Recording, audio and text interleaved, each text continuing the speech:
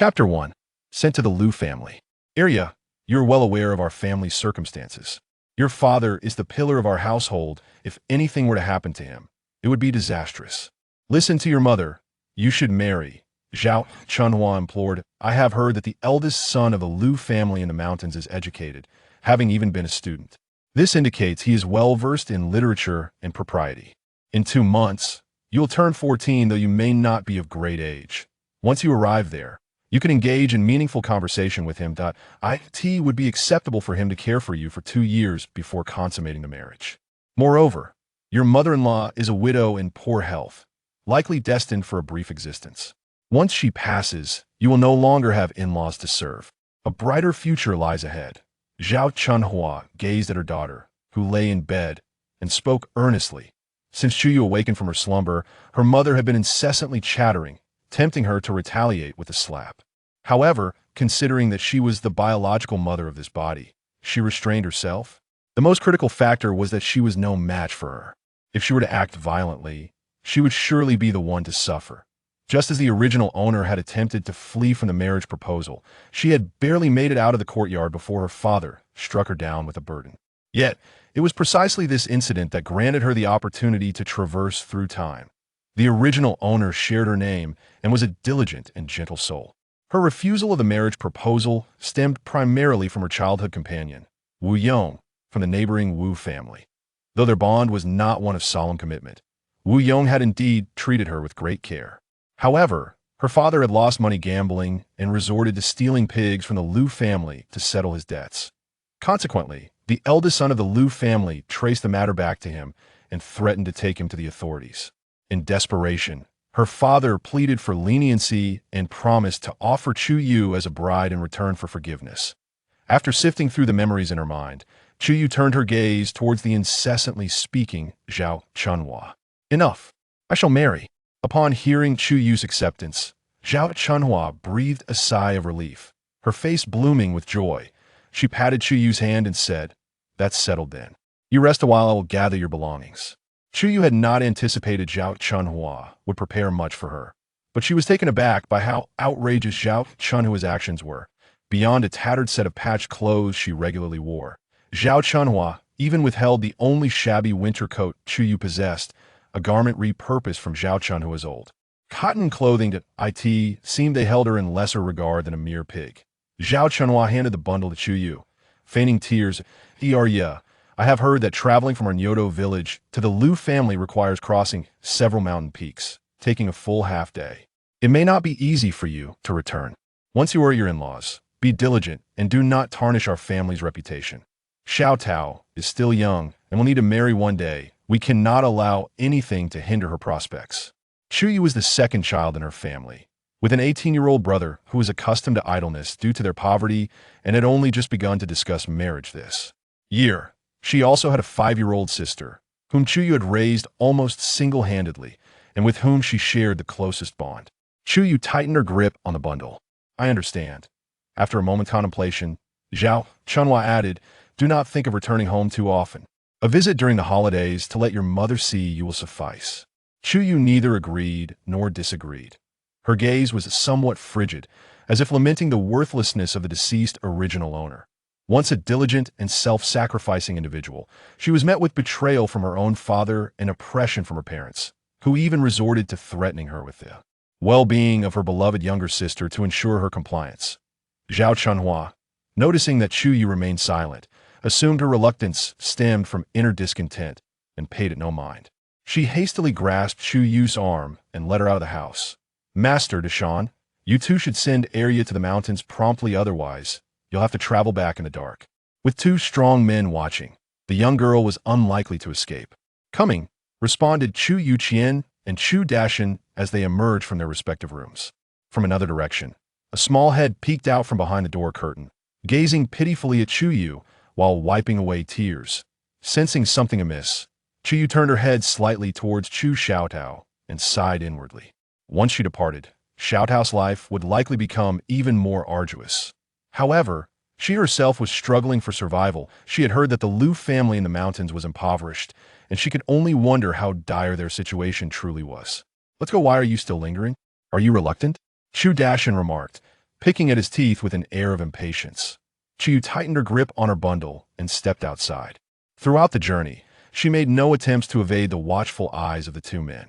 This year's harvest had been poor. It had not rained for nearly 2 months, causing many farmers' fields to crack and dry.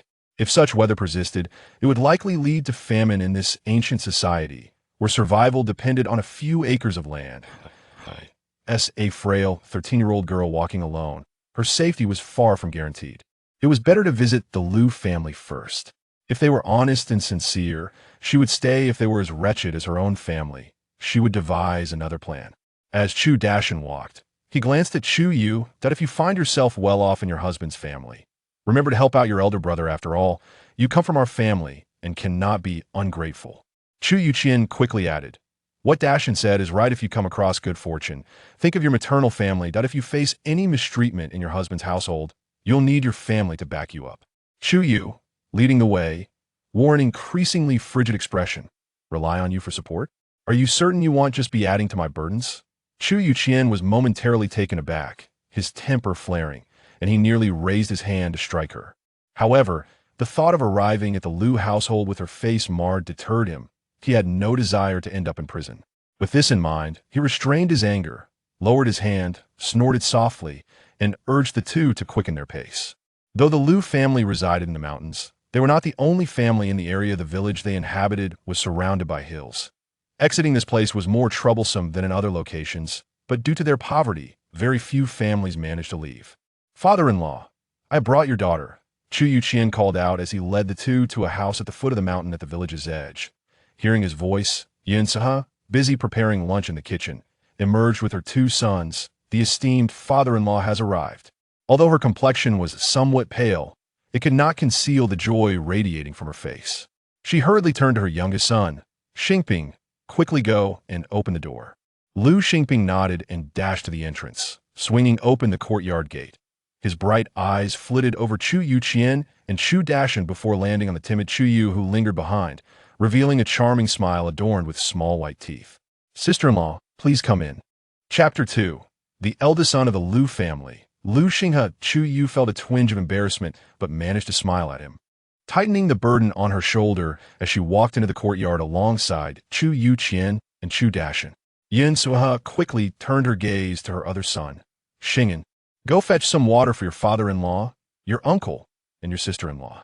The somewhat reserved boy responded with a soft then turned and headed for the kitchen. Liu Xingping and Liu Xing'an were twin brothers, both aged 8, yet to Chu Yue's surprise, they bore no resemblance to each other, and their personalities were as different as night and day. Yin Saha approached Chu Yue, noticing that the young girl was somewhat slender, but her features were strikingly beautiful. Her round, bright eyes hinted at her cleverness. Yin Sueha took the light burden from her shoulder, grasped her hand, and smiled warmly. After such a long journey, you must be tired, right? Before Chu Yue could respond, Chu Dashan interjected, we are but simple farmers. It's merely a half-day's trek. What is there to be tired about? Yin Sueha's smile faltered. No wonder when she inquired yesterday, others had remarked that the Chu family's daughter had a hard life. With a gambling father, a selfish and biased mother, and a brother who treated his sister poorly. How could life possibly be easy? Chu Yue, however, was unfazed by Chu Dashan's words and replied with a gentle smile. Thank you for your concern. Auntie, I am quite all right. Looking at the kind and harmless young girl before her, Yin Suha felt an innate fondness. Silly, yeah. From now on, you will be Xinghe's wife. You should call me mother now. Chu Yue lowered her head and softly uttered, mother. Oh. Yin Sueha affectionately took her hand and led her towards one of the rooms. This is Xinghe's room.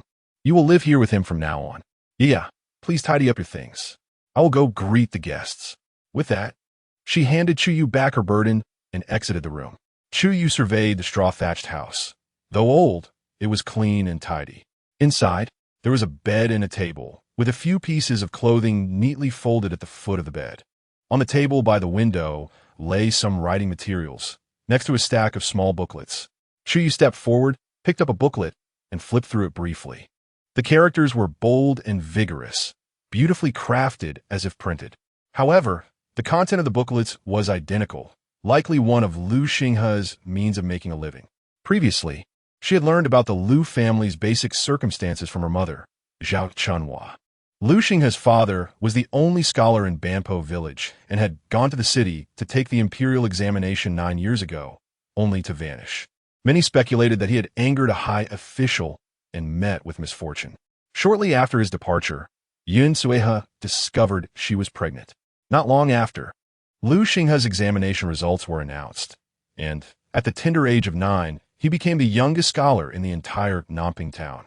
At that time, Yun Sueha was carrying twins, and her delivery was perilous. It was said that after giving birth, she was left in poor health, requiring constant medication, which incurred significant expenses.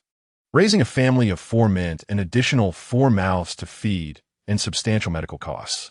Consequently, when Lu Xingping and Lu Xingyan were not yet 6 months old, their grandparents decided to separate their family. Fortunately, when they were separated, they left behind this humble thatched cottage for their refuge. At the tender age of 11, Lu Xinghe, as the eldest brother in the family, naturally assumed the weighty responsibilities of the household. This also explains why, at the age of 18, he remains unmarried. Not only is he mired in poverty, but any bride would also face the daunting task of catering to a whole household. Even if Lu Xinghe were to possess exceptional qualities, any prospective bride would hesitate. After all, reality often dictates human choices. Due to the singular presence of Yun Sueha, the matriarch of the Lu family, Chu Yue entered the courtyard with a certain reticence. It is easy to imagine the hardships endured by the Lu family, with a woman raising 3 children alone. What of Lu Xinghe? Inquired Chu Dashan. Yun Sueha emerged from the house with 2 chairs, inviting the 2 men to sit. Being men from outside the family, and with no male head of the household, allowing them inside would only invite gossip. Hearing Chu Dashan inquire about her eldest son, a frown crossed Yun Sueha's face. Xinghe has gone to fetch water for the fields. It has been nearly 2 months of dry weather. Not only are the fields parched, but even the river is running low. I'm uncertain if there will be any harvest this year, she lamented, glancing towards the entrance where Lu Xingping stood. Xingping, your brother should be on his way home. You are swift of foot. Go and meet him, so he may return quickly. All right. With that, Lu Xingping dashed away. Upon hearing that Lu Xinghe was nearing home, Chu Yue felt a pang of anxiety. Despite the Lu family's poverty, their eldest son was no easy opponent. He was not only astute, but also possessed remarkable strength. What if he deemed Arya too young and refused to allow her to return with him? With this thought, he gulped down his tea hastily and urged Chu Dashan to leave. Yun Sueha attempted to retain them, but seeing their determination to depart, she retreated to the kitchen to continue her tasks. After tidying her meager belongings, Chu Yue joined her in the kitchen. Mother, let me assist you, she offered. Yun Sueha waved her off. No need, there are just 2 pancakes left. If you find yourself idle, please set the table instead. All right, Chu Yue replied cheerfully. At that moment, an excited voice rang out from afar. Mother, elder brother has returned.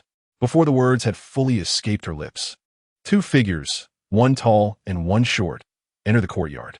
As Lu Xinghe set down the yoke and water bucket from his shoulders, Yun Sueha beckoned Chu Yue from the kitchen. Xinghe has returned. Mother. Lu Xinghe lifted his gaze and immediately spotted Chu Yue beside Yun Sueha. The young girl, shy and clad in patched old garments, appeared frail, her large eyes blinking with a hint of vulnerability. Are you the daughter of Chu Yue? His voice was melodious and his appearance striking. He towered over Chu Yue, standing at least a head taller.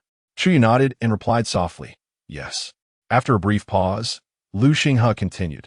The reason I agreed to your father's request to bring you here is not for any ulterior motive. I simply seek someone to care for my mother, as her health is frail.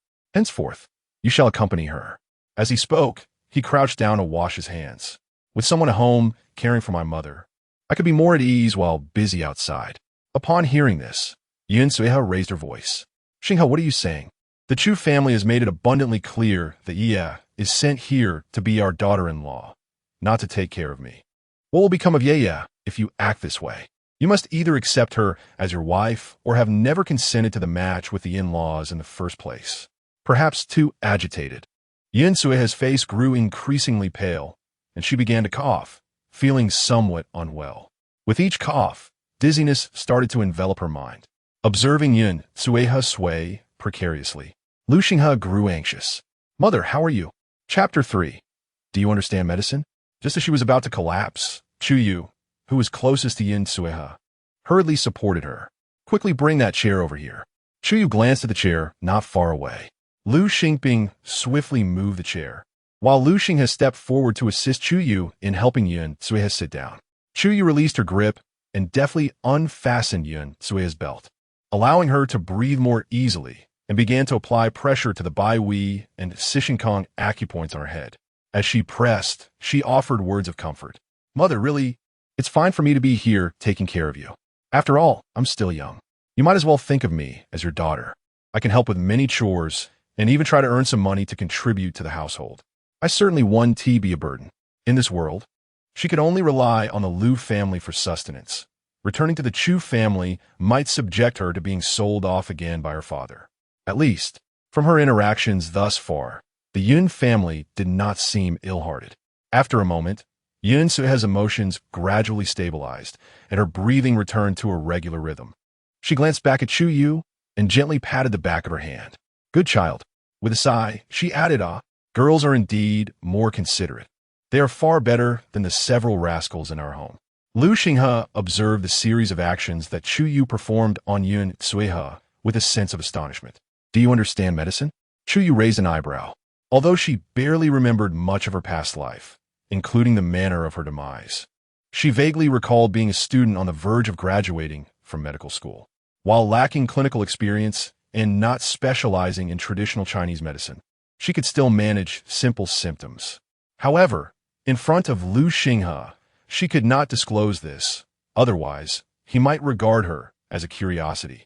Chu Yue shook her head. I didn't deliberately study it. Uncle Wu, who lives next door, is a village doctor, and having seen him work often, I've picked up a bit of knowledge. Indeed, Wu Yang's father was the only itinerant doctor in Yodo village. Though his medical skills were average, he could handle common ailments like headaches and fevers. However, he was overly kind-hearted. When encountering impoverished families, he often adjusted his fees based on his mood, which frequently left his own family struggling to make ends meet.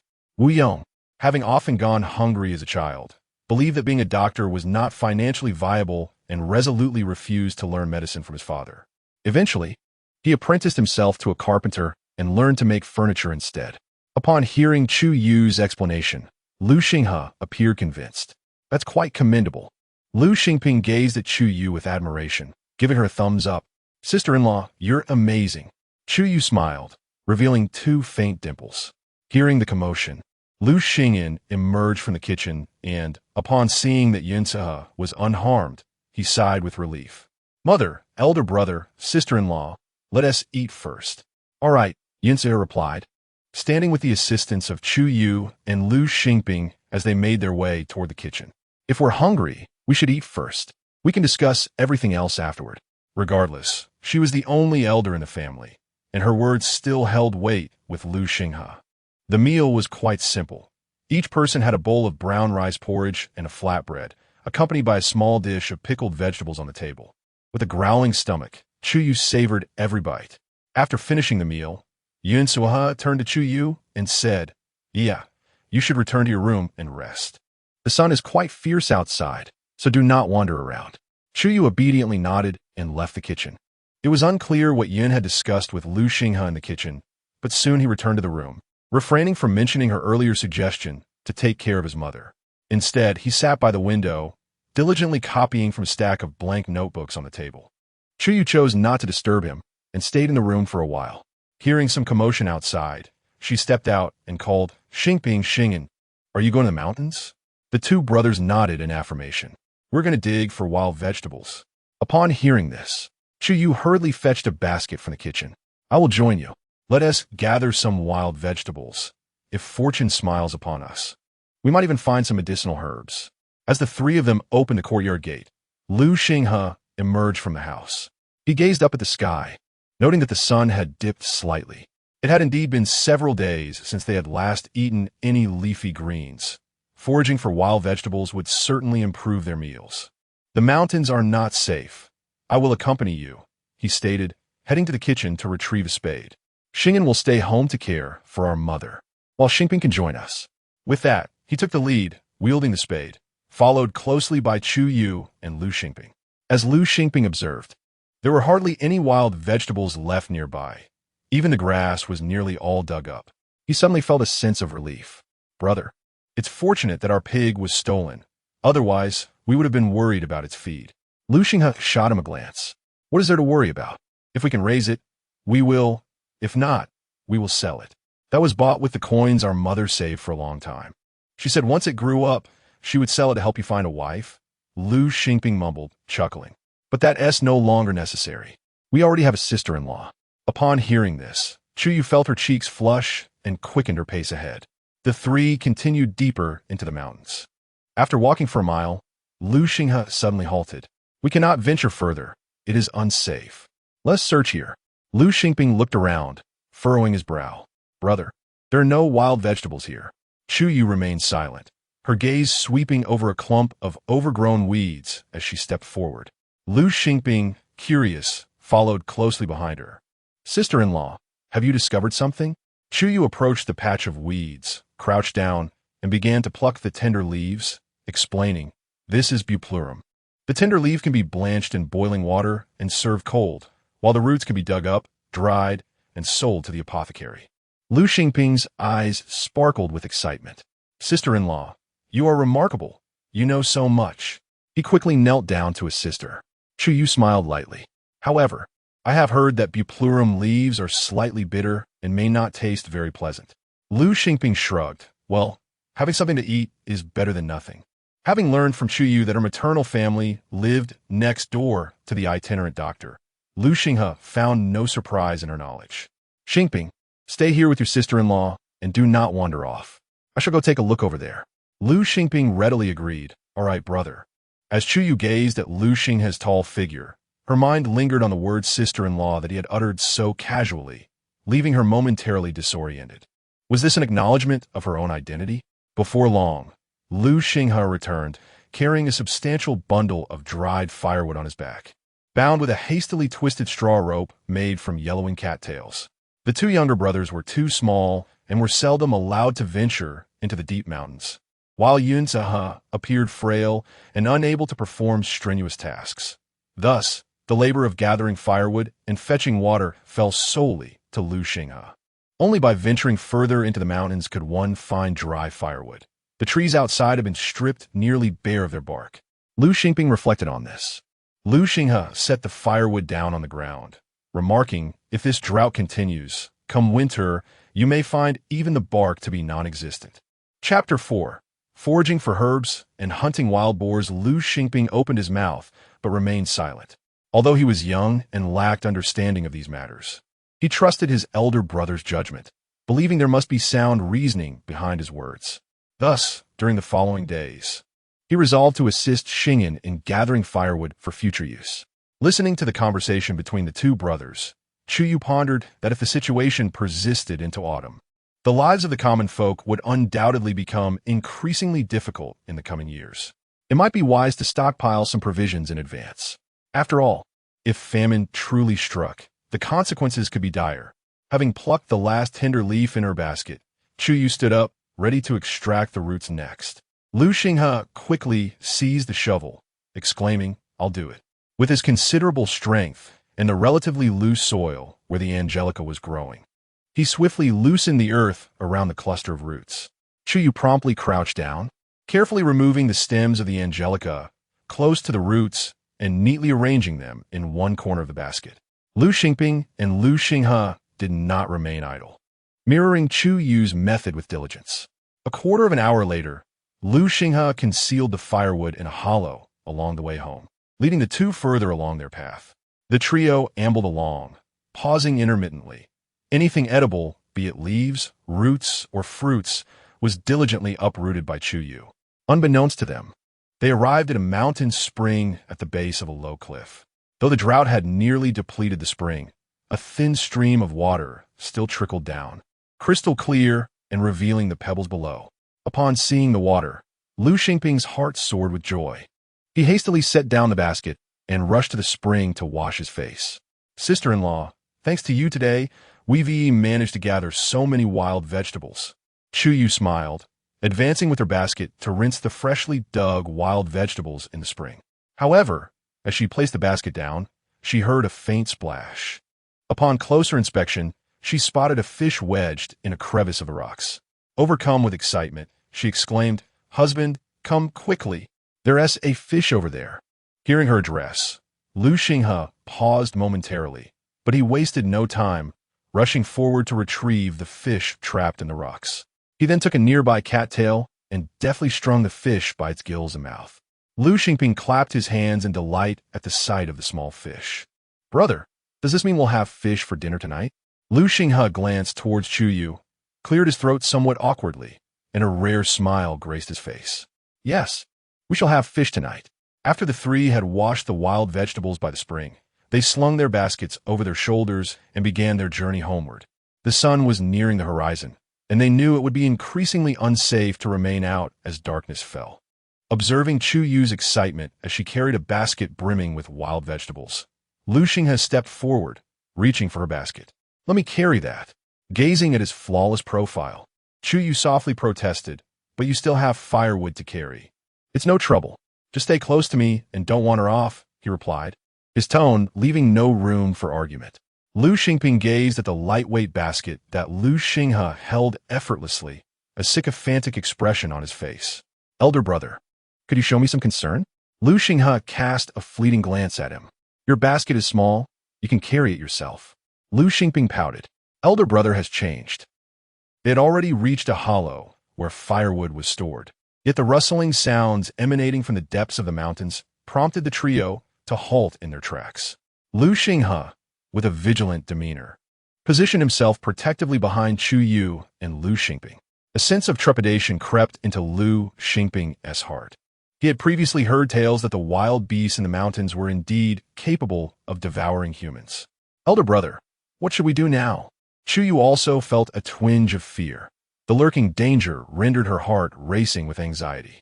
Lu Xinghe remained silent, placing the basket aside, gripping the shovel tightly in one hand while holding the fish in the other. "You two, retreat slowly. Go as far as you can." If he was correct, the creature lurking in the shadows had been lured by the scent of the fish. With a grunt, a medium-sized wild boar burst forth, moving with great speed directly towards the fish in Lu Xinghe's hand. Just as he anticipated, Lu Xinghe's eyes gleamed with excitement as he ran to the side, attempting to divert the boar's attention. The wild boar fixated on the fish, pursuing him relentlessly. Once Lu Xinghe had successfully drawn the boar away, he sprinted toward a sturdy tree, deliberately slowing his pace as he approached it. The boar was closing in fast. At that moment, Lu Xinghe suddenly accelerated. In its panic, the boar matched his speed. He charged towards the tree, and as he neared it, he leaped nimbly onto the uneven trunk, displaying remarkable agility. However, the boar could not climb trees, and unable to halt its rapid charge, crashed into the trunk, left disoriented and dazed. Seizing the opportunity, Lu Xinghe swiftly turned, aiming the shovel at the boar's most vulnerable spot, just above its eyes. With a powerful strike, he created a gaping wound on its head, causing it to wobble before collapsing lifelessly onto the ground. Lu Xinghe landed gracefully, approached the fallen creature, and delivered 2 swift kicks, ensuring it was utterly still. Chu Yue and Lu Xingping, watching from a distance, were filled with trepidation. Upon witnessing Lu Xinghe's triumph over the boar, they both exhaled in relief. "Elder brother, are you all right?" Lu Xinghe turned to look at them. "I'm fine." He extended the shovel and fished towards them. "However, I fear you must assist me with these. I need to carry the boar." Chu Yue trotted forward to accept the shovel and fish from Lu Xinghe. "I'll carry them. Let us leave quickly.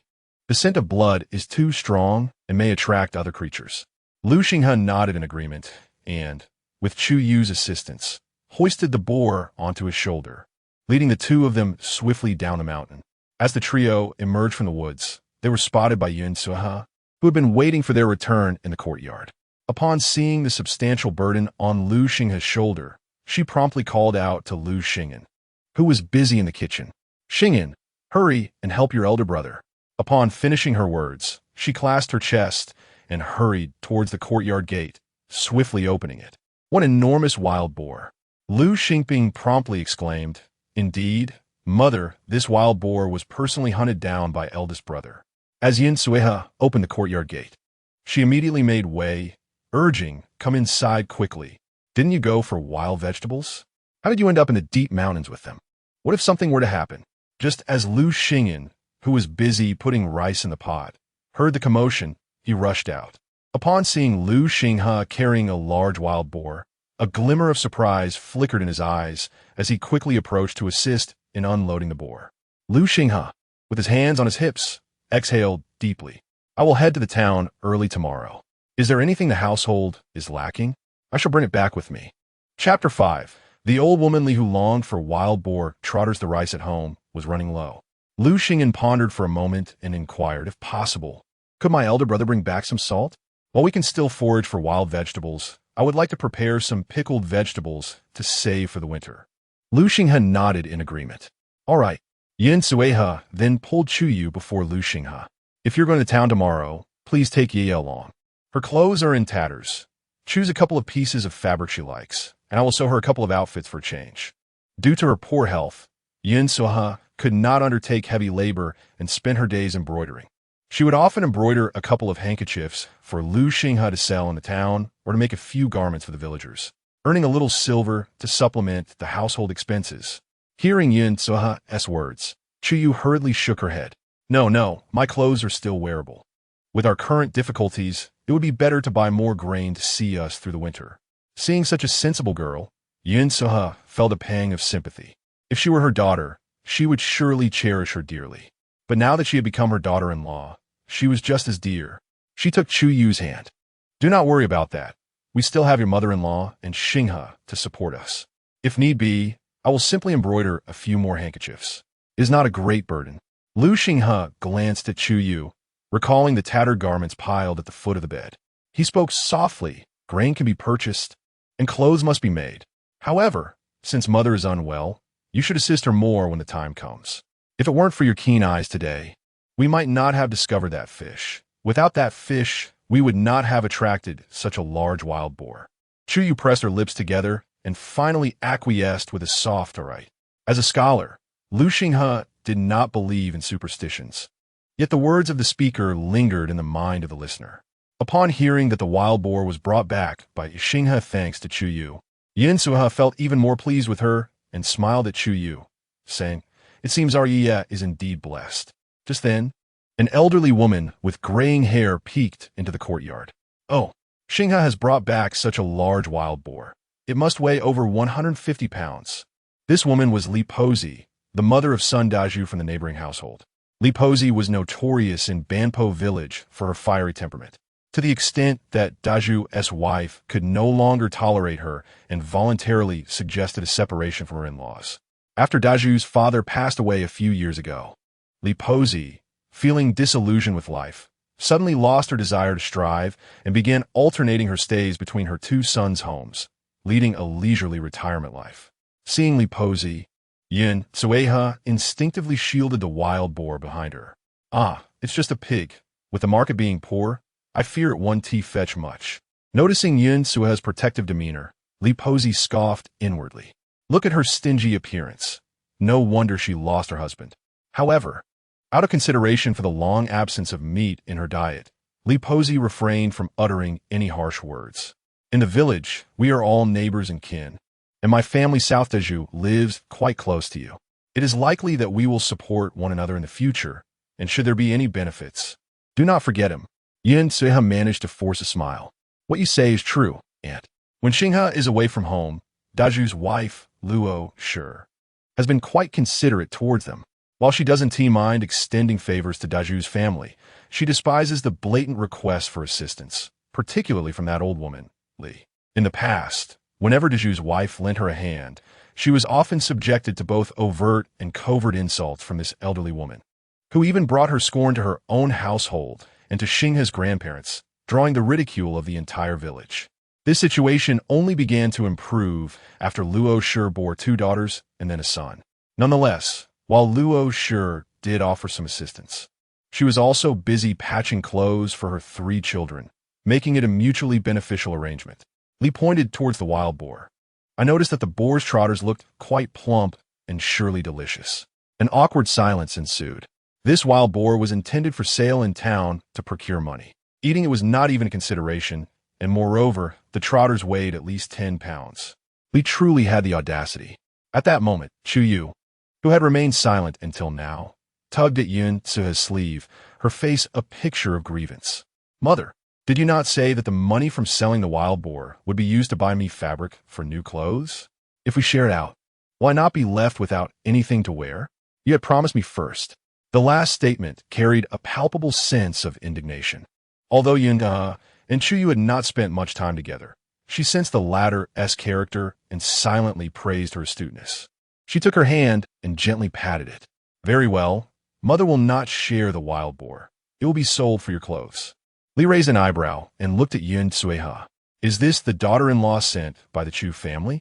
Yun Tsuhe and Chu Yue exchanged glances and managed to force a slight smile. Indeed, Li's expression shifted dramatically as she scrutinized Chu Yue.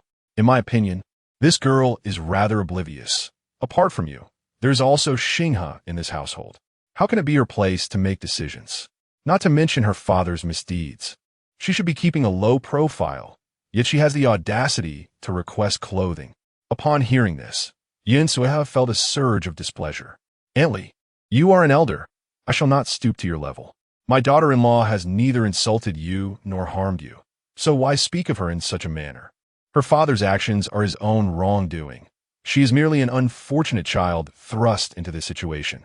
At your age, can you not preserve a shred of dignity for yourself? Her fervor grew with each word, almost causing her to faint again. Noticing this, Chu Yue quickly reached out to soothe Yun Tsue's back. Mother, why engage with such a crude woman? You must not let your anger affect your health. Yet, the fact that Yun Tsuhe defended her moved Chu Yue deeply. At least in Yodo village, her own parents never cared about her well-being. Chu Yue cast a cold glance at Li. I must remind you that if my mother suffers any ill effects from your actions today, do not expect to escape unscathed. Old Lady Li is not one to shy away from confrontation. What nonsense are you spouting? How have I angered her? I haven't even touched her finger. She is merely wallowing in her own despair. Even if she were to take her last breath, it would have nothing to do with me. Upon hearing these words, the people in the courtyard were filled with indignation, and Lu Xinghe's expression turned ominously dark. He exchanged a glance with his brothers, Lu Xingping and Lu Xing'an.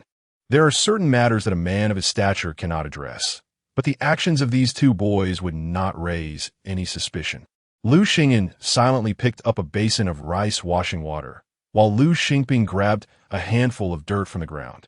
In perfect unison, the brothers hurled their contents towards old Lady Li, splattering her with muddy water. Get out. Never return to my home. Chapter 6. Silence. Please Li Posey was drenched, seething with anger. Damn it. You heartless, ungrateful wretches. You deserve to perish, having lost your husbands and fathers. Have you forgotten how my son De Zhu and my daughter-in-law have looked after you? And now, after the great effort of hunting this wild boar, you can't even spare a morsel? Their kindness has been utterly wasted on you. Li Posey's incessant ranting made Yun Tsuhe tremble with rage, leaving her speechless. Chu Yue, fearing for her well-being, steadied her with one hand while shouting at Li Posey, silence. That single command indeed silenced Li Posey and drew the attention of the crowd to the new daughter-in-law of the Lu family. Few could manage to quiet such a raucous woman with a mere shout. It was quite impressive. However, despite her brashness, this girl had brought home a wild boar for Lu Xinghe, indicating she might bring fortune to the Lu family in the future. Lu Xinghe, Lu Xingping, and Lu Xing'an looked at her in surprise. Though the girl appeared slight and frail, her image in their minds suddenly grew grander. Several women began to rally in support of Yun's family. Old woman, if you want meat, go buy it yourself. Why should we share the boar that Xinghe hunted? Are you especially beautiful, or have you given the money? Besides, while the Zhu and Luo Shi have helped Yun and her son, how many times have they brought scraps for her to mend? Indeed, how ungrateful. Their family has suffered a loss, and it's not something they wished for. Why must you rub salt in their wounds? If my mother-in-law were as tempestuous as you, heaven knows what chaos would ensue. These women, who frequently sought Yun's assistance in sewing, naturally sided with her. Upon hearing their remarks, Li Posi's fury escalated. She plopped onto the ground and began to throw a tantrum. Oh, why is my life so hard? In my youth, I toiled like a beast, and now, bereft of my husband, I must endure this collective bullying. Is there no justice in this world? Yet, the onlookers offered her no sympathy, only watching with expressions of amusement. By heaven's conscience, none of us are bullying you. You are merely seeking trouble. Just then, a man and a woman approached with grim expressions. It was Sun Dezhu and Luo Shi, drawn by the commotion. Initially, they had felt embarrassed and reluctant to intervene, but Li Posi's disgraceful antics compelled them to step forward. What is all this ruckus? Upon seeing her son, Li Posi felt as if she had found her anchor. Dezhu, my life is so bitter.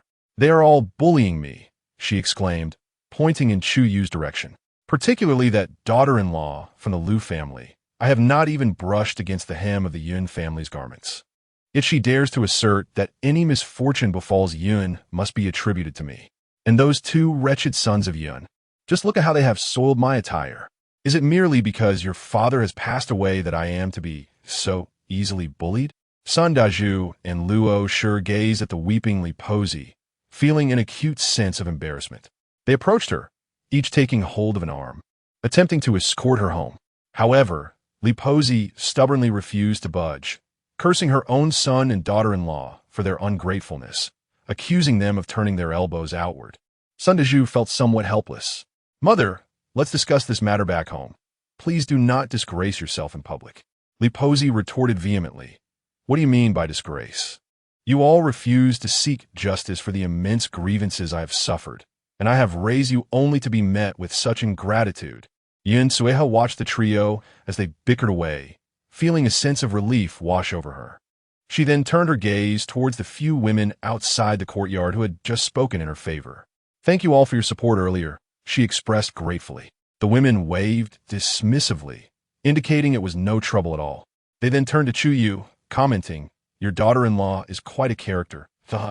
After enduring so much, it seems you have finally found some sweetness amidst the bitterness. Yin Sueha concurred warmly. After exchanging a few pleasantries, and with dinner approaching, they all returned to their respective homes to prepare meals. Once the guests departed, the Yun family seemed utterly drained, her countenance paling further. Chu Yu observed this with concern. Mother, perhaps you should rest for a while. We can handle dinner this evening. I often assist with such tasks at my family home. Yin Sueha ceased her insistence and nodded in agreement. Very well. Supporting Yin Sueha to a seat indoors, Chu Yu promptly retrieved the wild vegetables and medicinal herbs from the two baskets. She washed a portion of the wild greens, while others were loosely packed back into the basket, sprinkled with water, and placed in a corner of the kitchen. She then took a bamboo tray from the kitchen to spread the herbs out to dry in the courtyard. With the drought persisting, there was little fear of rain. Once the argument concluded, Lu Xingyan returned to the kitchen to light a fire for cooking. Lu Xinghe, not one to remain idle, having been unable to partake in the earlier quarrel, proceeded to handle the tasks at hand. While Chu Yu organized the vegetable baskets, he skillfully cleaned and prepared the fish, then fetched a wooden board to place the wild boar upon, turning to the kitchen for a knife. With the boar recently deceased, he managed to collect a large bowl of pig's blood in the process, while Lu Xingping assisted throughout. Once Chu Yu finished drying the herbs, she ventured into the kitchen, where Lu Xingyan's coarse rice porridge was nearing completion. The kitchen contained but a single pot. Chu Yu ladled the porridge into a large bowl, rinsed the pot with clean water, and began frying the fish. For convenience, she did not salt the wild vegetables separately, but instead added them directly to the fish broth, creating a large pot of fresh fish and wild vegetable soup. The milky white broth exuded a tantalizing aroma, with verdant leaves of wild greens adorning the surface, igniting one's appetite. To enhance the flavor, she even added the leftover pickles from lunch into the fish soup. The village is modest in size, and many families have not tasted meat in quite some time. At this moment, the enticing aroma of fish soup wafting from the Lu family's home makes mouths water, prompting some women to urge their husbands to fish in a nearly dried-up pond the following day. If the Lu family can enjoy fish, surely there must be some left in the pond. Even if not, Uncovering a couple of small crushing carp from the muddy bottom would still be a delightful find. Next door, Granny Lee, catching a whiff of the savory scent, gazes at her own meager bowl of broth with a complete lack of appetite. In frustration, she tosses her chopsticks aside and retreats to her room. Mrs. Luo furrows her brow in displeasure, contemplating whether to call out to her, but is halted by Sun Deju. Missing a meal is no grave matter. If she chooses not to eat, we shall still feast. With that, he divides the porridge from Granny Lee's bowl among the 3 children present. Chu Yue carefully ladles the fish soup from the pot and gingerly carries it to the table. Lu Xingyan has already set the table with bowls and chopsticks. Mother, elder brother, Xingping, dinner is ready. Before long, the 3 enter the room, Yun Tse beaming with joy.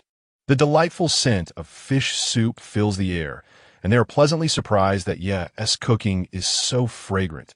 Indeed, they are in for a treat. Chapter 7. Grandmother Wang Xuelan. Lu Xingping hurriedly filled a bowl of soup for Yun Tse and added a piece of fish for her. Mother, please indulge in more fish soup to nourish your health. Lu Xingyan, mimicking her actions, prepared a bowl for Chu Yue as well. Sister-in-law, you've worked hard today. A hint of tension graced her otherwise serious face, as if she feared Chu Yue might find her unsatisfactory. Her eyes avoided meeting Chu Yue's gaze. Chu Yue graciously accepted the soup offered by Lu Xingyan. Thank you, Xingyan. Lu Xinghe glanced at his 2 younger brothers, chose silence, and lowered his head to eat the coarse rice porridge. With a large pot of fish soup, the family enjoyed a rare meal, finding themselves nearly satiated. Yin Tse gazed outside at the sky. Although the sun was no longer visible, the light persisted.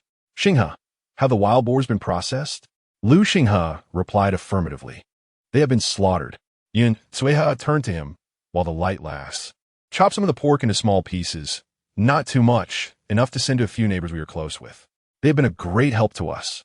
Additionally, cut 2 larger pieces, around 2 to 3 pounds each, one for the village head's family and the other for your grandparents. Oh, and bring a bowl of pig's blood to your grandfather. He has a fondness for it. The rest we shall keep for ourselves. Initially, living at the foot of the mountain, no one would have known about the wild boar they brought back, and with a cart borrowed later, they could have sold it in town at dawn. However, with Li Posey's commotion, everyone became aware, making it necessary to share some. Lu Xinghe nodded in agreement with Yun Tse's instructions. Understood. After saying this, he stepped outside to portion the meat, while Lu Xingping hurried to assist him. Lu Xingyan, taking the initiative, began to gather the bowls and chopsticks, placing them in a basin to wash outside. As Chu Yue exited the kitchen, she immediately spotted the pig intestines discarded in the corner alongside the discarded pig hair, carelessly tossed aside by Lu Xinghe. Such a valuable ingredient. Were they truly going to discard it? She approached the heap of refuse and knelt down, reaching out to retrieve the pig intestines, but was interrupted by Lu Xinghe's voice from behind. Don't touch that. It's filthy. Puzzled, Chu Yue turned her head. Are we not keeping any of this? Lu Xinghe replied with a curt no. It's all contaminated. Do not touch it. I will clean it up later. With a hint of hesitance, Chu Yue bit her lip and asked, can we keep the pig offal? Nearby, Lu Xingping, who had been packing the pork for the neighbors, looked at her in confusion. Why would we keep such dirty and smelly things? No one in Banpo village, though poor, would ever eat them. Why would sister-in-law want to keep them? With a wistful expression, Chu Yue replied, it would be a waste to throw them away. Perhaps we should keep them. I might be able to prepare something delicious. After a moment of contemplation, Lu Xinghe acquiesced. Very well, let us keep them. It's merely a matter of using a bit of oil and salt. If we find them inedible, we can always feed them to the chickens at your grandparents' house. In the past, when my grandparents divided the family, it was due to the dissatisfaction of my 3 uncles and their wives, who felt that our family of 4 could not contribute labor and still incur expenses. Their uproar was a considerable burden, and the division was a reluctant decision. Over the years since the separation, whenever something good came our way, we would think to share it with them, and life has been bearable. As Lu Xinghe prepared to send out 2 larger pieces of meat, threading them with twisted rice straw, he intended to retrieve the pig intestines from the corner when a familiar voice called out from outside. Xinghe, I heard that Li Posey has been bullying you today. Turning around, Lu Xinghe saw his grandmother, Wang Xuelan. Grandma, what brings you here? He asked. Wang Xuelan frowned. I sent it because I heard about Li Posey. You three brothers are all boys, and with your mother's clay-like temperament. I hope you Haven T suffered under that shrew. Recalling how Chu Yue protected his mother, Lu Xinghe involuntarily pursed his lips. Don't worry, Grandma. My mother is fine. Your mother is here? At the sound of her voice, Yunhe emerged from the house, hastily welcoming Wang Xuelan inside and pouring her a cup of water. I was just about to have Xinghe bring you both some meat. Since you're here, it saves him another trip. After speaking, she turned to Lu Xinghe, instructing him to bring the prepared meat and a bowl of pig's blood. Wang Xuelan sighed. I didn't come for your meat. I merely wanted to see what was happening with Li Posey. If it weren't for the insistence of your eldest, second, and fourth uncles to have you separated, how could you have been bullied by that scoundrel? She looked at Yin Suiha. If such matters arise again, just send Xingping to the village to find me. Your family lives far, and I cannot oversee everything. Even though my third son is gone, the three grandsons still belong to the Liu family. How can we allow an outsider to trample over us? Yin Suiha nodded in agreement. I understand, but let the past be past. No need to bring it up again, lest it troubles my sisters-in-law. Besides, today we Haven T suffered, that Li Posey left covered in mud. Wang Xuelan spat disdainfully. Serve her right. Then she turned her attention to the silent Chu Yue standing nearby. Is this your daughter-in-law? Yes, Yin Suiha replied, gesturing to Chu Yue. This is Ye, the second daughter of the Chu family from Yodo village. Life hasn't been easy for her either, but she is quite fortunate since her arrival. Xinghe has been hunting wild boar. After saying this, she exchanged a knowing glance with Chu Yue. Understanding the cue, Chu Yue stepped forward and called out brightly, Grandma. Though it was their first meeting, Wang Xuelan, observing the young girl with striking features, found herself rather fond of her. Reaching into her sleeve, she produced a small silver nugget and pressed it into Chu Yue's hand, estimating it weighed about a tael. This you take to supplement the household expenses. With the grandparents aging and a multitude of family members, there has been little accumulated of value over the years. Moving forward, you and Xinghe should live harmoniously. A family must be united and content to thrive. A single silver coin can be exchanged for 100 copper coins. In the past, Chu Yue had never possessed such a substantial sum, and she looked somewhat bewildered at Yin Suiha. It seemed Yin Suiha also felt that her mother-in-law had been overly generous. Mother, your lives are difficult too. Wang Xuelan waved her hand dismissively. This is also your father's intention. Let the girl take it. She rose, saying, Since you are all well, I shall take my leave. There are still numerous matters awaiting me at home. As Wang Xuelan prepared to depart, Yin Suiha quickly called out, Xinghe, let me cut you a few more pounds of meat to take along. Ultimately, Wang Xuelan could not refuse and left with 4 or 5 pounds of wild boar meat and a bowl of pig's blood, cheerfully making her way home. Passing by Sun Daju's house, she took a moment to scold Li Posey from outside. At this time, Li Posey contemplated confronting her with insults, but lacking dinner sapped her energy, leaving her to sulk in bed. Chapter 8. A trip to town after Wang Xuelan departed. Chu Yue glanced at the silver ingot in her hand and extended it towards Yin Suiha. Mother, please accept this. Yin Suiha gently pushed her hand back. This is a gift from your grandmother. You should keep it for now. Tomorrow we shall go to the city, where there will be ample opportunities to spend. Only then did Chu Yue retract her hand, cherishing the small pieces of silver as though they were precious treasures, concealing them within the folds of her garment. For her, this was a significant sum. At that moment, Lu Xingping returned from delivering pork to a few neighbors, his basket now containing several eggs and a handful of wild greens in return. He emptied the basket and added another larger piece of pork before setting off again towards the Li family home. Lu Xinghe had already cleaned the pig's intestines. Chu Yue placed them in a basin and fetched some clean ash from the stove. The ash not only neutralized odors but also absorbed impurities, making it an economical and practical choice for cleaning the intestines. As she hung the cleaned intestines on the beams of the kitchen, the sky had turned a dull gray. To avoid the darkness, the family hastened to wash up and retreated to their respective rooms. Strictly speaking, this marked the first night of marriage for Chu Yue and Lu Xinghe. However, due to Chu Yue's youth and Lu Xinghe's lack of interest in such matters, they entered the room with one sitting in a corner of the Kong, while the other occupied a spot by the window, diligently transcribing a small booklet by the dim light.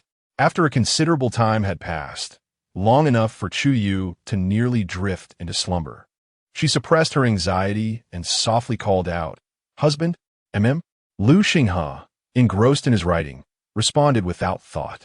Summoning her courage, Chu Yue inquired, "Aren't you going to sleep?" He turned to see the small girl curled up on the kong, appearing somewhat pitiful. Suddenly, he felt a pang of compassion, realizing that this was her first night here. "We need to go to town tomorrow. To avoid another trip in a couple of days, I will finish transcribing these notes first. You should rest." Chu Yue stifled a yawn. "Then don't stay up too late." Noticing her concern for him, Lu Xinghe's lips curled into a slight smile. "All right." Exhausted, Chu Yue succumbed to sleep, unaware of when Lu Xinghe joined her on the kong. She only knew that upon waking the next day, he was already up. Glancing outside at the dim light of dawn, Chu Yue hurriedly donned her shoes, washed up briefly, and proceeded to the kitchen to prepare breakfast. She made a porridge from brown rice, sauteed a bowl of wild greens, and steamed some flatbreads for each person. After breakfast, Lu Xinghe loaded the wild boar meat and the medicinal herbs they had gathered the previous day onto a borrowed cart, covering the meat with neatly arranged straw before setting off with Chu Yue. The nearest town to Bampo village was Nanping Town. Due to the village's poverty and the poor condition of the roads, there were no ox carts available, and the journey to Nanping Town would take a full hour on foot. As Chu Yue walked, she wiped the sweat from her brow, remaining silent throughout the journey. Not far from the village entrance, Lu Xinghe halted the cart. "Would you like to ride?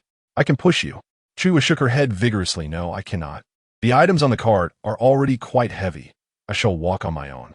Lu Xinghe did not insist, allowing Chu Yue to place the basket she was carrying onto the cart. The basket contained handkerchiefs that Yun Suihe had asked Chu Yue to sell in town, which were not particularly heavy.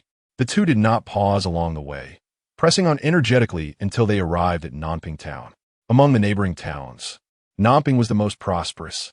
At its entrance, two towering stone pillars adorned with auspicious cloud motifs stood sentinel, supporting a beam inscribed with the bold characters Nanping Town, exuding grandeur. Although soldiers were stationed at the entrance, their role was merely to maintain order, posing no difficulty for the townsfolk. Thus, in the sweltering heat, many sought refuge in the shade of a large tree not far from the pillars. Upon entering the town with Lu Xinghe, Chu Yue headed directly to the largest tavern in Nanping, Huayu Tower. Lu Xinghe typically brought his game here, as Huayu Tower had a thriving business and welcomed all manner of wild delicacies. The two entered through the back door of the tavern and quickly located the manager, who recognized Lu Xinghe and, being generous, purchased their wild boar meat at the price of 25 won per pound. After setting aside a small portion for themselves, they sold a total of 130 pounds of wild boar meat for 3,150 won. Chu Yue requested the manager to exchange 3,000 won for 3 taels of silver, while the remaining 150 won was strung together with hemp thread into a single unit and placed into the basket. After selling the boar, they first visited a fabric shop, where they sold the 13 handkerchiefs embroidered by Yun Suihe over the past 2 months for 8 won each to the shopkeeper. They then spent 80 won on 2 pieces of cloth for Chu Yue to make summer attire. Given Yun Suihe's exceptional embroidery skills, had they been crafted by an ordinary person, the shopkeeper would likely have offered only 3 or 5 won. With the fabric purchased, they proceeded to Wangqing bookstore. The books Lu Xinghe copied were priced at 30 won each, totaling 300 won for 10 books. As they prepared to leave, Lu Xinghe's gaze fell upon one particular book. "How much for that book?" he inquired. The young attendant promptly replied, "That volume, Chronicles of the Nations, is 3 taels of silver." Chu Yue was taken aback. The books here were indeed expensive. Upon hearing the price, Lu Xinghe immediately averted his gaze. "Are there no more copying jobs available lately?" he asked. The attendant shook his head. "It seems there are none for the time being. The batch you submitted today was ordered in bulk by a teacher from the academy. This year's harvest has been poor, and it is likely that fewer students will enroll in the second half of the year. Had it not been for Lu Xinghe's beautiful handwriting, this copying work would surely not have fallen to him." Nodding in understanding, Lu Xinghe thanked the attendant and led Chu Yue to Chun S' medicine shop, where he usually procured medicine for Yun Suihe. Chun S was known to be a reputable apothecary in Nanping. Upon entering the shop, they found the proprietor, who was busy calculating at the counter. Lifting his head to inquire, "Are you here to collect medicine or for a consultation? Do you purchase medicinal herbs?" Chu Yue asked. "We gathered some fresh herbs yesterday in the mountains." Upon hearing this, the proprietor responded eagerly, "May I take a look?" Chu Yue nodded and retrieved the medicinal herbs from the basket. Besides the chai hu root, there were also 2 pieces of sanchi and several common herbs. Though the quantity was modest, the manner of harvesting and processing was commendable. An expert would discern the nuances. Upon seeing this, Manager Chen realized he had encountered someone knowledgeable. "What is your name, young lady?" he inquired. "Chu Yue," she replied. He then turned to the figure beside her. "Lu Xinghe, and who might this gentleman be?" With a slight blush, Chu Yue said, "He is my husband, Lu." Manager Chen was somewhat taken aback, having initially assumed that Lu Xinghe and Chu Yue were siblings. It turned out they were married. "You are quite young to be wed," he remarked. Chu Yue replied vaguely, "Our family is poor. We had no choice." The manager nodded, acknowledging that it was a personal matter and refrained from probing further. "Did you handle these herbs yourself?" he asked. Chu Yue affirmed, "Yes. Is there a problem?" "Not at all. I see you have knowledge of medicine," he stated directly. "As it happens, a lady has been seeking a female physician.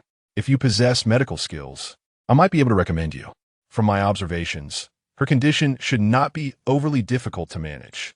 Chapter 9. My dear sir, will you continue with the imperial examinations? When women seek medical help, they often prefer a female physician, primarily due to specific concerns. However, Chu Yue had previously conveyed to Lu Xinghe that her knowledge was merely superficial. Moreover, her primary focus in her past life was Western medicine, viewing traditional Chinese medicine as a supplementary skill. She was not particularly adept at pulse diagnosis or formulating prescriptions. "Thank you for your kind intentions, but my acquaintance with herbal medicine is limited to what I've learned from a traveling doctor who lives nearby. I cannot truly diagnose ailments," she explained. The shopkeeper, with a hint of regret, remarked, "What a pity." Pointing to several herbs on the counter, Chu Yue inquired if you were willing to purchase these herbs. "Could you perhaps calculate their worth for me?" "Certainly," the shopkeeper replied. After a moment's consideration, he addressed Chu Yue. "Since you are knowledgeable about herbs, I shall be straightforward. The quantity of this chai hu is ample and of good quality. I shall offer you 800 won for it. The 2 heads of sanchi will be valued at 600 won, and the remaining common herbs will amount to 100 won. As he spoke, he deftly maneuvered the abacus. In total, that amounts to 1 tael and 500 won. What do you think? If it suits you, I will purchase all these herbs." Chu Yue had no objections and nodded in agreement. "Very well, I shall sell them." Lu Xinghe was somewhat astonished that such a basket of herbs could fetch such a sum. At that moment, he couldn't help but think that perhaps marrying her was indeed a prudent decision. After the shopkeeper settled the transaction, Lu Xinghe spent an additional 260 won to procure some medicine for Yun Suhe, and the 2 departed the apothecary together. It was fortunate that they had sold the wild boar and herbs. Otherwise, the meager earnings from selling handkerchiefs and copying texts would hardly suffice, especially when purchasing medicine consumed a significant portion of their funds. It was no wonder that, despite Lu Xinghe's commendable qualities, few young women were willing to marry him. In these times, the ability to secure a meal was paramount. Chu Yue pondered that given her foundational knowledge in medicine, it would be splendid if she could find a skilled master to reacquaint herself with traditional Chinese medicine. Typically, male physicians dominated the apothecaries. If she were proficient in medicine, she might gain the favor of the local ladies. As they meandered through the town, noon approached, and the sun's vertical rays made it difficult for them to keep their eyes open. Lu Xinghe, pushing the cart, led Chu Yue to a small stall where they spent 13 went on 2 bowls of noodles and a pot of tea. Having gone the entire morning without water left Chu Yue's throat parched, and upon the arrival of the tea, she quickly drank 3 large cups. "Are you tired?" Lu Xinghe inquired suddenly, noting that despite her youth, she had followed him around all morning without a single complaint, leaving him curious about her prior life in Yodo village. Chu Yue paused slightly before shaking her head. "I am fine." Yet, in truth, her legs were already sore. She simply refrained from voicing her discomfort, as they were not yet familiar enough for her to express such feelings. Lu Xinghe, aware of her bravado, wore an expression that brooked no contradiction. After we finish our noodles, we shall go shopping, and you can ride in the cart on the way home. Chu Yue pressed her lips together, initially intending to refuse. But before she could utter a word, the stall owner arrived with their freshly prepared noodles. After enjoying their noodles and finishing their tea, the two left 13 coins behind and made their way to the grain store. It was noon, and the heat outside was oppressive, leaving the store devoid of customers. As Lu Xinghe and Chu Yue pushed their cart to the entrance, the young attendant stationed there brightened upon seeing them and hurried over. "Welcome, esteemed guests. What can I assist you with today?" Lu Xinghe replied, "We would like 30 pounds of brown rice, priced at 5 coins per pound. This would total 150 coins. Had they not earned some extra money today, Lu Xinghe would not have dared to make such a purchase, as he usually bought only 10 pounds at a time." Chu Yue stepped forward and tugged at Lu Xinghe's sleeve, directing his attention to the discounted old rice available at the entrance. "My dear, let us acquire some of this old rice as well." Although the flavor of old rice was not particularly delightful, it was more palatable than brown rice. New rice was priced at 8 coins per pound, and old rice should be similarly priced. Moreover, given the current circumstances, stocking up on food seemed a prudent decision. The attendant, overhearing their conversation, eagerly introduced, "This young lady has a discerning eye. This rice is last year's stock, harvested 2 years ago. Due to the relatively dry weather these past 2 years, it has been well preserved with minimal moldy odor. We consume this rice ourselves, and it is only 5 coins per pound, the same price as brown rice, a most advantageous deal." Chu Yue had just taken a handful of rice to smell, and indeed, it was as the attendant described. Moreover, at just 5 coins per pound, such a fortunate opportunity was rare. Excitedly, Chu Yue thought it fitting to purchase more since they had the cart available. Gently squeezing Lu Xinghe's sleeve, she leaned closer to his ear and whispered, "Dearest, what if we buy more old rice? With the current drought, if the harvest fails, we are bound to face famine, and food prices may rise significantly." The tender sound of her voice sent a slight tremor through Lu Xinghe, and he swallowed nervously as he gazed into Chu Yue's sparkling eyes. His throat moved slightly. Very well. With so many mouths to feed at home and some extra coins in hand, it was wise to stockpile provisions. He turned to the attendant. "How much old rice do you have left?" The attendant raised 2 fingers. "Approximately 200 pounds. After a moment of contemplation, Lu Xinghe replied, "Then I shall take it all." "Excellent. Please wait a moment. I will fetch the remaining old rice from the warehouse." The attendant was visibly thrilled, not expecting to encounter such a significant customer in the middle of the day. If this transaction went through, he would earn several copper coins as commission. In the end, they purchased 200 pounds of old rice and 30 pounds of brown rice, totaling 1 tael and 150 coins. Chu Yue, with her charming persuasion, managed to convince the grain store to give them an additional 5 pounds of white flour at a reduced price. After this bustling endeavor, the provisions they acquired would surely suffice to sustain their family until spring of the following year.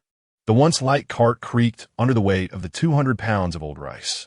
Fortunately, the grain store was adjacent to a shop selling oil, salt, vinegar, and soy sauce. Yet due to the exorbitant price of salt, Chu Yue could only afford to purchase 5 taels. It is said that 3 measures of rice cost as much as a pound of salt. Although this may be somewhat exaggerated, the prices are indeed astonishing. 15 won for just 1 tael. Thus, 5 taels of salt amounted to a staggering 75 won, enough to purchase 15 pounds of aged rice for quite a while. Besides the salt, she also spent 15 went on some Sichuan pepper, fresh ginger, and garlic cloves, as well as 30 went on a small jar of brown sugar. After procuring the seasonings, the two pushed their cart back home. Just as they exited Nanping town, Lu Xinghe glanced at Chu Yue, who was also pushing the cart. "You should get on the cart. I can manage," he suggested. Chu Yue shook her head. "No, it's too heavy." Lu Xinghe looked ahead and replied, "The next stretch is downhill. When we encounter an uphill path, you can come down to help push." Upon hearing this, Chu Yue agreed and took her seat on the cart, observing Lu Xinghe, who appeared effortlessly at ease. "My dear husband, will you continue to take the imperial examinations in the future?" Lu Xinghe's movements momentarily stiffened before returning to normal. "It seems unlikely." Chapter 10. The rice field was disturbed this time. It was merely a stroke of luck that allowed him to earn a few taels of silver. Typically, the earnings were scarcely sufficient to cover his mother's medicinal needs, let alone the substantial expenses required for the imperial examinations. His father, in pursuit of the scholar's title, nearly depleted the family's resources, and just as they were beginning to see the fruits of their labor, he vanished without a trace. The land that had once been exempt from taxes now resumed its obligations due to his disappearance. Upon hearing this, Chu Yue felt a pang of bitterness in her heart. He had sacrificed his dream of the imperial examinations for the sake of his mother and two younger brothers. As the eldest son and brother, this was a responsibility he could not evade. If only he could devise a way to earn a little more. While Chu Yue was lost in thought, Lu Xinghe suddenly looked up at her and asked, "How did you foresee that this prolonged drought would lead to famine?" Many individuals, when their stomachs were empty, could think only of the present.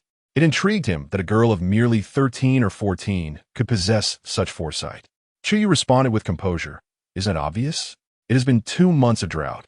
On the other side of Nyoto village, not only are the fields barren, but even the ponds have dried up. The rice husks are all flat. This year's taxes will likely consume our reserves, and it will be even more challenging by next year." Lu Xinghe nodded in agreement. Indeed, noticing the cart's deceleration, Chu Yue understood they were ascending a slope and quickly jumped down to assist Lu Xinghe in pushing the cart homeward. As they walked, their conversation ebbed and flowed, and before they knew it, they had arrived at the village entrance. Chu Yue hurriedly pulled aside the rice stalks that had been pressing down on the grain to cover it, and Lu Xinghe, understanding her intentions, helped her conceal it. After securing the grain, they took a slightly longer route home to avoid the curious onlookers in the village. Yin, spotting the two through the window, called out, "Xingping, hurry and help. Your elder brother and sister-in-law have returned." Upon hearing her, Lu Xingping quickly opened the courtyard gate and assisted Lu Xinghe and Chu Yue in bringing the cart inside. "Elder brother and sister-in-law, what have you bought that is so heavy?" "Grain," Lu Xinghe replied, as he unloaded 2 large bags of aged rice and a small bag of brown rice, all covered by straw. "Xingping, please return the cart to Ani Lin," Lu Xinghe instructed. "All right." Observing the abundance of grain, Lu Xingping felt a surge of joy, realizing that their family would not face hunger for quite some time. Once Lu Xingping had departed, Yin Seha furrowed her brow and whispered, "Xinghe, why did you purchase so much grain? Didn't today's earnings get spent all at once?" As Lu Xinghe moved the grain into the house, he reassured her, "Mother, do not worry so much. I have a plan. After all, this grain won't spoil anytime soon, and we can consume it gradually." Since Lu Xinghe expressed confidence in his calculations, Yin Sueha refrained from pressing further, only cautioning him to keep their grain supplies a secret to avoid attracting unwanted attention. After organizing the purchased condiments, medicine, and 2 pieces of cloth, Chu Yue placed the remaining 3 taels of silver into Yin Sue's hand. "Mother, please keep the leftover silver." Yin Sueha looked at the money in her palm, her eyes widening in surprise. "This is quite a sum." Chu Yue smiled and said, "Today we earned over 5 taels, otherwise we wouldn't dare to purchase so much grain." Yin Sueha nodded, counting out 200 copper coins from a large pouch of silver and handing them to Chu Yue. "Take this for your personal expenses. The rest will be saved by your mother for now. If you need more later, just ask me. Our family will have many opportunities to spend money." "All right." Chu Yue accepted the 200 coins without hesitation, retreating to find a discreet place to store them before leaving the house. She took down the pig intestines that Lu Xinghe had cleaned with wood ash the previous day, cutting off a third to place in a large pot. She covered them with water, added a few slices of ginger, and set them to boil, planning to prepare a stir-fried dish for dinner. The remaining intestines were salted and hung from the beam to be made into smoked sausages for leisurely consumption. "Big sister-in-law, let me start the fire," Lu Xinghe said, noticing Chu Yue busy in the kitchen and rushing in to assist her. Lu Xinghe, having arranged the old rice, took a water bucket to the fields. The weather was too dry, and the water he had applied yesterday was likely evaporating. He needed to fetch more to irrigate the crops. However, upon returning that evening, a somber expression clouded his face. She sensed something amiss, but dared not inquire, focusing intently on her tasks. It was Yin Sueha who, puzzled, spoke up. "Xinghe, what troubles you?" A flicker of anger crossed Lu Xinghe's eyes. "Yesterday, I carried over 20 loads of water to irrigate the fields. The water should have been sufficient for today, but someone has created a breach, causing it to flow into others' fields. Yin Sueha, upon hearing this, was furious. Who is so shameless? After all the hard work you put in to fetch water, how can they justify stealing it? This is clearly an attempt to cut off our source. They will face retribution. Lu Xinghe glanced at Yin Sueha and reassured her, Mother, do not be overly anxious. Fortunately, we have been watering the fields regularly, and the soil remains moist. I have already brought a few loads of water today, and I will continue to fetch more tomorrow morning. Yin Sueha sighed heavily, not merely out of concern for the water situation, but for her son's well-being. My dear, I worry for you. Since the water from above has stopped coming, you have been laboring for over a month, fetching water to irrigate the fields, while those lazy souls sit back and reap the benefits without effort. It infuriates me. Chu Yue, who had been slicing ginger and garlic, set down her knife. Mother, please do not be upset. If you let your anger take hold, it will only harm your health, and we will worry along with you. It does not serve any purpose to be upset with those who steal water. It is not worth the distress. Turning to Lu Xinghe, she suggested, how about I accompany you to the fields tomorrow? I would like to see if the millet is full. If all this effort yields insufficient results, it might be wiser to focus on other tasks. If about half of it is full, considering that harvest is just over 20 days away, we can manage with some effort then. Lu Xinghe looked at Chu Yue, initially intending to decline, but inexplicably nodded in agreement. Very well. Having finally chopped ginger and garlic, Chu Yue proceeded to stir-fry the pork intestines. The intestines, with their distinctive flavor, were now enhanced by the aromatic infusion of ginger, garlic, and Sichuan peppercorns. The delightful aroma wafted through the air, rendering one unable to resist salivating, particularly the matron from the neighboring Sun family. Just yesterday, Granny Li had hoped to procure a piece of meat, yet to her dismay, neither Lu Xinghe nor Lu Xingping had delivered any to her household, leaving her in a foul mood all day today. Now, as the tantalizing scent of stir-fried pork intestines wafted from the Lu residence, she swallowed hard, casting scornful glances at Sun Dezhu and Luo Shi, muttering her grievances. In my opinion, the Yin family are a bunch of ungrateful wretches. Such a large pig, and every neighbor received a share of the meat. Why, then, could they not spare a piece for you? Have they not benefited from your assistance in the past? Chapter 11. Enlightenment at last. Sun Dezhu furrowed his brow and said, Mother, please refrain from speaking. Our family has been neighbors with the Yun family for many years. They are not the sort of people you think. He understood the situation better than anyone else. The fault, indeed, lay with his mother. Had it been anyone else treating him this way, he would not have offered any meat. Old Lady Li rolled her eyes. If they're not such people, then why didn't they even share a piece of pork with you? Are they looking down on you, or what? In her heart, Luo Shi also harbored some grievances, but her ire was directed not at the Yun family, but at Old Lady Li. Had you not made such a fuss yesterday, perhaps they would have shared something. Old Lady Li raised an eyebrow, her voice turning sharp. Oh, so now you're blaming me? She glanced at Sun Dezhu. Dezhu, look at your wife. She is so disrespectful in front of your mother. It's as if the heavens have turned upside down, and you do nothing? Luo Shi was unyielding. It was your fault to begin with. How can that make me disrespectful? You expect me to go groveling for a pig trotter? You truly have a large face. Seeing the tension escalate, Sun Dezhu quickly intervened. Enough. Can't you both just settle down? It's merely a piece of meat. Tomorrow, when I have the chance, I can go to the town and buy some.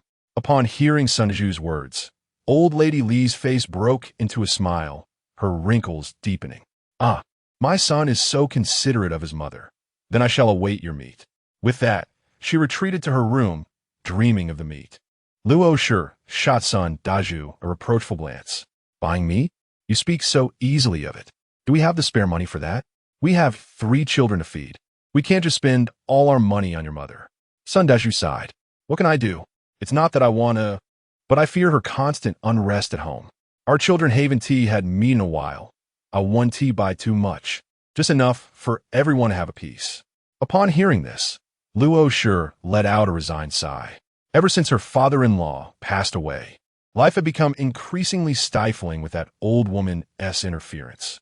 Chu Yue served up the stir-fried pig intestines and blanched some wild vegetables. The family enjoyed their coarse rice porridge with satisfied expressions.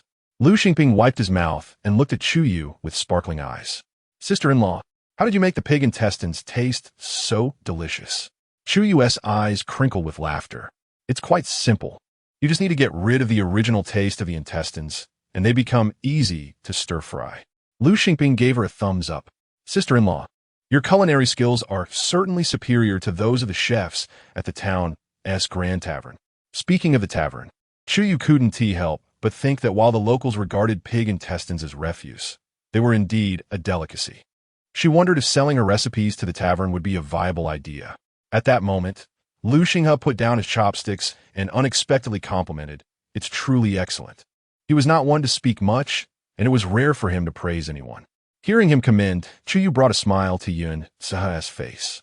Once, Xingping Xing Ank had striven to impress you, yet not a single word of praise had escaped your lips. Truly, the saying holds, beauty lies in the eyes of the beholder. Lu Xinghe slightly curved his lips, offering no rebuttal. To several onlookers, this demeanor signified that he had wholly acknowledged Chu Yue's identity. Meanwhile, Chu Yue found herself blushing profusely at Yun Sue's remarks. Hastily rising to collect the bowls, "I will wash the dishes first." Before she could depart, Lu Xinghe stood, his long fingers deftly taking the bowl from her grasp. "Allow me to do it. You have accompanied me on this arduous journey today. You should rest." Yun Sue gazed at her eldest son's retreating figure with a sense of relief. At last, he seemed to have come to his senses, recognizing the need to cherish his wife. Previously, he had been reluctant to marry, dismissing the matter entirely, coupled with the circumstances at home. She had harbored fears that her son might remain single.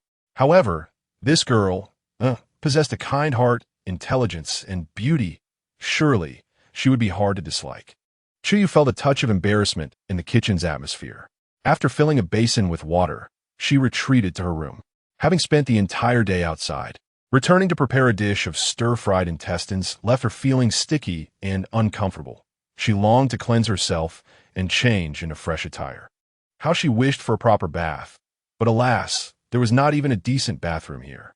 The outhouse was a nightmarish prospect for her. Each visit filled her with dread of accidentally falling in.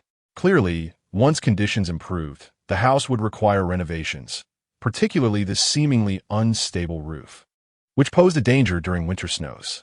She resolved to discuss this with Lu Xinghe. As Chu Yue pondered these thoughts, the door swung open, and Lu Xinghe entered, immediately catching sight of her, clad only in a belly band and undergarments, busily drying herself. Their eyes met, and mutual embarrassment flickered between them. Chu Yue, though not alarmed, instinctively wrapped her arms around herself, biting her lower lip in silence. Lu Xinghe swiftly turned, closing the door tightly. "I apologize. I did not know you were." Drying off. For a while, Chu Yue remained mute, hastily donning her clothes. All is well. After all, they were married. Overreacting would only lead to greater awkwardness. It was better to be composed, considering she was not entirely bare. Furthermore, she trusted Lu Xinghe to be a gentleman who would not act inappropriately. Upon hearing her voice, Lu Xinghe turned once more, finding Chu Yue, now fully dressed, soaking her soiled garments in the basin. Sensing his gaze upon her, she lifted her head. "I'm going outside to wash clothes. May I pass?" Lu Xinghe snapped back to reality and shifted aside, allowing her to proceed. Carrying the basin, Chu Yue walked past him, slightly bowing her head to avoid his gaze. Lu Xinghe settled at the writing desk by the window, initially intending to practice calligraphy with a brush dipped in water. Yet, his mind was ensnared by the vivid image of their earlier encounter. After a moment, he shook his head, striving to regain his composure. She is still a young girl of not yet 14. What chaotic thoughts could she possibly have? After Chu Yue washed her garments and hung them outside to dry, Yun Sue took advantage of the remaining daylight to summon Chu Yue inside to take her measurements. At this stage of her growth, Yun intended to make the clothes slightly larger than her current size, allowing for continued wear into the next year. Not having inquired yet, Yun asked, "When exactly is your birthday?" "August 15th, Chu Yue replied. Yun smiled. "No wonder your parents named you Yue. You were born on the festival of the moon. Since it is only the beginning of July, I imagine we can have 2 new outfits ready before your birthday." Chu Yue shook her head. "Mother, I'm not in a hurry. I still have clothes to wear. Your health is what matters. Hearing Chu Yu's words warmed Yun's heart. You are such a kind child. It is our family's fortunate fate to have found you. Rest assured, making 2 sets of clothes is a simple task. I still possess the strength for that. Chapter 12. What dish did sister-in-law prepare that was unpalatable? After taking the measurements, Yun has sent Chu Yu back to her own room. The young couple's relationship had recently blossomed, and as a mother, she certainly did not wish to impede their progress. As Chu Yu entered her room, she found Lu Xinghe practicing calligraphy at the table, dipping his brush in water. She felt a pang of melancholy, yet was immensely impressed by his perseverance. His handwriting was truly exquisite. After sitting on the Kong for a while, Chu Yu suddenly spoke. Husband, if we manage to earn some money, you won't need to worry about the household anymore. Will you continue with the imperial examinations? Lu Xinghe paused, his hand still gripping the brush, and turned to look at Chu Yu. Do you wish for me to continue with the examinations? This question stumped Chu Yu. She had not anticipated him to throw the question back at her. After a moment of contemplation, she replied earnestly, if the examinations are your aspiration, I sincerely hope you will pursue your dreams. Upon hearing this, Lu Xinghe couldn't help but smile. This silly girl. Well, given our current circumstances, the likelihood of pursuing the examinations seems rather slim. Perhaps it is best to simply cherish our life together. With this thought, Lu Xinghe set down his brush, stepped out to freshen up, and then returned to the Kong. Chu Yu instinctively shifted further inside, feeling a bit anxious. Noticing her discomfort, Lu Xinghe reassured her. Do not worry, you're still quite young. I will not impose upon you. Chu Yu stammered, I did not mean it that way. It's just that it's my first time sharing a bed with you, and I feel a bit nervous. The corners of Lu Xinghe's lips curved upward as he lay on the outer side of the Kong, his back to her. This is not our first time.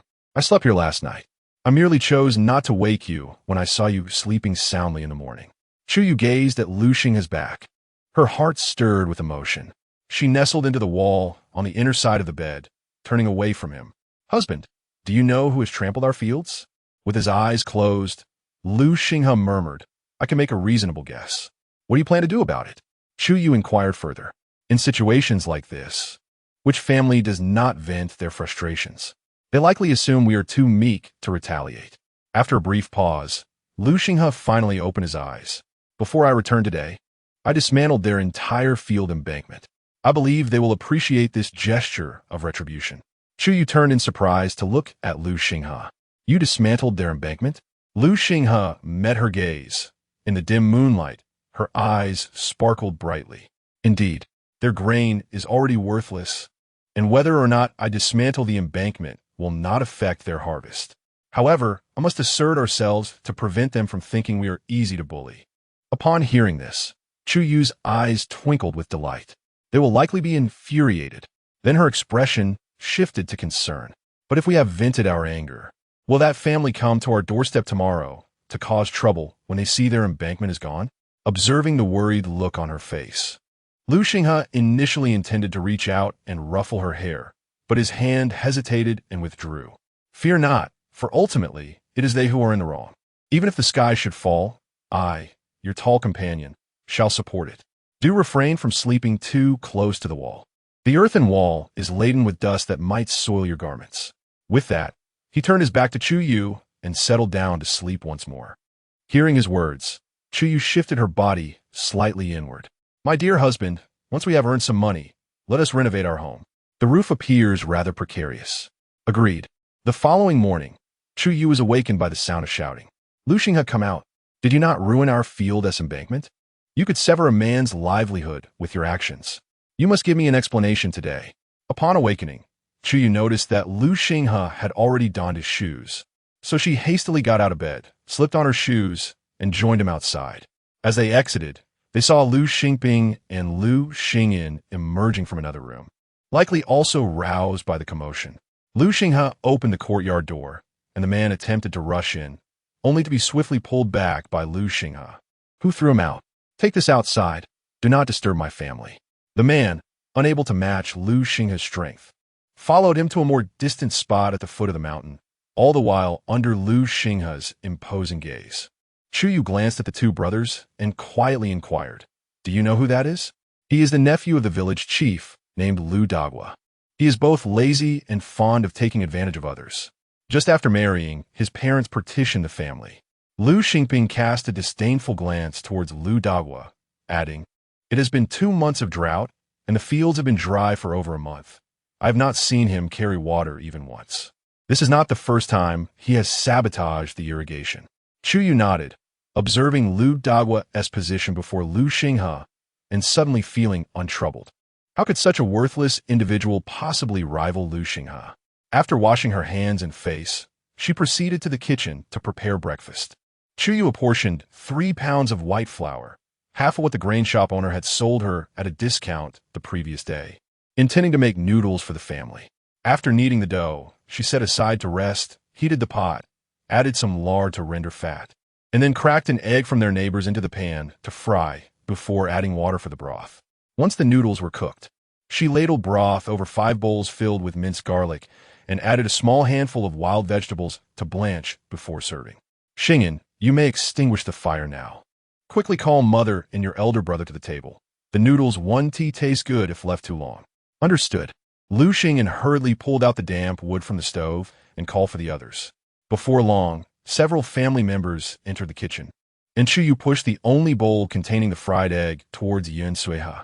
"Mother, you should have this. Your health needs nurturing. I'm already of an age where it matters little whether I nourish myself or not. You are the one still growing. You should eat," Yun Suiha replied, holding the chopsticks, unsure of where to place the egg as everyone shielded their bowls tightly. "Mother, we will have plenty of opportunities to eat in the future. It is just 1 egg.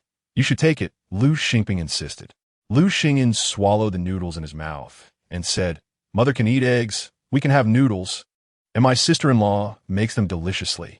Lu Xingping chuckled. "Indeed, what does my sister-in-law make that isn't tasty?" After finishing his words, he picked up a handful of noodles and stuffed them into his mouth, his eyes instantly sparkling with delight. Although mother's cooking was not unpalatable, my sister-in-law's culinary skills were truly exceptional. Lu Xinghe remained silent as he savored the noodles in his bowl, while Yun Suiha shook her head helplessly, gazing at her twin sons. "You two are becoming quite spoiled by your sister-in-law." She then turned her attention to Chu Yu. "If you plan to accompany Xinghe to the fields this morning, there's no need to rush back. I'll prepare lunch. You shouldn't always be busy with everything. Mother can still manage some tasks." Chu Yu glanced at Lu Xinghe and nodded. "All right." Yun Suiha looked at the egg in her bowl. It was simply too much for her to eat alone. Eventually, she divided the modestly sized fried egg into 5 small pieces, placing 1 in each person's bowl. They all exchanged glances and broke into laughter. Though their lives were modest, the warmth of being together as a family brought a sense of comfort to their hearts. Chapter 13. Catching turtles in the fields after finishing their meal. Chu Yu and Lu Xinghe ventured into the fields. Meanwhile, Lu Xingping and Lu Xingyan, after washing the dishes, took a basket to forage for wild vegetables and search for herbs. Yun Suiha remained at home, busy cutting fabric to make 2 sets of clothing for Chu Yu, eager to complete them swiftly.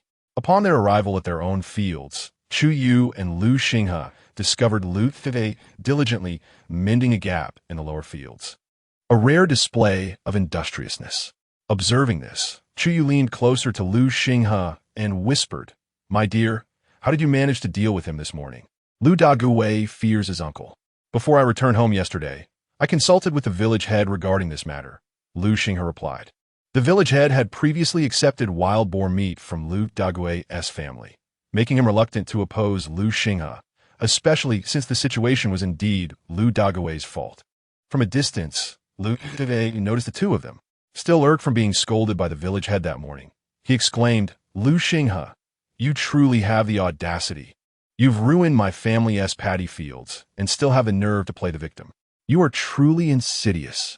Lu Xinghe merely chuckled, indifferent to the provocation, unwilling to stoop to Lu Daguwei's level. However, Chu Yu felt a surge of indignation at the thought of Lu Xinghe being bullied. "How dare you speak such words? If you had been the one siphoning water from our fields, who would have bothered to dig up your embankment? You deserve this." In a fit of anger, Lu Daguwei hurled his hoe aside. Who do you think you are to meddle in my affairs? Is your father's conduct any more honorable? Lu Xinghe frowned slightly, pulling Chu Yue behind him. If you have grievances, direct them at me. What skill is there in berating a woman? Chu Yue understood that her father's act of stealing pigs would lead the people of Banpo village to look down upon her. Recently, she had already endured scorn from old lady Li, and now being openly insulted by Lu Dague made her feel increasingly oppressed. It was not her fault that her father had stolen the pig, so why must she bear the brunt of such accusations? The harsh reality was that her father's wrongdoing was undeniable, leaving her with no defense. Gazing at the tall figure shielding her, Chu Yue found her anger dissipating. She tugged at Lu Xinghe's sleeve. "My dear, let's not waste our time with such a person. You go fetch water for the fields. I will tend to the weeds." Their family's land was limited, comprising just over 2 acres, purchased with the savings Yin Suihe had collected over 6 or 7 years prior, even before Lu Xinghe's father had gone missing. Thankfully, these 2 acres had provided some income for the family over the years. "Be careful, and call for me if you need anything. The pond is just over there," Lu Xinghe cautioned Chu Yue before heading off with a water bucket toward the pond. Chu Yue removed her shoes at the edge of the fields and stepped into the muddy paddy, making her way towards the center. Lu Xinghe had been tirelessly working around the house and fields lately, yet she observed a conspicuous absence of grass. As she ventured further in, she unexpectedly spotted a few clumps of water bamboo leaves. The water bamboo leaves possess remarkable vitality and grow at an astonishing rate. If not removed promptly, they can severely hinder the growth of rice. However, they also serve a purpose as edible wild vegetables, rich in nutritional value and possessing certain medicinal properties. Had it not been for her previous studies in medicine, where she dabbled in traditional Chinese medicine and became acquainted with various herbs, she might not have known such specifics. To her surprise, as Chu Yue accompanied Lu Xinghe to the fields, she found herself making unexpected discoveries. A flutter of joy surged within her, leading her to search for the water bamboo leaves with renewed enthusiasm. Oblivious to the fact that Lu Dague had inadvertently trampled her only pair of shoes into the muddy ground before leaving. As Lu Xinghe carried water to the other side of the field, he noticed Chu Yue had ventured to the center of the paddy. His brow furrowed slightly. Yeah, there's no need to search so meticulously. Be cautious of snakes in the field." Chu Yue waved her hand dismissively toward Lu Xinghe, her gaze still scanning the waterlogged terrain. "It's all right. The snakes in the fields are generally not very venomous. I'll be careful." The snakes typically encountered in the fields were water snakes, which were either mildly venomous or non-venomous. If bitten, one merely needed to squeeze out the blood and keep the wound dry to prevent infection. It would not be serious. Though she harbored a slight trepidation towards snakes, the prospect of gathering more wild vegetables took precedence. Lu Xinghe shook his head in resignation, secretly marveling at her audacity. He poured the water from his bucket into the field and continued his task. After a quarter of an hour of searching, Chu Yue had scoured half of the paddy, but her arms were nearly overwhelmed by the large bundle of water bamboo leaves and aquatic plants she had collected. She gingerly made her way back toward the spot where she had removed her shoes, but after taking only a few steps, she suddenly realized she had stepped on something hard. The unexpected hardness caused her body to stiffen momentarily. With a face full of trepidation, she looked down to discover a sizable, soft-shelled turtle. As if aware of being stepped upon, the turtle extended its head and attempted to bite Chu Yue. Startled, she cried out and quickly thrust a handful of water plants into its mouth. Taken aback by the sudden intrusion, the turtle paused for a moment. Seizing the opportunity, Chu Yue lifted her gaze to locate Lu Xinghe, who was hastening towards her upon hearing her exclamation. "Hurry, my husband! I've stepped on a turtle." Concerned that the turtle might bite her, Lu Xinghe hastily set down the water bucket, removed his shoes, and ran towards her. "Stay away from it. Don't let it bite you." Fearing the turtle might escape, Chu Yue remained in place. When Lu Xinghe reached her side, he noticed the turtle still clinging to a large handful of grass, maintaining its previous posture as if ready to bite. He let out a sigh of relief, bent down to pick up the turtle, and weighed it in his hand, estimating it to weigh around 3 pounds. He then scrutinized Chu Yue from head to toe. "Are you all right?" Chu Yue looked at the turtle in Lu Xinghe's hands, a glimmer of excitement sparkling in her eyes. "I'm fine. fearing that the turtle might escape. Lu Xinghe poured out the water from the bucket, leaving only a small amount at the bottom. He then placed the turtle inside and proceeded to join Chu Yue in weeding the field. As for the water bamboo leaves, they were placed in another bucket by Lu Xinghe. With his assistance, the remaining half of the field was cleared of weeds in no time. However, as Chu Yue finished weeding and made her way back to the ridge, the familiar sensation underfoot stirred her excitement once more.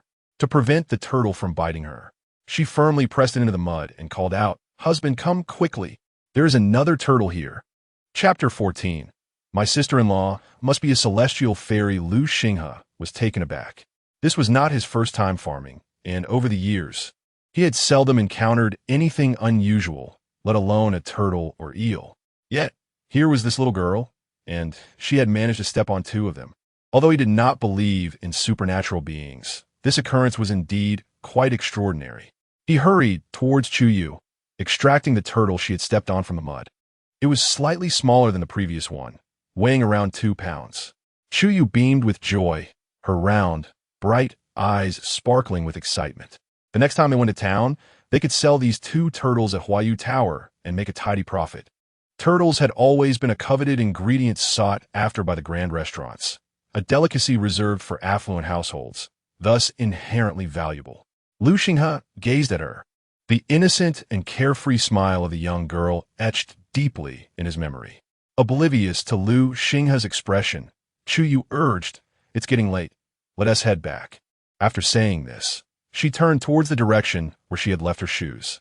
Lu Xinghe cast a lingering glance at Chu Yue's retreating figure before he made his way towards the water bucket. When he approached her with the bucket in hand, he found the girl barefoot, her delicate, fair feet searching for something. "What's the matter?" Upon seeing Lu Xinghe, Chu Yue quickly squatted down, attempting to conceal her feet. "I remember leaving my shoes right here, but I can't find them anywhere," she said, a hint of frustration in her eyes. Seeing the small, vulnerable girl before him, Lu Xinghe's heart softened, and he removed his own shoes, placing them by her feet. "Your shoes are nearly worn out. If they're lost, they're lost. Just ask your mother to make you a new pair later. For now, we're mine." Chu Yue glanced up at Lu Xinghe. "What about you? I'm tough-skinned and hardy. I want to suffer from walking barefoot. But you, as a girl with delicate skin, shouldn't traverse these mountain paths without shoes." After speaking, Lu Xinghe picked up the water bucket again and moved past her. "Hurry up, or you might encounter wolves in the mountains. They could carry you away." Chu Yue watched Lu Xinghe's retreating figure, a smile gracing her lips as she hurriedly stepped into his oversized shoes to follow him. Upon returning home, Lu Xingping and Lu Xingyan were in the courtyard drying the herbs they had collected that day. Due to the eradication of wild vegetables around the mountain, the brothers had only gathered a few herbs that were not widely recognized in the village. Nonetheless, it was still a modest harvest. Spotting Lu Xinghe and Chu Yue approaching in the distance, Lu Xingping called out, "Elder brother and sister-in-law are back." Lu Xinghe responded with a brief and then inquired, "Where's mother?" "She's inside making shoe soles," Lu Xingping replied impulsively. Lu Xingyan shot him a disapproving look and muttered under his breath, "Mother said to keep it a secret. You have such a loose tongue." Lu Xingping raised his eyebrows and quickly sealed his lips. "That was close. I almost let slip." "Shoe soles?" Lu Xinghe set down the water bucket just as Yin Suihe emerged from the house. "Did you return home this early because you're hungry? I'll start preparing dinner right away." Lu Xinghe quickly interjected, "No need to rush, mother. Today, Yu went to the fields to pull weeds, and when she got up, her shoes were missing. Could you possibly make her a pair?" Yin Suihe sighed softly, initially thinking it was a matter of great significance. Yet it turned out to be merely the task of making new clothes for Ye. She had already contemplated crafting a new pair of shoes for her daughter and had begun to stitch the soles. Observing the oversized shoes on Chu Yue's feet, which resembled boats, Yin smiled gently and went inside to retrieve a pair of shoes she had made for herself, offering them to Chu Yue. These shoes had never been worn since their completion, and while they might not fit perfectly, she suggested, "You can make do with these for a couple of days until I finish your own." Chu Yue was reluctant to accept. "Mother, I cannot take these. Just find me a pair of old shoes to wear for a couple of days." However, Yin Suihe replied, "Tomorrow marks your 3rd day here. It's time to return home. What would your mother think if she saw you wearing worn-out shoes? She would surely be heartbroken. Lowering her head, Chu Yue muttered, "They wouldn't care about me." Yun Sueha felt a pang in her heart, but was at a loss for words to comfort her. Yet Chu Yue seemed unaffected, lifting her head to ask, "Mother, is it possible not to go back?" Seeing the slight stubbornness in the young girl's expression, Yun Suha patiently explained, "That cannot be. Returning home is a matter of etiquette. Regardless of their shortcomings, they're still your parents. And didn't you mention having a younger sister?" Thinking of her sister Xiaodao, Chu Yue raised her eyebrows, feeling a pang of reluctance and discomfort in her heart. Yun Suha pressed the shoes into Chu Yue's hands, urging her, "Go change your shoes. Shingas are too large and may trip you up." Unable to refuse her mother, Chu Yue reluctantly changed into the shoes. Although they were a bit big, they were quite comfortable, making her feel as if she were walking on clouds. "Mother, your shoes are truly comfortable," Chu Yue exclaimed with a smile. Yin Tsuya, in the midst of rinsing rice, replied, "As long as they are comfortable, that's what matters." Lu Xinghe placed 2 turtles from the bucket into the slop tank and said, "Mother, let these turtles stay in the tank for now. Once the rice soup has cooled, pour it in gently to avoid scalding them." Yun Tsueha peered into the tank. Such large turtles? Lu Xingping and Lu Xingyan also came to see. "Eldest brother, did you catch these turtles?" Lu Xinghe replied calmly, "Your sister-in-law stumbled upon them while weeding in the fields." Yin Tsueha raised an eyebrow, saying, "I've heard that turtles can bite and won't let go unless their heads are chopped off. Ye must possess quite a bit of courage." Thankfully, she was bitten. Recalling the first turtle covered in grass and the second one deeply embedded in the muddy field, Lu Xinghe suppressed a laugh and rubbed his nose. "Indeed, she is quite the nerve." Lu Xingping leaned against the slop tank, clicking his tongue. "I say, sister-in-law must be a fairy sent from the heavens to save our family. Every time she goes out, her luck is so good it leaves me envious. Our family has spent plenty of time in the fields, yet we've never had such luck." Lu Xingyan shot him a glance. "With your thick-headed nature, it's more likely the turtle would step on you." Stung by Lu Xingyan's words, Lu Xingping puffed out his cheeks and turned his gaze to another bucket. "Oh, eldest brother, our pigs are gone, yet you still brought back grass?" Lu Xinghe replied softly, "It was brought back at the request of your sister-in-law." Lu Xingping elongated his tone with a soft "oh" and chose not to elaborate further. Just as Chu Yue emerged from the room, she overheard Lu Xingping's words and interjected, "This is called water bamboo leaf. It is edible for humans. I thought since our family is large, bringing it back would serve as a dish. This bucket could easily suffice for 2 or 3 meals." Yun Sueha chuckled from the side. "Indeed, Yaya knows how to manage her household. Nowadays, many struggle to fill their stomachs. We shouldn't be choosy. As long as it's edible, we can consume it. It certainly won't do us any harm." Chu Yue nodded in agreement. "What you say is true, mother." Chapter 15. The Clever Yi. At noon, Yun Tsuha wielded the spatula while Chu Yue assisted, preparing a pot of fragrant pig's blood and wild vegetable soup. The family dined quietly, and as the sun blazed down, they retreated to their respective rooms for a rest. Noticing that Yun Tsuha spent her days sewing in her room, Chu Yue knocked and entered. Yun Tsueha glanced at Chu Yue and continued to work on her shoe soles. "What brings you to my room, Yaya?" After a moment's hesitation, Chu Yue finally spoke. "Mother, I see you sitting all day, which isn't good for your health. How about I teach you a set of exercises for you to practice?" She had heard that such movements could strengthen the body. Her intention was to ensure her mother's well-being, as she also cared for herself. Yet, uncertainty lingered about whether her words might upset her. Yun Sueha did not appear angry. She set down her needle and thread. "Are these movements taught by your uncle next door?" Chu Yue shook her head, her expression unwavering. "Not exactly. They were taught by that aunt. As for whether she learned them from your uncle, I cannot say." Yun Sueha did not wish to decline, but felt her body would not permit it. Leaning closer to Chu Yue's ear, she shyly shared a few words. Upon hearing, Chu Yue raised her eyebrows. What her mother mentioned was clearly a postnatal issue of urinary incontinence, indicating that she must have endured considerable hardship during her pregnancies with Xingping and Xingyan, resulting in her current condition. However, this seemed to be a common affliction faced by many women after childbirth. "Mother, is this symptom quite severe?"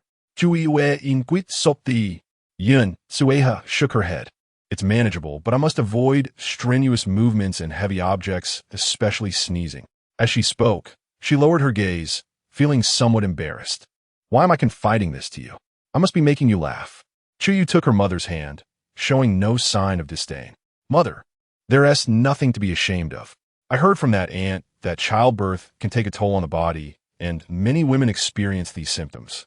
However, with proper rehabilitation exercises, one can alleviate or even recover from them. Upon hearing this, Yun Sueha's spirits lifted. Is what you say true? Chu Yue playfully blinked. Whether it's true or not, mother, you can try it and find out. I would never lead you astray. First, they would address the issue of incontinence. Then focus on restoring her health and building her strength, taking it step by step. She believed improvement was certainly possible. Yun Sueha smiled with a sense of resignation. Very well. I have little else to do at home anyway, so I shall heed your advice and give it a try. If Chu Yue's methods truly brought her some relief, she would be more than willing, having grown weary of the bitterness of medicinal treatments over the years. Now, mother, please lie down on the bed. Chu Yue assisted Yun Sueha in reclining and began to guide her through the movements. The first exercise was simple. Mother, take a deep breath. As Yun Sueha followed the instructions, Chu Yue continued speaking, then made a motion akin to a contraction, reminiscent of the urgency one feels when needing to relieve oneself. The mother simply needed to exert herself to hold back. Initially, Yun Sueha felt a bit shy, her movements restrained, overwhelmed by a sense of embarrassment. However, as she gradually found her rhythm, her efforts became much more fluid. Chu Yue kept her hand placed on Yun Sueha's lower abdomen, attentively sensing the exertion as it occurred repeatedly, likely able to discern the correctness of her efforts through the contractions of her abdomen. Good, exhale, relax. After cycling through this procedure several dozens of times, Chu Yue looked at Yun Sueha and inquired, Mother, you should have found a feeling by now? Yun Sueha responded with a somewhat bashful Chu Yue then stated, Since you've grasped this movement, let me teach you the next one, which can also be performed while lying on the bed. After demonstrating 3 sets of movements, Yun Sueha was already drenched in sweat. Mother, practice these movements first, twice a day, for at least 15 minutes each time. You should see significant results after a month. Yun Sueha widened her eyes. Is it really just these movements? No need for medicine? Chu Yue smiled. Such matters cannot be resolved with medicine. Trust me this once. These movements are sufficient. Given Chu Yue's assurance, Yun Sueha decided to set her worries aside. All right, I'll heed your advice and practice diligently every day. Chu Yue nodded then. Mother, continue to familiarize yourself. I shall return to my room. As Yun Sueha persisted in practicing the movements taught by Chu Yue, she called out, Go on. Just remember to close the door on your way out. No need for anyone to see these exercises. Upon returning to her room, Lu Xinghe, who was seated by the window practicing calligraphy, parted his lips as if to inquire about something, but ultimately remained silent. Instead, Chu Yue approached Lu Xinghe, gazing at the still-drying characters on the table, and expressed with admiration, Husband, could you teach me to recognize some characters? Though she could read a few, having emerged from a humble background where literacy was scarce, the ability to recognize even a handful of medicinal herbs was already astonishing. If she could read, she might indeed be regarded as a curiosity. Lu Xinghe nodded. Very well. Although uncertain of her capacity for learning, acquiring additional characters would be beneficial, especially since he had little else to occupy his time. He then dipped his brush in water and wrote a few simple characters on the table to teach Chu Yue. He even adjusted his position to allow her space, guiding her hand in how to dip the brush and replicate the characters she had just learned. Fortunately, Chu Yue was bright. In just half a day, she could recognize and write down 20 or 30 characters, which left Lu Xinghe astonished for quite some time. He lamented, remarking how unfortunate it was that she was not a boy, for such an intelligent mind could potentially achieve scholarly success. Chu Yue merely smiled softly, choosing not to respond. The following day, due to the occasion of returning to her in-laws, Yun Sueha prepared 20 caddies of aged rice for Chu Yue early in the morning. She also retrieved a larger piece of wild boar meat from the beams, weighing approximately 2 to 3 caddies, and placed 100 copper coins into a basket along with the meat, covering it with a cloth. After Chu Yue had her breakfast, Yin Seha began to urge the two of them to get ready for departure. They would need to travel to Nyoto village, which would take half a day. The earlier they set out, the sooner they could return. When Chu Yue lifted the basket, she found it quite heavy, so she uncovered the cloth and was astonished. Mother, is there really so much? Yin Sueha waved her hand dismissively. Not too much, not too much. Take it along. Let your father and mother know that their daughter, whom they consider to be of little worth, is valued by our family. Chu Yue shook her head and pulled out the 100 copper coins. Mother, I can manage to carry the rice and meat. After all, my little sister needs to eat as well. However, this money is another matter. You know how my father is prone to gambling. This money will certainly end up squandered and not spent on the household. It is better for us to keep it for our own needs. Chapter 16. Can sister take Xiao Tao along? In a moment of uncertainty, Yin Sueha glanced towards Lu Xinghe for guidance. Upon seeing him nod in acquiescence, she refrained from further insistence and accepted the copper coin that Chu Yue had returned. Very well, if you choose not to take her, we shall manage on our own. She then urged, you must hurry. If you delay too long, there will be no food left to eat. The two nodded in agreement and set off. As they exited the village of Banpo, Lu Xinghe reached for the basket held by Chu Yue. Let me carry that, he offered. Although Chu Yue intended to protest that it was not heavy, the strength of the man proved overwhelming. Before she could voice her thoughts, he had already lifted the basket, along with a bag of rice he had been holding. A warmth blossomed in Chu Yue's heart. Biting her lip, she softly inquired, Husband, why are you so kind to me? At this question, Lu Xinghe felt a touch of discomfort. He turned his gaze away, stating, You are my wife. If I do not treat you well, should I extend my kindness to others? Unbeknownst to him, the fleeting expression that crossed his face went unnoticed by Chu Yue. Upon hearing his response, an inexplicable pang of disappointment flickered through her heart. She pondered whether, had he been married to someone else, he would have treated her with the same kindness. Despite recognizing the pettiness of her thoughts and acknowledging the validity of his answer, she could not shake the sense of awkwardness that lingered, resulting in her silence for the remainder of their journey. Lu Xinghe, inexperienced in the company of women, remained oblivious to her discomfort. He assumed her silence stemmed from fatigue, and he mused that once the basket was emptied, perhaps she would converse with him more freely. Finally, as the sun blazed overhead, they arrived at Nyoto village. Many households, upon seeing Chu Yue alongside the tall man, greeted her warmly. Arya, is this your husband? At the mention of the word husband, Chu Yue's heart raced, and her already flushed cheeks grew even warmer. She slightly lowered her head and nodded, murmuring a quiet yes, barely audible. Upon hearing her response, the villagers exclaimed, Your man is truly handsome. As Chu Yue noticed the lingering gazes fixated on Lu Xinghe, an inexplicable bitterness surged within her, prompting her to take Lu Xinghe's hand and hasten homeward. At long last, they reached the entrance of their home, where Chu Yue finally exhaled in relief. Lu Xinghe smiled gently, brushing the sweat from her brow with his sleeve. Why the haste? They won't bite. They may not bite, but they will devour you.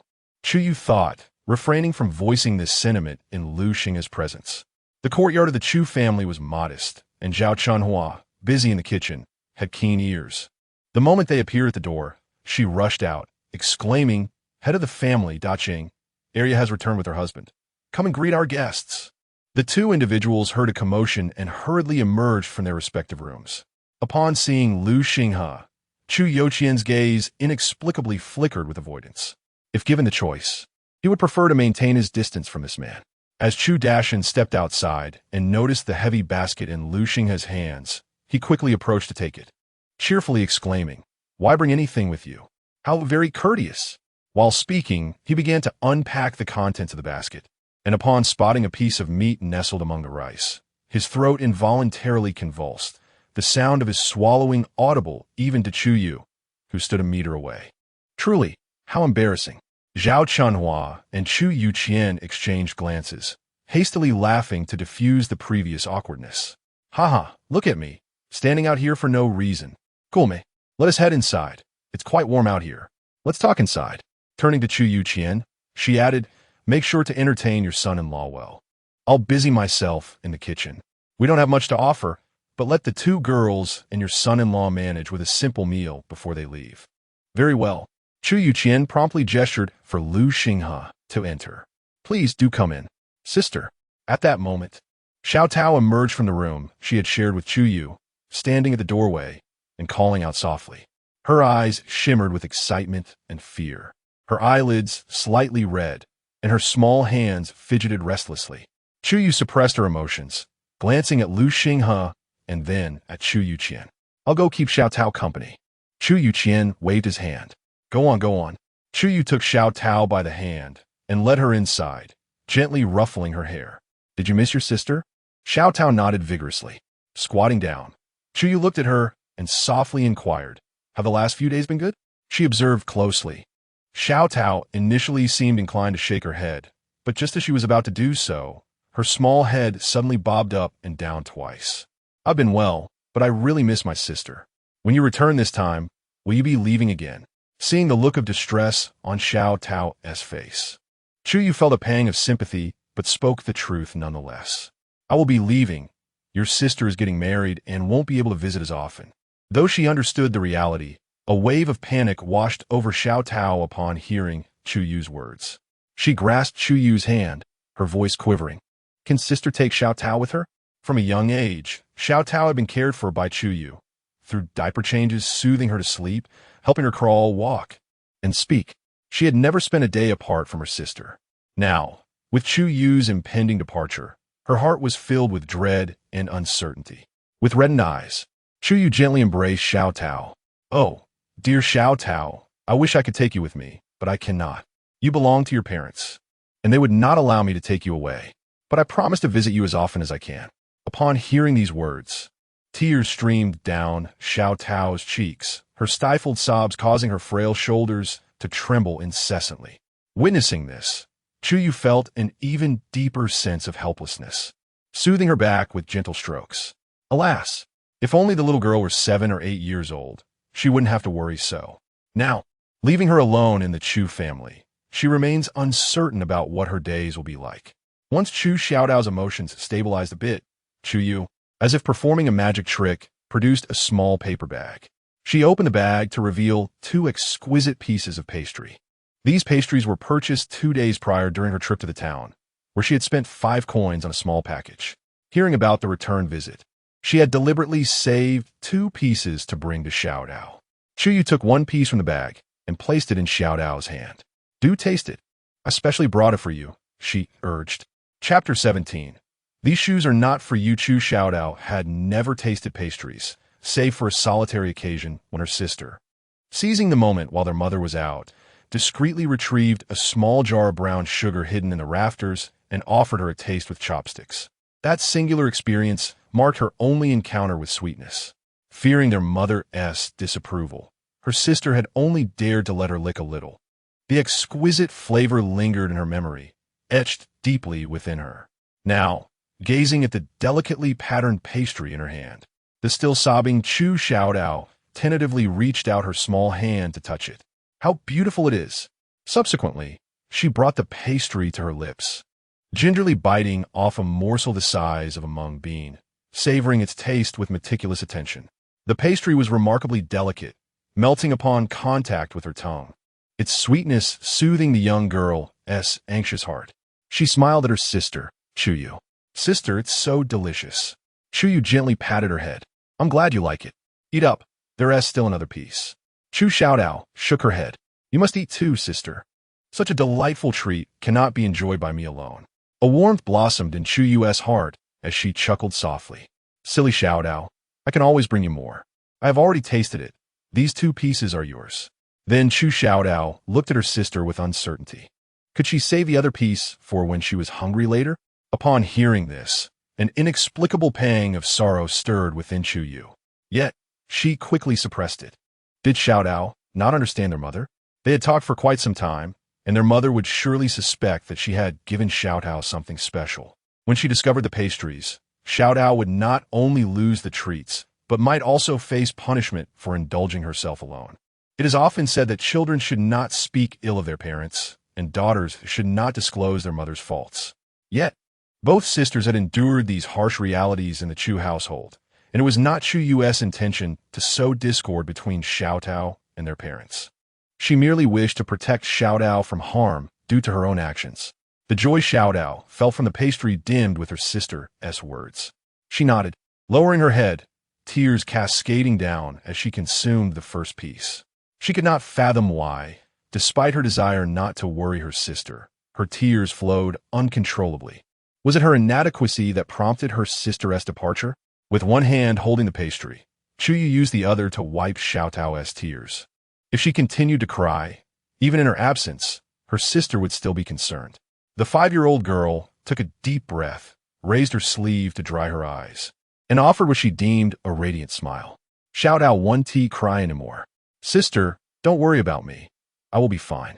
Suppressing her own heartache, Chu Yue extended the remaining piece of pastry toward Xiao Dao. Xiao Dao is the best. Please eat this piece too. Our mother will soon call us for dinner. Chu Xiao Dao nodded, accepting the pastry from her sister and taking small bites. Earlier, while crying, she could not fully appreciate the flavor, but now the sweet aroma enveloped her mouth, finally bringing her emotions to a tranquil state. As the head of the household, Zhao Chunhua's voice resonated at the perfect moment. The children have come to dine. Chu Yue glanced at Chu Xiao Dao, gently brushing the pastry crumbs from her lips and discreetly slipping 2 copper coins into her hand. One side apart, simply give this to mother and tell her it is from me. She will surely understand that, as a child, I cannot bestow upon you too many gifts. Chu Xiao Dao tightly pressed her lips together and nodded.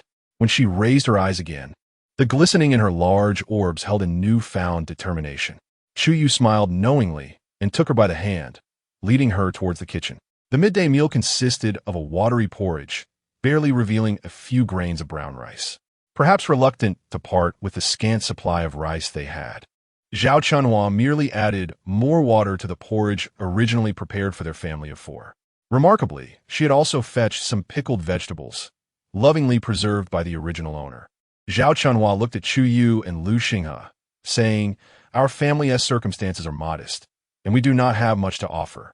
You arrived unexpectedly, so there is little to entertain you. Ye and Xinghe, please do not stand on ceremony. This was a feat Zhao Chunhua could manage, so Chu Yue refrained from commenting. She gazed towards Lu Xinghe, who displayed no sign of dissatisfaction in his eyes, allowing her to breathe a sigh of relief. After the meal, Zhao Chunhua pulled Chu Yue aside into another room. Chu Yue was uncertain of Zhao Chunhua's intentions, but sensed it was unlikely to be anything pleasant. Zhao Chunhua chuckled in a somewhat ingratiating manner.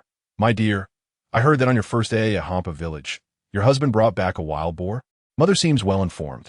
Chu Yue silently scoffed, continuing, It was merely a young boar. After sharing it with the neighbors, hardly anything remained. Given that Zhao Chunhua had already inquired, there was no point in concealing the truth, as doing so would only lead her to believe that their family had profited significantly. Zhao Chunhua expressed a mixture of reproach and sympathy, as if they had personally sacrificed their own flesh. After finally obtaining a wild boar, why was it shared with others? With such a benefit, why not bring a little more to the family? A mere 20 to 30 pounds would have surely fed the entire household well. Chu Yue tightened her fists, feeling the urge to chastise her mother. Yet, she held back. Recognizing that Zhao Chunhua was aware that the wild boar was indeed brought home by her husband. Having only recently joined the Lu family, she held no authority in such matters. The discontent in her tone was unmistakable. After all, her father had engaged in such an unsavory act. And while others may be oblivious, her mother could not be. She was constantly subjected to derision directed at her father within the Lu household, where they were cautious of her presence. How could there be any room for personal gain?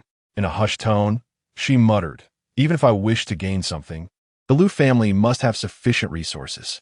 That wild boar was sold for money and immediately used to procure medicine for my mother-in-law.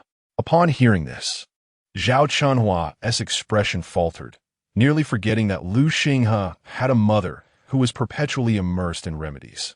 She realized it was only natural for the Lu family to be wary of her, especially given that the head of the household had acted dishonorably in obtaining the pig. Truth be told, if her son-in-law's father behaved in such a manner, she too would exercise caution. In that moment, she found herself believing Chu Yue's words. Although my daughter is no longer as submissive as she once was, her heart remains tender and still leans towards her maternal home. Zhao Chunhua's eyes darted with curiosity as she inquired, "What delightful gift did you bring for Xiao Dao after spending so much time with her?" Despite not having gained much today, she could not quell her dissatisfaction. Chu Yu's gaze flickered momentarily. "What could I possibly have brought? I merely wished to reconnect with Xiao Dao after such a long separation." Her feigned innocence was evident to Zhao Chunhua, who bit her lip, ultimately refraining from scolding her as she had in the past. After all, Chu Yu was now married, and they would need to rely on her to bring some benefits back to the family. Any gifts Xiao Dao received would soon come alight. Then, Zhao Chunhua's attention was drawn to the brand new shoes on Chu Yu's feet. "Oh, you've acquired new shoes. They look quite comfortable, though they appear slightly ill-fitting. They are about the same size as mine. I happen to have an old pair of shoes at home. Why not let me try these on instead?" With that, she reached to remove Chu Yu's shoes. "It has been ages since I wore new shoes. You are indeed fortunate, my dear." Chu Yu felt a wave of panic and instinctively pulled her foot back. "Mother, these shoes cannot be given to you." Chapter 18. "My dear husband, are you jealous?" Zhao Chunhua's hand stiffened, and her voice immediately turned sharp. "You wretched girl, it's just a pair of shoes. Why can't you give it away? After all, you came from your mother's womb. Is it such a crime to bring something back for her? This pair of shoes is not mine. They belong to my mother-in-law." Chu Yu explained. "Yesterday, while working in the fields, I left my shoes on the ridge, and someone must have taken them. My mother-in-law lent me a pair of hers to wear, as I cannot return home barefoot. Otherwise, people might think the Liu family mistreats their daughter-in-law." Noticing Zhao Chunhua still fixated on her shoes, Chu Yu continued, "I need to return these shoes to her. If I give them to my mother, how would I repay her? Life at the Liu family is already challenging enough. Please don't make it harder for me." Seeing that she could not gain any advantage from Chu Yu, Zhao Chunhua waved her hand impatiently. All right, the son-in-law should be well rested by now. You should head back early to avoid walking on the night road." Chu Yu nodded and exited Zhao Chunhua's room. As she stepped out, Liu Xinghe stood under the eaves of the main room, waiting for her. He had not intended to eavesdrop, but their conversation had been rather open, and his keen hearing had picked it up. He realized that Chu Yu's desperate pleas were merely to dissuade Zhao Chunhua from further insistence. He felt a twinge of sympathy for her previous hardships in the Chu family. Upon seeing her emerge, he lifted the basket by his side and said, "Let us go home." Chu Yu acknowledged with a soft mm and glanced towards the door of Xiao Tao's room, where the little girl stood biting her lip, her face filled with reluctance. Without saying a word, Chu Yu smiled at her and quickly followed Liu Xinghe out of the courtyard. Yeah. As they stepped out together, a familiar voice called out to her. She turned to see Wu Yong from next door, the boy who had grown up alongside her. Although not particularly striking, he had a clean and refreshing demeanor. "Wu Yong, aren't you learning carpentry in Lushu village? Why are you back?" The boy did not answer immediately. He glanced at the tall and handsome man beside Chu Yu before returning his gaze to her. Wu Yong was 2 years her senior at 16. And had intended to master carpentry while still young, with the hope of proposing to Chu Yu when he turned 18. However, when he received the news, she had already been sent to Banpo village by the Chu family. He had wanted to go to Banpo village to bring her back, but his mother had stopped him, saying that since Chu Yu had already been with the Liu family for a day, it was too late to intervene as it would only tarnish her reputation. Thus, he had reluctantly held back. Today, upon hearing that she was returning home, he had not even eaten lunch and had waited outside the courtyard, just to see Chu Yu. "I heard you got married?" The boy's expression darkened, losing the cheerful demeanor he once had in her presence. This change in Wu Yong was something Chu Yu had never witnessed before, leaving her at a loss, as if she had become the heartless villain in this unfolding tale. However, she is now married, and some matters should not be left to the imagination. Summoning her courage, she grasped the somewhat rough hand of Liu Xinghe and nodded, saying, "Yes, I am married. Allow me to introduce you to my husband, Liu Xinghe." Liu Xinghe, feeling the softness of her touch, reciprocated by holding her small hand firmly in his. Observing their intertwined hands, a flicker of hurt crossed Wu Yong's expression. After a moment, he forced a smile and said, "Congratulations." Chu Yu nodded, "Thank you." A hint of regret graced her face as she added, "However, I fear I cannot chat much longer, or I shall have to return in the dark." Wu Yong smiled. You should head back quickly. Be careful on your way. Chu Yue not that, eagerly pulling Lu Xinghe to turn and leave. Yet, they had scarcely taken 10 steps when Wu Yong called out, Lu Xinghe. Lu Xinghe raised an eyebrow and turned to face Wu Yong. What is it? Take good care of my sister. Otherwise, I might just come and take her back, he declared, raising his fist in a mock display of ferocity. Looking at the boy before him, who was making a fuss, Lu Xinghe found it somewhat amusing. He tightened his grip on Chu Yue's hand. Rest assured, you won't have that opportunity. With that, he led Chu Yue away. Wu Yong watched their retreating figures until they vanished from sight before turning back toward his home, occasionally raising his sleeve to wipe his face. In the courtyard, observing the two figures that had receded beyond the gate, Chu Xiaodao approached Zhao Chunhua, extending her hand to offer a copper coin she held. Mother, this is the money my sister gave me. I'm afraid I cannot keep it safe. You should take it. Zhao Chunhua smiled as she took the coin from Chu Xiaodao's palm. You are so thoughtful, my dear. She crouched down to meet her gaze. Did your sister only give you 1 copper coin? Chu Xiaodao nodded obediently. Sister said her life is not easy now. My brother-in-law only allows her 1 copper coin, which is too little to present to you. So, she asked me to keep it for buying snacks. A 5-year-old child would not lie. Hearing Chu Xiaodao's words, Zhao Chunhua felt a pang of guilt rise within her. It seemed that her daughter was indeed struggling in the Lu family, and perhaps she had misjudged her earlier. Once out of Wu Yong's sight, Chu Yue felt a touch of embarrassment and wanted to withdraw her hand, only to discover that Lu Xinghe held her hand tightly. Reluctantly, she allowed him to continue holding it. As they walked hand in hand past several houses in Yodo village, many gazes of curiosity and envy were cast their way, accompanied by whispers. I heard that Chu Youqian's life after marriage is quite difficult. Look how anxious her husband is about her. Indeed, they walk hand in hand, so affectionate. It truly is enviable. Lu Xinghe, overhearing the chatter, let a subtle smile grace his lips.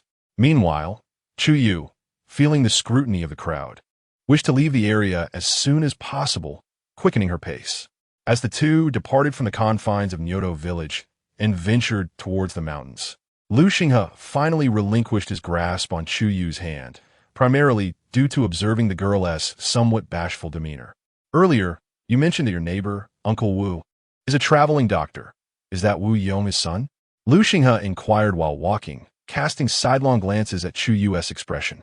Chu Yue nodded, affirming, yes. He is 2 years my senior and has always looked out for me. The relationship between her and Wu Yong was entirely innocent, and there was truly no need for concealment. Although Lu Xinghe had not spent an extensive amount of time with Chu Yue, he had come to understand her character reasonably well, and thus refrained from overthinking the matter. Perhaps it would be wise to maintain a certain distance moving forward. Upon hearing this, Chu Yue tilted her head and gazed at Lu Xinghe. My dear, are you feeling jealous?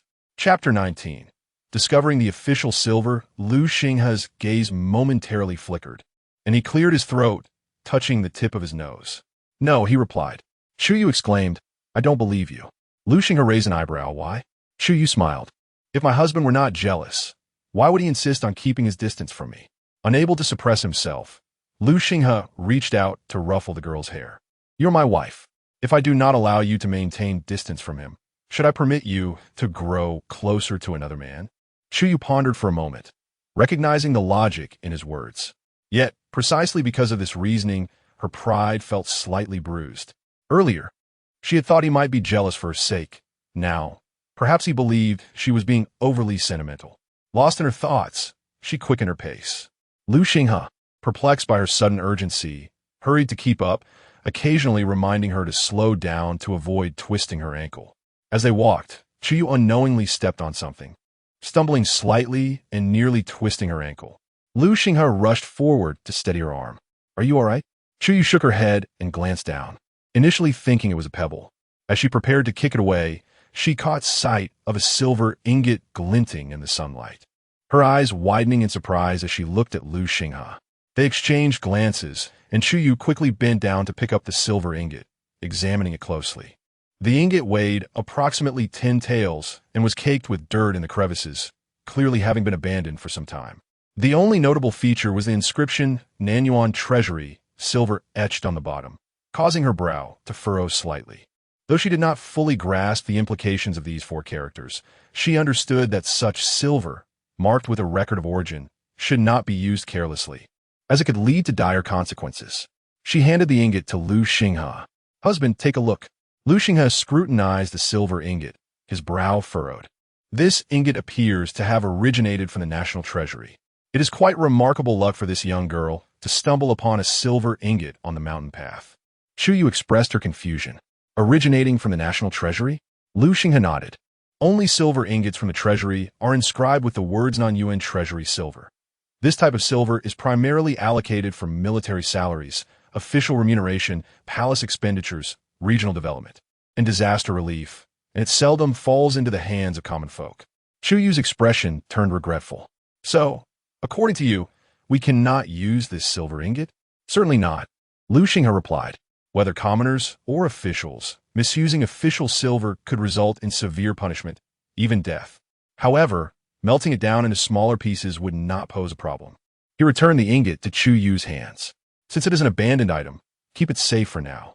When the weather turns colder and we go to the kiln, we can melt it down then. Let us not inform your mother. We wouldn't want to burden her with worry, and refrain from discussing it with others to avoid attracting attention." Chu Yue nodded, carefully concealing the 10-tael ingot in her sleeve. 10 taels is certainly not a trivial sum. While the act of returning lost treasures is indeed a virtue, it is likely that the silver ingots surrendered will never reach their rightful owner. Given the pressing financial needs of her family, it would be prudent to keep them for domestic use. After a brief pause, the two resumed their journey. As Chu Yue walked, she surveyed her surroundings, eager to gather any herbs she might find. About halfway through their trek, the foot that had previously stepped on the silver ingot began to ache slightly, making her gait somewhat labored. Lu Xinghe observed her uneven steps and promptly offered her the basket he was carrying. Confused, Chu Yue accepted the basket, only to see Lu Xinghe squatting before her. "Come on, I'll carry you," he insisted. Chu Yue quickly shook her head. "No, I can walk." Lu Xinghe turned to her and remarked, "Your foot isn't suited for long distances. Do you want me to carry you instead?" Caught off guard by his words, Chu Yue acquiesced and climbed onto his back. "Well then, this is preferable," she thought, as it spared her the embarrassment of facing him directly. Lu Xinghe smiled subtly, carrying Chu Yue through the mountains with ease, his pace even swifter than when they had been traveling together on foot. As Chu Yue nestled against his broad back, she felt the defined muscles beneath her, providing her with a profound sense of security. It is difficult for a woman not to develop an affection for a man who is both handsome and considerate. Though her family may be impoverished, living a harmonious and simple life together is quite fulfilling. In that moment, she realized that marrying into such a family, especially in a society that often diminishes a woman's status, was a great fortune. There was no need to fret over matters of the heart. Such concerns seemed trivial. With this thought, Chu Yue tightened her grip around Lu Xinghe's neck, resting her head on his broad shoulder, a faint smile gracing her lips. Noticing her gradual relaxation, Lu Xinghe slightly lifted the corners of his mouth and slowed his pace, moving steadily through the mountains. Ultimately, after a slight delay, they returned to Banpo village just before sunset. Concerned about being the center of attention among the villagers, Chu Yue whispered, "Husband, could you please set me down? It wouldn't be proper for others to see." Yet Lu Xinghe showed no intention of releasing her, declaring, "It is only natural for a husband to carry his wife. Why concern ourselves with the opinions of others?" Hearing his response, Chu Yue felt her cheeks warm with embarrassment. At that moment, a voice rang out from ahead. "Oh, what is this?" It was Wang Xuelan, who was just outside her home, bringing in wild vegetables to wash. Chu Yue called out as they approached Grandma. Lu Xinghe continued, "Today we went to visit relatives, and she twisted her ankle on the way back, so I carried her part of the distance." Upon hearing this, Wang Xuelan quickly set down the basin she was holding. "Is it serious? If it is, you must see a doctor tomorrow." Chu Yue quickly shook her head. "It's not serious. I just twisted it a bit and walked too far, so it's a little painful. A day or two of rest will suffice." At that moment, other family members, hearing the commotion outside, emerged from the house. There stood Lu Xinghe's grandfather, along with his elder uncle, second uncle, and fourth uncle. as well as his elder aunt, second aunt, and younger aunt, accompanied by a multitude of children, grandchildren, and daughters-in-law from 3 uncles and aunts. More than 20 pairs of eyes were fixed intently upon Chu Yue, who was perched upon Lu Xing's back. Chu Yue was not particularly fond of crowds. Feeling the weight of so many gazes upon her made her quite bashful. She leaned closer to Lu Xinghe and whispered softly, "My dear, perhaps you might consider setting me down. We are merely at the village entrance, and there lies a considerable distance yet to traverse. Must I endure the spectacle of being gawked at like a monkey all the way?" Chapter 20. The division of the old Lu family. Lu Xinghe's charming lips curved into a subtle smile as he spoke in a tone only audible to the two of them. "Do not worry. We shall return by the same route we took last time." He then turned his gaze towards a yard not far away, addressing his grandparents, uncles, and aunts, grandpa, grandma, Uncle Da, Uncle Air, and Uncle C. "Since his foot is uncomfortable, we will take our leave for now. Once she feels better, we will bring her to visit you." Lu Xinghe's grandfather, Lu Taisheng, promptly waved his hand. "Go on, rest well at home." Lu Xinghe nodded and, with Chu Yue on his back, departed. Once the two had left, the atmosphere in the yard where Lu Taisheng and Wang Xuelan resided became lively. Uncle Si, Lu Shouking, gazed at Lu Xinghe's receding figure with a sense of wonder. "I initially thought it would be difficult for Xinghe to find a wife given his temperament. Yet it seems that after the Chu girl entered the household, there has been quite a transformation." Uncle Da, Lu Laifu, expressed his disagreement. "What use is this transformation? Now there's an additional mouth to feed. Life may become even more challenging." Uncle Air, Lu Laikai, nodded in agreement. "What the elder brother says is reasonable." Aunt Jiang Xiuqin spoke softly. "How much can a girl eat? Perhaps someone will look after the household, allowing Xinghe to focus on his endeavors outside, making life a bit easier." Aunt Zhao Guiqin scoffed. "The Chu girl does not appear to be industrious. She can hardly walk a few steps without being carried. She is merely a decorative pillow of little assistance." Indeed, it was merely good fortune that on her first day, Xinghe brought home a wild boar. And now she thinks highly of herself. "Just wait. The hardships of the Yun family are yet to come," Aunt Tian Chunyin remarked with a hint of schadenfreude. Lu Taisheng observed his 3 sons and their wives with growing impatience, waving his hand dismissively. "Enough, enough. Each of you is now a parent and grandparent. Stop gossiping behind their backs. Since Xinghe's family has separated, it is no longer your concern to support an additional mouth. Just take care of yourselves." The eldest daughter-in-law, Tian Chunyin, rolled her eyes and quickly asked, "Father, what are your and Mother's thoughts on the division of the family? You both are at an age where we should not burden you with the responsibilities of such a large household. We are all grandparents now, and it is rather inappropriate for so many people to be crammed together." Lu Taisheng took a puff from his tobacco pipe and exchanged a glance with his wife, nodding in agreement. "It is time to divide." In recent years, with one great-grandchild after another arriving, the household had indeed become overcrowded. The sons and daughters-in-law, even the grandchildren, had begun clamoring for a division, having even scouted out their future residences, eagerly awaiting the moment when they could use their share of the inheritance to build their own homes.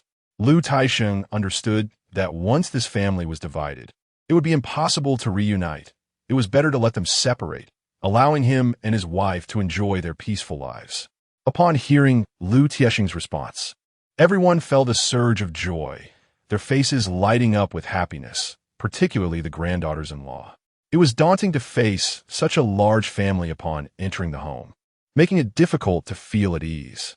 Lu Taisheng tapped his tobacco pipe and turned his gaze towards his youngest son. "Shouqing, please pay a visit to your 3rd sister-in-law's home and ask her to bring along several children tomorrow." Lu Shouqing nodded and departed for Lu Xinghe's residence.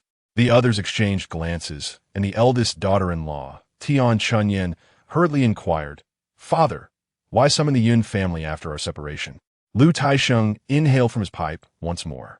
When the 3rd son's family separated previously, they received nothing apart from the house you helped construct. This time, during the division, they too should receive their share. Upon hearing this, the expressions of several daughters-in-law and sons turned displeased. "Father, you must act with integrity. The 3rd family has been independent for many years, contributing nothing to the family. The 3rd son has been gone for so long. Why should they still receive a share? Tian Chunyan asserted. The second daughter-in-law, Zhao Guiqin, quickly agreed. Indeed, father, you must not show favoritism. When the third son was alive, we supported him so that he could become a scholar, hoping he would achieve success and bring us glory. Who could have predicted that we would be left with nothing, along with this massive burden? We have already shown him great kindness. The group clamored in disagreement, unwilling to part with their hard-earned wealth and land. Noticing his sons were about to voice their opinions, Lu Taisheng raised his hand. Allow me to speak first. The crowd quieted down. A flicker of pain crossed Lu Tiesheng's face. First, the third son was indeed capable.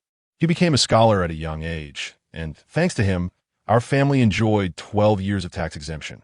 This is no small sum. We all benefited from his contributions. Moreover, when the third son was around, did he ever shirk his responsibilities during the busy farming season? As for Yun, she never complained when household matters fell to her, always eager to help because of the third son's studies. Now, she has raised their 3 children alone, making her a significant contributor to our family. Even in the absence of the third son, I still recognize her as a daughter-in-law.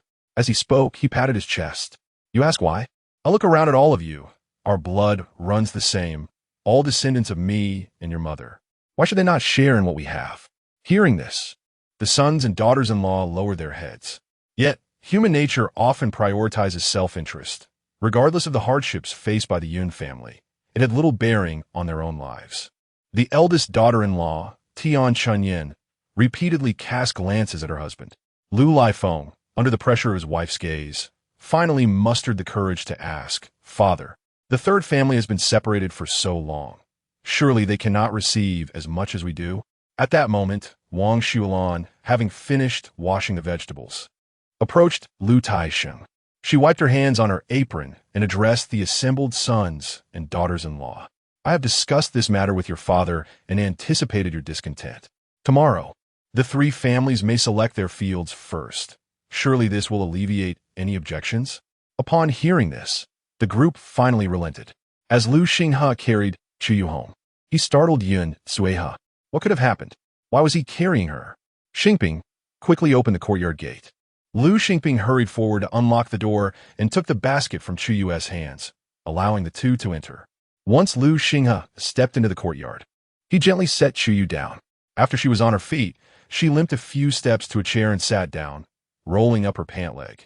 Upon seeing her slightly swollen ankle, she felt a sense of helplessness.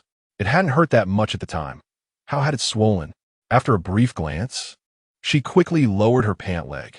Chapter 21. If one cannot walk, let the elder brother carry her. However, the swollen area was quite evident to Yin Suihe and Lu Xinghe. With a furrowed brow and a face full of concern, Yin Suihe gazed at Chu Yue. How did your foot become swollen? We must find a doctor to take a look. Chu Yue shook her head. Mother, it's nothing to worry about. I shall apply a cold cloth to it shortly, and it should reduce the swelling by tomorrow. Upon hearing this, Lu Xinghe hurriedly fetched a cloth, wet it, and twisted it until it was damp before handing it to Chu Yue. Apply for now. Then, realizing that it would be inconvenient for her to treat her foot outside, Lu Xinghe stepped forward, lifted Chu Yue into his arms, and carried her into the room. This sudden action caused Chu Yue to exclaim softly in surprise. Yin Suihe watched their retreating figures, covering her mouth as she laughed, her worries easing considerably. Lu Xingping's eyes followed Lu Xinghe until he disappeared into the room, his gaze lingering on the closed door. Noticing this, Yin Suihe shot him a glance. What are you so curious about, you young lad? Hurry and get to work. You need to dry the herbs and assist in the kitchen for Xingen. Your sister-in-law likely injured herself because her shoes do not fit well. I will continue making shoes for her. Lu Xingping chuckled, scratching the back of his head.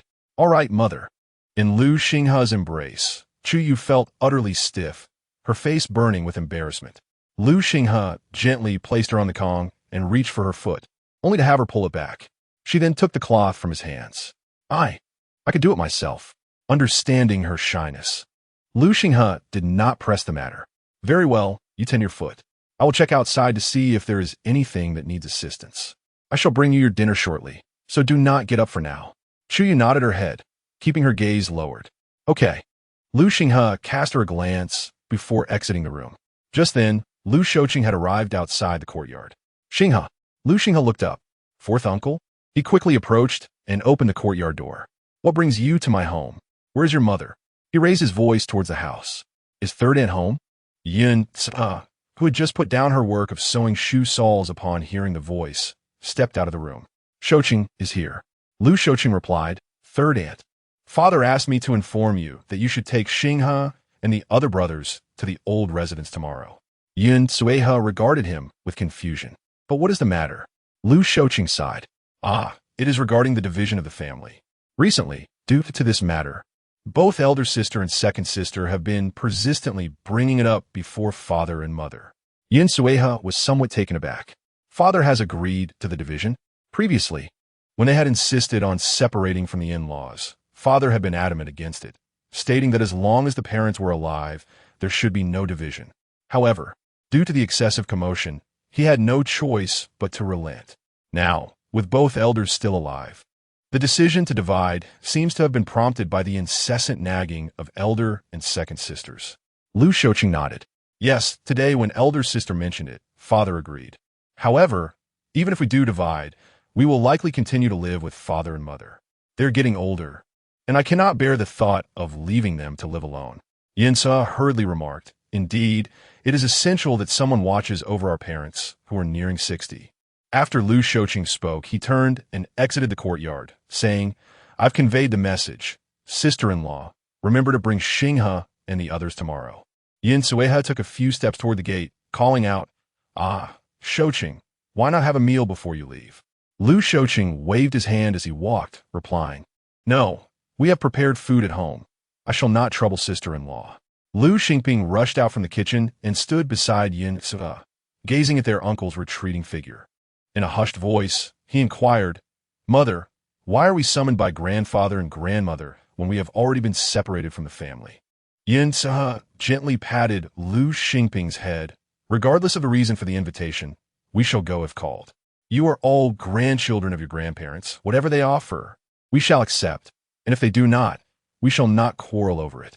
Ultimately, we will benefit, and you must honor your grandparents well in the future. With a sigh, she continued, Life is but a fleeting journey. Rather than fretting over trivial matters, it is better to live comfortably and find joy within. Having said this, she headed to the kitchen to prepare the meal. Lu Xingping, only half comprehending, responded with an "oh" before retreating to his room. Chu Yue removed her shoes and, with a cold cloth on her forehead, sat on the bed, reflecting on the conversations outside. Indeed, every household has its own burdens to bear. Shortly, Lu Xinghe entered, carrying a basin of cold water. He took the cloth that Chu Yue had been using, soaked it in the cold water, wrung it out, and placed it back on her ankle. Are you hungry? Mother is already cooking. I shall bring you the meal shortly. You only had a bowl of rice soup for lunch and walked such a long way. Whatever little sustenance you had is surely depleted. Chu Yue received the cloth and softly replied, It's nothing. I'm not that hungry. But you, having eaten so little at noon and carrying me all this way, must be both tired and hungry. Lu Xinghe knelt down and gently pinched the little girl's cheek. You still have the energy to worry about me. Is your foot better? Gazing at his handsome face, Chu Yue felt a flush rise to her cheeks, her heart racing as she nervously swallowed. And no, not yet. Lu Xinghe smiled before standing up. I will fetch you something to eat. After he left, Chu Yue covered her face, her heart pounding fiercely. Before long, Lu Xinghe returned with food, a bowl of thick rice porridge, a small dish of fresh greens, and a fried egg. Staring at the egg, Chu Yue was taken aback. I only need porridge and vegetables. You should give the egg to Mother. She needs nourishment. Lu Xinghe placed the porridge and greens on the table, then moved it closer to Chu Yue's bed. This egg was specially fried for you by Mother. Just eat it. She anticipated that you would decline and even made a bowl of egg drop soup so everyone can enjoy eggs tonight. Chu Yue's heart warmed at his words. Please thank Mother for me. After a night of rest, Chu Yue awoke the next morning to find the slight swelling around her ankle had subsided, leaving only a lingering soreness. Nevertheless, she was able to walk without difficulty, provided she refrained from making any abrupt movements. Following breakfast, the family prepared to visit the old residence. Yin Sueha cast a worried glance at Chu Yue's foot. Moon, do you think you can walk that far? Before Chu Yue could respond, Lu Xingping, carefree as ever, chimed in, "Well, brother is strong. If you can't walk, he can carry you. Why worry, mother?" Lu Xing'an rolled his eyes, thinking that Xingping was utterly clueless. He initially expected their mother to reprimand Xingping, but to his surprise, she merely nodded in agreement and proceeded to head towards the courtyard gate. Lu Xing'an. Chapter 22. Division of the family after a quarter of an hour. The family arrived at the ancestral home, greeted at the door by Lu Shouqing's daughter-in-law, Jiang Shouqing. The third sister-in-law's family had also come. Yin Suha entered with a smile. "How has the fourth sister-in-law been lately?" Jiang Shouqing chuckled. "What can be considered good or bad? Life simply goes on." At this moment, everyone from the first, second, and fourth households, including children and grandchildren, stood neatly in the courtyard. Upon seeing the tardy Yin Suha, Zhao Shouqing rolled her eyes and began to speak coldly. "The third sister-in-law truly is a person of great importance. She has kept her parents waiting for quite a while. We thought you might not come." Understanding her character and knowing that today's division of the family would undoubtedly displease her, Yun Suiha chose not to engage. "Sister-in-law, you speak too harshly. My health isn't great, and I cannot walk too swiftly. I truly apologize for keeping our parents waiting." After saying this, she cast an apologetic glance at Lu Taisheng and Wang Xuelan. Chu Yue bit her lip. In truth, they were not this slow. They had deliberately slowed their pace, considering her foot injury, which inadvertently led to their mother being scolded by the second aunt. She intended to speak up, but was restrained by Lu Xinghe, who gently grasped her arm and whispered in her ear, "Grandfather will handle this." No sooner had he spoken than Lu Taisheng waved his hand. "It's all right. Your health is a priority. Take your time." He then turned to Zhao Guiqin. "If you wish for today's division to proceed smoothly, perhaps you should refrain from speaking too much." Zhao Guiqin felt a pang of frustration at her father-in-law's words, silently cursing his favoritism. Yet, despite her discontent, she stifled her grievances for the sake of a smooth division. Meanwhile, Lu Laikai, having received several glares from her, wore an expression of innocence, pondering why he was being glared at for something unrelated to him. Wang Xuelan looked to Lu Xinghe. "Xinghe, please fetch a chair for your mother from inside." "Of course." Lu Xinghe nodded and went indoors, soon returning with 2 chairs, one for Yun Suha and the other for Chu Yue.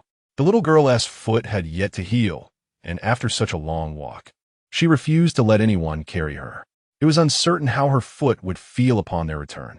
Due to this gesture, only Chu Yue among the younger generation sat down, while the others, even those holding children, stood obediently. The young wives glanced at their husbands, then at Lu Xinghe not far away, and suddenly found their own men lacking in comparison. Just look at Lu Xinghe, handsome, literate, and considerate of his wife. How could there be such a stark difference among the grandchildren of the Lu family? Some fiery young wives even thrust their children into their husbands' arms, seeking a moment of relief.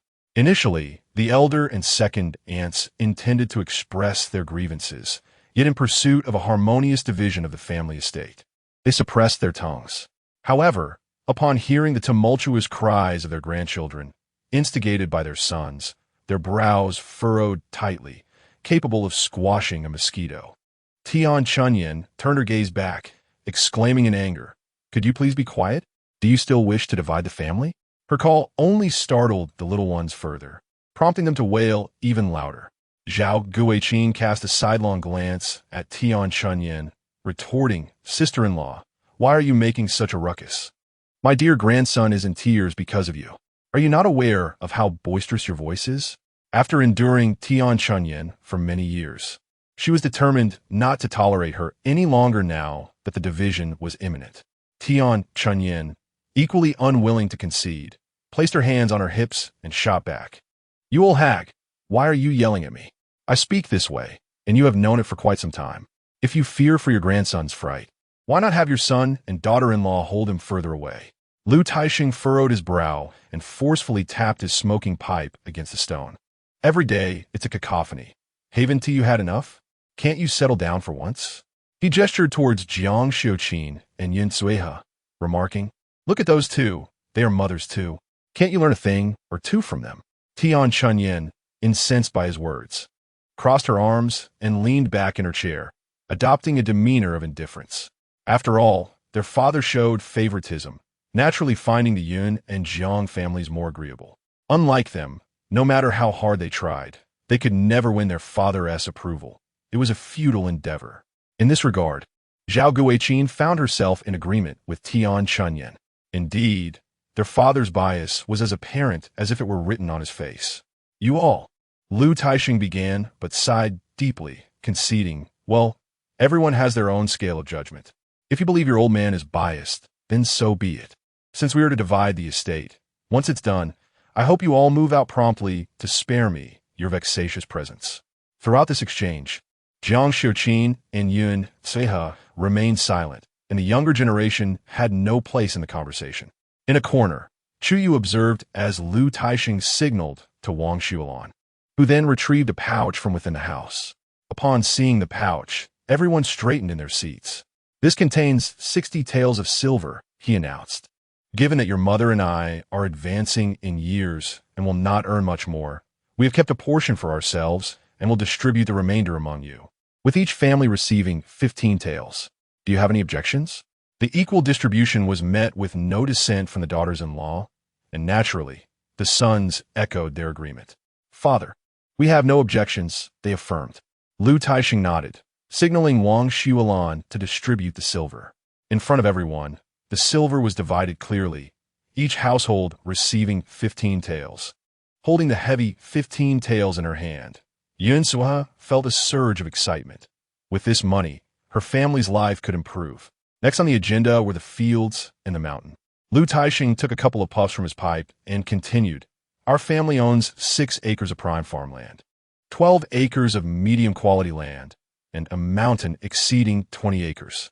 In recent years, our family has been diligent, cultivating our medium-quality fields to a standard comparable to that of superior ones. My wife and I have decided to reserve 2 acres of the nearby superior land for ourselves, allowing us to sustain our modest living. As for the 4 acres of distant superior land, we shall allocate it to one family, while the 12 acres of medium-quality rice paddies will be evenly divided between 2 families, and the over 20 acres of mountainous land will be assigned to one household. At that moment, the voice of my eldest son's wife, Tian Chunyan, chimed in. Father, there are quite a few trees growing on that mountain, which we originally planted together as a family. What do you intend to do with them? Lu Taixing took a puff from his dry tobacco, a momentary emptiness appearing in his gaze. A few days ago, I counted around 150 trees there. If nurtured for another 2 or 3 years, they will mature and can be sold. Whichever family acquires that forest will claim ownership of the trees. Chapter 23. Poison, when used wisely, can be a good medicine. Zhao Guiqin, the wife of the second son, was taken aback. How can this be? Lu Taixing cast her a sidelong glance. Why not? What is the price of an acre of rice field? And what an acre of forest? You can do the math yourselves. The forest does not yield food. It must be supplemented from other avenues, does it not? Wang Xuelan added, your father speaks the truth. That forest will take at least 2 or 3 years to mature. It cannot be sold immediately, and it is not even valuable timber. If you covet it, you are welcome to take it for yourselves. Upon hearing this, the others fell silent. They had not considered taking that forest. It could not produce food, and growing trees required years of patience before any yield could be expected. What purpose would it serve? If the harvest proved fruitful, their own rice fields would soon surpass the income from selling timber. Tian Chunyan eagerly inquired, Father, Mother, you mentioned yesterday that we 3 families could choose first. Is that still the case? Since we made that promise, it stands, Lu Taixing replied, turning to Yun Cehe. Your family has been separated for so long and has not been with your parents these years. Today, as we divide the fields, do you have any objections to allowing these 3 families to choose first? Yun Cehe smiled and shook her head. I have no objections to whatever father decides. Receiving 15 taels of silver today is already a delightful surprise. I have no further complaints. Even if in the end, she received over 20 acres of mountain land, she would accept it with grace. Lu Taixing felt comforted by Yun Cehe's understanding and promptly turned to Wang Xuelan. When we divide the chickens later, ensure that the 3rd daughter-in-law's family receives an extra one.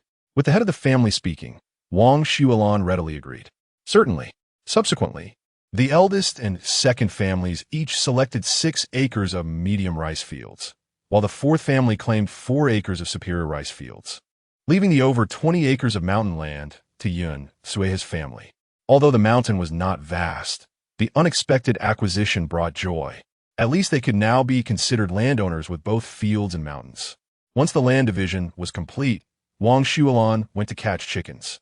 Before leaving, Yin Sue's family took 2 hens and 1 rooster, which had been the subject of much discussion among the 2 elder sisters-in-law. However, Chu Yue was overjoyed. While eating eggs last night, she had been contemplating raising a few chickens at home for their eggs, and now that thought had materialized so swiftly. Upon returning home, Lu Xinghe quickly fenced off a corner of the yard for the chickens, preventing them from soiling the area with droppings. After constructing a sturdy chicken coop using mud and stones collected by him and his brothers, the afternoon had flown by. By evening, as the walls of the coop dried, Lu Xinghe laid a thick layer of rice husks inside to keep moisture at bay. Chu Yue, having injured her foot, rested at home all day, with her family forbidding her from doing any work. Bored, she sought out Yin Suehe to learn needlework. However, embroidery requires both talent and patience. After sitting for a day, Chu Yue found it difficult to muster the will to sit another. On the 3rd day of her recovery, Su Qing felt her foot had nearly healed. After breakfast, she took her basket and ventured into the mountains with the 3 brothers. Lu Xinghe, sister-in-law, be careful not to twist your ankle again, Lu Xingping reminded as they walked. Lu Xingyan raised an eyebrow. Can't you wish for a bit more good fortune for sister-in-law? Realizing his words were misplaced, Lu Xingping stuck out his tongue. I'm just concerned for sister-in-law's foot, he defended. Observing the 2 children, Chu Yue smiled gently. It's all right. I appreciate your concern, Xingping. I will be cautious. After walking a little further, they arrived at a slightly sparse grove. Suddenly, Lu Xingping pointed to a cluster of green plants nearby and asked, Sister-in-law, is that wild vegetables? Following his gaze, Chu Yue approached the green-leaved plants, crouched down to examine them, and shook her head. That is Pinellia ternata, a medicinal herb. But the entire plant is toxic with the greatest toxicity in the rhizome. It cannot be consumed as wild vegetables. Lu Xingping was taken aback. How can something toxic be medicinal? That is why they say every medicine has its poison, Chu Yue explained. Medicine and poison have always been intertwined.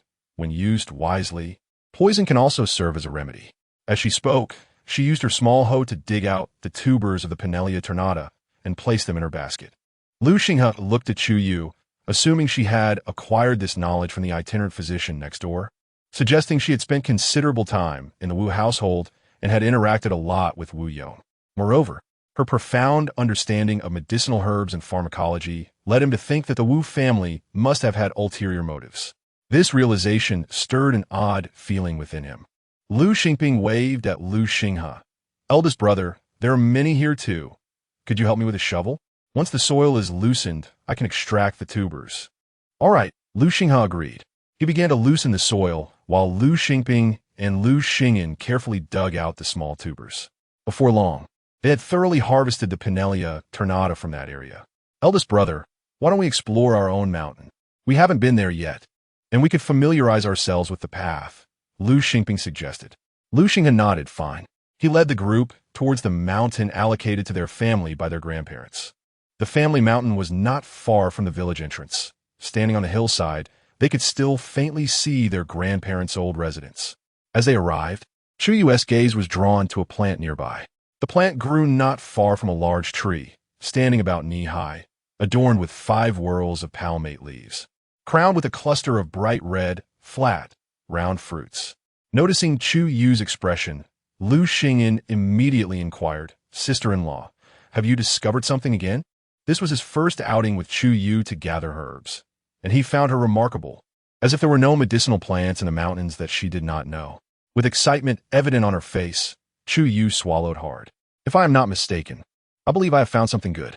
With that, she moved towards the plant, followed closely by the 3 brothers, who watched as she meticulously dug with her small hoe. Sister-in-law, what treasure is this? Lu Xingping inquired with a face full of curiosity. Lu Xinghe crouched down and reached for the small hoe in Chu Yue's hand. Let me assist you, he offered. Chu did not object, only cautioning, be careful, Do not harm its roots. Once ginseng is injured at the roots, it cannot fetch a good price. Upon hearing that it was ginseng, Lu Xinghe became even more meticulous in his digging. This is ginseng, Lu Xingping exclaimed, his mouth slightly agape in astonishment. Lu Xing'an shared the same sentiment of surprise. Xingping had always remarked on his sister-in-law's good fortune, yet he had not grasped the extent of it until now. To stumble upon ginseng so casually is not a stroke of luck that everyone enjoys. Hush, he whispered to Lu Xingping, raising a finger to his lips. Lower your voice. Do not let this slip out, lest someone else gets wind of it. Chapter 24. Fourth aunt seeks assistance. Lu Xingping cast a glance at him, saying, I am not foolish.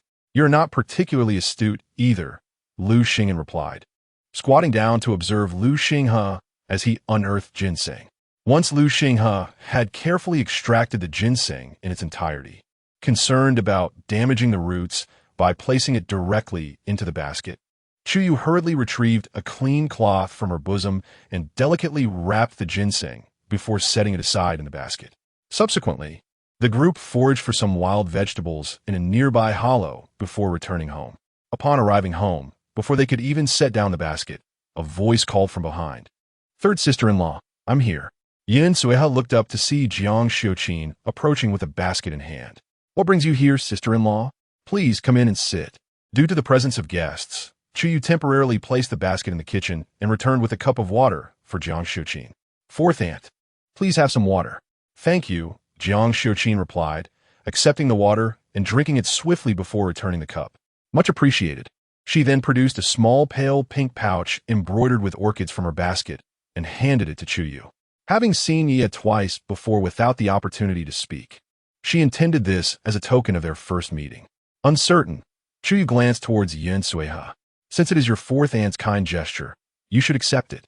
With Yin Sueha's encouragement, Chu Yue accepted the pouch, expressing her gratitude. Thank you, fourth aunt.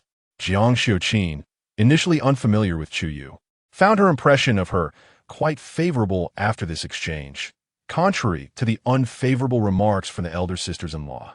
No need to be polite. As long as you don't mind, Yin Sueha quickly interjected with a smile. Look at what you're saying, fourth sister-in-law. Your embroidery is exquisite, and the pouch is delightful. Any girl would cherish it, let alone disdain it.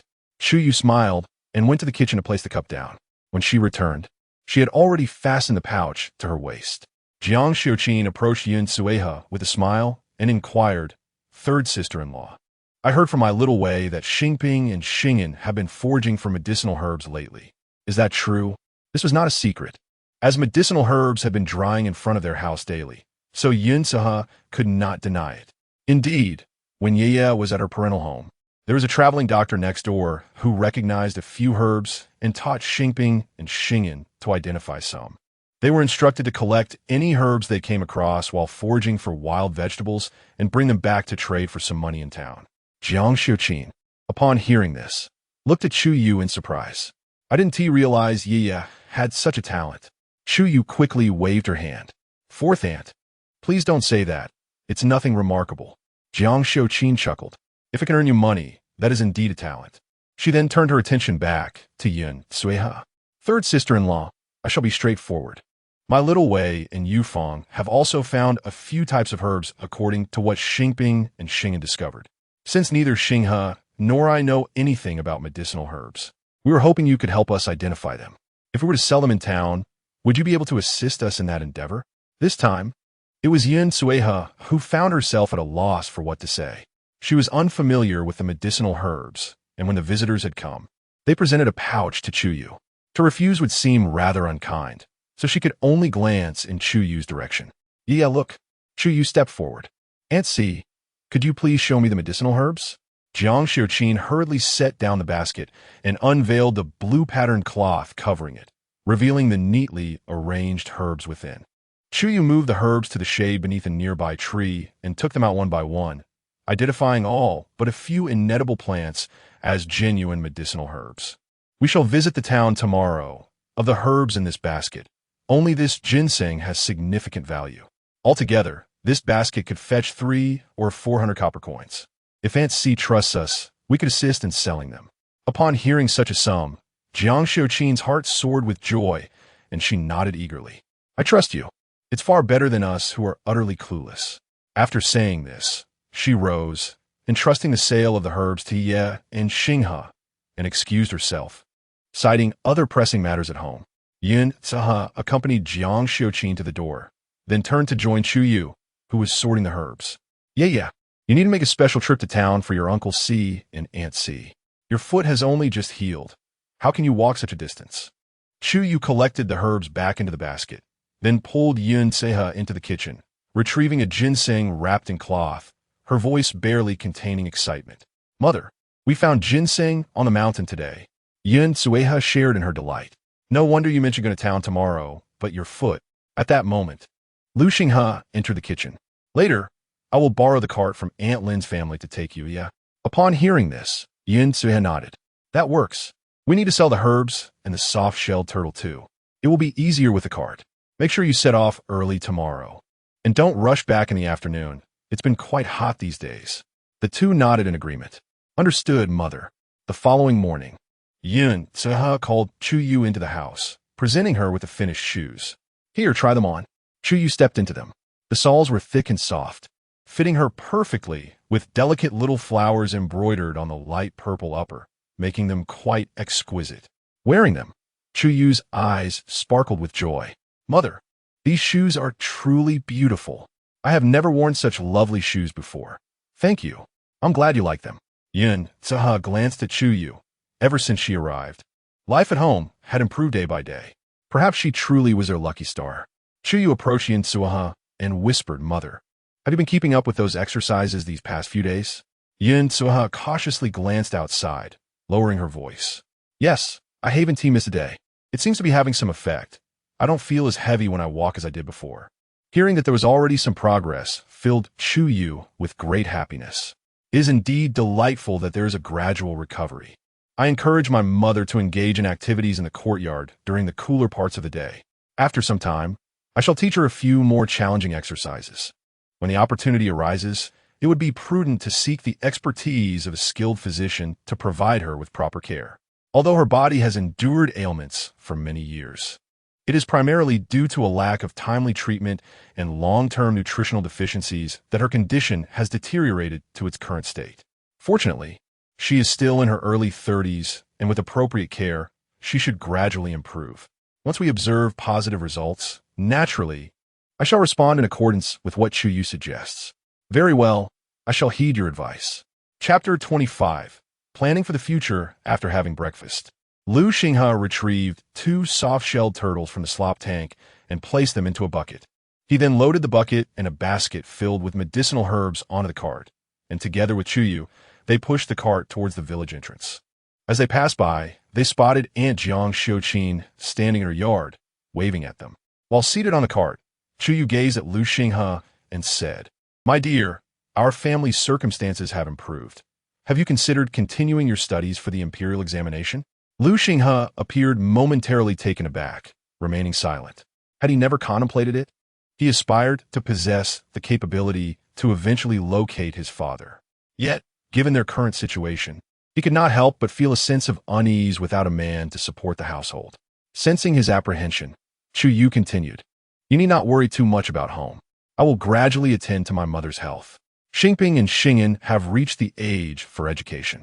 If necessary, we could rent a place in town, allowing our family to divide our time between the town and the village, thus avoiding separation. You could still manage the household while pursuing your studies. Upon hearing this, Lu Xinghe found her suggestion quite appealing. They often say that one must rely on their surroundings for sustenance. If they would do so, wouldn't their family be at risk of losing their source of livelihood? However, Chu Yue held a different perspective. What do you think of this year's harvest? She inquired. Not good, he replied. Only Banpo village has an abundance of trees, and the ponds still hold some water. The rest of the land is parched. Chu Yue continued, with a poor harvest and little yield from the fields. Taxes still need to be paid. Those who depend on farming will find themselves financially strained. As the weather turns cold, struggling families will likely sell their land. In times of famine, the prices for land will naturally plummet. Once we acquire these plots, we can rent them out next year and generate a considerable income from the rents. Without uttering the next words, Chu Yue knew that Lu Xinghe had already deduced her thoughts. He looked at her in astonishment. Your cleverness is indeed remarkable. Chu Yue, basking in a hint of pride, responded, Indeed, it is not limited to this. Just yesterday, Aunt Four visited us to ask for assistance in selling medicinal herbs. I thought, why must we always dig for herbs ourselves? We could also collect herbs from the village. Lu Xinghe raised an eyebrow. Collect herbs? Yes. Chu Yue tightened her grip on the basket on the cart. Consider this. Rare herbs like ginseng are purely a matter of luck to find, while the majority are common herbs that pharmacies do not pay well for. If we gather these, sell them to the pharmacies, we could easily profit from the price difference. Villagers who lack knowledge of herbs may struggle to sell them at decent prices. With this thought, Lu Xinghe smiled. Indeed, we could return to the village every fortnight to collect herbs and then sell them in town. He then turned to look at Chu Yue.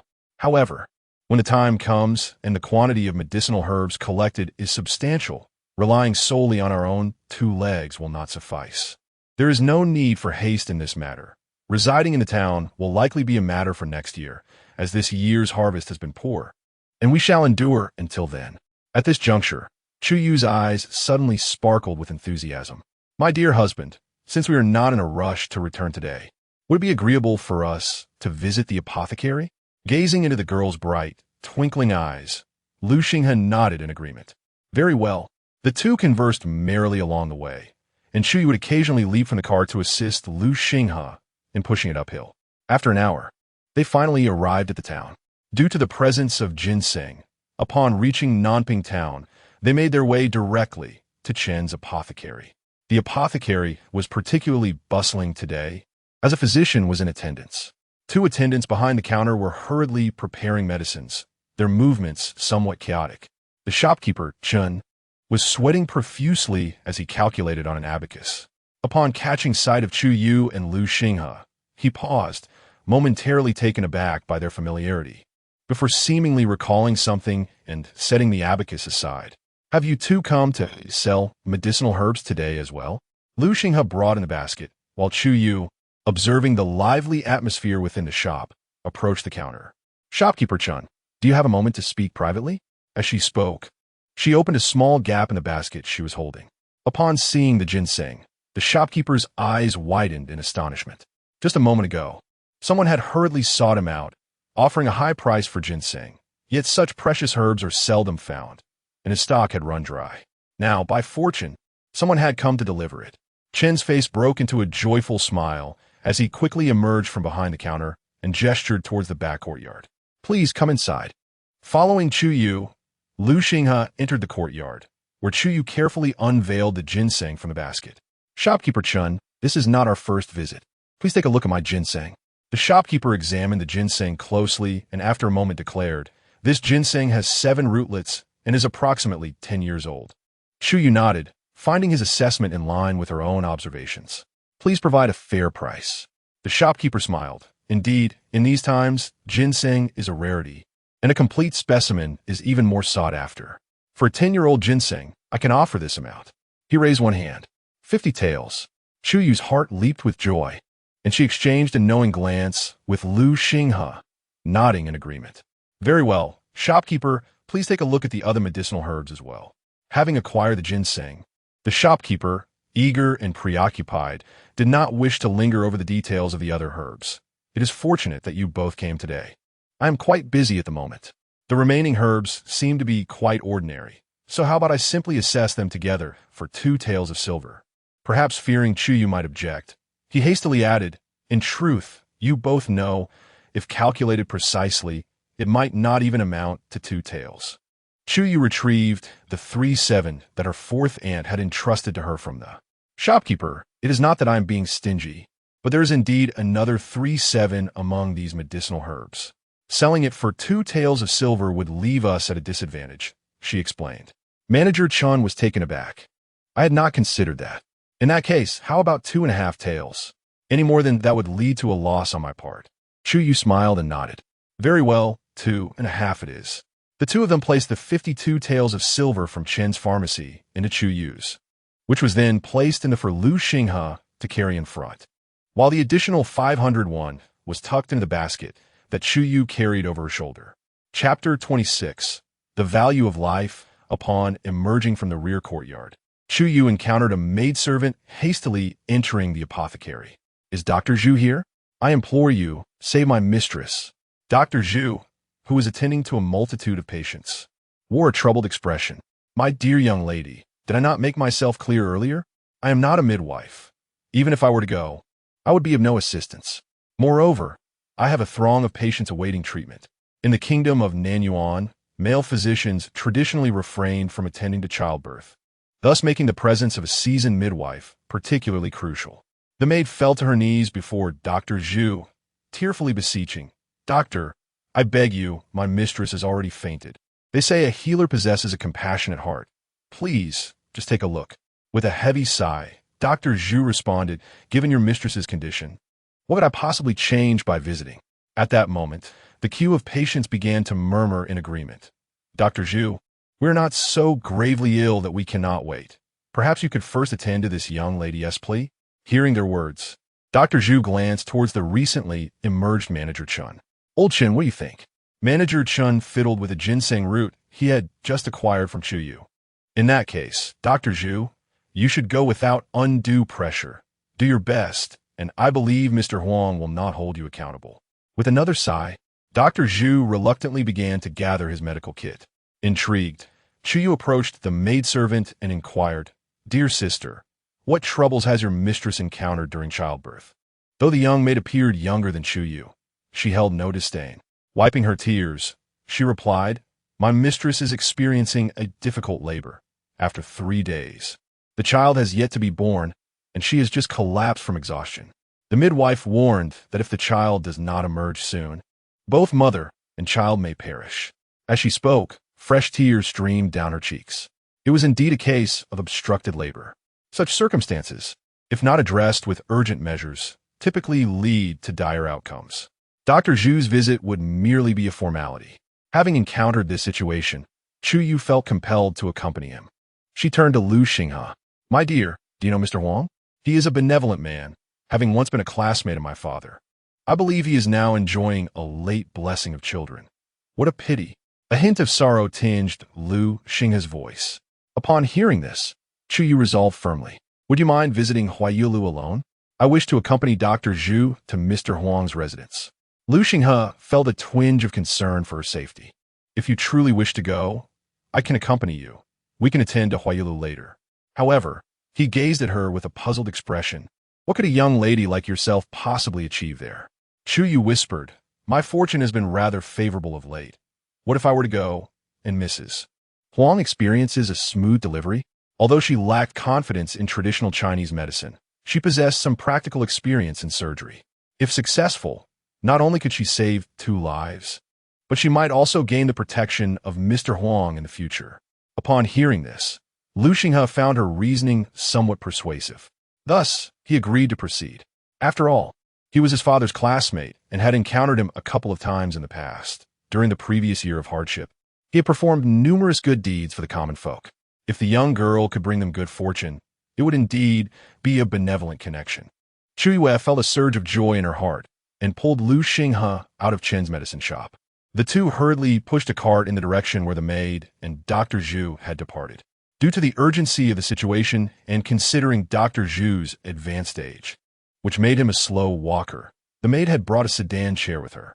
The bearers of the sedan moved with steady and swift steps, reaching Chiyun Alley, where Mr. Huang's residence was located, in less than 15 minutes. This alley housed 4 or 5 prominent families, all notable figures in Namping Town. The sedan carrying Dr. Zhu came to a halt in front of the first house on the left. The maid, perhaps anxious, quickly lifted the curtain of the sedan and assisted Dr. Zhu out. Just then, it seemed that the people inside the Huang residence heard the commotion and hurriedly opened the gate. "Dr. Zhu, you have finally arrived." Dr. Zhu, still reeling from the jolting ride, was momentarily disoriented when the maid hastily pulled him out. As he was about to follow several attendants into the Huang residence, he heard someone calling from the alley's entrance. "Dr. Zhu, wait a moment." Everyone turned to see a young man and a girl pushing a cart running towards them. Dr. Zhu looked puzzled and inquired, "Who are you?" Chu Yue quickly responded, Dr. Zhu, do you not remember us? We were the ones who delivered medicinal materials to Master Chen earlier. Master Chen was concerned that your tasks might be inconvenient, and since I have some knowledge, he specifically asked me to assist you. Upon hearing this, Dr. Zhu waved his hand, saying, Why are you still standing there? Lives are at stake. Come along with me. Certainly, Chu Yue exclaimed, hurrying up the steps.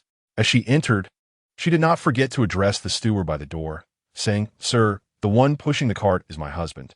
It is quite sunny. May I request that he be allowed inside to wait for me? The steward quickly nodded, Of course, young lady. Please, go ahead with Dr. Zhu. Although her attire was tattered, it was clean and presentable, and the residents of the Huang household did not look down upon her for her clothing. Observing Chu Yue's flustered demeanor, Lu Xinghe couldn't help but chuckle and shake his head. Even at such a critical moment, she still thought of him. Yet, it was precisely this sincerity in Chu Yue that warmed Lu Xinghe's heart a little. After watching her figure disappear from view, he finally set the cart down in a corner and followed the steward into the Huang residence. Chu Yue accompanied Dr. Zhu and the maid, Xiao Lian, to the backyard. Entering a courtyard named Yimei Garden, one could not deny the meticulousness of the affluent families in ancient times. Chu Yue felt that the flowers and plants in Yimei Garden were far more exquisite than what ordinary folk possessed. A middle-aged man, drenched in sweat and visibly anxious, rose from a stone bench to greet the doctor upon his arrival. Dr. Zhu, you have finally arrived. I implore you, please save my wife and children. Dr. Zhu hastily performed a bow. Mr. Huang, let me first examine the condition of your wife. This way, please. Mr. Huang gestured towards the room, urging Xiao Lian, quickly lead Dr. Zhu inside.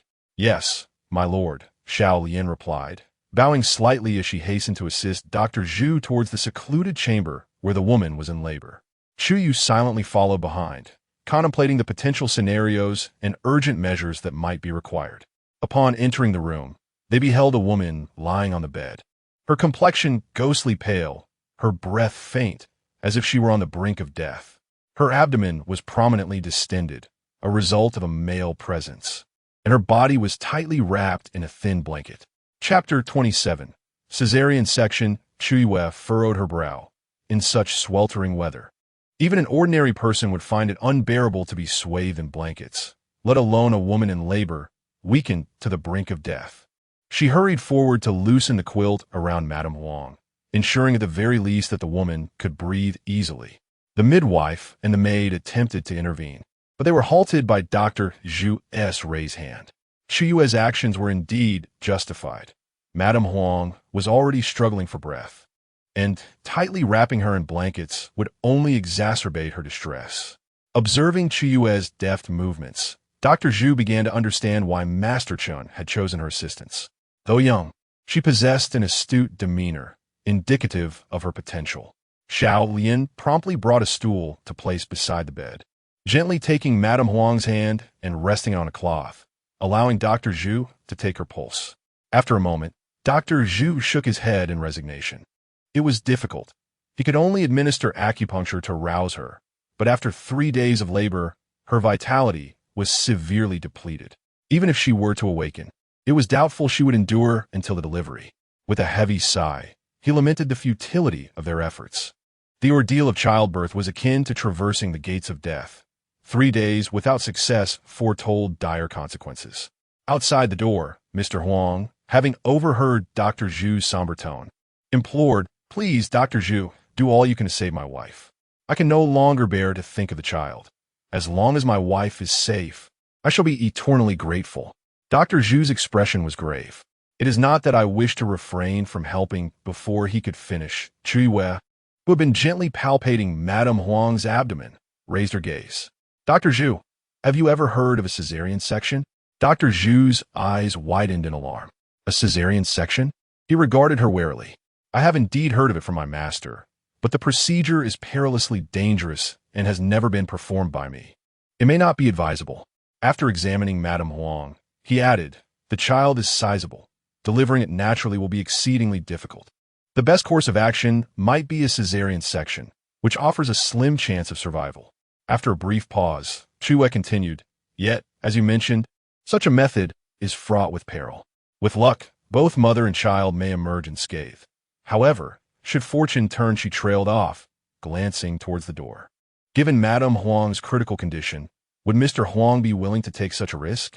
The midwife had previously indicated the child was too large for a safe delivery. Now, this young woman had instantly discerned the crux of the matter, revealing her capabilities. It was remarkable that the seemingly inconspicuous girl following Dr. Zhu possessed such skill. After a moment's contemplation, Mr. Huang resolutely declared, "Very well, I entrust everything to you and Dr. Zhu. Should you require any items, please do not hesitate to ask." Chu Yue recited the necessary instruments she had mentally prepared for the journey. A small, sharp dagger, a clean pair of scissors, wine and thread, boiled in cooled water, and clean cotton cloth. If there were any hemostatic powder, it would be even better, as it would serve to staunch bleeding and reduce inflammation at the incision site. Outside, Mr. Huang nodded eagerly. "We have everything you need. Steward, hasten to prepare what the young lady desires, and, while you are at it, fetch the treasured bottle of golden wound medicine from a storeroom." Inside the room, Dr. Zhu cast a fearful glance at Chu Yue, exclaiming, "Child, performing a cesarean is no trifling matter. 2 lives hang in the balance." Chu Yue replied softly, "I am afraid too, but do we possess a better alternative? Since we have a chance, we should seize it. What if we succeed?" Dr. Zhu scrutinized her face, perplexed by her audacity. He then inquired, "The items you asked Mr.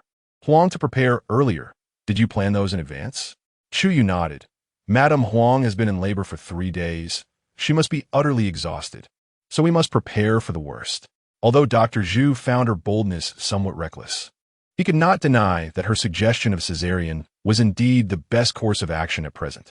Even if they could not save the mother, they might at least rescue the child within her womb. However, Dr. Zhu evidently overestimated his own resolve as he grasped the dagger and approached Madame Huang.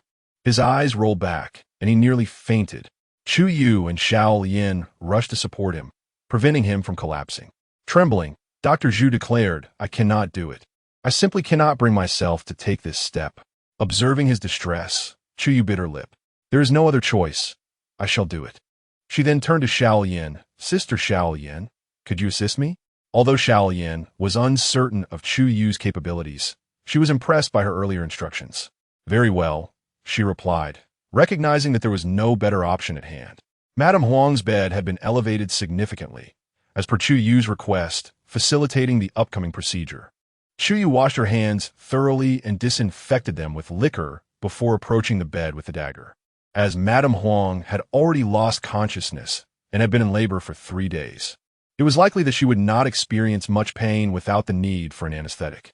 With a decisive stroke, Chu Yue made incisions and layers across Madame Huang's abdomen, her technique appearing remarkably adept. She quickly instructed Xiao Lian to assist in wiping away the blood with clean cotton cloths. During the procedure, Madame Huang seemed to sense the pain, her eyes fluttering open momentarily, but she slipped back into unconsciousness upon hearing Xiao Lian's soothing words. After a quarter of an hour, the child was successfully delivered, albeit with a bluish hue and without a cry. This was due to the prolonged confinement within the womb. The midwife skillfully positioned the infant slightly downward and gently patted its back. As the amniotic fluid flowed out, the child began to wail. The midwife sighed in relief. "Thank heavens, the child is saved." After the delivery, Chu Yue did not pause. She extracted the placenta from Madame Huang's abdomen, absorbed the blood with clean cloths, and disinfected everything with liquor before receiving the needle and thread from Xiao Lian. She then proceeded to meticulously stitch the wound layer by layer. To prevent difficult removal later, she refrained from stitching too tightly, securing only 1 or 2 stitches per layer, allowing the thread ends to remain exposed for easier extraction. As she sutured each layer, she meticulously applied ointment to the incision of that particular layer. The entire process was handled with utmost care and precision, fearful of even the slightest mistake. Once Dr. Zhu regained his composure, he refrained from standing too close due to Mrs. Huang's gender. Yet he couldn't help but feel perplexed by Chu Yue's calm demeanor. Observing the girl's expression, it seemed as though she had performed this procedure before. However, considering her age, he quickly dismissed the thought. It was inconceivable. He had only heard his master speak of cesarean sections, and in an ordinary household, no one would dare to let her take such a risk. Nevertheless, this girl possessed some talent. Perhaps she was indeed destined for this line of work. After another quarter of an hour, Mrs. Huang's abdominal incision was finally sutured. Chu Yue disinfected the wound with white liquor, applied the ointment, and then bandaged it with gauze. As she finished dressing the wound and rose to her feet, she exhaled deeply. Mother and child were safe.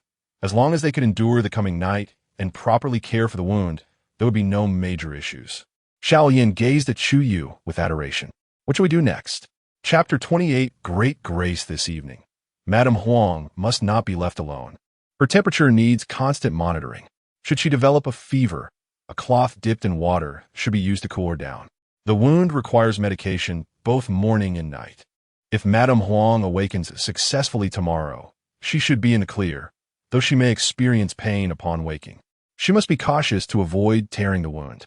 If all goes well, she could be assisted out of bed to take a few steps after 3 days, which would aid her recovery. I shall return in 7 days to remove her stitches. After imparting this series of instructions to Xiao Yin, Chu Yue turned her gaze towards Dr. Zhu. Dr. Zhu, I will trouble you to prepare an antidote soup for Madame Huang to prevent infection of the wound. It should be taken in small amounts before releasing gas, and in the usual dosage thereafter.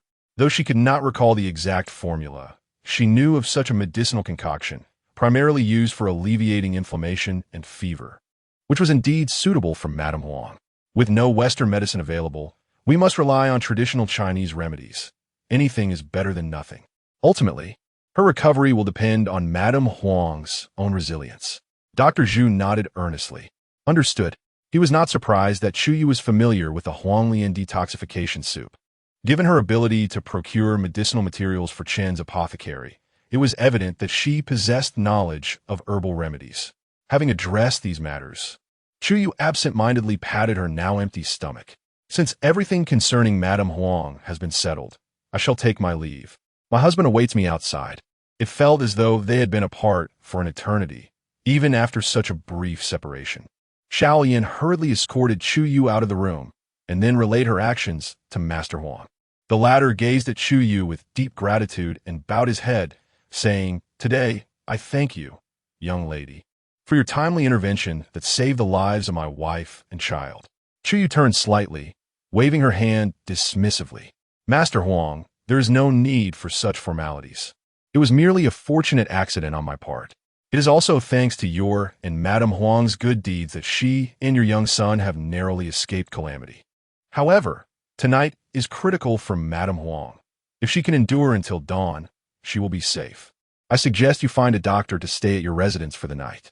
Although Master Huang was of considerable means, he had no concubines, only Madame Huang as his wife.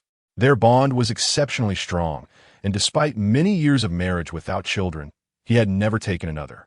He was indeed a man of deep affection and loyalty. At that moment, Dr. Zhu emerged from the room, having prepared the prescription. Master Huang gestured, and the steward approached with a tray in hand. Upon unveiling the red cloth, for gleaming silver ingots were revealed. Addressing the two, he proclaimed, "You both are great benefactors of the Huang family. I have no means to repay your kindness, but I hope you will accept these 200 taels of silver. Should you encounter any difficulties in Nanping Town, do not hesitate to seek me out. Though I am not a high official or nobleman, I still hold some influence in this community." Dr. Zhu waved his hand and said, "I must confess my embarrassment. The successful delivery of the young master today is entirely due to this young lady's efforts. I truly did not contribute much. As for the payment, I find it rather difficult to accept. Mr. Huang may simply send someone to settle the consultation fee at Chen's pharmacy." Mr. Huang clasped his fists. "In that case, I would trouble Dr. Zhu to make this trip." Mr. Huang was being overly polite and took his leave. After Dr. Zhu finished speaking, he nodded slightly to Chu Yue and departed with his medicine box. Mr. Huang personally took the tray from the steward and offered it to Chu Yue, saying, "I kindly ask you to accept this." Chu Yue did not decline. After all, one cannot afford to be at odds with monetary matters, especially since this was rightfully hers. She was merely surprised by Mr. Huang's generous offer. She accepted the tray and gracefully bowed, saying, "Thank you, Mr. Huang." Mr. Huang waved his hand. "There is no need for such formality, young lady. These are merely material possessions, far less significant than the lives of my wife and child. From now on, you shall be regarded as a benefactor of the Huang family. May I inquire your esteemed surname and residence?" Noticing her hesitation, he quickly added, "Do not worry. My main concern is that my wife has yet to awaken. Knowing your location would allow us to reach you promptly should any situation arise. Additionally, I merely wish to know the name of my benefactor with no ill intent." Chu Yue understood and promptly replied, "My surname is Chu, and my husband's surname is Liu. We reside in Bampo village, which is quite far from the town. Should anything happen to your esteemed wife, it would be more convenient for you to seek Dr. Zhu.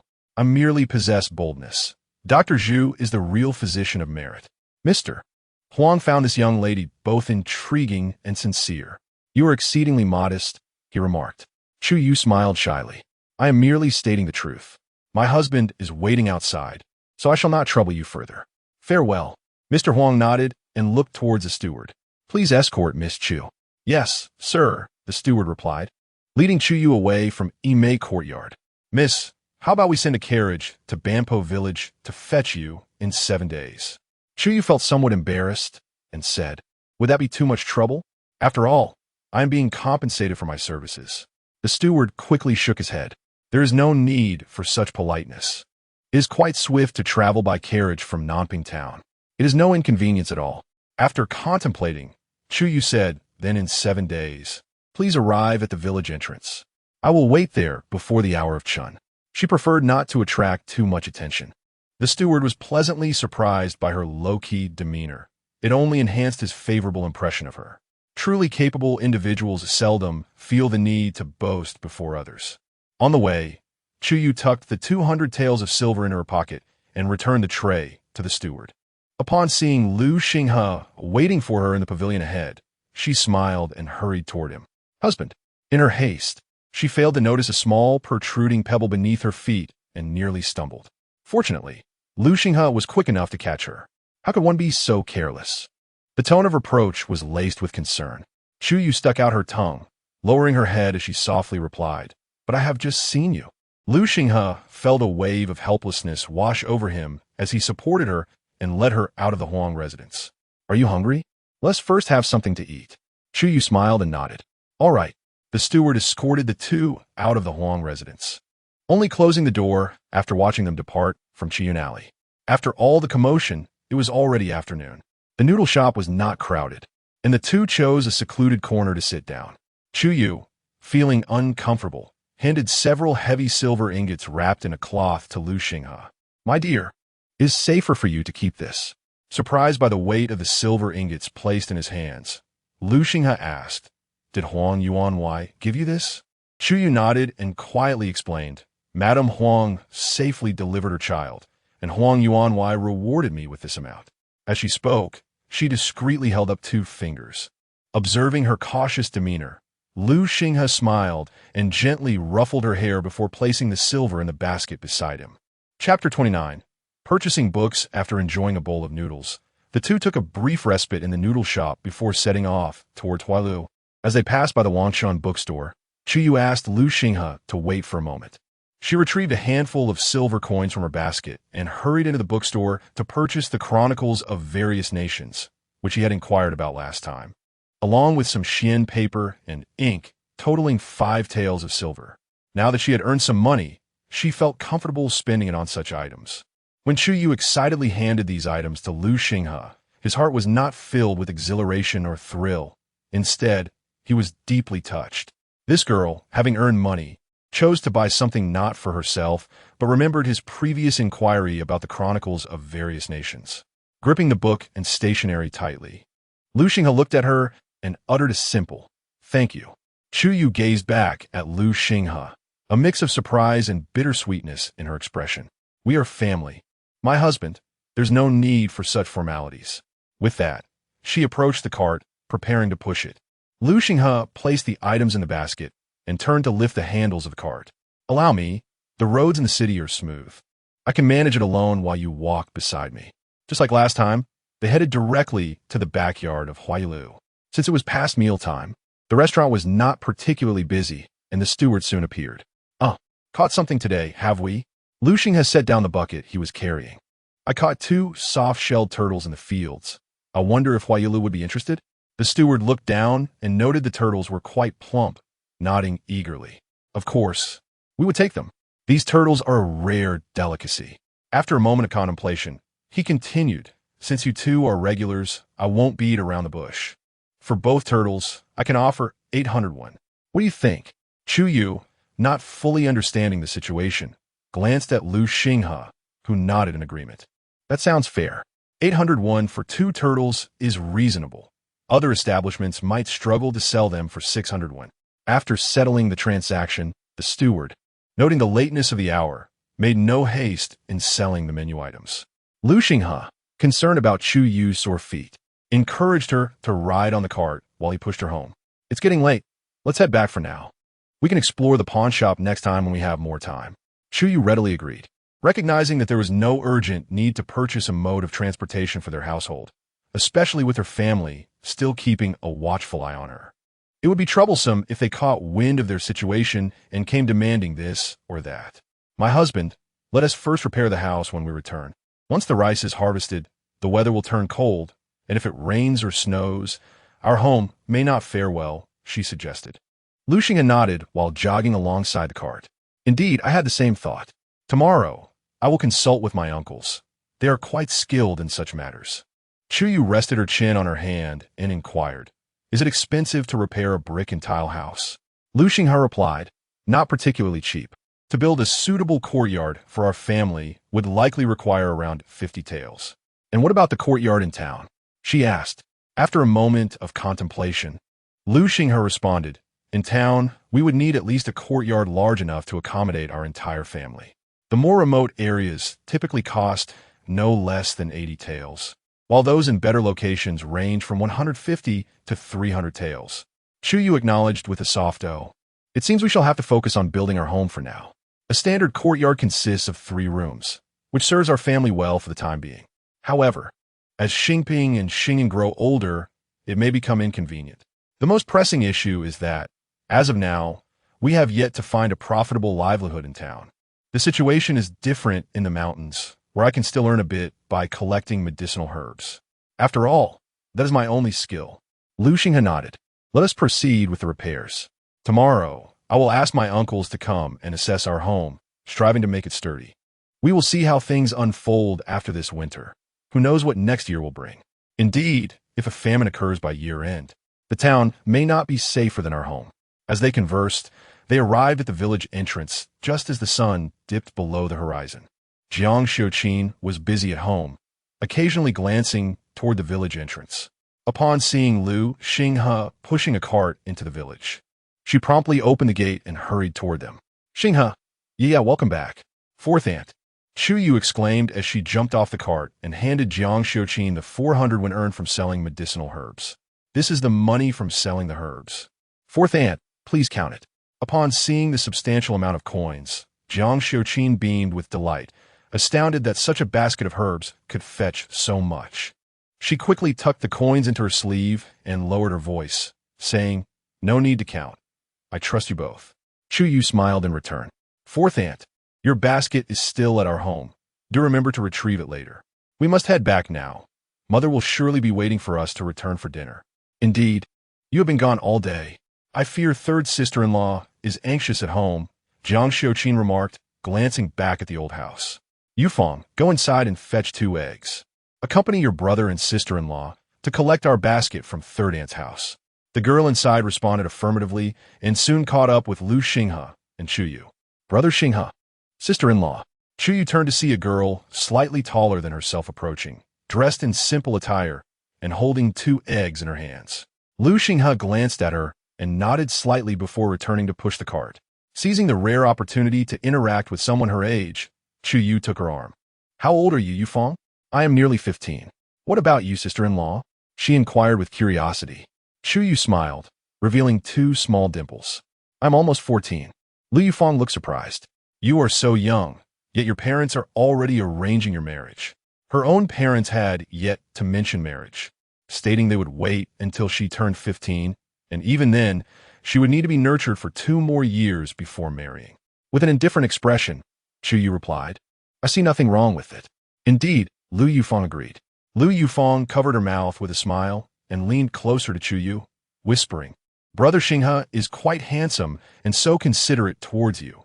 Even auntie and the sisters-in-law from the second uncle's family are envious. Chu Yue shot her an annoyed glance. You're just spouting nonsense.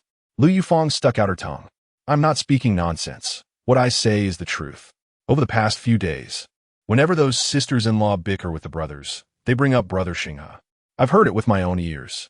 She suddenly sighed. In 2 or 3 months, my parents will start discussing marriage for me. I don't even know which family it will be. If that person possesses even half of Brother Xinghe's qualities, I will be content. Chu Yue smiled gently. It will be so. Chapter 30. As long as you are happy, a glimmer of anticipation graced Lu Yufeng's face. Then I shall take my sister-in-law's words to heart. Chu Yue gently shook her arm. Oh dear, you are older than I. Please refrain from calling me sister-in-law. It sounds rather awkward. How about we simply call each other by our names?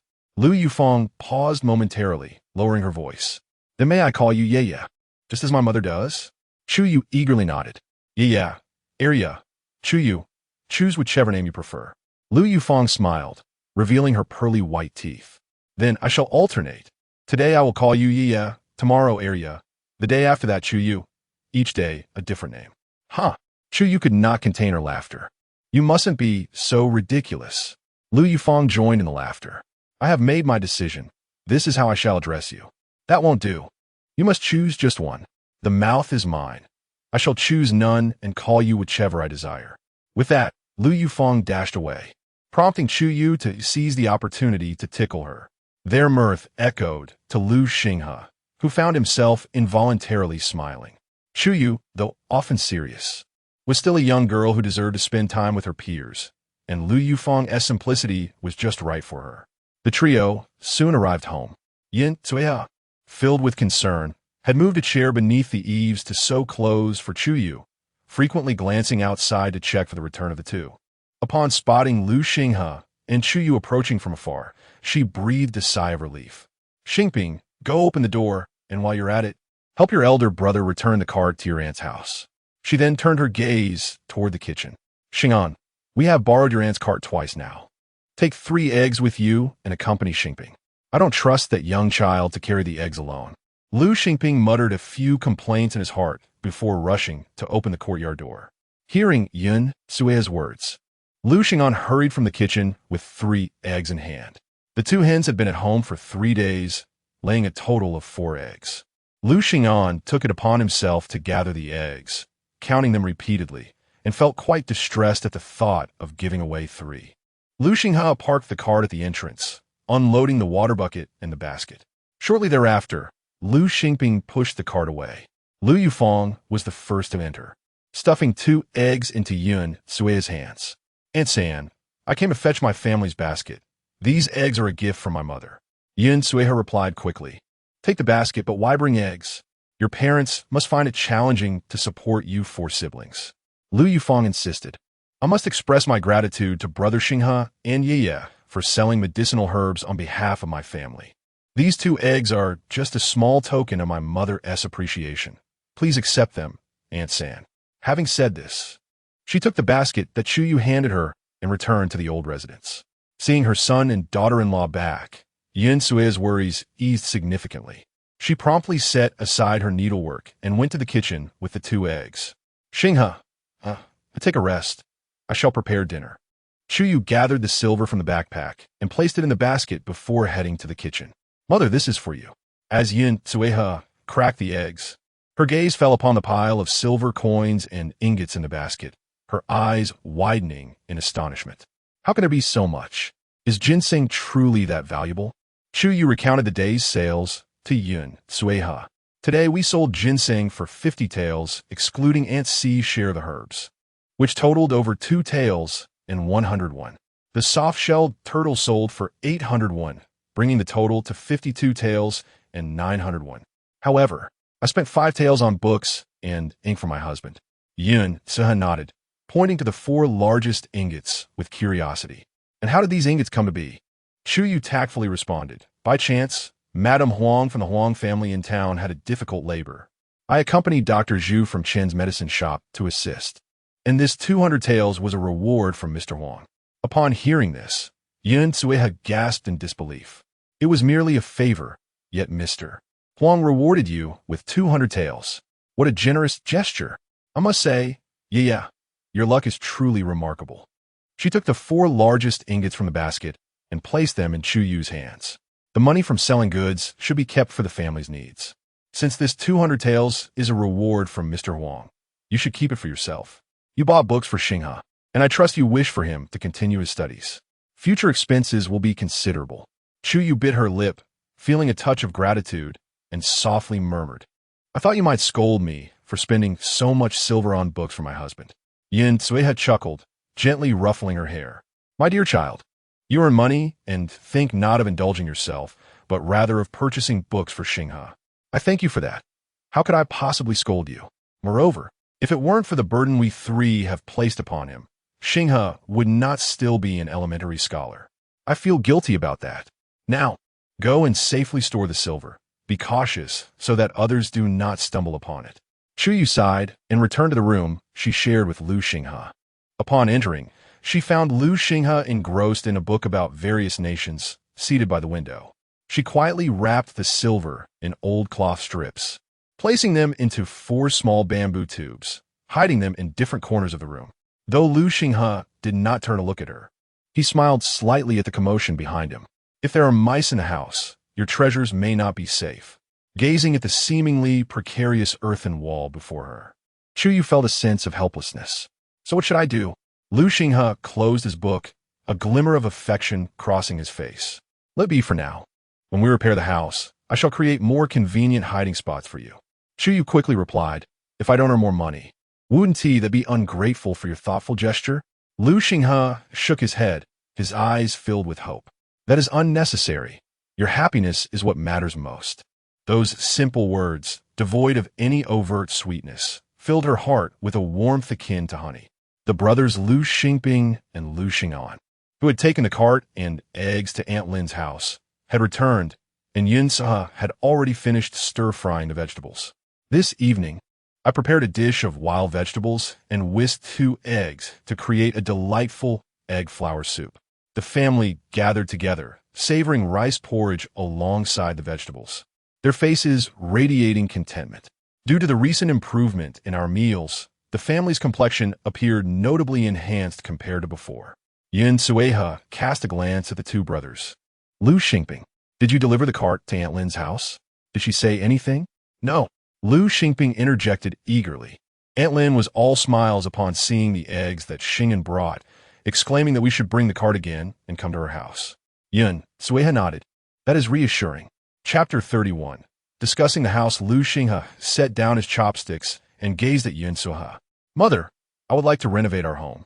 Yun Tsueha was momentarily taken aback, staring at him in silence for a while.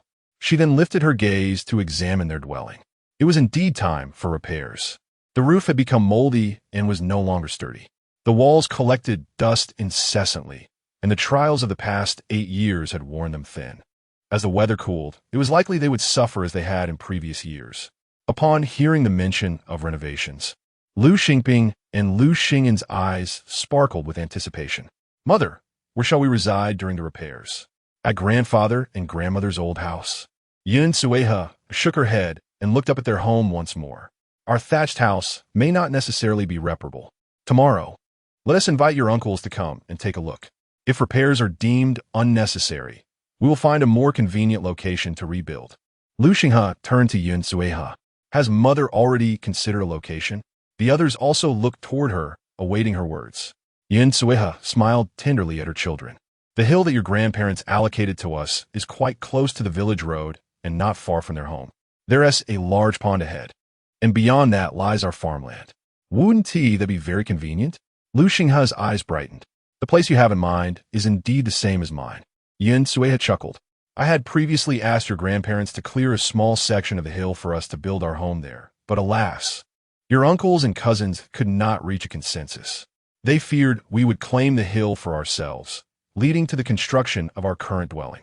Who would have thought that in the end, the hill still belongs to us? Lu Xingping's face radiated excitement. Mother, does this mean we will soon have a new house to live in? Yin Suha reached out to stroke his head, her eyes glistening with unshed tears. Following me has caused you brothers much hardship. Lu Xingping quickly shook his head. There has been no hardship. As long as we have mother, even if we subsist on meager rations, life is sweet. Yin Sueha's burgeoning sadness was met with a mixture of laughter and tears at Lu Xingping's words. You little rascal. Lu Xingyan nodded in agreement.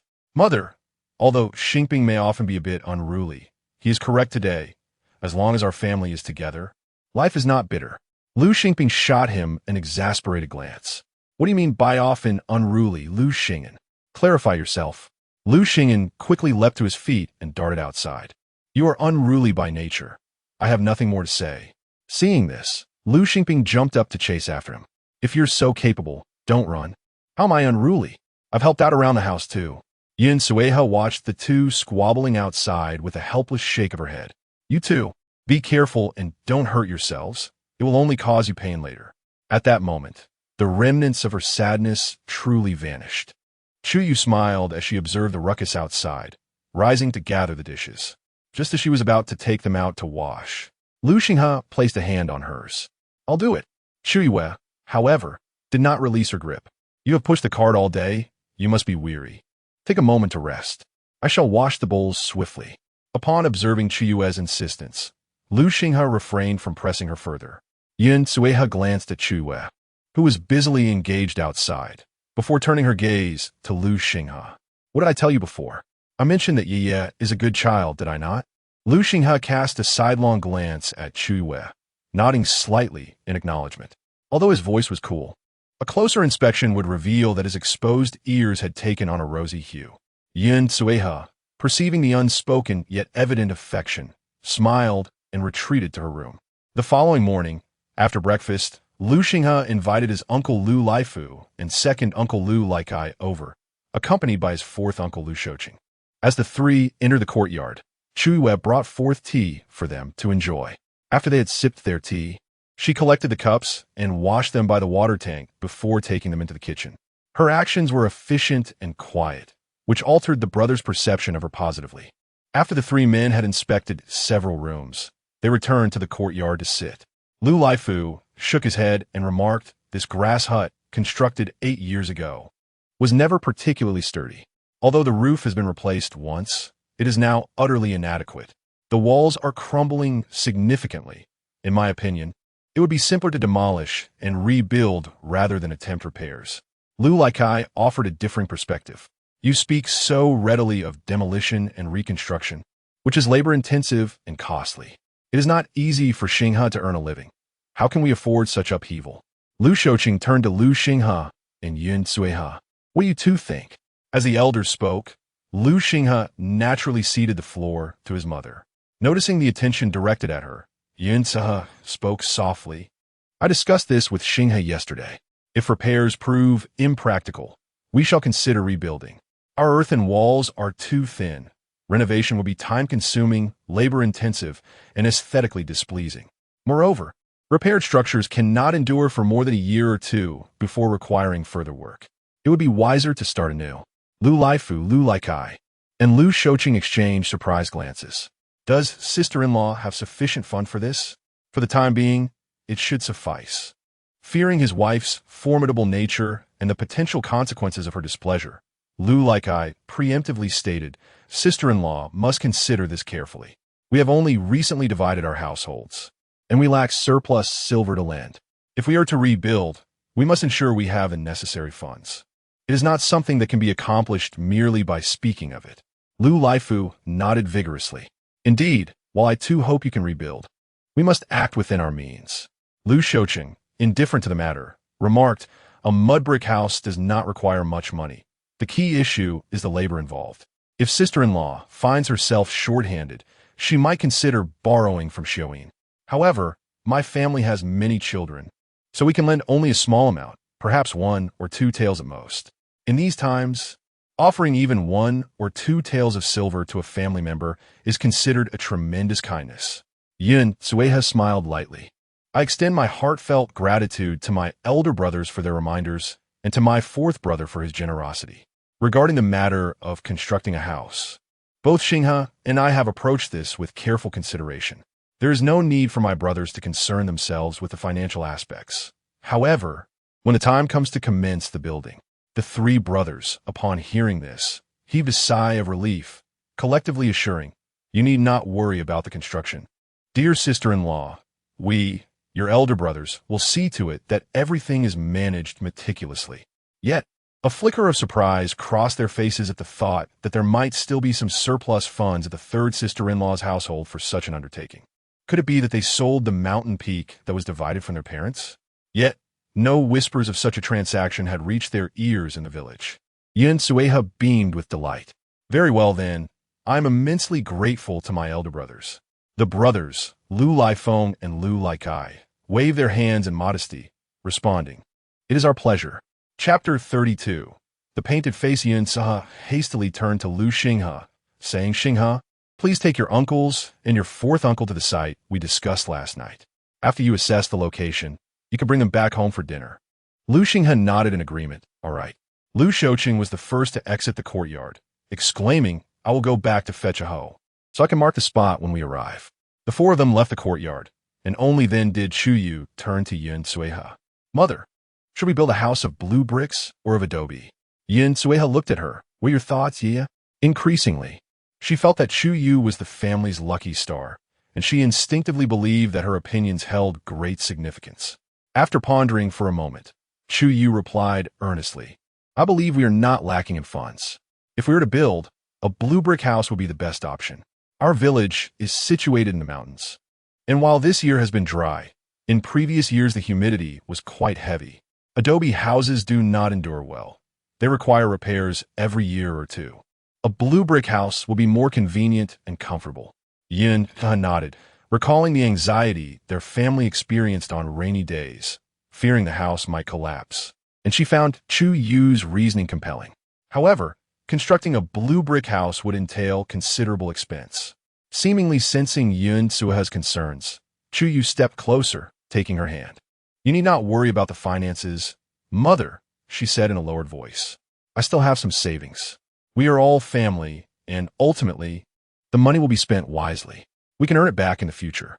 With her words, Yun Sueha resolved to support her daughter's plan, firmly clasping Chu Yue's hand. "Very well, let's proceed with the blue brick house. However, for now, you should keep your savings. If we find ourselves short in the future, I shall come to you." Lu Xinghe and Chu Yue had made some profit from selling goods in town twice. Along with the 15 taels they received from their family division and the more than one tael they had saved, totaling around 67 or 68 taels of silver, which would be sufficient for the construction of a blue brick house. They could simply tighten their belts for a while. Ultimately, having a solid house to reside in would bring peace of mind. Chu Yue nodded. "We shall follow Mother's wishes." Yun Sueha glanced at the string of pig intestines hanging in the kitchen and instructed, "When your uncles arrive for lunch, take down the pig intestines and stir-fry them. They've been cured for several days now." Chu Yue hurried to the kitchen, saying, "I will fetch them and clean them right away." After giving her instructions to Chu Yue, Yun Sueha turned her attention to the house of the brothers Lu Xingping and Lu Xing'an. "Xing'an, go fetch 2 jars of wine. Take one to your grandfather and save the other for your uncles." Lu Xing'an responded affirmatively, taking 10 coins from Yun Sueha before running off. "Xingping, go help your sister-in-law in the kitchen. Today's lunch is your responsibility." After ensuring everything was in order, Yun Sueha returned inside to continue making clothes for Chu Yue. Lu Xingping entered the kitchen, where he saw Chu Yue taking down the string of pig intestines from the beam. He swallowed hard.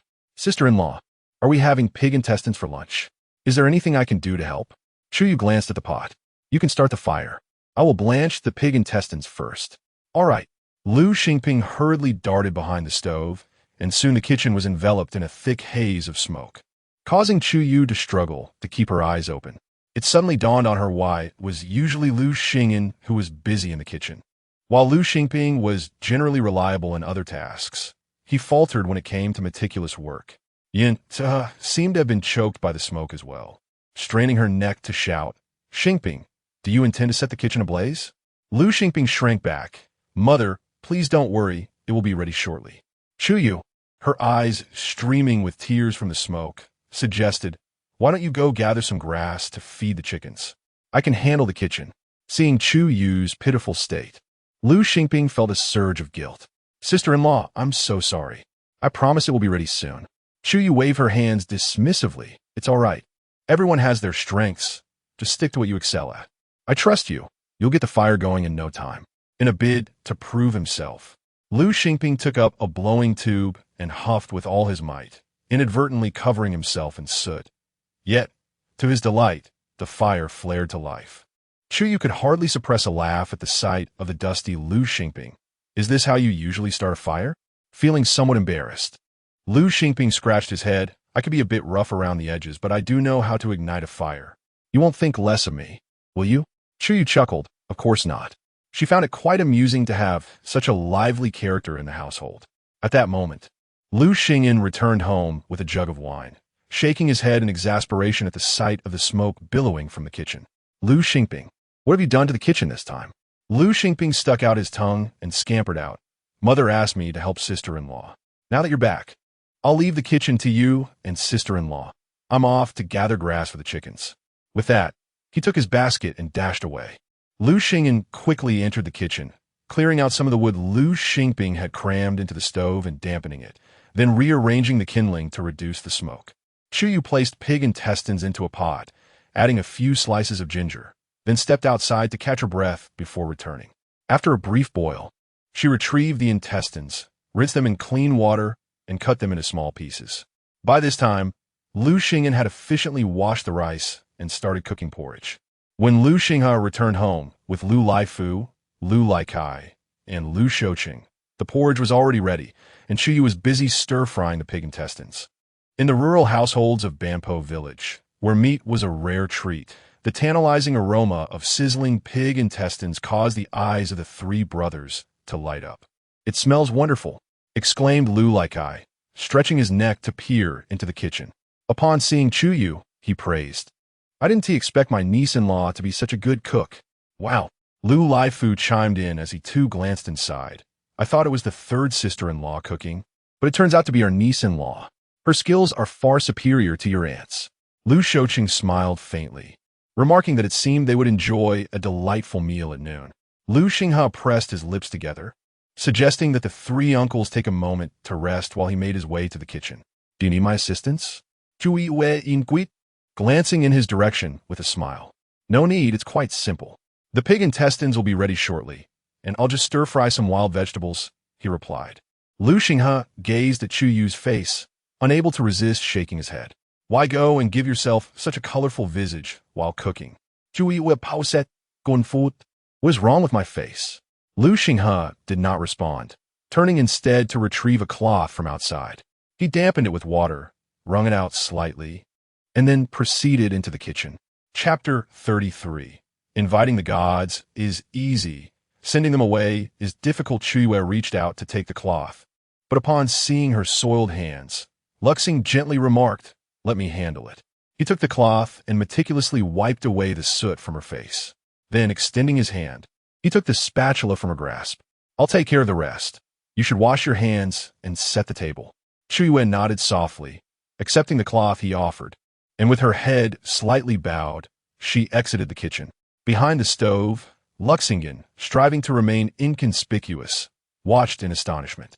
His elder brother had never treated anyone in such a manner. During their childhood, when he and Xingping would play in the dirt, their elder brother would merely toss them a cloth, urging them to clean themselves.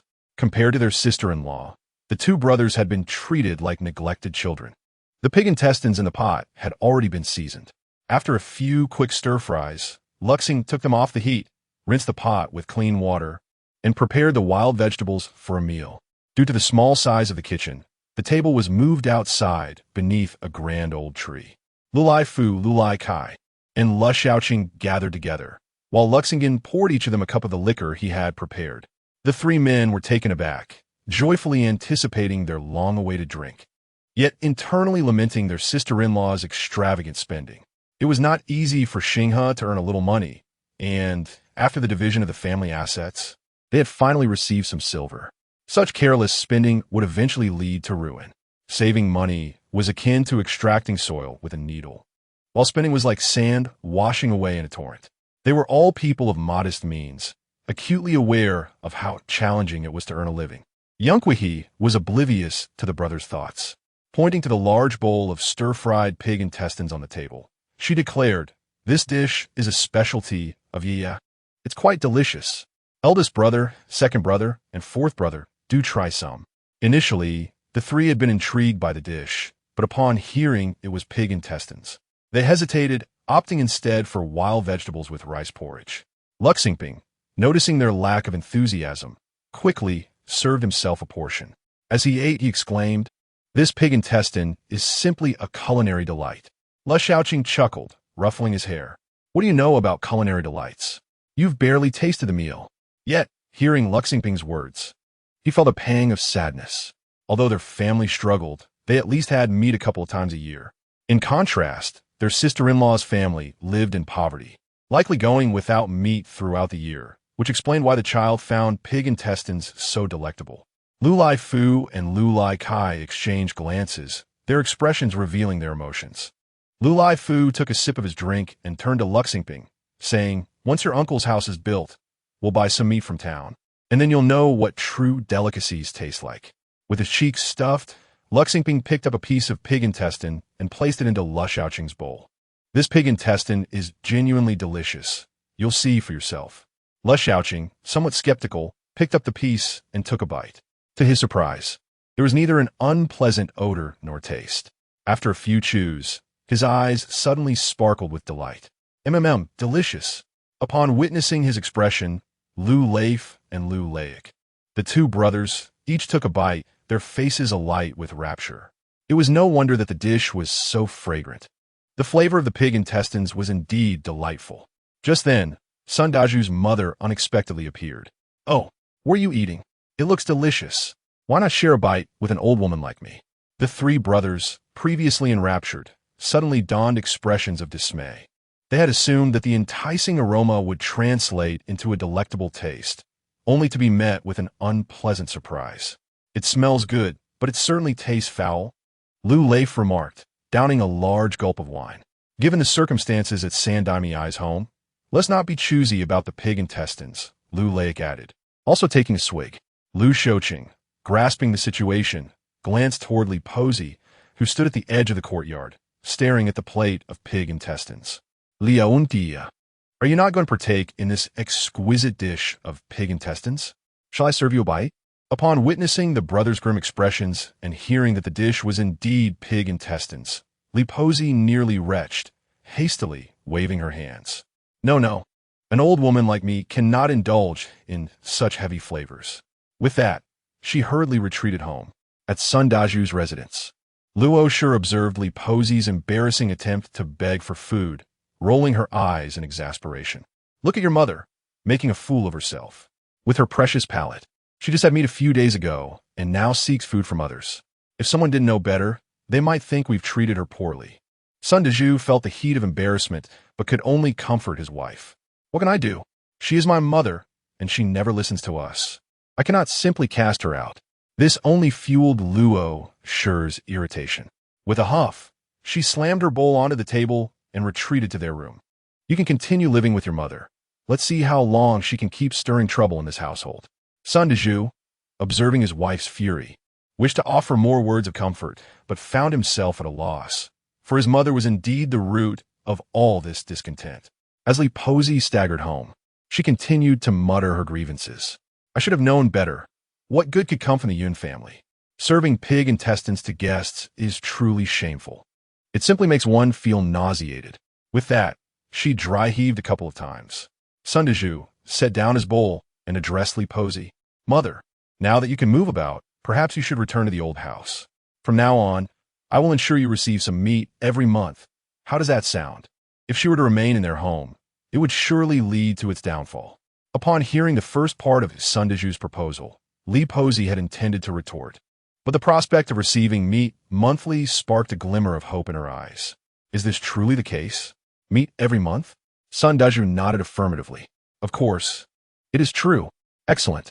Li Pozi placed her bowl on the table and immediately agreed. She had no desire to endure Luo Shi's disdain any longer. Returning to the old house and having meat to eat sounded splendid. Living alone in tranquility and comfort feels akin to a celestial existence. It is often said that inviting a deity is easy, but sending them away proves difficult. Upon receiving his mother's consent, Sun Deju promptly urged Li Pozi to gather her belongings, concerned that the old residence might lack provisions. He even generously shared some rice from his own supply. Subsequently, he took it upon himself to carry the bundles and escort his mother to the ancestral home. Luo Shi was well aware of the commotion outside. Rather than allowing that old woman to wreak havoc in the household daily, it was preferable to send her to the old residence. Although this would increase the household expenses, at least there would be peace and quiet. Chapter 34. New clothes in the residence of Lu Xinghe, the three brothers of the Lu family. Having seen old lady Li walk away, continued to relish the pig intestines from the bowl, their faces reflecting sheer satisfaction. Lu Laifu, with an expression of bliss, took a sip of wine. Sister-in-law, should that old woman trouble you in the future, do not be afraid. If it comes to that, go to the old house and summon mother along with your elder and second sisters-in-law. They are adept at dealing with such squabbles and will surely bring her to heel. Yin Sueha stifled a laugh.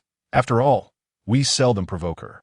Once we move to the new house, it will be peaceful. Lu Shouqing nodded in agreement. Indeed, as long as we live well, there is no need to waste energy on her, lest we invite unnecessary troubles. Once the meal was finished, the three brothers returned home. Yin Sueha called Lu Xinghe aside to discuss the plans for building a brick and tile house that she had deliberated upon with Chu Yue. Upon hearing this, Lu Xinghe nodded. I had been contemplating that a brick house would be preferable. However, after yesterday's conversation with Chu Yue regarding purchasing a house in town, I hesitated. Now that she has proposed this, let us proceed with the brick house. After all, our family will reside here for quite some time. The three of them reached a consensus and decided on the brick house. The crops in the fields were nearing harvest, with 10 more days of watering. They could commence construction as soon as the rice was gathered. Lu Xinghe waited until the sun had tilted slightly before fetching water for the fields for an hour. Later, Lu Taixing visited their home. Upon hearing Lu Tiexing's voice, Yunta set aside her needlework and stepped outside. Father, what brings you here? Lu Taixing furrowed his brow slightly. I heard Shouqing mention that you all are planning to build a new house. Yunta nodded eagerly. Yes, once the houses of my elder and second brothers are completed, we can begin construction on our new home. Lu Taixing responded with an affirmative grunt, taking a couple of puffs from his pipe. Do you have enough money? If not, ask your mother for some. Once you earn enough, you can repay us. Yin Sueha felt a surge of gratitude and replied, we have sufficient funds. We have planned carefully before deciding to build. Otherwise, we wouldn't dare take this step. But thank you, father. Upon hearing that the funds for the house were adequate, Lu Taixing nodded. You will live your own lives. As long as you have a sense of balance, that is all that matters. Just inform me when construction begins, and I will lend a hand. Let Xinghe keep me posted. Lu Taixing turned and exited the courtyard. I shall return now. There is no need to buy me wine in the future. Focus on living your own lives. That is far more important. Watching Lu Taixing leave, Yin Sueha felt a touch of emotion and wiped her eyes. After securing the courtyard door, she returned inside. In the days that followed, Lu Xinghe fetched water for the fields in the morning, studied and practiced calligraphy at home during noon, occasionally writing short essays. During this time, to avoid disturbing Lu Xinghe, Chu Yue would often reduce her presence, spending most of her time in Yin Sueha's room, learning needlework alongside her. In the afternoon, as the sun began to descend, Lu Xinghe would take his younger brother, Lu Xingping, to the designated plot of land to dig and level the foundation. Lu Xingping and Lu Xingyan busily collected stones to fill the foundation, their enthusiasm fueled by the impending construction of their new home. Aside from her daily practice of needlework, Chu Yue spent her time cooking alongside Yin Sueha or foraging for herbs and wild vegetables in the mountains, taking charge of household duties. In recent days, Chu Yue's 2 new outfits had been completed, and as she donned a pristine light pink cotton top paired with a deep blue skirt, her appearance became even more enchanting. Yin Sueha appraised Chu Yue from head to toe, her smile widening as she exclaimed, "In my opinion, it is still Yue who looks the best. This outfit truly brings out her beauty. Don't you think, Xinghe?" She turned her gaze toward Lu Xinghe. He had been observing Chu Yue and, upon hearing Yun Sue's words, paused in surprise before nodding slightly in agreement. Beautiful. Seeing his pink-tipped ears and awkward demeanor caused Yun Sueha to chuckle heartily. Chu Yue lowered her head, feeling warmth spread across her cheeks. Soon, the day arrived for their appointment with Madame Huang to remove the stitches. Lu Xinghe, concerned for Chu Yue's safety, insisted on accompanying her. Although Chu Yue initially wished to bring Yun Sueha along to have Dr. Zhu check her pulse upon their return, Yun Sueha declined, preferring to wait until after the house was built when finances were more comfortable.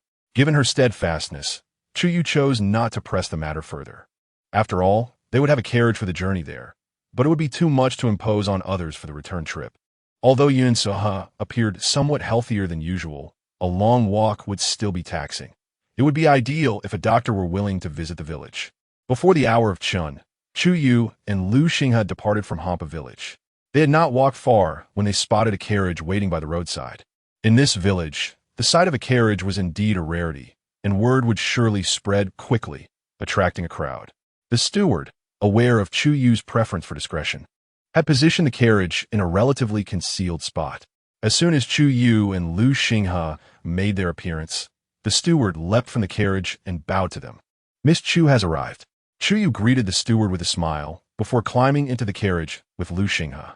The steward promptly turned the carriage around, setting off toward Namping Town. The carriage moved much faster than walking, and within half an hour, they arrived at Namping Town. The carriage bore a distinct Huang residence emblem, causing pedestrians to part ways as they entered the town. The carriage came to a steady halt in front of the Huang residence. Lu Xinghe was the first to alight, then turned to lift Chu Yue down. After she stepped out and adjusted her attire, she and Lu Xinghe followed the steward into the Huang residence. As a man, Lu Xinghe could not enter the inner courtyard, so he waited in the front yard as he had previously, while Chu Yue was led by a maid to the Yimei courtyard. "Madam, Miss Chu has arrived." Inside, upon receiving the signal from Madame Huang, Xiao Yin promptly announced quickly, "Let the young lady in." As Chu Yue entered the room, she found Xiao Yin assisting Madame Huang, who was walking about with the aid of an elderly woman. Upon noticing her arrival, the two hastily helped Madame Huang to the bed. Leaning to the left on the bed, Madame Huang gazed in Chu Yue's direction. The young girl appeared to be around 14 years old, her form still youthful and delicate, with bright, round apricot-shaped eyes that were exceedingly charming. This girl had a familiar demeanor, undoubtedly indicating a kind-hearted nature. Madame Huang offered a slight nod to Chu Yue, expressing her gratitude. "Thank you, dear girl, for saving my child and me the other day." Chu Yue hurriedly waved her hand, saying, "Madam, please do not be so formal. The situation was urgent, and I was merely doing what was necessary. Fortunately, by divine grace, both you and the young master were blessed with great fortune. Otherwise, this incident would have cast a shadow upon my heart for a lifetime." Observing the look of lingering fear on Chu Yue's face, Madame Huang could not help but cover her mouth and chuckle softly. "You, my dear child, are indeed both brave and clever. I heard from Xiao Yin that even Dr. Zhu was at a loss. It was you who devised the solution. After I regained consciousness, Xiao Yin nearly sang your praises to the heavens." As she spoke, she turned her gaze toward Xiao Yin, who stood nearby. Chapter 35. The Golden Bangles. Xiao Yin lowered her head, feeling a touch of embarrassment. How could the lady exaggerate so? The maid merely admired Miss Chu's remarkable abilities at such a tender age. It is often said that a woman's lack of talent is her virtue. Yet capable women are by no means inferior to men. On that day, Dr. Zhu nearly fainted from shock, but it was fortunate that this young lady handled everything with such grace. The scene truly left her in awe. Chu Yue smiled shyly. It was merely luck. Such praise from Sister Xiao Yin is unwarranted. She then turned to Madame Huang and confessed, "To be honest, my family resides in the mountains and makes a living by gathering herbs. I've been accompanying my husband in the apothecary these days. I chanced upon this method and, seeing your urgent situation, I thought to give it a try and mention it to Dr. Zhu." Madame Huang nodded in understanding. No wonder. She had a solid foundation. Chu Yue smiled gently. Shall I first examine your wound, madam? Very well, replied Madame Huang, who then lay down with the assistance of Xiao Lian and an old maid, lifting her garments to reveal her abdomen. Upon closer inspection, Chu Yue noted that the wound on Madame Huang's abdomen had healed remarkably, the scar having completely shed. She could not help but marvel at the efficacy of the golden sword medicine. Without it, the wound might not have healed so well. She gently pressed on Madame Huang's abdomen a couple of times. Madam, does it still hurt as before? Madame Huang shook her head slightly. It is much better than a few days ago. At that moment, Xiao Lian brought over a clean pair of scissors, meticulously wiped with alcohol on a tray. Chu Yue took the scissors and carefully removed the stitches from Madame Huang's abdomen before standing up. Madam's wound has healed exceedingly well. It is essential to keep it clean in the coming days, and please refrain from heavy work for 3 months to avoid reopening the wound. Madame Huang acknowledged Chu Yue's advice, and afterward, she exchanged a knowing glance with Xiao Lian, who promptly brought over a jewelry box she had prepared. As Madame Huang opened the box, she said, "Inside are a pair of golden bangles, part of my dowry when I'm married. Since Miss Chu has recently wed, I hope you will accept this small token of my appreciation." Chu Yue hurriedly shook her head. "Madam, I cannot accept these bangles. Why departed a few days ago?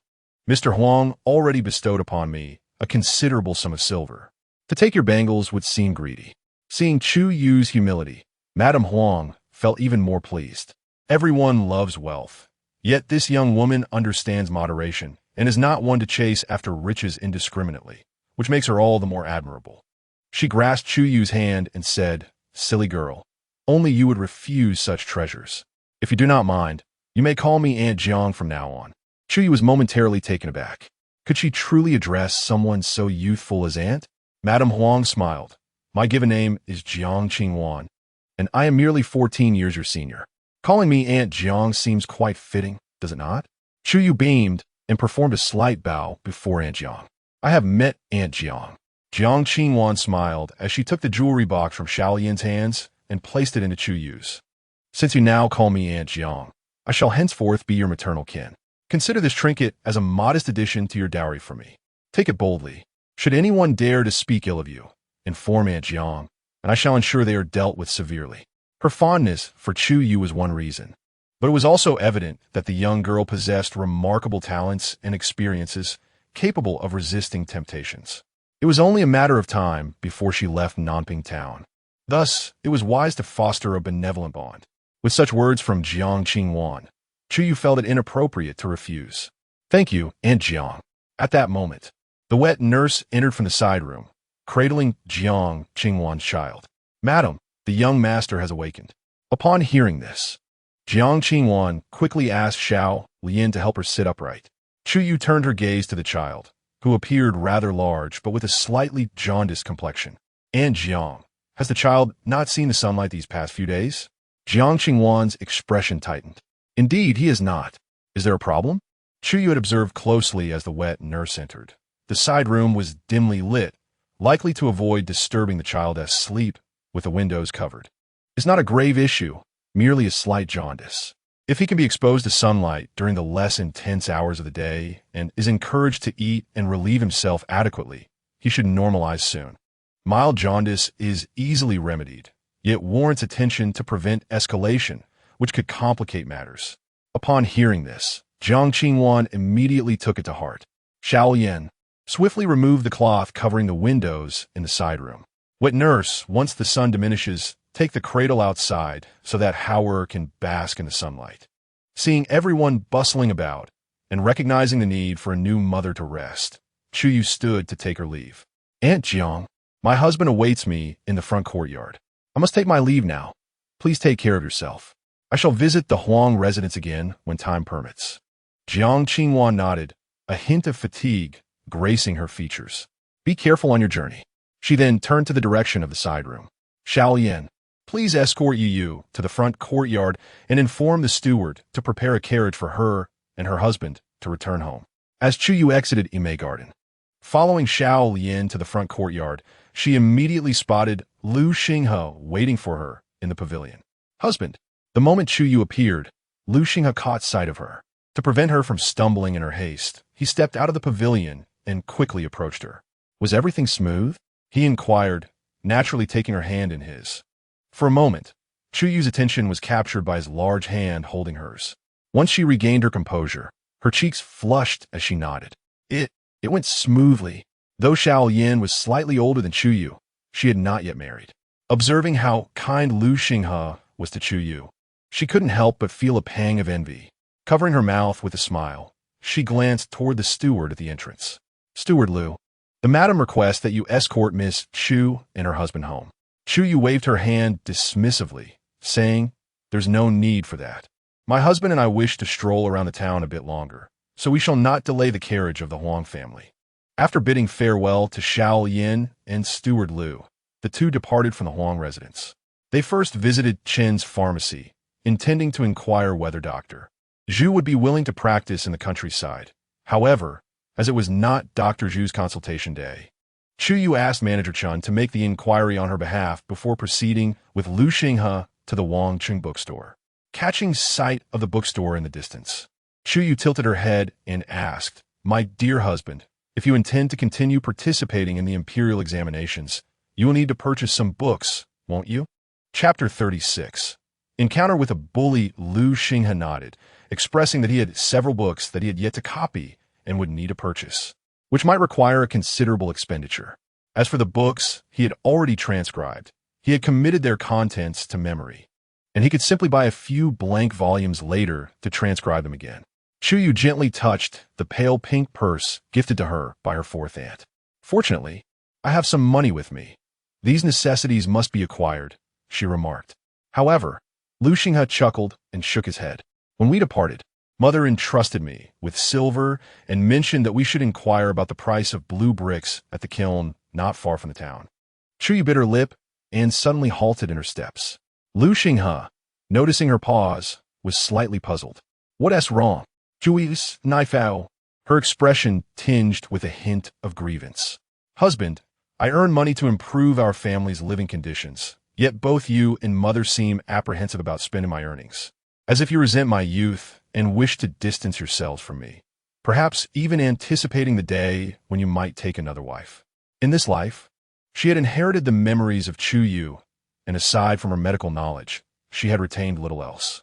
Having embraced her identity as Chu Yue, she reflected on her past. Having never received familial affection, she had genuinely regarded Lu Xinghe as her husband since their marriage, and the warmth of his family had been a revelation. The thought of investing her heart only to face abandonment filled her with sorrow. Seeing the glimmer of tears in Chu Yue's eyes, Lu Xinghe felt momentarily flustered. After a brief pause, he reached out to pat the young girl's head.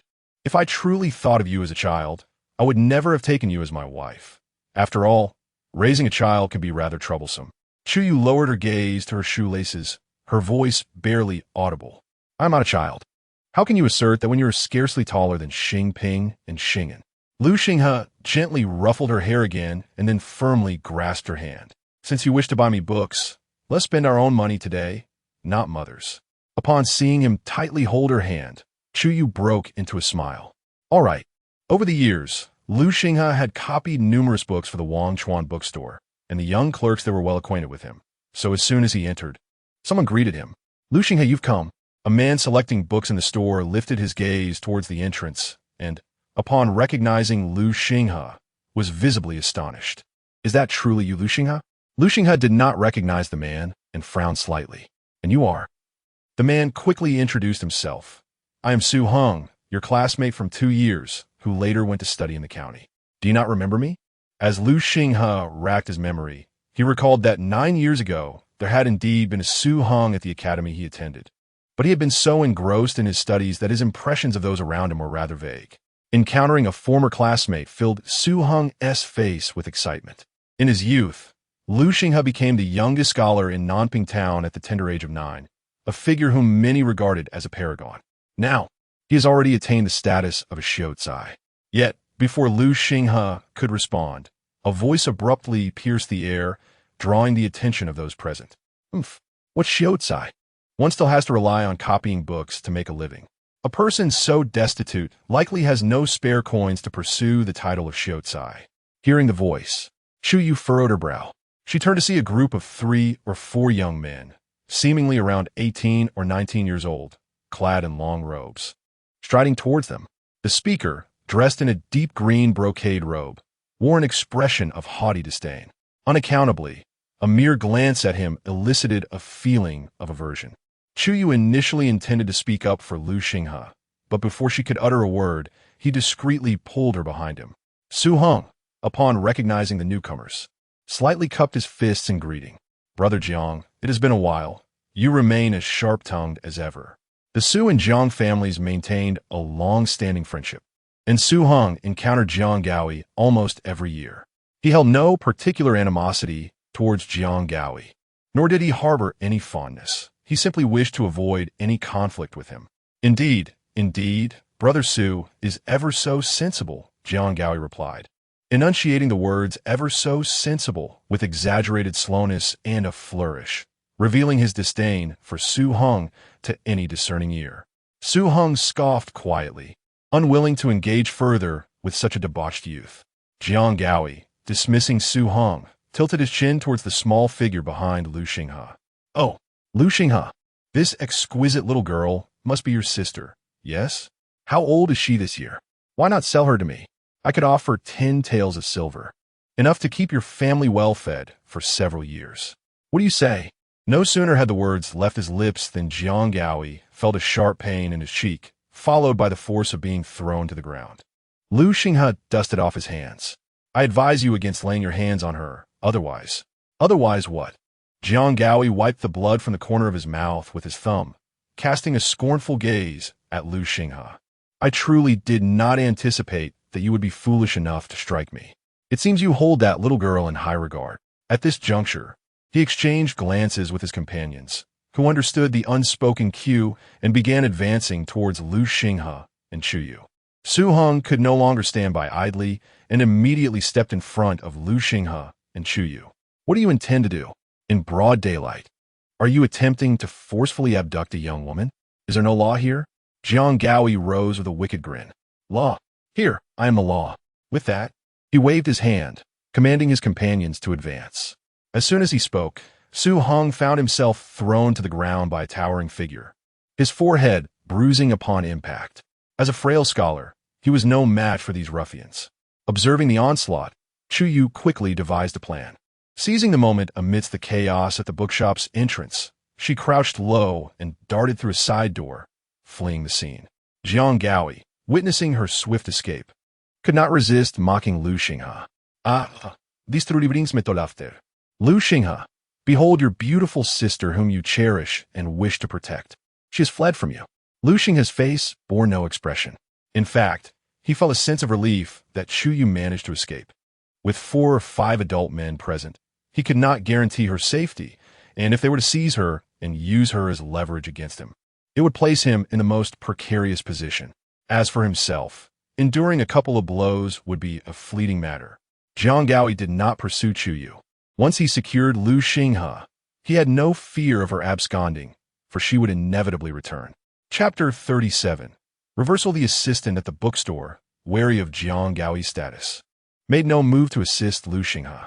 Fortunately, Lu Xinghe was agile and strong, making it difficult for 3 or 5 adult men to restrain him. After Chu Yue dashed out of the Forgetting Dust bookstore, she headed straight towards Chiyun Alley. She was not well acquainted with many in Nanping Town, and judging by Jiang Gaoi's attire, he certainly hailed from a distinguished family. Perhaps only Master Huang could assist her in resolving this matter. Chu Yue dared not linger on the road, and soon arrived at the Huang residence. Housekeeper Lu, please open the door. Upon seeing Chu Yue return, Housekeeper Lu inquired about the situation.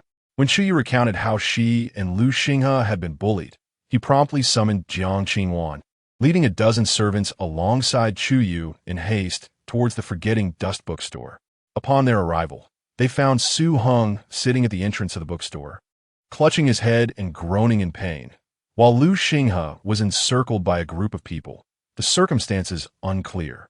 Housekeeper Lu, my husband is over there. With a wave of his hand, Housekeeper Lu instructed the servants to surround the few individuals at the bookstore's entrance. Stop! Seeing the Huang residence's servants, Jiang Gaoi immediately called for a halt. His position as an assistant to Master Huang was earned through merit, not purchased with money. Had he not wished to remain in Nanping town to benefit the people, he would have long been promoted to county magistrate, thanks to some connections. He held a degree of trepidation towards the Huang family. A hint of deference crossed Jiang Gaoi's face as he raised his hand in a bow. What brings housekeeper Liu here? I was merely disciplining a couple of unruly commoners. Surely, the Huang residence does not concern itself with such matters. Housekeeper Liu raised an eyebrow. Commoners? Does young Master Jiang refer to my Lady S niece and her husband as commoners? Lady Huang's niece? Jiang Gaoi incredulously pointed at Chu Yue, questioning if she was indeed the one housekeeper Liu mentioned. He never anticipated that the seemingly insignificant girl he had offended possessed such a notable background. A smirk played upon housekeeper Liu's lips. Young Master Jiang, while you may have acted tyrannically in Nanping town before, to brazenly bully members of the Huang family now is to show a blatant disregard for Master Huang himself. Upon hearing this, Jiang Gaoi hastily attempted to defend himself. What are you saying, housekeeper Liu? It was Liu Xinghe who struck first today. I was merely acting in self-defense. Just as Chu Yue had pulled Liu Xinghe out from the encirclement, she glared at his swollen lip, fury etched across her face. You lie. We were the ones acting in self-defense. Jiang Gaoi sneered. Look at our side. Is there anyone here who has suffered less than your man? With so many witnesses present, they can all attest to my words. Isn't that right, Su? He turned his gaze towards Su Heng, whose previous actions had indeed initiated the conflict. As a scholar known for his stubbornness, Su Heng's affirmation would solidify Liu Xinghe's culpability, leaving the Huang family at a disadvantage should they seek retribution. Moreover, whenever he wishes, he can effortlessly send Liu Xinghe to the authorities to report him. Perhaps, at that moment, the Huang family would even be compelled to seek his assistance. Having endured the oppression from Huang Yuanwei for so long, it is likely that his father harbors immense resentment towards him. If he could induce Huang Yuanwei to come begging at his father's feet, would his father not revere him like a deity? As he gazed at Jiang Gaoi's audacious countenance, Su Heng experienced a newfound aversion towards him. He meticulously recalled the earlier events. Indeed, it was Liu Xinghe who struck first, yet he did not wish to be ensnared and manipulated by Jiang Gaoi's scheming. Thus, he recounted the entire altercation in its entirety. The crux of the matter is this. Although Brother Liu acted first, it was a reaction to Jiang Gaoi's prior insolence. Had he not spoken so lightly and even attempted to forcibly abduct a commoner, Brother Liu would not have resorted to violence. Upon hearing Su Heng's words, Jiang Gaoi pointed at him and shouted, Su Heng, you despicable wretch! Can you not speak the truth? Which of your eyes saw me touch that girl? Our families have long been close, yet you would turn against me so treacherously? Su Heng regarded the furious Jiang Gaoi with an impassive expression. I merely spoke the truth. Furthermore, it was you who requested my testimony, was it not? You. Jiang Gaoi clenched his teeth in anger, realizing he was in the wrong. With a cold snort, he attempted to leave with his entourage, but to his surprise, he was promptly detained by the servants led by Steward Liu. Jiang Gaoi cursed vehemently. Steward Liu, what is the meaning of this? My father is, after all, an official, and his standing in Nanping town is not inferior to that of Huang Yuanwei. By what right do you apprehend me? It is not I who am apprehending you. You have committed the act of forcibly abducting a commoner. If I do not take you to the authorities to teach you a lesson, do you think the Huang family is made of clay? Upon finishing, he waved his hand, leading his servants as they escorted Jiang Gaoi and his companions towards the magistrate's office. Chu Yue turned to Liu Xinghe, gently touching the bruise at the corner of his mouth, her face filled with concern. My dear, does it hurt? A twinge of guilt crossed her heart. Had it not been for her, he would not have engaged in a brawl. Liu Xinghe shook his head. It's nothing. I'm not in pain. In truth, I had no intention of fleeing. He patted her head gently. I know you would not abandon me. Indeed, it is evident that Ye is quite astute. Chu Yue smiled softly, then turned to Su Heng, offering a slight bow. Today, I'm immensely grateful to you, young Master Su. Su Heng turned aside, waving his hand dismissively. There is no need for thanks, Mississippi.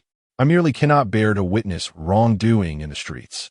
Liu Xinghe looked at him and remarked, The Jiang and Su families share a long-standing friendship. With your assistance today, when Jiang Gaoi returns to the Jiang family, might he incite old Master Jiang to seek revenge against the Su family? Su Heng appeared unfazed. That would require them to possess such capability. There is no need for Brother Lu to fret. The Su family has my father as support. My father is not easily trifled with.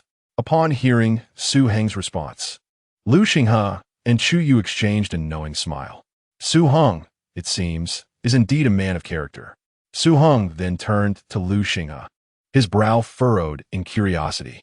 Brother Lu, what brings you to the bookshop today? Are you in search of books? The 4 books and 5 classics?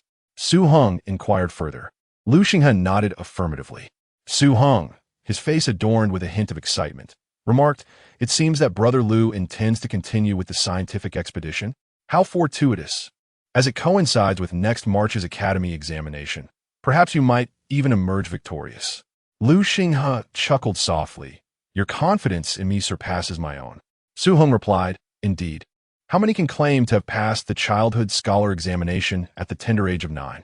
I myself required 2 attempts to succeed." Su Heng's face radiated unabashed admiration.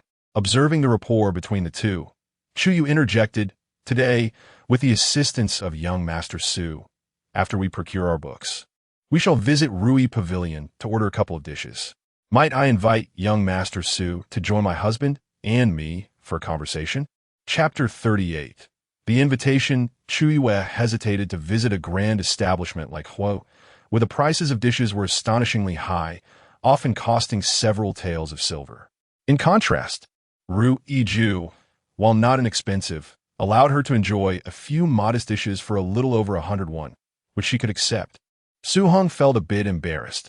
"How can I allow you to incur such expenses?" Lu Xinghe understood that the young girl was eager to establish connections for him. He patted Su Heng on the shoulder and headed towards the bookstore, saying, "Brother Su, please wait a moment. I shall go buy some books first." Lu Xinghe selected 5 books with text and 10 blank ones, spending a total of 13 taels of silver. Chu Yue took the 37 taels of change and placed them in her pouch before exiting Wangshan bookstore with Lu Xinghe, leading Su Heng towards Rui Ju. As a woman, Chu Yue felt it inappropriate to dine with men at the same table. After ordering 3 small dishes and paying for them, she made her way to a nearby noodle stall, just a street away from Rui Ju. After satisfying her hunger, considering that Lu Xinghe and Su Heng would not arrive soon, she decided to take a detour to the back kitchen of Rui Ju. After explaining her intentions to the matron washing vegetables, she met with the kitchen manager, Zhao Dong. Zhao scrutinized the young girl before him, somewhat skeptical that such a child could provide him with a worthwhile recipe. "Are you here to sell me a recipe?" Chu Yue nodded eagerly. "Yes, I wonder if Manager Zhao would be interested." Zhao Dong picked at his teeth. "Well, go ahead. What recipe do you have?" "It pertains to pig offal," she replied. Sensing Zhao might reject her proposition, she quickly added, "May I first speak a word?" Zhao Dong, exercising patience, gestured for her to continue. "In a large restaurant like Huo, there are only 2 in Nanping town, yet there are 3 or 5 smaller establishments like Rui Ju." Zhao Dong nodded, intrigued by her insight. "Proceed." Chu Yue continued. "Ordinary peasant families seldom dine at restaurants due to the cost.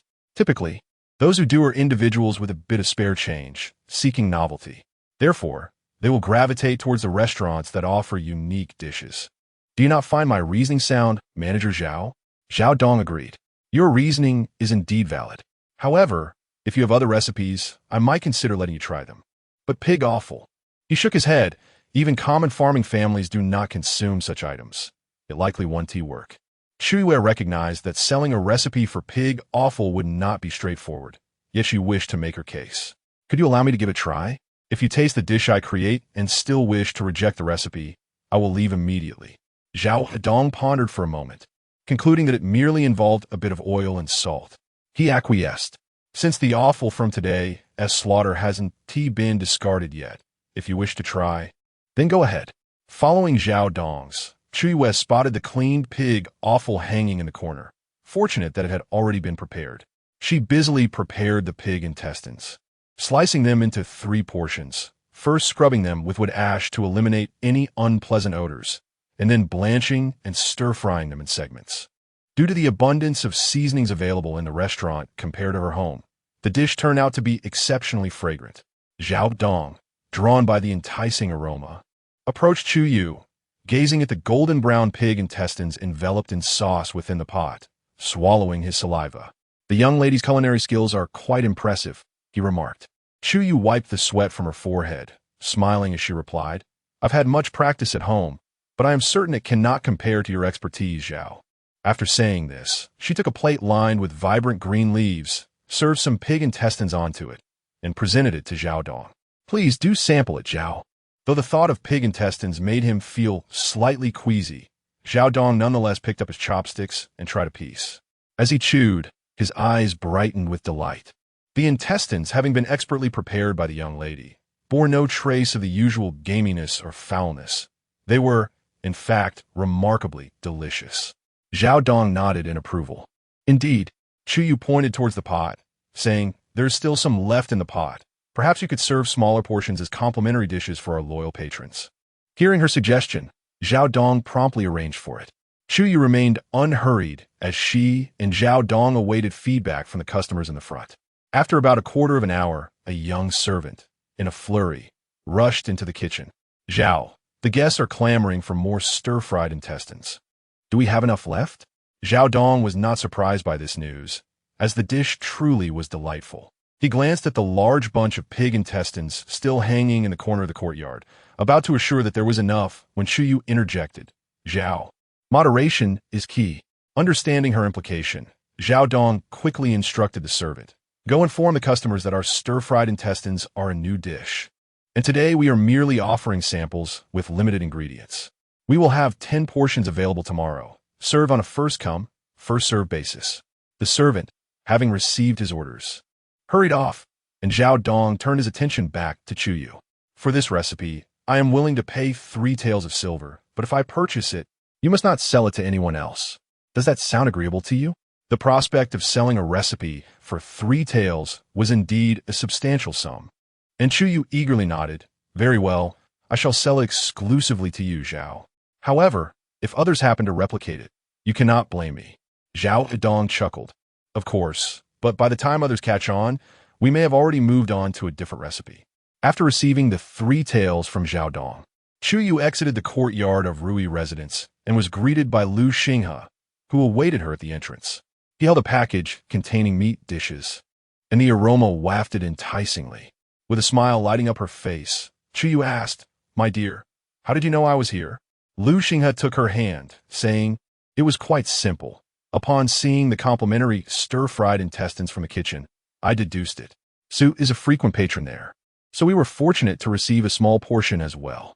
Chu Yue laughed. "So, your presence among the guests also contributed to their eager request for more dishes?" Lu Xinghe gently ruffled her hair, remarking, "You are truly clever." Chu Yue observed that ever since she had grown close to Lu Xinghe, he seemed particularly fond of tousling her hair, almost as if he regarded her as a child. Glancing at her still petite frame, she reluctantly accepted the reality that she was indeed still a child. "My dear husband, why did you bring takeout from Rui residence?" Lu Xinghe cast a glance at the oil paper package he held. "I specifically ordered this to take home. The dishes from Rui residence are quite delectable, and I thought I'd bring some back for you all to sample." He then turned his gaze back to Chu Yue. "Have you had lunch yet?" "Chu Yue not yet." "Of course, I would never deprive myself." "That's good," Lu Xinghe said, taking her hand as they turned a corner. "Let us head directly out of town to the nearby kiln. Once we inquire about the prices, if they are reasonable, we shall purchase the bricks. If the prices are not to our liking, we can return early and check the kiln in the neighboring village." Chapter 39. When Wealth Arrives. Take precautions. Chu Yue cast a glance at Lu Xinghe. "Isn't the price of bricks different at each kiln?" Lu Xinghe nodded in affirmation. "Indeed, the proprietors of brick kilns vary, as do their locations, leading to distinctions in pricing. However, the differences are not substantial. The most significant variance lies in the quality of the green bricks. Some kilns produce bricks of excellent color and high hardness, resistant to breakage, while others yield bricks that are not only inferior in hue, but also prone to fracturing. But haven't you visited the brick kiln in the neighboring village? How can you ascertain their quality? Chu Yue inquit, Papa. I have not been there, yet I have seen their bricks and thus possess some impression, he replied. After a quarter of an hour, the pair finally arrived at the kiln. The brick factory was expansive, with neatly stacked green bricks everywhere. Due to the constant firing of the kilns, the surrounding area was barren of grass and trees, and the temperature was significantly higher than in other locales. A young lad, spotting the two from a distance, approached while wiping sweat from his brow. Are you two here to inspect the green bricks? Lu Xinghe nodded. What is the price of your green bricks? 2-1 for 3 bricks, the lad promptly replied, gesturing toward the bricks behind him. Feel free to examine our green bricks. Our kiln has been established in Nanping town for over a century, and more than half of the houses in town are constructed with our green bricks. Lu Xinghe stepped closer and tapped on the bricks. Observing this, the lad hastily took 2 bricks and struck them together, producing a clear, resonant sound without any signs of fracture. Indeed, this venerable kiln offered bricks of commendable quality. Lu Xinghe turned to him. Could the price of these green bricks be reduced further? There's another kiln in Yeojiagu that offers lower prices. The lad immediately chuckled. Oh, that small kiln in Yeojiagu cannot compare to our century-old establishment. Since you are familiar with the Yeojiagu kiln, yet have chosen not to purchase from them, you must recognize their quality. In business, we adhere to the principle of you get what you pay for.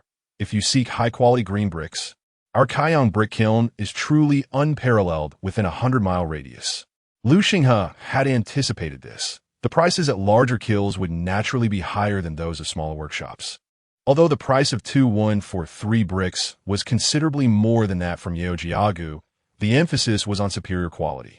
He relayed the approximate dimensions of the house he intended to construct, and the lad promptly calculated the estimated quantity of bricks required.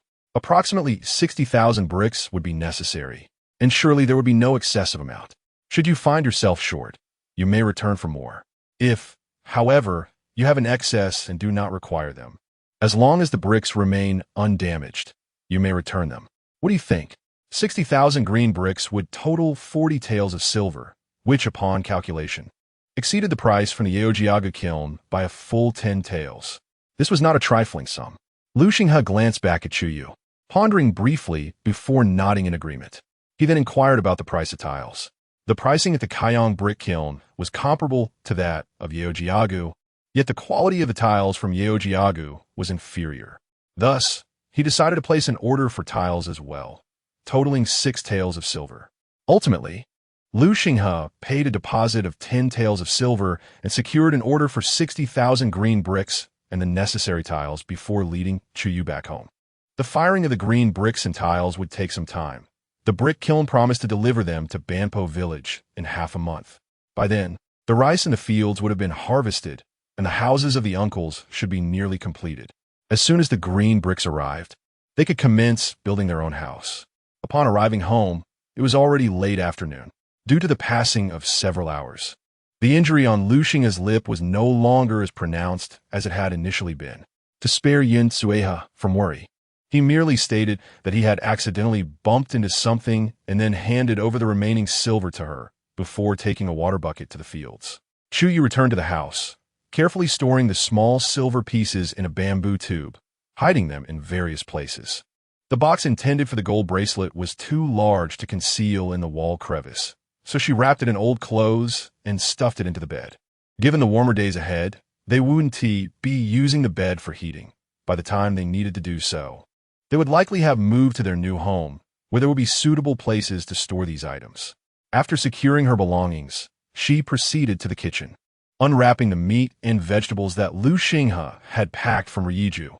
Lu Xingping entered the kitchen, drawn by the enticing aroma. Sister-in-law, what is this? This is the food your brother brought back from town. He said to let you try some, she replied, serving the dishes into a bowl and offering it to Lu Xingping. Give a taste. Lu Xingping shyly waved his hand. No, thank you. It will be dinner time soon, and we should eat together as a family. Chu Yue smiled and placed the dishes upside down in a larger bowl on the stove to prevent dust from settling. Just as she exited the kitchen, she saw Yun Tsehe coming out of the house. Yeah, come inside with me. With a puzzled expression, Chu Yue followed Yin Sueha into the room.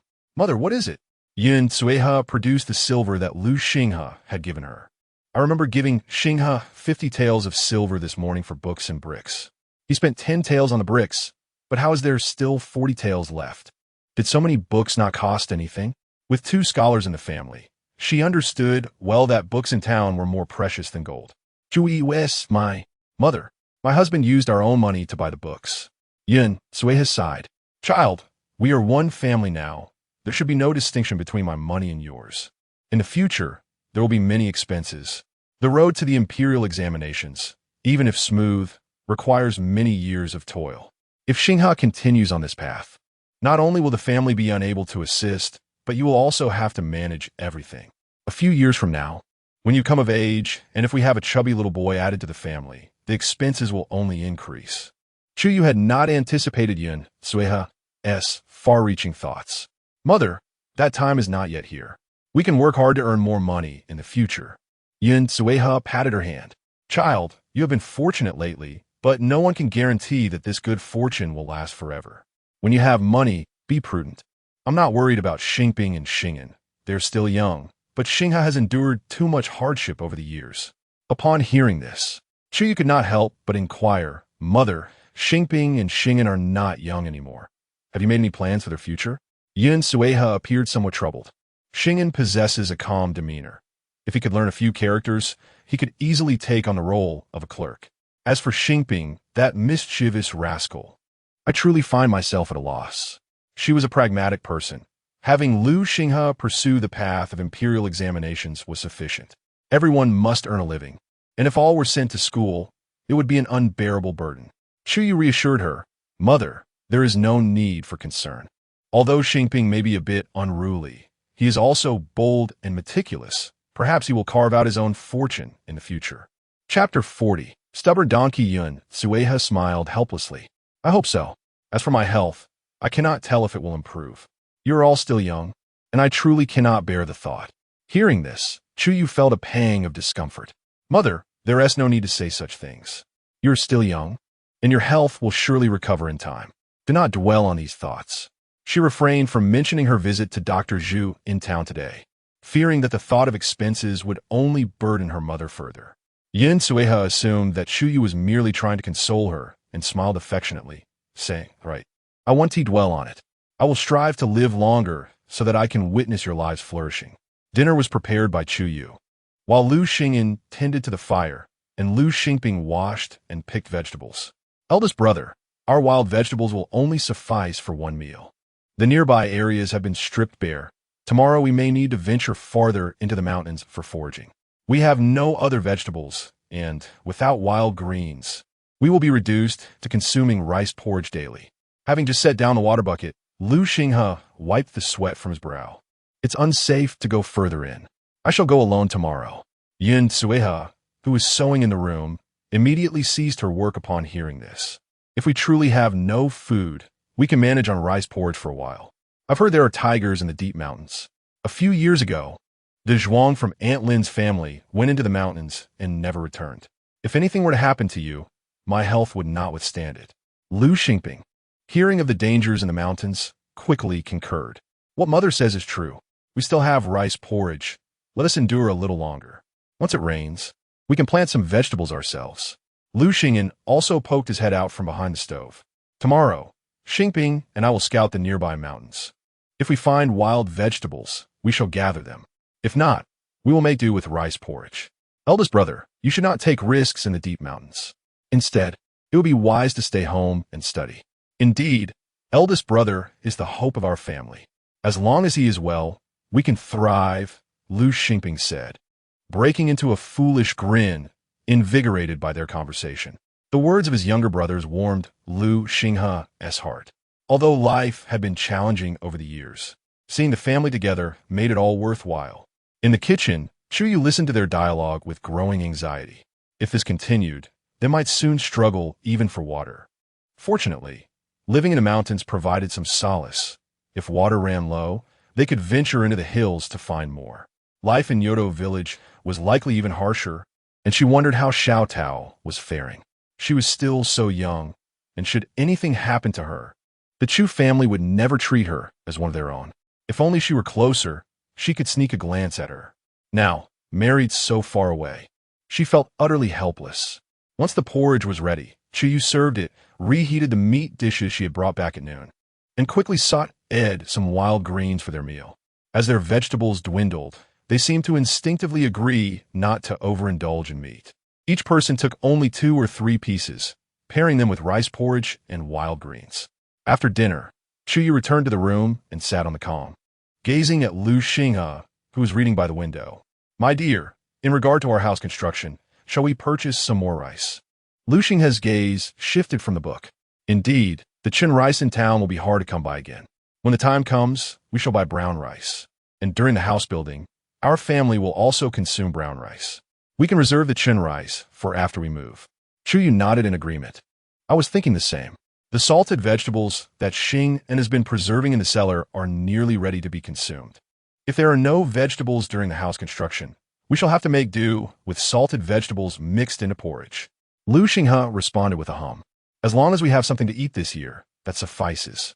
Uncle and second uncle are not particularly finicky. Last time, when Chu Yue visited Chen's medicine shop in search of Dr. Zhu, she did not encounter him. On the 5th day, Dr. Zhu managed to visit Bampo village. He led a donkey and carried a medicine box, arriving at the entrance of the first household in the village, calling out, "Is anyone there?" Emerging to greet him was Lu Xinghe's aunt, Tian Chunyan. Upon seeing the doctor with a medicine box at the entrance, she quickly glanced around the house. "Has someone in our family summoned a doctor?" Dr. Zhu hurriedly explained, "Young lady, I am merely here to inquire about directions. Do you know where the Lu family resides?" "The Lu family?" Tian Chunyan stepped forward and opened the gate. "What a coincidence, this is indeed the Lu family." Dr. Zhu tugged at his beard, recalling that the young girl had mentioned her mother-in-law was unwell, yet this young lady before him was robust and boisterous, not at all resembling someone in ill health. "Are there not any other Lu families?" Tian Chunyan raised an eyebrow. "Our old Lu family is the largest in the village. There are many Lu families in Bampo. Is there no other distinguishing feature of the household you seek?" Dr. Zhu pondered for a moment and replied, "The young girl only mentioned her mother-in-law's poor health. I've forgotten the specifics, but I recall she lives in Bampo and her married surname is Lu." Dr. Zhu's vague description left Tian Chunyan puzzled. Furthermore, she had not even considered Chu Yue, as given the conditions of the third family, it was utterly implausible for them to summon a doctor for a house call. Setting aside the exorbitant consultation fees, a doctor would rarely visit unless there were familial ties. Moreover, in her impression, Chu Yue did not strike her as a person of kind disposition. This makes it difficult to guess. In our village, many elderly folks have some ailments. Shall I have my son lead you to a few Lu households to inquire? Upon hearing this, Dr. Zhu immediately frowned. As a doctor, going door to door asking if anyone needed medical attention could invite trouble. Those who were averse to such visits might very well chase him away. Just then, Lu Yufang appeared at the gate. "The person the doctor is searching for sold medicinal herbs at the shop a few days ago," she remarked. She had been standing by her door, listening intently as Dr. Zhu spoke. The first person who sprang to her mind was Chu Yue. Considering she had recently been to town to sell medicinal herbs, and she perfectly fit the description given by the doctor. Selling medicinal herbs? Dr. Zhu's eyes brightened with recognition. Indeed, that girl has sold medicinal herbs at the Chen's pharmacy. It was she who mentioned her grandmother's poor health that prompted my visit. Were it anyone else, I might not have come. Lu Yufang smiled radiantly. "Then it is settled. Allow me to escort you to my aunt's home. I am most grateful to this young lady."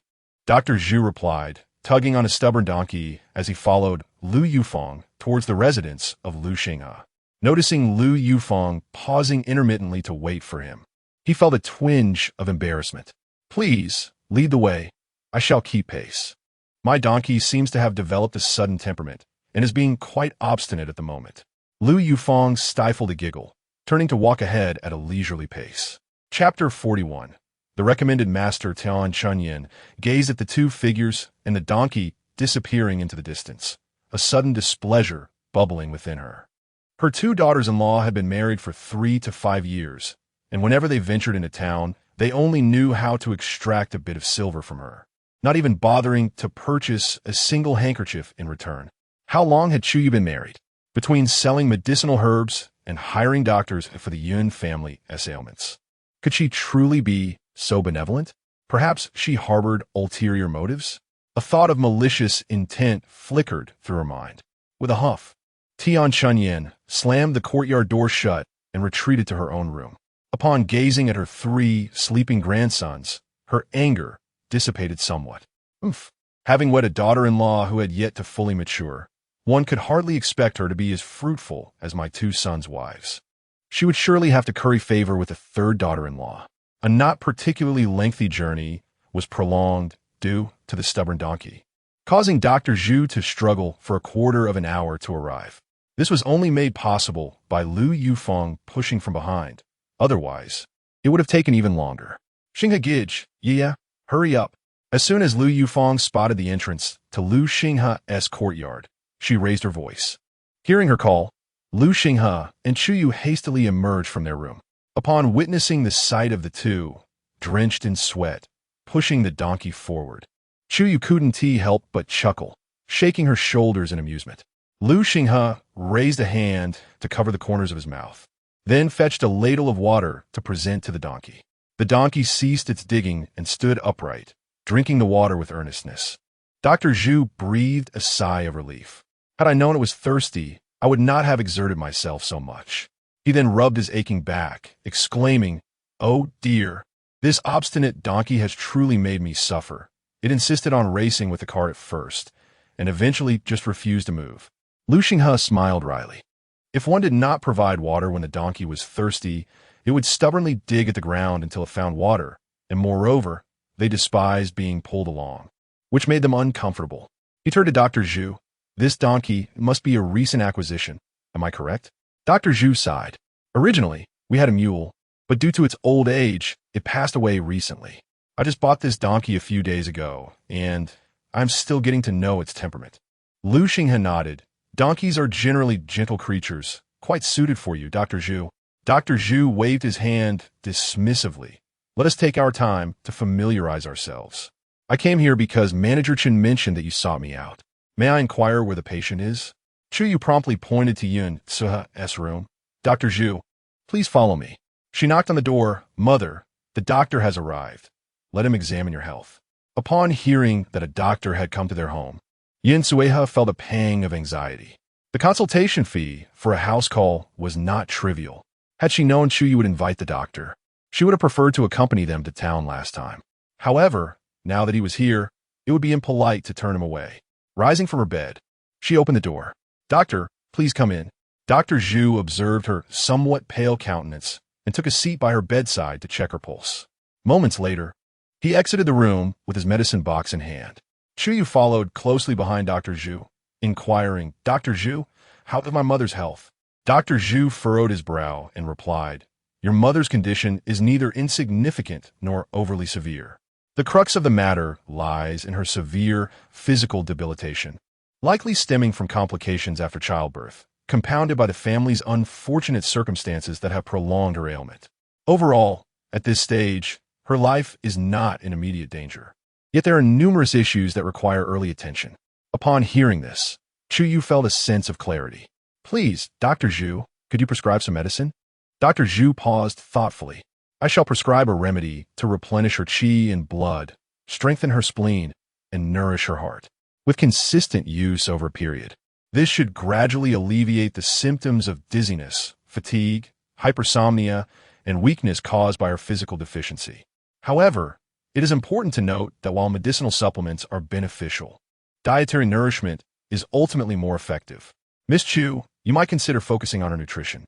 Chu Yu nodded, acknowledging his advice. Dr. Zhu retrieved a charcoal pencil from his medicine box, inscribing the prescription before handing it to her. "Given your mother's condition, this prescription should be followed for at least 2 months. One crucial ingredient is ginseng, which may be rather costly, while astragalus, angelica, white atractylodes, and poria are relatively common. It is essential to rectify her physical deficiency over the next couple of months before addressing subsequent ailments for more immediate results." Chui Ulitsten not then TV, nodding in agreement with each of Dr. Zhu's words. Afterward, she turned to him and asked, "Dr. Zhu, I have always harbored a desire to study medicine. May I become your apprentice?" Outside, Lu Yufeng sat beneath a large tree, having just overheard Chu Yue's fluent exchange with Dr. Zhu and feeling envious of her understanding. Now, witnessing Chu Yue's sudden shift in tone to request apprenticeship left her astonished. Dr. Zhu was momentarily taken aback as well, perceiving the stark contrast in Chu Yue's demeanor. They had just been discussing the health of the Yun family, and now she wished to become his disciple. However, recalling his previous experience at the Huang residence, he felt somewhat embarrassed to accept her as a student. Yet he recognized her potential and did not wish to hinder her growth. If you truly wish to learn, I can introduce you to my master. In his eyes, a bold disciple like Chu Yue would likely achieve greater heights under his master's guidance. Chu Yue's eyes sparkled at Dr. Zhu's words. Your master? Surely, he must be even more formidable than you. She eagerly nodded. I genuinely wish to learn. But do you think your master would accept someone like me as a disciple? Dr. Zhu chuckled, stroking his beard.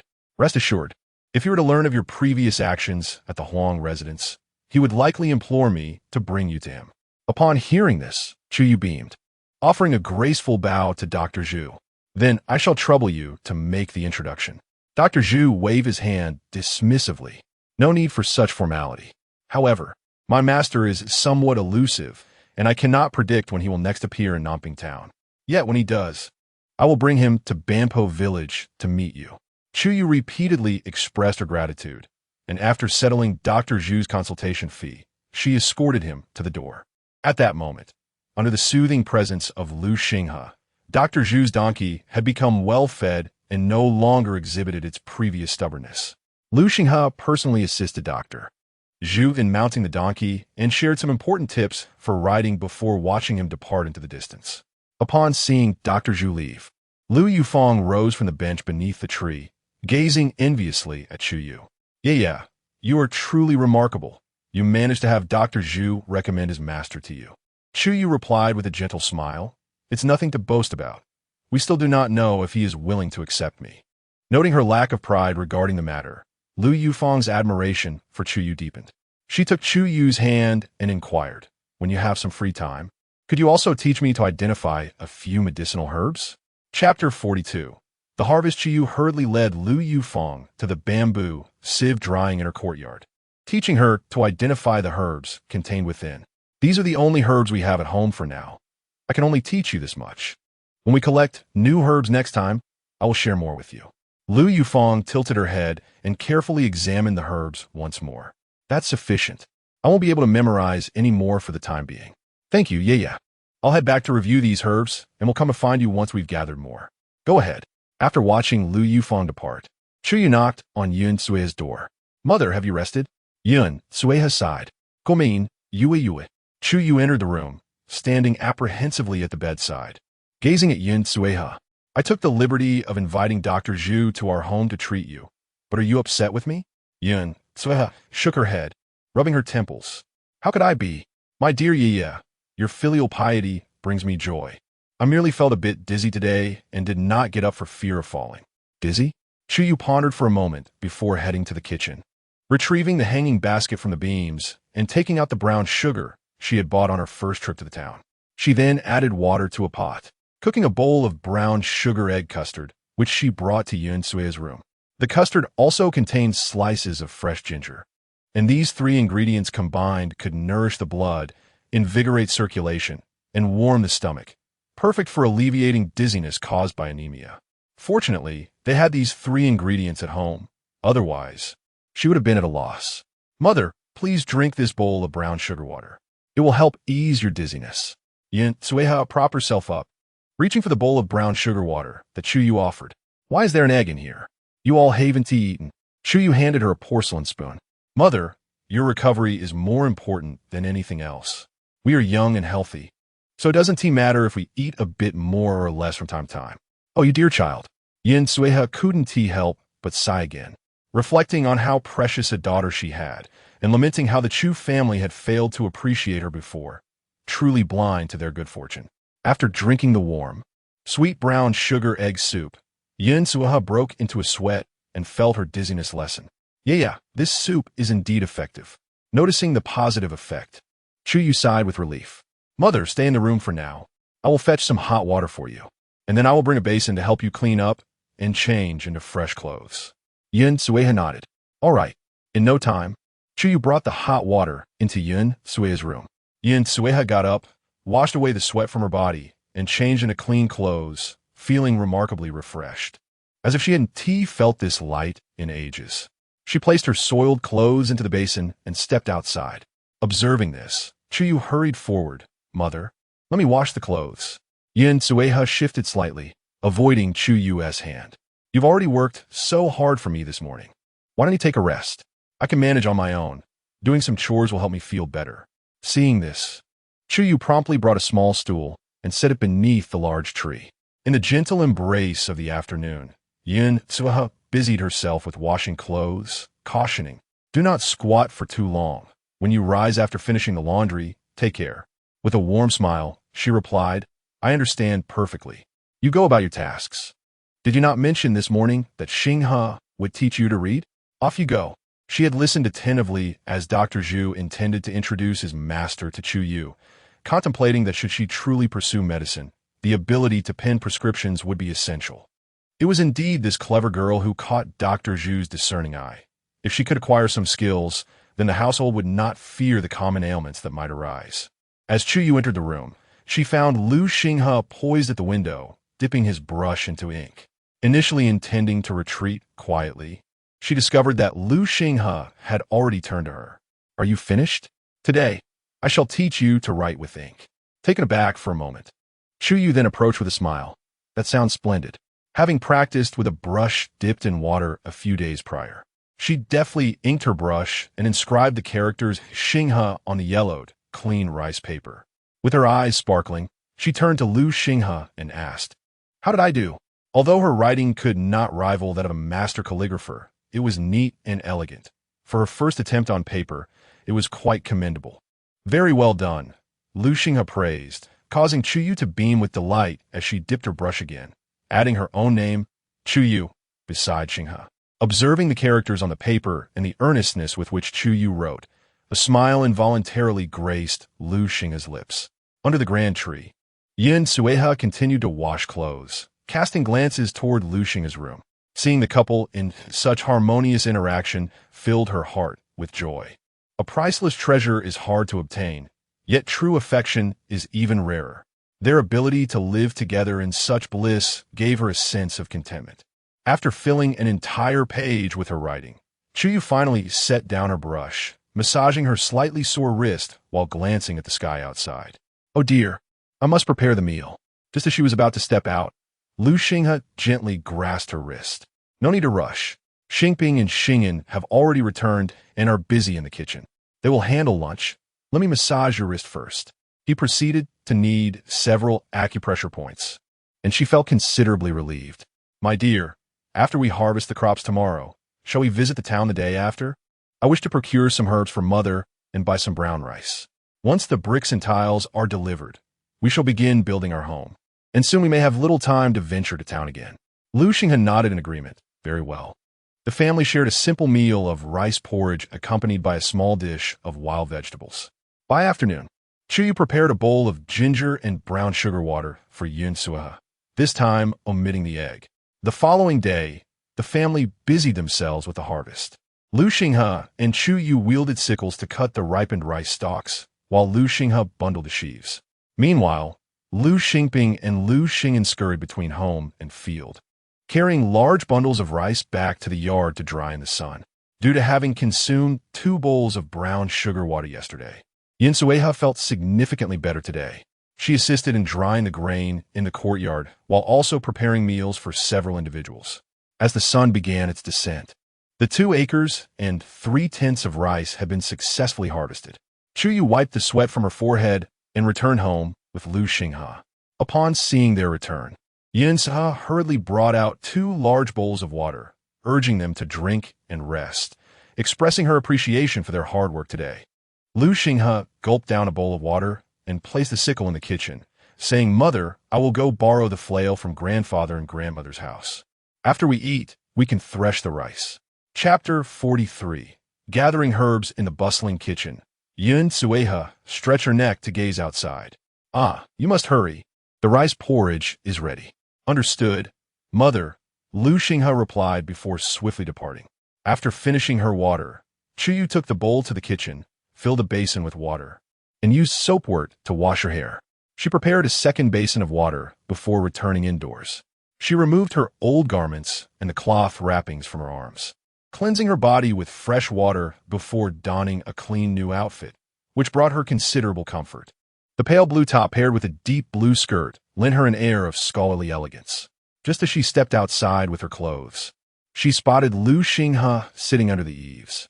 Upon hearing the door open, he stood up and looked toward Chu Yue. First, go eat. The clothes can wait. All right. Chu Yue placed the basin of dirty clothes at the entrance and followed Lu Xinghe to the kitchen. Dinner consisted of rice porridge, wild greens, and a generous bowl of egg drop soup. Due to the day's labor in the fields, they had prepared more porridge than usual, serving each person in ample 2 bowls. After satisfying their hunger, Chu Yue set about washing the clothes, while Lu Xinghe took a flail to knock down the grains that had been drying in the sun all day. With everyone busy harvesting, he had to wait until nightfall to complete this task, ensuring it wouldn't inconvenience the elders and uncles who would need the grains the following day. Yun Sueha emerged from the house with a winnowing basket, sweeping the scattered grains into it.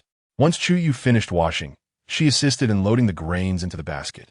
Lu Xinghe then carried the grains to the kitchen for storage, waiting for the next couple of days when they could be taken to a villager with a stone mill for threshing. After placing the grains in the kitchen, darkness had fully enveloped the sky, and the moon had risen. Since Chu Yue's arrival, she had never been so busy at this late hour. Observing Lu Xinghe, whose clothes were thoroughly soaked, she hurriedly filled a large basin with water and fetched a cloth to take inside. First, wash up. We can take the flail to the elder's house on our way to town tomorrow morning. It's quite late now, and they one team needed tonight. Lu Xinghe nodded in agreement. All right. While Lu Xinghe washed inside, Chu Yue waited outside, but fatigue soon overcame her, and she dozed off, only to awaken the next morning on the Kong. Rubbing her eyes, she glanced outside to find the day already bright. Chu Yue hurriedly slipped on her shoes and got out of bed. Lu Xinghe had already spread the grains out in the yard to dry, and the flail had been taken to the elder's house by Lu Xingping. Lu Xingyan and Yun Sueha were busy in the kitchen. Seeing everyone hard at work while she had merely slept, a pang of guilt washed over Chu Yue. Husband, why didn't you wake me when you got up? Noticing the young girl's expression of self-reproach, Lu Xinghe smiled and ruffled her hair. It's all right. You were tired yesterday, and more rest is beneficial. Yun Sueha seemed to sense Chu Yue had awoken, calling from the kitchen, wash your face and set the table. It's almost time to eat. Okay, mother. Chu Yue initially felt apprehensive about her family's potential disapproval of her sleeping in, but upon hearing Yunkwee's affectionate address, her worries dissipated. After breakfast, Chu Yue set off with Luxing towards the town. Before their departure, she thoughtfully tucked the prescription given by Dr. Zhu 2 days prior into her pouch. The card had been borrowed from Aunt Lin when Luxingping had delivered the flail earlier that morning. Now, Chu Yue, with a basket brimming with medicinal herbs on her back, sat comfortably on the cart while Luxing effortlessly pushed it along the southern path to Nanping town, exuding an abundance of energy that left Chu Yue marveling inwardly. At the same age of 18, her gluttonous brother languished at home, contributing nothing, a stark contrast to Luxing. Rumor had it that he was on the verge of marriage, and she could only wonder which unfortunate girl was destined to be his bride. Reflecting on her family, her thoughts drifted to Xiaodao, and she pondered her well-being, wishing they were closer to Nyoto village so she could visit her friend.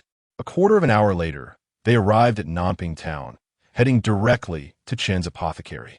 This was not their first visit. Upon seeing them, the shopkeeper greeted them warmly. Young lady, back again with your husband to sell herbs? Chu Yue smiled and replied, not just to sell herbs, I also need to procure some medicine. With that, she produced the prescription from her pouch and handed it to the shopkeeper. Please take a look and let me know the cost for preparing this prescription. The shopkeeper took the prescription and promptly instructed his assistant to guide Luxing to the back to inventory the herbs. Meanwhile, he scrutinized the prescription, assessing the ingredients and their quantities. After some calculations on his abacus, he turned to Chu Yue, saying, Miss Chu Yue, this prescription includes a ginseng root, which you have purchased from me before, so you are aware of its value. Even if only a few slices of 3-year-old ginseng are included, it will still amount to this. He raised 3 fingers. 301 for 1 dose. Chu Yue gasped inwardly. Calculating, she realized that at 301 a day, it would total 9 taels of silver in a month, and with Dr. Zhu suggesting at least 2 months of treatment, that amounted to 18 taels. No wonder her husband, as previous expenses on medicine for her mother never seemed to yield improvement. Each time, spending over 201 for 6 doses must have been insufficient. Nonetheless, her mother's health needed attention. Gritting her teeth, Chu Yue addressed the shopkeeper. Please prepare 10 doses according to this prescription, and also weigh out 2 liang of goji berries, 2 liang of angelica, and 1 liang of astragalus. Very well, Miss Chu Yue. Please hold on for a moment. The shopkeeper laid out 10 pieces of oiled paper on the counter and began weighing the ingredients from the prescription, ensuring each dose was substantial. Once he had prepared everything, he neatly packaged the 10 doses of herbs and handed them to Chu Yue. He also weighed the additional herbs she requested and then advised, when preparing the medicine, soak it in cold water for 15 minutes first, then simmer on low heat, reducing 3 bowls of water to 1 for consumption. Remember that, young lady. Chu Yue nodded appreciatively. Thank you for the reminder, shopkeeper Chen. I will keep that in mind. After she settled the medicinal expenses of 3 taels and 201 with manager Chen, he turned and retrieved several roots of Cotinopsis from one of the small drawers behind him, extending them towards Chu Yue. These Cotinopsis roots are also nourishing. They are particularly suitable for making soup, so I bestow them upon you. Chu Yue hastily accepted the roots, expressing her gratitude. Thank you very much, Manager Chen. At that moment, Lu Xinghe emerged from the backyard, carrying an empty basket, accompanied by the attendant who had entered with him earlier. Today's basket contained no precious herbs, yielding only 1 tael and 801. However, in comparison to previous days, it was still considered quite satisfactory. Chapter 44. An encounter with Chu Dashin after settling the accounts with Manager Chen. Chu Yue and Lu Xinghe first proceeded to the spice shop, where they purchased 2 pounds of red dates, 2 pounds of peanuts, ginger, garlic, sauces, and salt, totaling 215 won. They then visited the adjacent grain and oil shop, where they spent 500 won on 100 pounds of brown rice. Once they had acquired these items, Chu Yue turned to Lu Xinghe and inquired, "My dear, shall we make a trip to the vegetable market?" Lu Xinghe did not object, and, pushing a cart, led Chu Yue towards the vegetable market. As noon approached, the market was not particularly crowded. The recent drought had diminished the number of vendors, and fewer stalls were available at this hour. Chu Yue made her way directly to the meat stall and pointed at 2 large pig bones. "Madam, how much for these bones?" The butcheress, with a hearty voice, replied, "There is hardly any meat on those bones, miss. Would you care to purchase some meat as well? Our pork is 18 won per pound, and if you buy 2 pounds, the bones will only cost 5 won as a gift for you." Chu Yue will note that. "Then please cut me 2 pounds of the lean meat." "Certainly." The butcheress then pointed to a small pile of pigskin nearby. "Do you sell this pigskin as well?" The butcheress responded plainly. This pigskin was discarded by a previous customer who found it too gamey and difficult to chew. "If you want it, I can just give it to you." Chu Yue quickly replied, "Thank you very much, madam." As the butcheress weighed the meat and glanced at Chu Yue, she noticed the girl's clean and beautiful appearance, and asked, "You seem quite young. Which family do you belong to in town?" "My second son is still unbetrothed. If you are willing, I cannot guarantee much, but I assure you there will be meat at every meal." Taken aback, Chu Yue was contemplating how to respond when Lu Xinghe arrived at her side. "Have you bought the meat?" he asked, discreetly taking her hand in his. Noticing the slight stiffness in Lu Xinghe's expression, Chu Yue stifled a laugh and turned to the butcheress. "I apologize, madam, but I am already married," she said, glancing at Lu Xinghe with a smile. "He is my husband." The butcheress chuckled awkwardly. "Oh dear, how careless of me. I didn't realize you were married. However, your husband is quite handsome. You are indeed fortunate." "Thank you, madam," Chu Yue replied, handing over 41 copper coins. Lu Xinghe then accepted the pork bones and pig skin from the butcheress and placed them into their basket before swiftly leading Chu Yue away. As Chu Yue walked behind Lu Xinghe, she gazed at their intertwined hands. the corners of her lips curving upwards for quite some time. The butcheress craned her neck to watch the departing couple, her face filled with envy. Youthful love so tender, even hand in hand on a simple trip to the market. This time, due to the weight of the meat in their basket, the couple did not linger in town. They purchased 4 buns and stopped at a tea stall on the outskirts of town, spending a single one for a pot of tea. After satisfying their hunger and thirst, they hurried homeward. On the road, Lu Xinghe took out a pack of pastries from his backpack and offered it to Chu Yue. Have a couple of these pastries to tide you over. Chu Yue held the oil, paper-wrapped pastries in her hand without unwrapping them. I just had a bun and drank quite a bit of water. I'm already full.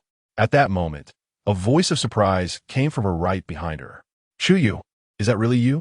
Hearing the familiar voice, Chu Yue's heart skipped a beat. She turned her head to see Chu Dashan striding towards her. As he drew near, he nodded at Lu Xinghe as a form of greeting and then reached out to grab Chu Yue's arm. Knowing that Chu Dashan's intentions were not good, she swiftly evaded his grasp and hid behind Lu Xinghe, taking advantage of her smaller stature. Brother, I'm married now. Please stop pulling at me like that. Chu Dashan gritted his teeth and pointed at her. So you've married and grown wings, huh? You no longer care for your family? Chu Yue murmured softly. I didn't say anything. Lu Xinghe glanced back at Chu Yue and then turned to Chu Dashan, coldly stating, she was exchanged for me by your father. If I choose to sever her ties with her family, who would dare to object? Chu Dashan immediately pointed a finger at Lu Xinghe's nose. Lu Xinghe, don't you dare sow discord between my sister and our family. A hint of mockery played on Lu Xinghe's lips. I've heard that during her time at home, she was cold and hungry, beaten and scolded.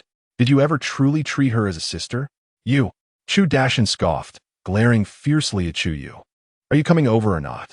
In the past, Chu Yue had been pliable, obedient to his fierce gaze, but this time, she clearly stood her ground. I want to go over. Just say what you need.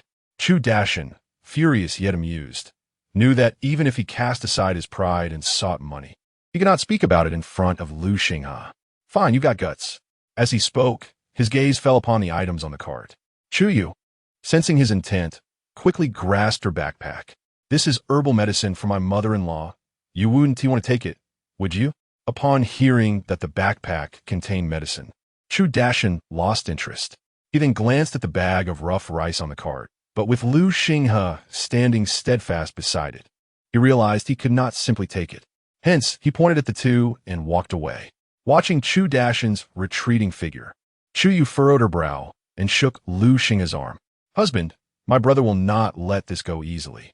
If my parents find out we are doing well, they might come to cause trouble. Lu Xinghe turned back and patted the little girl's head. Don't worry, I'm here. At least your father wouldn't dare to come knocking. After nearly being sent to the magistrate by Chu Yuqian, he must be terrified, and for the time being, he wouldn't dare to provoke Lu Xinghe. Chu Yue placed her backpack back on the cart, and she and Lu Xinghe pushed it together in the direction of home. My mother is also not easy to fool. We need to be cautious once we return. Lu Xinghe held a differing perspective. The distance from Yodo village to Banpo village was not merely a few steps. It required time and circumstance for her mother to come. Moreover, the Moon Festival was fast approaching. The Moon Festival on the 15th day of the 8th month was a relatively significant holiday in the Nanyuan Kingdom. Traditionally, during such occasions, married daughters would bring gifts back to their maternal families. Chu Yue turned her gaze towards Lu Xinghe, interpreting his words to mean that her parents might be waiting for her at home. Lu Xinghe responded with an affirmative sound. Do you not have a younger sister at home? Chu Yue tightened her grip on the cart. Indeed, she had a younger sister, the one with whom she had always shared the closest bond. In the past, when their family would scold her, that foolish girl would rush to her side, embracing her to endure the punishment together. How could she possibly abandon her? If only I could help Xiao Tao escape that household, Chu Yue murmured softly. Chapter 45. The aroma of bone broth fills the village in that household. Girls were regarded as the least valuable, with their only focus resting on the ineffectual Chu Dashan. If Xiao Tao could extricate herself from that family, she would find a way to care for a younger sister. The only uncertainty lay with whether the Lu family would consent. Lu Xinghe, aware of Chu Yue's thoughts, offered his analysis. Given the temperament of your parents and your brother, it seems Xiao Tao's escape from the Chu family is not far off. The pivotal question is whether you can summon the resolve to act. Chu Yue glanced at him, a look of confusion etched on her face. But what would happen after leaving the Chu family? Lu Xinghe, pulling the cart with great effort, replied, "After departing from the Chu family, we shall care for her. After all, it merely adds another mouth to feed. A young girl does not require much sustenance. And she could also assist at home, alleviating some of her mother's weariness. In the past, when it was just Xingping, Xing'an, and me, our mother cherished her little daughter dearly." Observing Lu Xinghe's diligent ascent with the cart, Chu Yue felt a swell of emotion, her eyes glistening with tears. She exerted herself to help push the cart to the top of the hill. But would mother truly agree? Lu Xinghe nodded with unwavering certainty, asserting she will agree. Chu Yue bit her lip, determination solidifying within her. What must I do? If it pertains to medical skills, she could articulate her thoughts, yet when it came to cunning, Lu Xinghe was evidently more adept. Next, we shall disregard your maternal family's opinions. If they dare intervene, I shall feign taking your father to see the officials. After some time, when the famine worsens and food runs scarce, your parents, in desperation, will undoubtedly consider your sister. At that point, we only need to spend a little money to facilitate Xiaodao's departure from that household. Chu Yue furrowed her brow. But who will step forward to spend that money? The villagers of Banpo certainly cannot. They would recognize her, and we might end up losing both people and wealth. If it were a stranger, I would have no peace of mind. I do not wish for Xiaotao to become a slave. Lu Xinghe continued to grip the cart's handle. Leave the subsequent matters to me. His tall, receding figure instilled in Chu Yue a profound sense of security. Upon returning home, the pair unloaded the rough rice and the basket, sending Lu Xingping to return the cart, with instructions to carry a few red dates for the little grandson of Aunt Lin. Yun Tsueha watched as Chu Yue methodically extracted items from the basket, her heart aching slightly. "These goods must have cost a fair sum," she remarked. Chu Yue stored the items that could be preserved in a hanging basket, affixing it to the kitchen beam. "Mother, the money spent can be earned back. There is no need for you to worry." Yun Tsueha glanced toward the kitchen. "From now on, we must lock the kitchen door at night, lest our belongings be taken by others." Once Chu Yue had hung everything properly, she dusted off her hands and declared, "All right, I shall remember." She then cut a small piece from 2 pounds of pork, seasoning the rest into fist-sized portions with sauce, salt, ginger, and star anise for pickling. When prepared as braised meat, it could be stored in the cellar for several days. When desired, she would only need to slice off a few pieces. After marinating the meat, Chu Yue meticulously used red-hot tongs to singe off the remaining hairs from the pig skin, then scraped the surface clean with a knife. She added a few pieces of ginger into the pot for blanching. The blanched pig skin shimmered with a translucent quality after scraping off the excess fat. She sliced the pig skin into elongated strips, selecting a few small pieces to set aside while the rest was placed in a bamboo sieve to dry in the courtyard. "Big sister, can dried pig skin still be eaten?" Lu Xing'an asked, a look of confusion on his face. Chu Yue smiled gently. "Of course it can be eaten. Primarily, it cannot be consumed all at once, and drying it allows for longer preservation." She glanced at Lu Xing'an. "How is the pig bone broth coming along?" "It's simmering nicely," Lu Xing'an replied, marveling inwardly at how much the family's meals had improved since Chu Yue's arrival. Chu Yue retrieved a ceramic jar from the kitchen, cleaned it thoroughly, and filled it with a nearly finished bone broth, pouring it to about 70% full. She then added the previously selected pig skin along with cleaned goji berries, red dates, and slices of ginger, placing it by the fire to simmer. "Xing'an, be careful with the fire. Don't tip over that ceramic jar. It's for mother," she cautioned. Lu Xing'an nodded earnestly. "I will be careful, big sister. Just throw a few large logs into the stove. There's no need to hover by the fire. Although it's not as hot as before, it's still quite warm by the flames." As Chu Yue poured a small bowl of peanuts into the soup pot, she covered it with a lid while reminding him. "Understood," he replied. After the bone broth was ready, they would begin cooking the porridge. Given that Banpo village was nestled in a valley, the rich aroma of the simmering bone broth wafted from Lu Xinghe's kitchen, permeating the entire village. Families that typically did not indulge in meat found themselves drawn in by the enticing scent. Many emerged from their homes, swallowing their saliva as they exclaimed, "Hey, whose house is stewing meat? It smells divine." Some with keen noses followed the fragrance to its source, greeting Yin Sueha outside her yard. Is it true that your family is having meat today? Yin Sueha smiled warmly. My child went to town to fetch medicine and bought 2 large bones to satisfy a craving. The bystander immediately changed their tone. Just bones? There is hardly any meat on them. Why spend money unnecessarily? Yin Sueha sighed. It's been ages since we've had any. Given our circumstances, we can't afford meat, so we settle for bones to savor the flavor. Upon hearing this, the crowd lost interest. Some rolled their eyes and muttered, just for your own indulgence, you've stirred up cravings for the whole village. That is quite selfish. Yin Sueha, displeased, angrily tossed her needlework into the basket. I do not appreciate such remarks. Since when does any household meat stew not emit a delightful aroma? Who has ever complained? Is my family stealing or robbing from you by simmering bones? Why must your words be so petty? Realizing their fault and seeing her upset, the scolding individuals dispersed quietly. Lu Xinghe closed his book and stepped outside. Upon noticing, Yin Sueha quickly rose to her feet, exclaiming, "Oh, have I disturbed your reading?" Lu Xinghe shook his head in response. "Not all, mother. It is getting late. I have come out to gather the grains." He cast a glance at the sun, which was nearing its descent, retrieved the basket from under the eaves, and began collecting the grains. Observing this, Lu Xingping hastened to grab a dustpan and broom to assist him. Chu Yue, noticing the commotion outside, promptly advised Lu Xingen, you should also lend a hand in gathering the grains. I can manage the kitchen by myself, and we can enjoy dinner right after we finish. All right, Lu Xingen replied, adding another piece of firewood to the stove before heading out to the courtyard to help. Chapter 46. The Betrothal of Words After Gathering the Harvest. The group washed their hands and faces before sitting down to enjoy a meal. On the table sat a large bowl of pig bone and peanut soup, adorned with a few wild vegetables, alongside a bowl of rice porridge prepared by Yin Sueha, accompanied by a small bowl of pig skin, red date, and goji berry soup. She gazed at Chu Yue in astonishment. Is this for me? Chu Yue nodded. Last time, Dr. Zhu mentioned that while taking medicine, dietary supplements should also be incorporated for optimal effect. This soup contains red dates and goji berries, which should taste delightful. I've heard they are excellent for nourishing the blood. Mother must finish it. Xing and I simmered it all afternoon.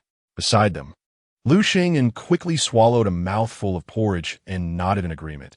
It's largely thanks to my sister-in-law's efforts. We all hope for Mother's swift recovery. Seeing the filial piety of the children around her, Yin Sueha felt her heart swell with joy, her eyes glistening with unshed tears. All right, Mother will drink it. I will diligently restore my health. In the following days, Chu Yue devised various medicinal dishes for Yin Sueha. Today, it was bone broth porridge with goji berries. Tomorrow, it would be angelica and pork soup. The day after, a nourishing soup of astragalus, red dates, goji berries, and eggs. With the harvest completed, the weather gradually turned cooler, dispelling the earlier oppressive heat, and the air in the mountains took on a sweetness.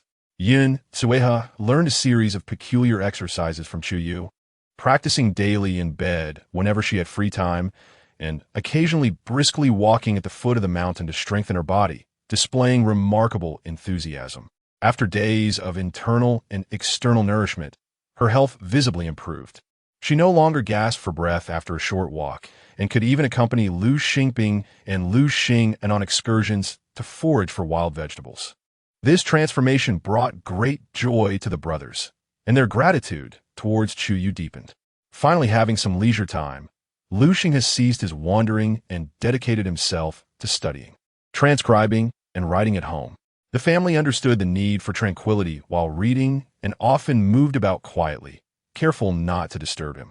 Soon, the day arrived when the brick delivery from the kiln was scheduled. The grand procession of brick bearers, led by Lu Xinghe, made its way to the village entrance, where the hillside had already been prepared. Almost everyone in Banpo village was aware of Lu Xinghe's acquisition of 60,000 bricks. 60,000 bricks. The mere thought of such wealth was staggering, especially since these bricks were sourced from the Kaiyang kiln, renowned for their high quality and steep prices. Families purchasing bricks from there were typically affluent, making Lu Xinghe's family the first in Banpo village to do so. When the villagers gathered at the village entrance to witness the spectacle, Conversations erupted, filled with envy and jealousy. Upon hearing the news, Lu Taisheng and Wang Xuelan rushed out of their house, quickly grasping the situation before joining the procession towards the hillside, where the slope was gentle and the path had been smoothed by Lu Xinghe and his brothers, requiring little effort to ascend. Xinghe, come here for a moment. Lu Xinghe turned to see the two elders beckoning him and hurried in their direction. Grandfather, grandmother, what is it? Lu Taisheng pointed towards the neatly arranged blue bricks laid on the foundation. Why are there so many blue bricks? Lu Xinghe smiled and said, these blue bricks were ordered from the Kaiyang brick factory a fortnight ago, and they have just arrived today. Lu Taisheng still found it somewhat hard to believe. He grasped Lu Xinghe's arm and inquired, tell me, where did you acquire such a fortune? You haven't gone to the town to borrow money, have you? Lu Xinghe was taken aback and quickly shook his head. Grandfather, when have I ever been so reckless? Upon hearing this, Lu Taisheng sighed in relief. I know you are prudent, but I was worried that after marrying, you might be bewitched by that girl, Chu Yue. I fear that if she wishes for a brick and tile house, you might foolishly borrow money for bricks, which is not advisable. Lu Xinghe frowned. Although aware of his grandfather's concern, he felt a twinge of displeasure at the disparaging remarks about Chu Yue. Rest assured, I did not borrow that money from the town, and Chu Yue is not at all like you described. Please refrain from speaking of her in such a manner in the future. If she hears you, it may hurt her feelings. Wang Xuelan rolled her eyes at Lu Taisheng. Such baseless accusations. Old man, stop making wild assertions. That girl is quite admirable. She even summoned a doctor to tend to the wife of our third son. What daughter-in-law can be as dutiful as she? Lu Taisheng sighed. Now I am the one in the wrong. Yet my concern for Xinghe's well-being remains. Wang Xuelan then turned to Lu Xinghe. Xinghe, those 60,000 bricks and tiles must have cost a considerable sum. Is there enough left for the laborers? And what about food for the workers? Those expenses can add up. Lu Xinghe nodded earnestly. For now, it is sufficient. You and grandfather need not worry. Upon hearing this, Wang Xuelan felt a sense of reassurance, exchanging a joyful glance with Lu Taisheng. No wonder you and that girl, Chu Yue, have been frequenting the town lately. It seems fortune has smiled upon you. Lu Taisheng chuckled, stroking his beard. I hadn't realized how fortunate that girl was for Xinghe. As he spoke, he glanced at the pile of bricks and then around at the surrounding mountains. Having so many bricks here may not be wise. I will fetch a dog from your uncle Chi's home. I shall stay here tonight to keep watch over the bricks. Grandfather. Lu Xinghe initially intended to stop Lu Taisheng, wanting to assure him he could watch over the bricks himself. But Wang Xuelan pulled him back. Let your grandfather go. He is delighted that you can build a brick house. He is likely going to show off to others. The village chief's youngest daughter, Lu Shanshan, had once been informally betrothed to Lu Xinghe, but after the misfortunes of the Lu family, they no longer recognized the engagement, claiming it was merely a jest, and she became engaged to another family. Although Lu Xinghe was indifferent to this matter, Lu Taisheng had been quite upset at the time, criticizing the village chief's family for their narrow-mindedness. Now that Lu Xinghe was on a rise, surely he deserved to flaunt his accomplishments in front of them. Lu Xinghe, hearing this, decided to accompany Lu Taisheng. At the very least, he would keep the elder company to ensure his safety. Before long, Yun Sue, Chu Yue, and the two brothers, Lu Xingping, arrived. Mother, you are here too? Due to a significant improvement in her health, Yun Sue's voice has become noticeably louder than before. Upon seeing the two, Wang Xuelan quickly remarked, isn't the commotion rather loud? I just came to take a look. Your complexion appears far better than usual. 1. Wachuo money. During the Mongol and Yuan dynasties, the term referred to the commercial endeavors funded by Central Asian nobility, known as Wachuo, which in Turkish implies partnership among merchant caravans. The high-interest loans issued by Wachuo are referred to as Wachuo money. 2. Ziren, a general term for carpenters and construction craftsmen. Chapter 47. A fortunate husband Yun Sueha smiled warmly, affectionately grasping Chu Yue's hand. This was all thanks to Yaya, who had not only summoned the doctor, but also gathered the medicine, proving to be more considerate than all three boys at home combined. Chu Yue, feeling somewhat bashful, lowered her head and said, Mother, please don't praise me so highly. Even Lu Xingping, who usually relished in banter, found his mother's words quite reasonable. If it weren't for his sister-in-law, their mother would likely still be the same as before. Wang Xuelan then took a serious look at Chu Yue. The young girl had delicate features and a gentle countenance. It was evident that she was blessed. Yin Sueha concurred with Wang Xuelan's observation, saying indeed, to marry Ye is a stroke of fortune for Xinghe. Soon, the bricks and tiles were delivered to the foundation. Lu Xinghe counted the quantity and took the foreman to Yin Sueha. Mother, I have verified the number of bricks and tiles. Everything matches. Last time, we paid a deposit of 10 taels of silver, and the remaining 36 taels can be settled with this manager Zhou. Since it was Lu Xinghe who had verified the count, Yin Sueha trusted him completely and promptly retrieved her money pouch to hand it to Lu Xinghe. I'm not versed in these matters. You handle the settlement with manager Zhou.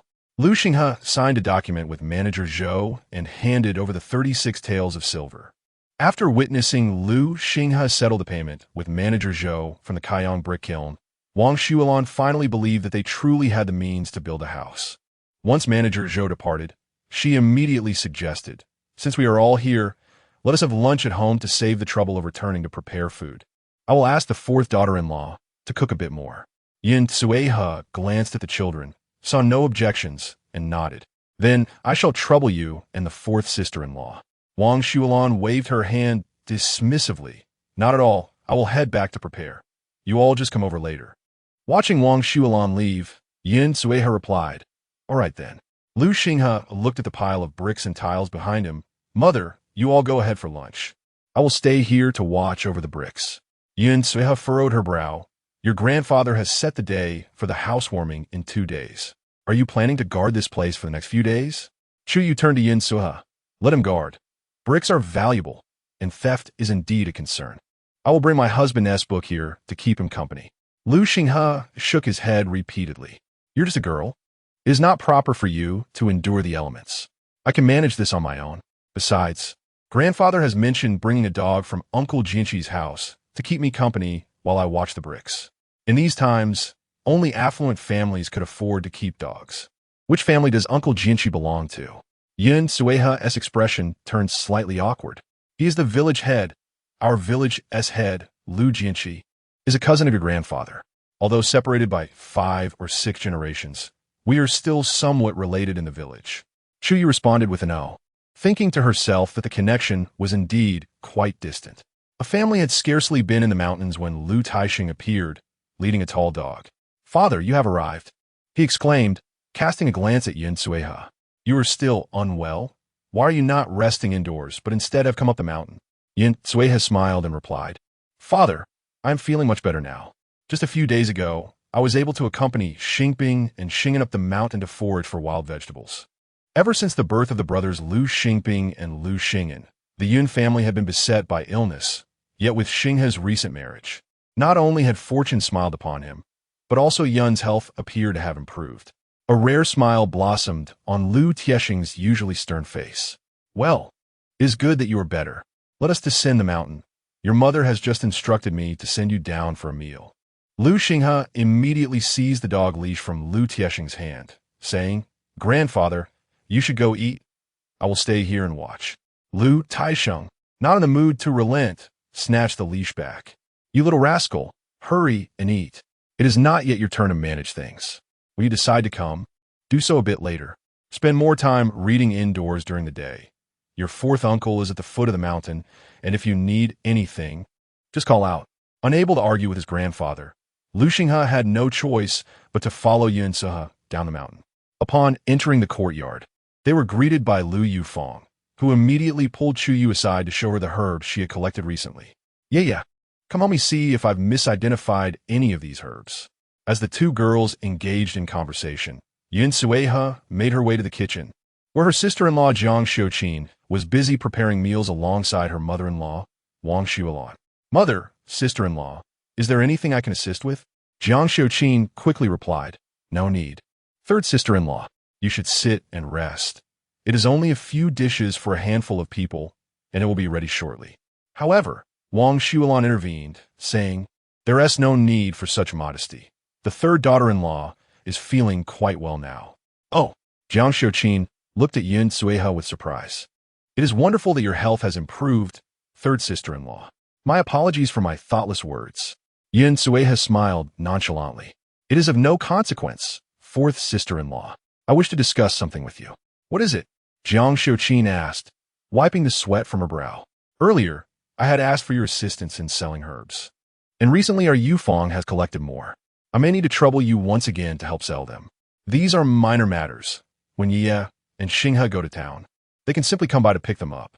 She paused, then continued earnestly. The thing is, Xinghe has been studying during the day. He has wasted too many years already, and now that he has finally picked up his books, I do not wish for household matters to delay him further. Therefore, I would like to ask if the fourth brother has some time to help supervise at the foundation of my new house. Exchanging glances, Jiang Xiuqin and Wang Xuelan stretched their necks and called out, Shouqing, come here for a moment. Hearing his wife's call while conversing with his brothers, Lu Shouqing quickly responded and hurried into the kitchen. What is it? What do you need? Jiang Xiuqin relayed Yun Sueha's request. Since you have some spare time, why not lend a hand? Lu Shouqing slapped his thigh in realization, exclaiming, I was wondering what the matter was. Hadn't we already agreed that we would lend a hand? Rest assured, with my father and me keeping an eye on those bricks and tiles, you need not worry. Yun Sueha was filled with joy. Then I must thank you, fourth brother. However, we do not wish for your assistance to come without recompense. Xinghe has also informed me that with our family being few in number, we lack the manpower to aid in the construction at Big Brother and Second Brother's homes. When we build our own house, rest assured that Big Brother, Second Brother, and you will be compensated for your labor. Big Brother and Second Brother will serve as the official workers for the construction, with the standard rate being 30 won a day. As for you, fourth brother, if you assist as a laborer and oversee the bricks at night, I shall also pay you 30 won a day, starting today. Do you find this arrangement agreeable? Chapter 48. Lu Shanshan, she harbored a reluctance to owe favors, yet it was undeniable that the assistance from her relatives in Xinghe was a more secure choice. By offering fair wages, they might be more devoted in their tasks. As Yin Su's words faded, Lu Shouqing promptly raised his hand to express his determination. Sister-in-law, rest assured. From this day forth, I shall sleep on the foundation until your new house is completed. I will not withhold even a single brick from you. Jiang Xiuqin, amused by his demeanor, chuckled. Very well, you may sleep on the foundation, and I shall ensure that Yu Feng and Xiao Wei take turns to bring you meals every day. Wang Xuelan wiped her hands on her apron. Third sister-in-law, are you suggesting that Xinghe should pursue the imperial examination again? Yin Sueha nodded. Indeed, this is also Ye's intention. As Xinghe himself wishes to embark on this path, our support is all that is required. The third sister-in-law's family has finally weathered their hardships. Jiang Xiuqin remarked with a smile. Yin Sueha sighed. It may not be ideal, but it is certainly better than the days of hunger we endured before. Once the house is completed, I fear we may face another period of scarcity. Wang Xuelan quickly reassured her. Ultimately, having a proper house means the family can at least live comfortably. Money can always be earned later. It will not be worse than before. Yin Sueha nodded repeatedly. You are right, mother. Before long, lunch was ready. Brown rice porridge, a small dish of wild vegetables, and a plate of salted vegetables. Recently, the mountains have been stripped bare, and we have little to eat at home. The third sister-in-law's family is making do, Jiang Xiuqin said. Yun Sueha waved her hand. There is no need for such formality among family. Meanwhile, at the village chief's home, Lu Jinqi's youngest daughter was throwing a tantrum. Lu Shanshan had always admired Lu Xinghe for his good looks and intellect. There was no peer in the neighboring villages who matched his qualifications. However, when her father departed, their household fell into decline. Fearing that she would suffer alongside Lu Xinghe, her father arranged another marriage for her after she came of age. At that time, wanting to avoid hardship with Lu Xinghe due to his family's poverty, she acquiesced to her family's wishes, especially considering that the family she was betrothed to was the wealthy Yao family, with over 30 acres of land. Little did she expect that merely a month after Lu Xinghe's marriage, his family would be building a brick house. This reality left the proud Lu Shanshan feeling utterly frustrated. Father, I don't care. You must annul the engagement with the Yao family. Just the sight of Yao Shangshu irritates me. Lu Jinqi's furrowed brow could have crushed a fly. Oh dear, my ancestor. This marriage cannot simply be undone at will. Do you think this is child's play? The village chief's eldest and second children were sons, and Lu Shanshan was their only daughter, spoiled by the family since childhood. With a face full of exasperation, Lu Shanshan insisted. Isn't it as simple as returning their betrothal gifts? Chun Shufan, the village chief's wife, stepped forward to grasp Lu Shanshan's delicate hand. Dear child, the betrothal gifts from a Yao family have always been in your possession. Your father and I have never touched a penny. You have been buying hairpins and bracelets all this time. Do you truly believe we can return the betrothal gifts? Our family cannot compare to the Yao family's wealth, and your father and I cannot possibly raise that amount to cover your losses. As she spoke, she cast a knowing glance at Lu Jinqi. Lu Jinqi hurriedly replied, What your mother says is true. The Yao family possesses 30 mu of land and lives in a brick house, undoubtedly superior to that of Lu Xinghe. Not to mention, Lu Xinghe is already married, and I have heard that the Yun family is quite protective of their daughter-in-law, so you might find it difficult to intrude.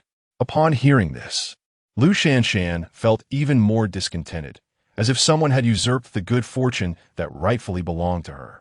After all, she was merely a young girl, and no matter how protective they were, it was not as if she could bear Lu Xinghe's child at this moment. Perhaps Aunt Yun was merely putting on a show to irritate her. Lu Jinqi, upon hearing her words, became somewhat irate. You, a young lady, how can you speak so shamelessly? Have the teachings of propriety and honor I instilled in you vanished into thin air? After being reprimanded by her father, Lu Shanshan left with a displeased huff and retreated to her room. Chun Shufan, with a worried expression, turned to Lu Jinqi. Dear, look at our daughter. Lu Jinqi sighed. Let us keep an eye on her. We must not allow her to act foolishly and ruin this promising match. In 2 months, she will be wed to the Yao family, and all will be well. Chun Shufan scoffed. As for Lu Xinghe, when did he decide to build a house? It seems he wants everyone to know about his good fortune.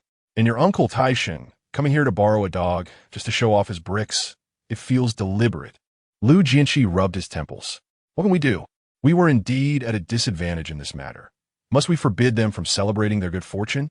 Upon hearing this, Chun Shufan became displeased. What do you mean by being at a disadvantage? Considering the conditions of the Lu family back then, should we send our daughter to suffer? Besides, it was merely talk without any tokens or documents. How are we at a disadvantage? Lu Jinqi intended to say more, but ultimately sighed and turned to leave the house. In the old Lu residence, after the family had dined, Lu Shouqing took a bundle of rice straw to rest on the hillside foundation. Yin Sehe then pulled Wang Xuelan and Jiang Xiuqin aside and whispered, Mother, fourth sister-in-law, Xinghe asked me to remind you that this year's harvest is poor, and grain prices may rise by the end of the year. It would be wise to stockpile some food at home to avoid spending excessively later. We recently bought 100 jin of brown rice, but we are uncertain if it will last until next year. Upon learning that it was Lu Xinghe's suggestion, the two women felt a sense of resolve. Xinghe was typically reticent and approached matters with caution. It seemed wise for them to procure some grain. Wang Xuelan remarked, glancing at Jiang Xiuqin, you from the fourth family, please visit your elder brother's new homes and inform your sisters-in-law. Encourage them to keep this matter discreet. We must not let this information spread. This was merely speculation, and no one could be certain. If the family decided to buy, it was their own affair, as they had plenty to share. If others learned of it and followed suit, and the grain prices did indeed rise, they would not express gratitude to Xinghe. Should prices remain unchanged, one might fear that people would blame Xinghe for spreading unfounded rumors.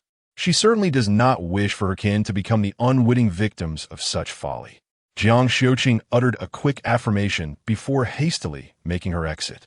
Observing Jiang Xiuqing's departure, Wang Xuelan swiftly retrieved 3 eggs from the beam of the kitchen and placed them into Yun Sue's hands. Xinghe is studying. She must consume wholesome food. We have little of value here, so take these 3 eggs for your family, she urged. Yun Sue quickly shook her head. Say, Mother, the 2 hens we received last time are still laying eggs. You and Father are growing older and need nourishment. I cannot accept these eggs. You should keep them for yourselves. Chapter 49. Lu Shanshan, mistaken for a thief, Wang Xuelan unceremoniously thrust a handful of eggs into Yun Sue's hands insisting she take them. In the past, we relied on the third, and in the future, we must depend on Xinghe. With no choice but to accept the eggs, Yin Tsehe led the children home. Xinghe, your mother has been unwell these years and has not visited your maternal grandparents. Every year, your two uncles take turns bringing us provisions. The Moon Festival is approaching, and fortunately, your grandfather and fourth uncle are overseeing the land these days. Shall we visit Kang Town together tomorrow? Her maternal home was in Qingjiu village, adjacent to Kang Town. The journey was quite similar to that to Namping Town, though crossing the river was necessary for Kang. In previous years, their family's poor circumstances, coupled with her frail health, had dissuaded her from making the trip, lest she worry the elderly couple. Now that her health had improved, she was eager to visit, hoping to reassure her aging parents with merely a glance. Moreover, given the year's poor harvest, she felt it imperative to alert her family. Lu Xinghe's face clouded with concern. Mother, your health. Yun Tsueha gently patted his arm. I am well aware of my condition. Besides, we won't have to walk much once we're on the boat. Tomorrow, when we return, your uncle can drive us to the ferry with the ox cart. It will be manageable. Considering that their family had not visited her maternal home in 8 years, Lu Xinghe nodded in agreement. All right. Upon hearing this, Yin Tsehe's eyes glistened with unshed tears as she retreated into the house.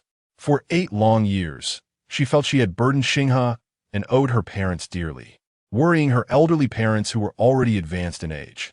Every year, when her elder brothers visited, she had them convey messages of her well-being. But how could her parents truly be at ease after 8 years of absence? Ever since she had returned here in tears 5 years ago, she had not made the journey back, perhaps due to her increasingly frail legs. The entire afternoon passed with Lu Xinghe absorbed in his reading, while Chu Yue sat under a large tree in the yard, diligently working on her sewing. Recently, she had taken up this craft, and noticing the patched pouch at Lu Xinghe's waist, she wished to create a new one for him. Not long after she settled down, she sensed a pair of eyes scrutinizing her from the side. Turning around, she found a girl slightly older than herself, perhaps 3 or 4 years. Though not strikingly beautiful, the girl possessed a refined charm. Chu Yue promptly set aside her sewing. Who are you? She glanced toward Yun Tsue's room, intending to inform her of a visitor. But the girl shushed her, lowering her voice. Don't call out. Confused, Chu Yue took a few steps back. She had never seen this girl before. Why would she not want her to announce her presence? Was she perhaps there to steal something? Indeed, appearances can be deceiving. She had hidden quite a bit of silver at home. Help! Thief! Lu Shanshan, indignant at being mistaken for a thief, stomped her foot in frustration. To avoid further misunderstanding, she quickly dashed away, disappearing from sight in no time. Yin Tsehe and Lu Xinghe both rushed out from the house. Yin Tsehe picked up the broom that stood by the door and approached Chu Yue. Yeah, where did the thief go? Chu Yue pointed in the direction the girl had fled. She ran that way. Yin Tsueha sighed in relief. As long as you're unharmed. Chu Yue shook her head. Mother, I'm fine. It's just that the girl seemed quite strange. She might be a thief. Lu Xinghe glanced at the direction indicated by Chu Yue and then turned his attention back to her. Let's go inside. It's not safe to linger outside. Indeed. Yin Tsueha added hastily, stay inside. This year has truly been unsettling. Chu Yue nodded and followed Lu Xinghe into the house. Lu Xinghe resumed reading by the window while she sat on the bed, making a pouch. As mealtime approached, Lu Xingping and Lu Xingyan returned with a basket, their expressions weary. Seeing this, Yin Tsueha promptly asked what happened. The two brothers frowned and replied, Mother, it's hard to find even grass on the nearby mountain. Yin Tsueha gently patted their heads. If you can't find anything, then so be it. Besides, we plan to visit your maternal grandparents tomorrow. Let's refrain from going to the mountains for a while. Your sister-in-law saw a thief today. We must be cautious to avoid any trouble. Upon hearing this, the brothers turned their gazes toward Chu Yue. Is sister-in-law all right? Chu Yue, who was rinsing rice, smiled. I'm fine. That thief was sneaky. She didn't even enter the courtyard. I shouted, and she ran away. Relieved to hear that their family was safe, the brothers exhaled deeply. Lu Xingyan placed the basket back in the kitchen and went to light the stove. Lu Xingping chopped the tender leaves he had gathered on the way and mixed them with the husks of rice from a few days prior to feed the chickens. muttering to the three hens that it was so barren in the mountains lately that they couldn't even find a worm. So they would have to make do with the little scraps. For dinner, Chu Yue prepared a pot of porridge and sliced a few pieces of preserved meat from the cellar to serve on a plate. Although there were no vegetables, at least they could enjoy a bit of preserved meat with the porridge, providing some nourishment. As the night grew quiet, lying in bed, Chu Yue felt increasingly uneasy. She recalled the girl's attire, which was rather refined, with a hairpin adorning her head. Had she perhaps misunderstood? Turning her head towards Lu Xinghe, she asked, "Husband, are you asleep?" Lu Xinghe, who had been facing away from her, opened his eyes upon hearing her voice. "What is it?" Chu Yue lay flat. "Husband, who do you think that girl who came to our house today might be? I'm wondering if I misjudged her." She continued, "But she did seem quite odd. I didn't recognize her, and she told me not to shout for help, which made me think she was a thief." Lu Xinghe also lay back, glancing at Chu Yue. "If she is a stranger, why ponder over it so much? Isn't that rather peculiar?" As Chu Yue spoke, she yawned and gradually drifted into slumber. One moment, they were conversing, and in the blink of an eye, she was asleep. Lu Xinghe chuckled softly as he adjusted the blanket over her, remarking that she was not a child. Only children would be so carefree and untroubled. After he finished speaking, he raised his hand to rest behind his head, reflecting on Chu Yue's words. The thief who came today was unexpectedly a woman. This matter indeed seemed rather peculiar. However, there are indeed women who excel at feigning vulnerability to elicit sympathy and deceive others for their wealth. It is wiser to believe in the possibility. With this thought in mind, Lu Xinghe rose from his bed and retrieved all the bamboo tubes containing hidden silver that Chu Yue had previously concealed in various corners. He carefully placed them in the groove of the beam above, stepping on the desk to reach, and used an old wooden block from the beam to push them further into the groove, ensuring that no trace of their presence was visible. In this manner, even if a thief were to break in, they would be unable to locate the silver. After all, it was hard-earned by the young girl, and if it were to be stolen, it would surely cause her great distress. The following morning, after tidying up his writing materials and books, Lu Xinghe moved his desk into the room of the Lu Xingping brothers. Chapter 50. The sister-in-law is not a monster. The two brothers were perplexed. "Elder brother, why have you brought the desk into our room?" Lu Xinghe replied quietly, "Let it be for now. After returning from Kang Town, I will move it back to my room. Do not speak of this to others." The brothers responded with an "oh," still bewildered, yet they refrained from further inquiry. Due to the trip to Kang Town, Yin Tsuha rose early. She took a pound of the remaining red dates and added 30 pounds of rice from the bag of aged rice to her backpack. "Xinghe, shall we go to Dailing's house to thresh the rice we've sun-dried another day?" Lu Xinghe agreed, noting that this year's harvest was poor and their yield would likely only amount to about 200 pounds of rice, which they would reserve for their family's consumption. Yin Tsuha nodded. "Very well, we have so many mouths to feed. We shall keep it at home to savor slowly." After breakfast, Lu Xinghe shouldered the backpack and led the group on their way. Chu Yue, linking arms with Yin Tsuha, walked at the rear, saying, "Mother, let us not rush. If we arrive late today, we can simply stay the night. After all, grandfather and fourth uncle are watching over the foundation of the new house." Yin Tsuha agreed, "Yes, no need to hurry." Perhaps eager to return to her maternal home, her pace quickened uncontrollably. Chu Yue had no choice but to support her as they hastened forward. Half an hour later, the five finally arrived at the ferry. Fortunately, the day was not hot. Otherwise, under the blazing sun, Yin Tsuha surely would not have made it far. Due to the prolonged dry spell, the riverbank's water level had significantly receded. To cross the river, they had to descend the steep bank to reach the boat. "Are you all here to take the ferry?" The boatman called out from the vessel. "Today, it's only 2 won per person. You can board right away without waiting." Recently, due to the drought, the river's water level was low, reaching only the lower chest of an adult.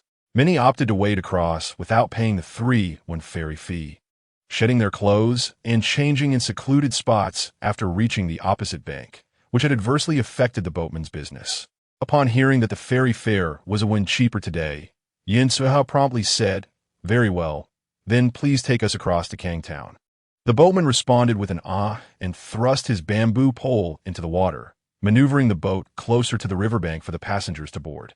Lu Xinghe was the first to step aboard. After entering, he turned to assist Yin Tsuha onto the boat, followed by his brothers, Chu Yue and Lu Xingping. Once they were all settled, the boatman set off. Using his pole to push against the shore, they departed. The journey from the ferry to Kang Town took approximately 15 minutes. Chu Yue guided Yun Seha into the boat's canopy, shielding her from the river breeze that might induce a headache, and used bamboo strips from outside the canopy to provide further cover. Meanwhile, Lu Xingping and Lu Xing'an leaned over the edge of the boat, their faces filled with curiosity as they watched the boatman navigate. "Old man, how long have you been rowing this boat?" one of them asked. The boatman chuckled heartily. "I've been rowing here since I was 12, which must be around 40 years now." Both individuals wore expressions of mild surprise. Lu Xingping turned his gaze towards the boatman, pondering whether rowing a boat was indeed profitable. The elderly man chuckled softly, sighing with a hint of resignation etched into his weathered face. "Profit? Not at all. I've merely been rowing for so long that it has become second nature, all in the name of providing for my family." He then turned to the two little boys, advising, "Young ones, do not aspire to be like this old man, confined to a boat for life. There are countless joys in this world beyond merely rowing." The boys, lacking comprehension of such profound wisdom, nodded vacantly. Chu Yue sat at the edge of the boat's canopy, dipping her hand into the water playfully. Though the river's water level was low, it sparkled with clarity, and the aquatic plants swayed gently with the current. Suddenly, a cold, slippery sensation brushed against her hand. Initially startled, she looked down to discover a fish swimming by. Seizing the moment, she grasped its gills. The fish, feeling the grip on its vital point, thrashed vigorously, its strength causing the boat to sway. "Husband, come quickly to help," Chu Yue called out. Lu Xinghe hurriedly approached, lifting the fish onto the boat. It was a sizable creature, perhaps weighing 6 or 7 pounds. The onlookers aboard the vessel were left speechless. After a moment, the boatman, incredulous, touched his own cheek in disbelief, marveling at such unexpected fortune. "In 40 years of rowing, I have never witnessed a passenger catch a fish on my boat." Yinsua, smiling, chimed in, "It's quite rare to see such a dry season as this. Perhaps the low water level afforded my child this opportunity." The boatman, with a grin, accepted this explanation. Indeed, such a dry spell was uncommon. He resumed his rowing, propelling the boat forward. Lu Xingping and Lu Xing'an exchanged glances, both eyes sparkling with amusement. To catch such a large fish while merely playing in the water is indeed remarkable. After a quarter of an hour, the boat docked at the ferry terminal outside Kang Town. Yin Tse paid the boatman 10 coins for the fare, informing him that they would return later by boat, before alighting with the assistance of Lu Xinghe and Chu Yue. Lu Xinghe, carrying a basket on his back and the fish in hand, led the way, while Yin Tse, supported by Chu Yue, followed behind. Lu Xingping approached Chu Yue and whispered, "Sister-in-law, how did you manage to catch that fish just now?" Chu Yue was revealing 2 faint dimples on her cheeks. "It wasn't my intention to catch it. The fish merely brushed against my hand. I initially had no idea what it was, but upon realizing it was a fish, I instinctively grasped its gills." Lu Xingping scratched his head, eyebrows furrowing as he contemplated the oddity of the situation. Yin Tse, somewhat exasperated, glanced at her 2 sons, admonishing, "Keep this a secret. We wouldn't want outsiders to think your sister-in-law is some sort of monster." Lu Xingping lifted his chin slightly, asserting, "Sister-in-law is at the very least a fairy, not a monster." After half an hour of walking and resting intermittently, the group finally arrived at Qingjiu village. Upon reaching the village entrance, someone recognized Yin Tse, exclaiming, "Oh, Sueha, have you returned to your family home?" Yin Tse, with a flurry of laughter, replied, "Indeed, aunt." The woman set aside the garment she had been mending and returned it to her sewing basket. "Ah, it has been 8 years since we last met. Your mother often reminisces about you. Had it not been for her condition, she would have visited you long ago." A pang of anxiety struck Yin Tse's heart. What had happened to my mother? Noticing Yin Tse's apparent ignorance of the family's circumstances, the woman refrained from elaborating further, merely suggesting, "You should return home. Your mother is waiting for you inside." Yin Tse, feeling a sense of urgency, quickened her pace towards her maternal home. And even as acquaintances greeted her along the way, she merely smiled in response, not pausing to engage further. Chapter 51. The Old Cold Legs Before Long. A few individuals arrived at a small courtyard, where Yun Suha, with reddened eyes, knocked on the gate. Father, mother, elder brother, second brother, I have returned. Upon hearing the voice, the occupants of the house emerged one by one. Yun Debeos hurriedly stepped forward to open the gate, his face lighting up with excitement at the sight of Yun Suha. Little sister, what brings you back today? Mother was just mentioning that I should send some rice over to you in a few days. I missed home, so I came back, Yun Suha replied, glancing into the house. Elder brother, where is mother? Mother is inside. Yun Debeos observed her with concern. After such a long journey, are you well? Elder brother, do not worry. I am much better now. She then turned her gaze to her relatives emerging from the house. Wiping away her tears, she exclaimed, Father, sister-in-law, second brother, second sister-in-law, I have returned. Though the sisters-in-law remained silent, their eyes glistened with tears. Yun Zhongping, gazing at his long-lost daughter, felt tears welling in his eyes as he spoke with a quivering voice. Good. It is wonderful that you are back. Go inside and see your mother. With a soft "oh," Yun Suha entered the house. Mother, I am back. Upon hearing her voice, Li Chuyan struggled to sit up from the bed. My dear, you have finally returned.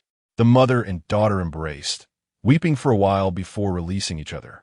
Yun Sueha gently touched Li Chuyan's leg. Mother, what has happened to your leg? Li Chuyan sighed.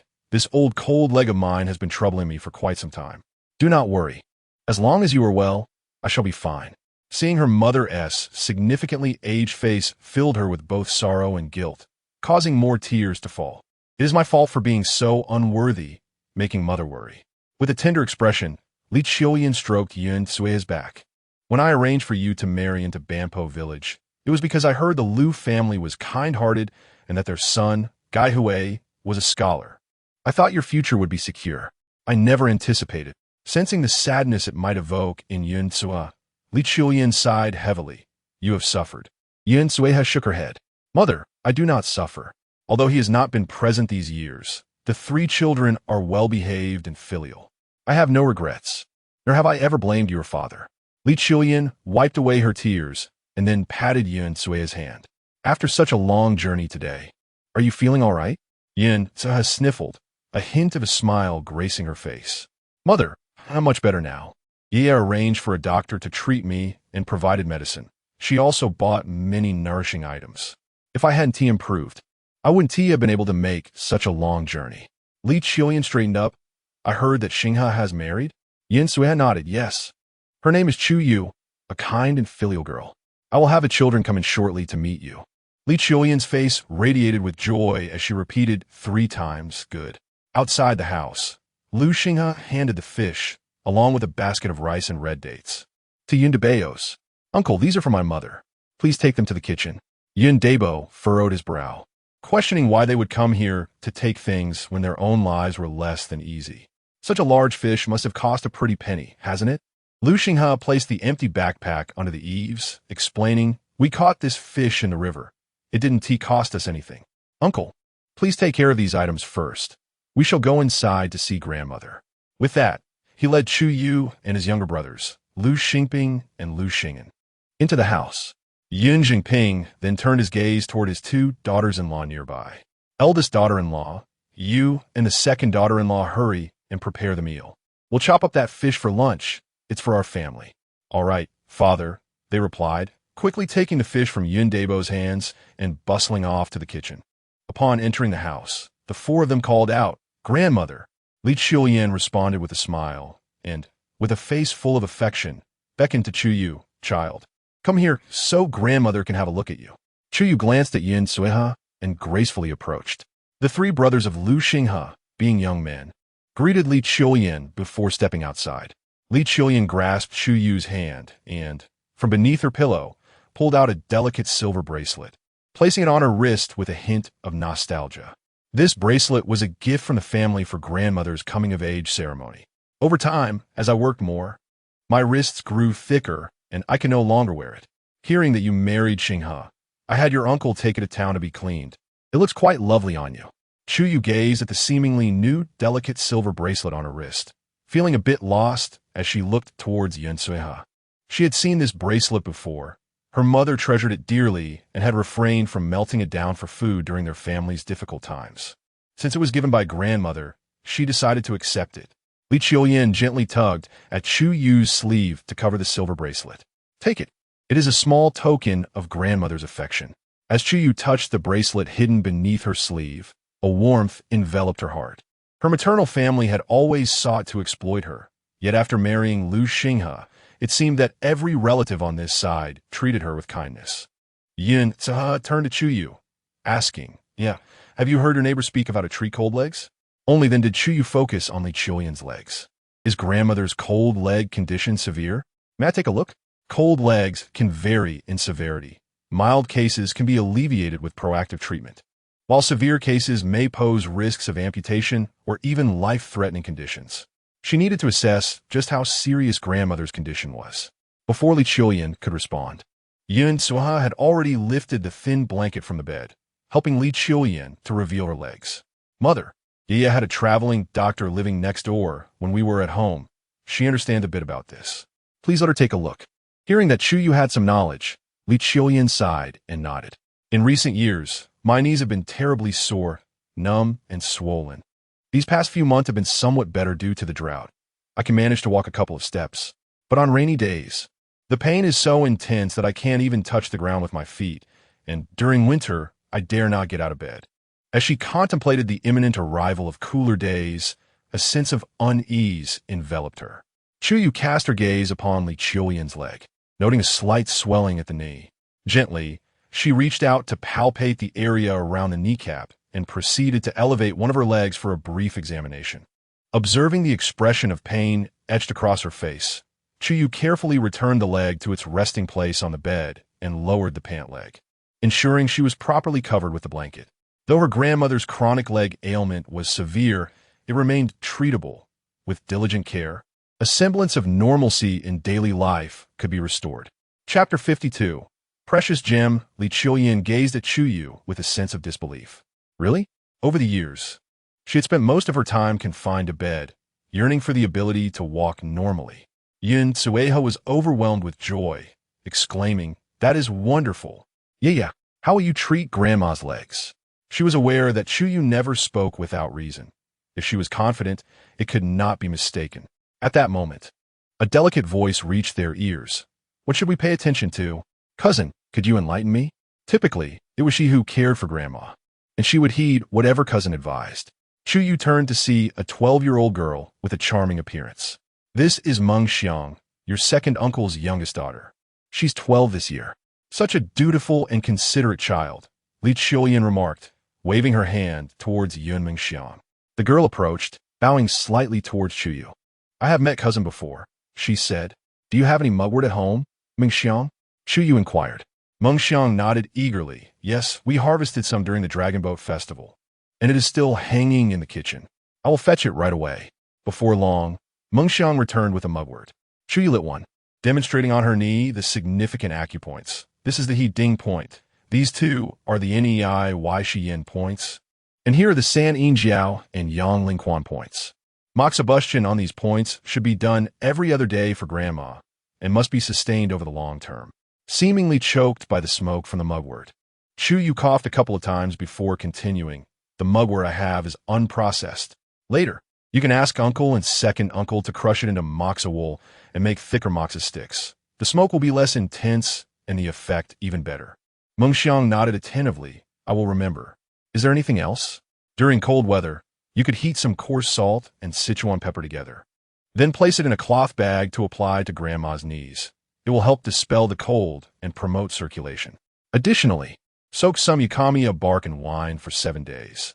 Then consume a small cup twice daily, but do keep an eye on Grandma to prevent overindulgence. Chu Yue looked at Mengxiang, adding, "Moreover, regular massages and appropriate movement without heavy lifting or exposure to cold are essential." Seeing the specificity and clarity of Chu Yue's instructions, Mengxiang felt both envious and admiring. Cousin is truly remarkable, even more skilled than the village doctor. Chu Yue chuckled modestly. "I have merely learned a few superficial techniques, having observed doctors treating others in the past. If faced with a difficult case, I would be at a loss." Li Chuyin turned to Yun Suiha. Where did this precious gem of a child come from? So young yet so capable? Yun Suiha covered her mouth, smiling indeed. Yeye is truly a treasure in our family.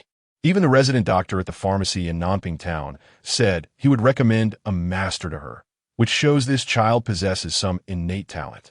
Li Chuyin nodded in agreement. Wonderful. The more the children excel, the happier I become. The position of a doctor is quite esteemed. If she can master the art of healing, she will secure her livelihood. Mengxiang gazed at Chu Yue with admiration. It would be wonderful if she could be as capable as her sister-in-law. Due to the unprocessed nature of the mugwort, it burned swiftly and before long. The handful in her hand was consumed by the flames. Chu Yue tossed the unburned stalks of mugwort outside, then briefed Yun Mengxiang on a few matters. In the kitchen, her elder and second aunts called them to the dining table. The lunch consisted of coarse rice porridge, a large bowl of thick fish soup, and a plate of salted vegetables. Chu Yue ladled a bowl of fish soup and added several goji berries wrapped in her cloth, presenting it to Yun Suiha. This gesture was executed with utmost naturalness, devoid of any intent to garner attention, evoking a look of envy from her elder aunt, Su Shi. Suiha, your daughter-in-law is truly filial, Su Shi remarked, to which Yun Suiha nodded and responded with a smile. However, the second aunt, Jiang Shi, muttered softly, "Isn't she just putting on an act? Who carries goji berries around when they go out?" Jiang Shi's words abruptly stifled the atmosphere in the kitchen. Yun Suiha frowned slightly in displeasure, but refrained from retorting, as Jiang Shi was family.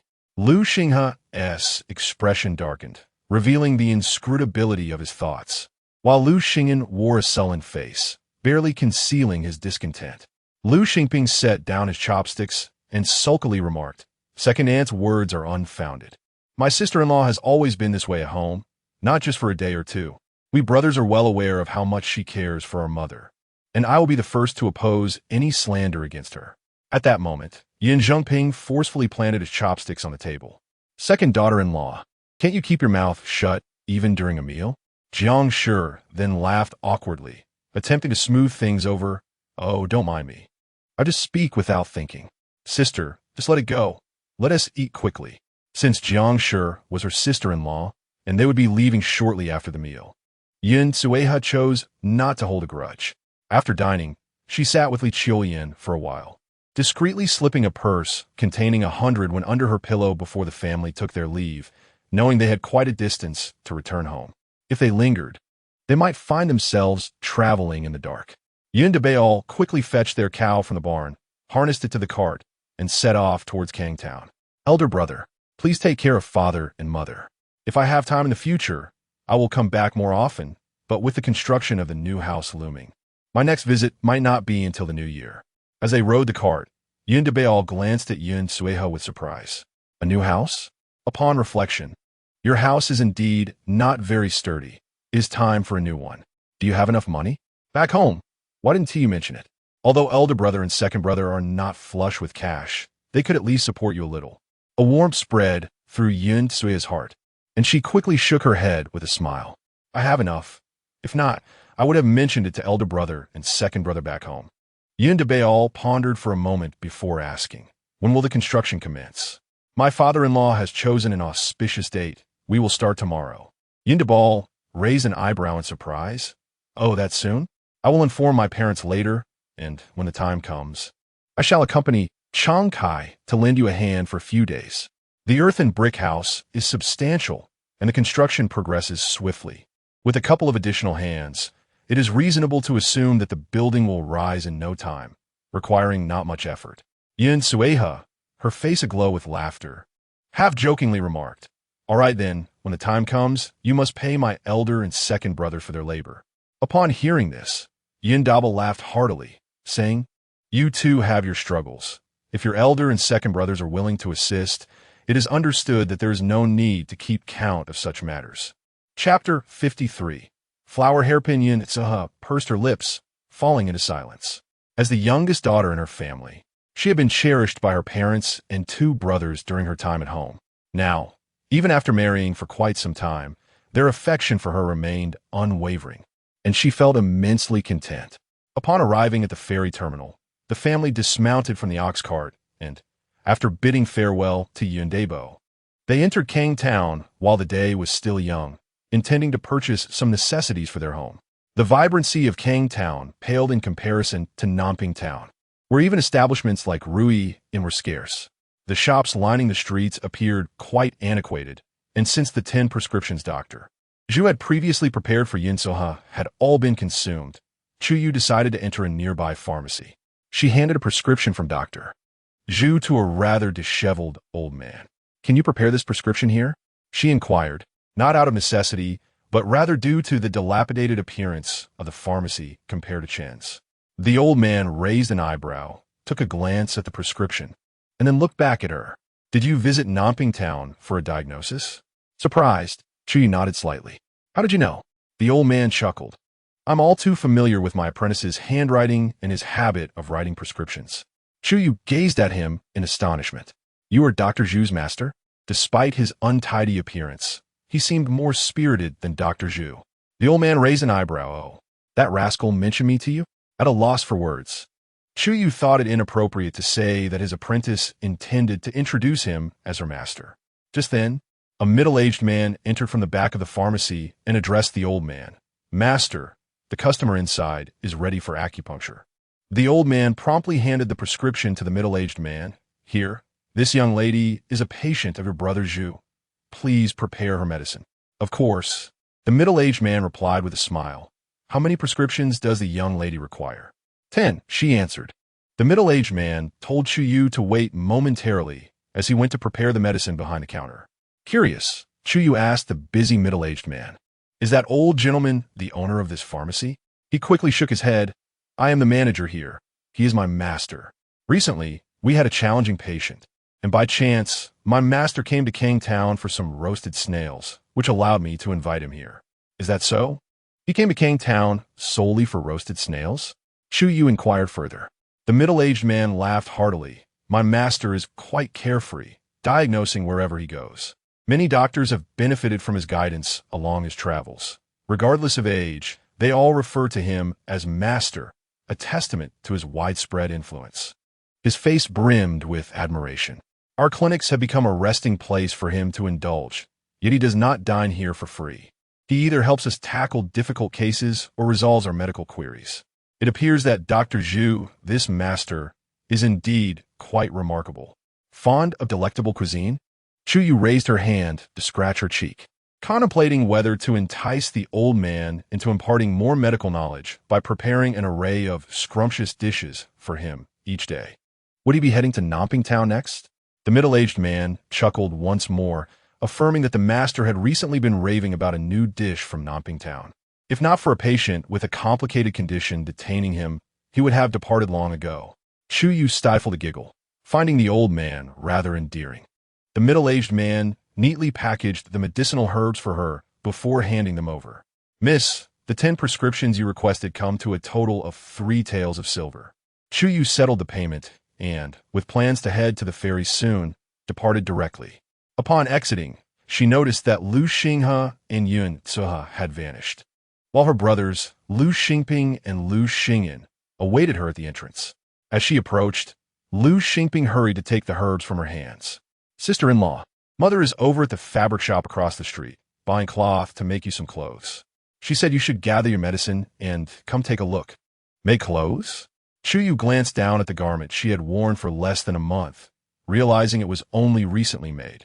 Upon arriving at the fabric shop, she spotted Yin Tsuhe clutching a large bundle of cotton, her fingers deftly twisting a piece of red cloth. Seeing Chu Yue, she waved eagerly. "Yeah, come see how this red cloth looks." Entering the shop, Chu Yue placed the cotton on her shoulder. "Mother, why are you making me more clothes?"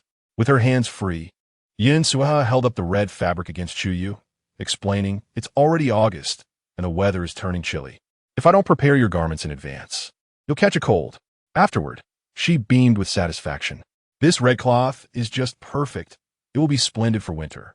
Turning to the shopkeeper, she instructed, "I'll take this piece of red cloth, and for the skirt I want in blue. Please pull enough fabric for 2 outfits." "Understood," the shopkeeper replied as he went to cut the cloth. After purchasing the fabric and cotton, Chu Yue stepped outside to find Lu Xinghe waiting by the shop. He placed the herbs, cotton, and fabric into his basket. With Yun Sahe and Lu Xingping walking ahead, Chu Yue intentionally lagged behind Lu Xinghe, whispering, "My dear husband, where did you go earlier?" Lu Xinghe smiled at her. "What is the matter?" Chu Yue pursed her lips. "Oh, nothing much, just curious. But if you prefer not to share, I want to press." Gently ruffling her hair, Lu Xinghe retrieved a delicate pink-white flower from his pouch and pinned it in her hair. The young girl already possessed exquisite features, and after more than a month of care, her once gaunt cheeks had filled out considerably. The flower adorned her hair, accentuating her resemblance to a delicate porcelain doll.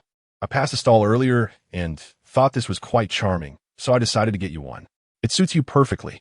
Chu Yue reached up to touch the flower pin adorning her head, her lips curving into a smile as she turned her gaze toward the empty expanse above the head of Yun Sahe. "Why'd you buy me a flower pin? Mother doesn't even have one. What if someone sees it? That would be quite improper." Lu Xinghe retrieved a simple yet elegant hairpin from his pouch once more. "Mother has one too." Chu Yue's face lit up with a radiant smile. "Oh, this would suit Mother perfectly. You truly have an eye for selection." Lu Xinghe took her hand gently. "Let's hasten our steps. Mother and Xingping Xingyan are already on their way to the ferry." As Chu Yue looked at Lu Xinghe holding her hand, a familiar thrill surged within her. Though it was not the first time he had taken her hand, a flutter of nerves accompanied by a greater sense of joy enveloped her. Chapter 54. A thief at home. As Yun Sahe and her two sons arrived at the ferry terminal, she turned back to call out to Lu Xinghe and Chu Yue to hurry, but upon seeing the young couple hand in hand, she quickly averted her gaze. It would be inappropriate to look. Her sister-in-law might feel embarrassed. Yun Sahe gently pressed down on her sons' heads. Lu Xingping looked at Yun Sahe and said, "Mother, do you not think that elder brother and sister-in-law are quite well matched?" Lu Xingyan rolled his eyes at him, exclaiming, "You fool. They are a married couple. Of course they are compatible." Yun Sahe chuckled helplessly, shaking her head. "You two are truly a pair of delightful adversaries." She then turned her attention to a nearby vendor with two baskets in front of him, where the sounds of chirping filled the air. "Let us go over there. Someone is selling chicks. We should take a look." As they approached, they discovered that one basket contained chicks while the other held ducklings.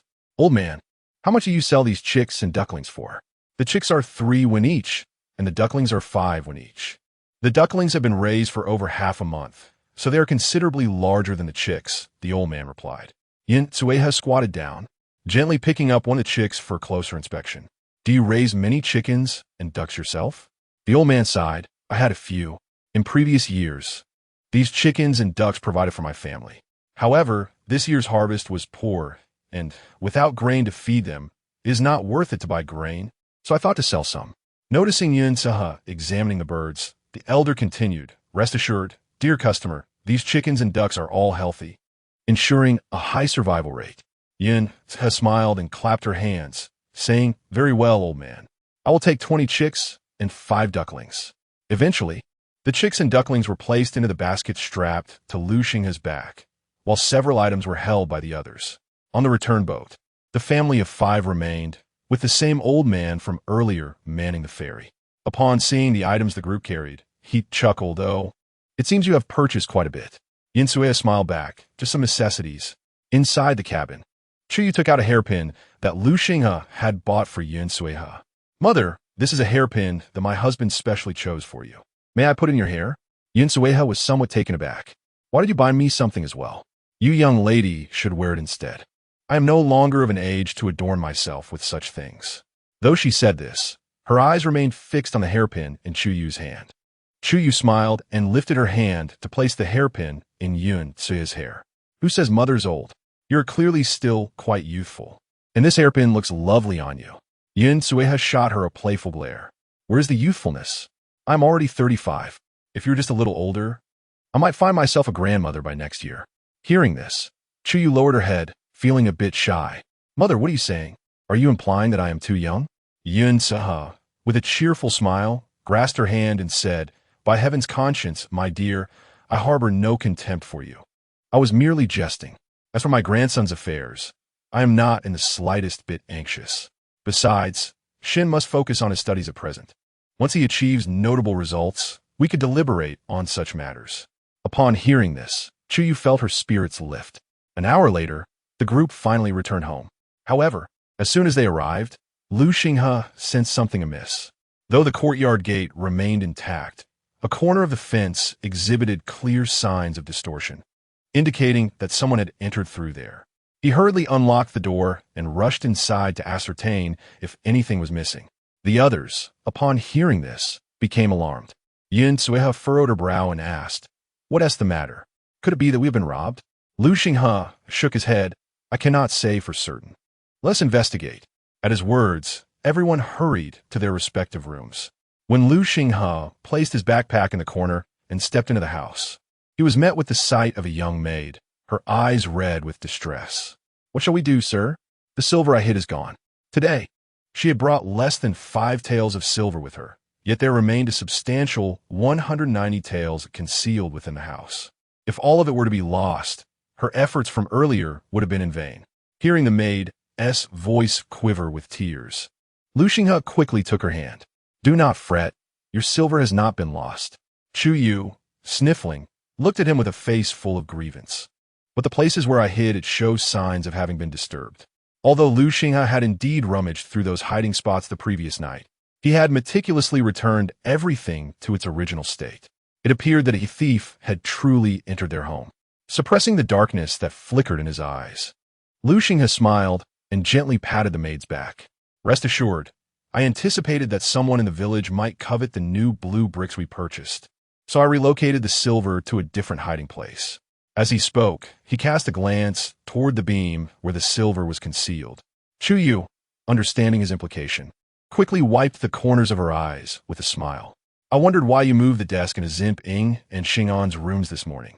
It was for this reason Lu Xinghe playfully pinched her cheek. "I certainly cannot allow our precious silver to be lost, especially with a certain little miser peeking at it from time to time." Chu Yue, feeling a bit shy under his gaze, bit her lip and lowered her head as she dashed outside. "I shall check to see if anything is amiss in the kitchen." Watching Chu Yue's retreating figure, a flicker of contemplation crossed Lu Xinghe's mind. Who could have dared to commit theft in their home today? Setting this question aside, he proceeded to move the desk into the rooms of his brothers, Lu Xingping and Lu Xing'an. Meanwhile, Chu Yue took down the 2 hanging baskets from the kitchen beams and conducted a thorough inspection. Fortunately, nothing appeared to be missing, suggesting that the thief's sole motive was the silver. Before long, Yun emerged from her room and, upon seeing Chu Yue in the kitchen, hurried over to inquire, "Yeah, did you lose anything?" Chu Yue shook her head. "No, what about you, mother?" Yin Suiha let out a sigh of relief. At least her mother was unharmed. She couldn't fathom which wretched soul had turned her home into disarray, with the sewing basket strewn across the floor. It seemed this individual had seized the opportunity while they were away, likely one of the villagers. Her mother had not anticipated such a misfortune when she left, yet fortunately, she had taken precautions. Chu Yue smiled, reassured that nothing of value had been lost. They simply needed to be more vigilant in the future. Yin Suiha nodded vigorously, acknowledging the dire state of affairs this year, which would only worsen with time, necessitating greater caution. She turned to Chu Yue, advising that wherever she went, she should ensure Xinghe accompanied her, cautioning against wandering alone. "All right, I shall heed your advice," she replied. Suddenly, Yin Suiha felt a wave of dizziness wash over her. She rubbed her temples and furrowed her brow. Noticing this, Chu Yue quickly rose to assist her indoors. "Mother has traveled quite a distance today. You must be weary. Please rest for a while, and I shall prepare dinner later." "Ah, you are so diligent, my dear Ye," Yin Suiha remarked. Chu Yue hurriedly responded, "We are family. There is no need for such formalities. You must focus on regaining your strength." Yin Suiha patted Chu Yue's hand, reflecting on how nurturing a daughter was a balm to the heart. For although her 3 sons were also dutiful and obedient, they lacked the same tender attentiveness. Chapter 55. Jealousy. As Chu Yue stepped out from Yin Sui's abode, she spotted Lu Xingping, his brow furrowed in distress, propping his chin under the eaves. A look of confusion clouded her face. "Xingping, what troubles you?" With a heavy sigh, Lu Xingping lamented, "You all have your possessions intact, yet mine have mysteriously vanished." Upon hearing this, Chu Yue's expression grew serious. "What have you lost?" The youth sighed once more, his small face etched with worry. Every year during the new year, my mother would gift me a single coin in a red envelope. I had plans to save it for my future bride, but now, before I even have a chance to marry, all my savings from 8 years have disappeared. Seeing his woeful demeanor, Chu Yue suddenly found herself momentarily at a loss. After 8 years, how much did you manage to save? Lu Xingping propped his chin and glanced in her direction. 8 coins. Chu Yue was taken aback for a moment, then composedly responded with a soft "oh" before heading to the kitchen. Lu Xingping, sulking under the eaves, pouted and muttered, "Why is everyone so indifferent? Shouldn't my loss evoke some sympathy? Oomph. Both my sister-in-law and brother, as well as Xingyan, are equally unfair." Before long, Lu Xingyan emerged from the house, his demeanor stern as he spoke. "Is it truly worth your sorrow over just 8 coins? I shall share half with you, and we will be equal once more." From the kitchen, Chu Yue listened, her heart aching yet wanting to laugh. Due to their family's financial struggles, these 2 children possessed little understanding of money. Today was their first venture to Kang Town, and they remained oblivious to the recent windfall their family had received. Perhaps they believed that the 8 coins they held represented a significant fortune. "Xingyan, I have just finished cooking the rice. Come help me light the fire." "All right," Lu Xingyan replied, promptly heading to the kitchen. Chu Yue returned to the room, retrieving 20 coins from her purse. After calling Lu Xingping to the kitchen, she divided the coins into 2 equal portions, placing them in their hands. "Here, this is your pocket money." Lu Xingping stared in astonishment at the 10 coins he held, then looked back at Chu Yue. "Sister-in-law." Chu Yue lifted the wooden board covering the cellar, retrieving an egg. As she replaced the board, she said, "Take this as well. You could buy something or save it for later, but be sure to hide it well from prying hands." Feeling a surge of gratitude, Lu Xingping sniffled, "Sister-in-law, you are the best." "Thank you, sister-in-law. From now on, I will be as filial to you as I am to my mother." Chu Yue Juke Lai Di. "I have no need for your filial piety. Just be good to your mother." She then took the egg to prepare a sweet egg soup for Yun Suha, urging her to sip on the syrupy broth to regain her strength. Afterward, she grabbed a handful of peanuts from the hanging basket, washed them, and sought at a small dish, planning to serve them with porridge for dinner. It had been a while since the family had enjoyed fresh greens, having not foraged for wild vegetables in days, so they made do with whatever they had at home. After dinner, Lu Xingyan and Lu Xingping enthusiastically gathered the bowls and chopsticks, heading outside to wash them. Yin Sueha directed her gaze towards Lu Xingha. "Xingha, who do you suppose might be the one pilfering money from our home?" When the family's pig was stolen previously, he managed to trace it back to Chu Yuqian, which led her to believe that her son possessed a certain level of skill. Lu Xingha shook his head. "I do not know. Ultimately, the items lost were not substantial. We shall simply be more vigilant in the future." Although 8 was still money, with the house construction set to commence tomorrow, he found it impractical to go to great lengths for such a trifling sum. By remaining alert, the thief would inevitably expose themselves. Suddenly, Chu Yue recalled the mysterious girl. Could it be her? Though they were strangers, she felt an instinctive unease towards the girl. At that moment, a voice echoed from outside the courtyard. "Aunt Yun, are you home?" Upon hearing the voice, Yun Taha slightly furrowed her brow. She stepped outside and feigned warmth upon seeing Lu Shanshan standing in the yard. "Ah, Shanshan, what brings you here? Did your father send you?" If her memory served her correctly, it was nearing the tax collection period. Yet ordinarily, such matters were handled by the village head himself. Why then was Lu Shanshan paying a visit? Summoning her courage, Lu Shanshan said, "Aunt Yun, may I speak to Xingha for a moment?" The smile on Yun Sueha's face vanished abruptly. "Shanshan, our families have merely exchanged idle banter in the past. Now that my son Xingha is married, it will be inappropriate for you to visit him. If you have something to say, please convey it to me, and I shall consider whether it warrants relaying to him." Hearing such blunt words from Yun Sueha, tears began to well up in Lu Shanshan's eyes, as though she had suffered a grievous injustice. "Aunt, you misunderstand me. I never intended to disrupt Xingha's family." Yun Sueha replied with a curt, "Oh, then why are you here?" Lu Shanshan bit her lip, her large, glistening eyes filled with sorrow. In the kitchen, Chu Yue overheard the conversation outside and raised an eyebrow. "What is happening? Is the girl outside connected to Lu Xingha?" Glancing at Lu Xingha's impassive expression, she rose and stepped outside. Upon seeing Lu Shanshan's face, She was taken aback. It's her. She actually wants to speak with my husband privately. No wonder she had felt that the girl's previous behavior was rather peculiar. She had likely come here secretly to see Lu Xinghe, or perhaps to ascertain what she, who had married him, looked like. For some reason, this thought left her feeling unsettled. Mother, what is going on? Panic struck Yun Sueha as she quickly pulled Chu Yue behind her. It's nothing of great importance. Yeah. Please return inside. I will handle this matter. This little girl was quite earnest. What if she took offense and harbored resentment towards Lu Xinghe in the future? It was indeed vexing that Lu Shanshan, on the brink of marriage herself, would come to intrude upon their family, previously disdainful of their poverty and dismissive of their betrothal. She now sought them out upon learning of their plans to build a brick house, truly a fickle character swayed by wealth. Fortunately, the one chosen by Xinghe is not her. Shanshan, you should return. We all reside in the same village and share familial ties. I do not wish for matters to become overly unpleasant. Although my aunt's household is in a difficult situation, when you marry next month, I shall still prepare a modest gift to celebrate. Lu Shanshan felt a surge of urgency within her. She sniffed, stepping forward to grasp Yun Sue's hand. Aunt, I truly have something important to discuss with Xinghe. I may know who has been stealing from your home. Yun Sueha was momentarily taken aback, not immediately withdrawing her hand. Chu Yue lowered her gaze, her toes brushing against the earth.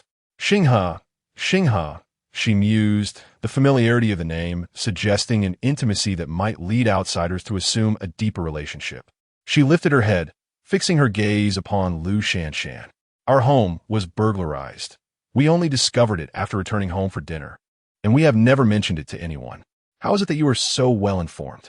Chapter 56, Soothing the Wife. Initially, Yun Sueha had not anticipated this turn of events, but with Chu Yue's reminder, her gaze towards Lu Shanshan transformed entirely. You are right. How could you possibly know that there was a thief in my home? Could it be that you were involved? Lu Shanshan felt a surge of panic and quickly waved her hands. No, Aunt, please do not misunderstand. It was not me. Then, turning to Chu Yue with indignation, she asserted, my father is the village head of Bampo. I could never be a thief. You cannot tarnish my reputation simply because I once had a betrothal with Xinghe. It was revealed that they had indeed been engaged. Shocked by Lu Shanshan's words, Chu Yue stumbled back, falling into a broad and warm embrace. Are you all right? The little girl in his arms shook her head, though her eyes betrayed her underlying grievance. Lu Xinghe gently caressed her back and turned his gaze towards Lu Shanshan. Are you certain there was ever an engagement between us? Do you possess any tokens or documents to substantiate your claim? Such slanderous accusations are met with severe penalties by the authorities. I shall overlook this transgression today, considering it your first offense, but should I hear such rumors again, you will find yourself in court. Despite their past engagement, Lu Shanshan had presumed that Lu Xinghe harbored at least a modicum of compassion for her. Yet, his icy tone and sharp words caused her to recoil in astonishment. Looking at Chu Yue, whom he protected so fiercely, a pang of bitterness surged within her heart. Had her family not repudiated their engagement years ago, she might have been the one sheltered by him now. The commotion gradually caught the attention of those nearby, many straining their necks to witness the unfolding drama. Seeing that Lu Xinghe and his family rallied around Chu Yue, Lu Shanshan felt utterly humiliated and could only cover her face as she fled the scene. Yun Sueha sighed and turned to explain to Chu Yue, do not take it to heart, my dear. The engagement between Xinghe and Lu Shanshan was merely a jest from their childhood. After our family's decline, the Lu family also disavowed the match. 3 years ago, they betrothed Lu Shanshan to another family, with the wedding set for next month. Your mother will take you to the banquet. Nodding quietly, Chu Yue accepted this and retreated to her room. Observing her departure, Yun Sueha turned to Lu Xinghe and advised, go and comfort her. Ye is gentle by nature, and Lu Shanshan's fierce demeanor must have frightened her. Lu Xinghe glanced into the house and nodded in agreement. Understood. Having completed the day's chores, he did not dare leave the chickens and ducks outside in the coop that evening. Instead, Yun Sueha instructed him to enclose the already cleaned pigsty, placing the fowl within. The temperate weather was ideal for their growth, and by the time the cold set in, they would be large enough to withstand the chill. After finishing his tasks, Lu Xinghe entered the house intending to discuss Lu Shanshan's situation with Chu Yue, only to find the little girl curled up and fast asleep on the con. He busily reached out to pull the quilt stacked at the head of the bed, gently covering her with it, and then laid down beside her. Initially, he regarded Lu Shanshan's so-called verbal engagement with indifference. Little did he expect that this matter would affect the young girl beside him. For reasons unknown, a surge of inexplicable anger welled up within his heart. Moments later, Lu Xinghe turned over and drifted into a hazy sleep. The following day marked the occasion for moving into their new home, prompting the family to rise early. Breakfast was prepared by Yun Saha and Lu Xingyan, while Lu Xingping went to feed the chickens and ducks as soon as he awoke. After Chu Yu got up, she gathered the chicks and ducklings from the pigsty and transported them to the outdoor coop, planning to bring them back inside later that evening. Lu Xinghe intended to seize an opportunity to converse with Chu Yu, but she seemed endlessly occupied, and he could tell that the young girl was deliberately avoiding him. With no other recourse, he retreated indoors to read, though his mind was preoccupied, causing him to glance outside from time to time. Yin Sueha, being experienced, quickly discerned the underlying issue. If such matters were not addressed clearly, the conflict would only escalate. She subtly gestured to Lu Xinghe and cast a glance in Chu Yu's direction. Understanding her implication, Lu Xinghe closed his book, rose, and assisted Chu Yu in moving the chicks and ducklings to the coop. He then took her hand and led her inside, shutting the door behind them. Gently ruffling the young girl's lowered head, he asked, "Still upset?" Chu Yu shook her head and softly replied, "I am not." Lu Xinghe smiled gently, explaining, "There is nothing between her and me. Had she not visited yesterday, I might not even remember what she looks like." Chu Yu pursed her lips slightly, responding with an "oh." In truth, she was not truly angry. She understood that nothing existed between them. However, since the incident had unfolded in her home, with the girl shouting in her presence, she felt somewhat uncomfortable and was reluctant to hear Lu Xinghe's explanation. As the atmosphere grew tense once more, Lu Xinghe suddenly stepped forward, embracing her gently, soothing her back as one would child. In the past, when Xingping and Xingyan cried, I would comfort them this way. "Are you feeling better?" A hint of awkwardness graced his face. "This is my first time interacting with a girl. I'm not quite adept at comforting. If my efforts are insufficient, please don't be upset." Yeah. Unable to contain herself, the young girl burst into laughter, playfully retorting, "I am not a child. I don't need to be coddled like that." Seeing her willingness to engage in conversation brought relief to Lu Xinghe. Soon after, he heard her say, "I never intended to slander her. At that moment, I had no idea she was the magistrate's daughter, nor was I aware of any prior connection between you two. Considering the recent burglary at our home, it was quite normal for me to question her when she suddenly came over and said those things." Lu Xinghe playfully pinched Chu Yu's small nose and corrected her. "You misspoke. There is indeed no connection between her and me." As if struck by a sudden realization, he inquired, "So, the peculiar individual you encountered the other day was indeed her?" Chu Yu nodded affirmatively. It was she. Lu Xinghe pondered for a moment before turning his gaze back to Chu Yu. "Regarding the incident last night, it's likely that several neighboring households heard the commotion. Should anyone inquire, simply state that we have lost 2 taels of silver." Chu Yu, her face a picture of bewilderment, asked, "But why?" Lu Xinghe gently tousled her hair, replying, "Just follow my instructions. Perhaps we won't even need to take matters into our own hands. The thief may be brought before us by others. At that time, I shall elucidate the reasons behind this plan." Chapter 57. The New House. Chu Yu gazed at Lu Xinghe with admiration. "My dear husband, you are truly remarkable." Lu Xinghe smiled gently and took Chu Yu's hand. "Let us go. Mother has likely prepared breakfast by now. After we eat, we must head to the foundation of the new house." As he turned to push open the door, his smile froze upon seeing the 3 people before him. "Mother?" Yin Sue's face briefly displayed an awkward expression before she forced a laugh. "Ah, breakfast is ready. I thought I would call you both for a meal and was just about to knock when you came out." With that, she naturally ushered her 2 sons and turned towards the kitchen. "Hurry up, after breakfast. Our family must head to the foundation." Chu Yu covered her mouth in amusement and followed Lu Xinghe into the kitchen. After their meal, the family closed the door and stepped outside.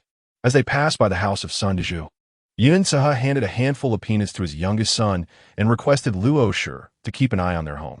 Luo Shi eagerly agreed, but quietly asked, "Sister-in-law, I heard that Lu Shanshan caused a scene at your house yesterday. I've seen her lurking around here these past few days. Could it be that she wishes to return now that you're building a new brick house?" "Returning is out of the question," Yin Sueha replied, leaning closer to Luo Shi and whispering, "Sister, did you see anyone else visit my house yesterday? I lost 2 taels of silver, all hard-earned, and it infuriates me." Yin Sueha wore a worried expression. Luo Shi gasped. 2 taels were no small amount, nearly enough for a household's expenses for a year. "I did see Lu Shanshan, but no one else," she said, grasping Yin Sueha's arm. "Yesterday, I vaguely heard Lu Shanshan mention that she knew who stole from your home, a matter even we were unaware of. How did she come by such knowledge? She has been sneaking around your house these days. Could she be the thief?" Yin Sueha glanced around nervously and quickly pulled her back. She may have simply been saying that without any proof. It would be best not to spread rumors. We wouldn't want to offend the village head, which could complicate our lives. Luo Shi sighed. Why should she, being the village head's daughter, be treated leniently? "Sister, I must say, do not be too kind-hearted." Yin Sueha patted her hand. "All right, I won't dwell on this any longer. I need to check on the foundation. My children have gone ahead." "Very well," Luo Shi replied. "You carry on with your tasks. I will keep an eye on things here." "Thank you very much," Yin Sueha said, hurrying to catch up with Lu Xinghe and the others. Upon arriving at the foundation site, Lu Laifu and Lu Laikai, along with the carpenters they had invited, were just gathering, ready to commence work at the master's command. Yin Sueha buried the auspicious items brought to bless the foundation, lit incense, and led her family and the workers in prayer towards 3 directions. She then placed the incense in a corner of the foundation, and with a cheer from the carpenters, the construction of the new house commenced. This is a custom. Nearly every household engages in this ritual when constructing a new home, praying for prosperity and the well-being of the family. Lu Xinghe took out the blueprints he had been carrying, which detailed the house layout he had devised based on Chu Yue's suggestions, along with some intricate structural details. He handed the blueprints to his uncles, Lu Laifu and Lu Laikai. "Uncles, take a look at this plan. Do you think we can build according to it?" The 2 men examined the designs closely before nodding in agreement. Yes, it looks feasible. As it was the first day of construction, the 3 brothers, Lu Xinghe, decided to stay and assist. Yin Sueha and Chu Yue turned to head home, needing to fetch water and prepare meals to send over, as there were still many chores awaiting them at home. However, as they passed by the old residence, they were halted by Wang Xuelan. "Third daughter-in-law, wait a moment," called out Wang Xuelan. Yin Sueha turned back. "Mother, what is it?" Wang Xuelan hurriedly approached Yin Sueha, grasping her arm and whispering, "I heard someone say that 2 taels of silver were stolen from our home." Seeing that no one was around, Yin Sueha leaned closer to Wang Xuelan's ear and replied, "Mother, it wasn't that much money lost. A thief entered our home, and Xinghe exaggerated the amount to lure the culprit out." Wang Xuelan immediately exclaimed in anger, "Those wretched scoundrels! How dare they steal from our home? My son is a hero. If he were here, no one would dare to bully you all. We must find them and drown them in our disdain. If they are from Banpo village, they should be driven out to prevent them from corrupting our community." "How despicable!" Yin Sueha stepped forward to comfort her mother. "Mother, there is no need to be so upset. It harms your health. Ultimately, Xinghe knows how to handle this matter. And besides, our losses were minimal." Wang Xuelan sighed, appearing suddenly aged. "They are taking advantage of my 3rd son's absence. If he were here, no one would dare to trouble you." Upon hearing this, Yin Sueha's eyes glistened with tears. "Mother, let us not dwell on the past. We must look forward. As long as the children are healthy and filial, I have no other desires." Wang Xuelan patted her hand. "The children are all sensible, thanks to your upbringing. Just wait. Better days are ahead." She continued, "For the time being, you should prepare Ziren's meals at the old house. The little ones are still young, and with Xinghe studying, it will save you the trouble of running back and forth to deliver water and food. Plus, Xiuqin can help out here. And since you've given the 4th child an extra 10 for labor, you shouldn't feel shortchanged." Yin Sueha smiled. "I was just thinking that the distance to our home is a bit far, and the daily trips are cumbersome. Since Mother has brought it up, I want to be polite. Wang Shuolan chuckled. Why be polite with me? Just remember to gather some firewood. Otherwise, we may run short. Yin Sueha quickly responded, of course. We will take care of that. We will go home and fetch our tools now. After saying this, she took Chu Yue by the hand and headed home. Two individuals borrowed a cart from the Lin family, loading it with pots, a small jar of pickled vegetables, seasonings, 30 pounds of brown rice, and a bundle of firewood before making their way to the old residence. The items were relatively light, with Yun Saha leading the way while Chu Yue followed behind. And although neither possessed great strength, they managed to transport everything to the old home. Yun Saha sat in the courtyard, gasping for breath, her chest heaving. Having not engaged in physical labor for quite some time, she found herself far less capable than in her youth. Yeah, after you take a moment to rest, please return the cart to your Aunt Lin's. Mother will tidy up the pots and pans, and then you can fetch some water from the well. Cooking and boiling water at the old residence was not only closer to the new house, but the well was also conveniently nearby, less than half a mile away, thus sparing Xinghe from the daily chore of hauling water every morning. Chapter 58. Assisting in capturing Thieves' Mother. Why don't you take a moment to rest while I fetch the water? Chu Yue suggested, swiftly turning to push the cart back. Upon her return to the old residence, she discovered Yun Saha already kindling a fire to boil water. Furrowing her brow, Chu Yue admonished, Mother, did I not ask you to refrain from fetching water? Your health is still fragile. What if you suddenly feel dizzy again? Especially near the well. It is far too perilous. She believed it essential to articulate the gravity of the situation to ensure her mother grasped its importance. Yun Saha chuckled as she added a log to the hearth, reassuring her, do not worry, the water is being fetched by Xinghe. I am well aware of my own condition. During this period of dietary and medicinal nourishment, coupled with some peculiar exercises taught by Chu Yue, her vitality had improved considerably. With a sigh of relief, Chu Yue awaited the moment the kettle boiled. Once it did, she ladled out some water to cool, and together with Lu Yufeng, they carried it to the new house. In less than half a day, news spread throughout Banpo village regarding the theft of 2 taels of silver from Lu Xinghe's home, with Lu Shanshan emerging as the prime suspect. The entire village, both overtly and covertly, had heard the whispers. The previous day, when Lu Shanshan returned home in tears, Chen Shufan was heartbroken. However, given that it was her own daughter who had acted foolishly, she refrained from confronting the family involved. She presumed the men in her household would not support such an action either. Today, after overhearing some mocking remarks about Lu Shanshan from her sisters-in-law, she could no longer contain herself. Once the visitors departed, she unleashed her frustration, hands on her hips, berating loudly, that wretched Yun family. My Shanshan is about to get married, and they deliberately tarnish her reputation. Thinking me an easy target? Just watch. I will turn their lives upside down. With that, she rolled up her sleeves, ready to storm out, only to hear Lu Jinchi beside her tapping his smoking pipe impatiently. What is all this commotion? ISNT at your failure to keep an eye on your daughter that led her to disgrace herself? Had she not wandered into their home, would they have suspected her? Already fuming, Chen Shufan found her anger inflamed further by Lu Jinchi's rebuke. What do you mean by that? The outsiders are bullying us, and you take their side? Our daughter can no longer show her face in public, and you're unaware? How can you, as the village head, remain so unconcerned while your own daughter is slandered? Sitting there smoking as if nothing is amiss? Suddenly standing, Lu Jinchi's demeanor darkened, prompting Chen Shufan to instinctively retreat, fearing retribution. Yet the next moment he retorted, You're talking nonsense. Who else will care for my own daughter if I do not? Do you think that making a scene at their home will yield any results? They explicitly accused our daughter of theft. I will not stoop to bullying a widow and her child. I cannot afford such disgrace.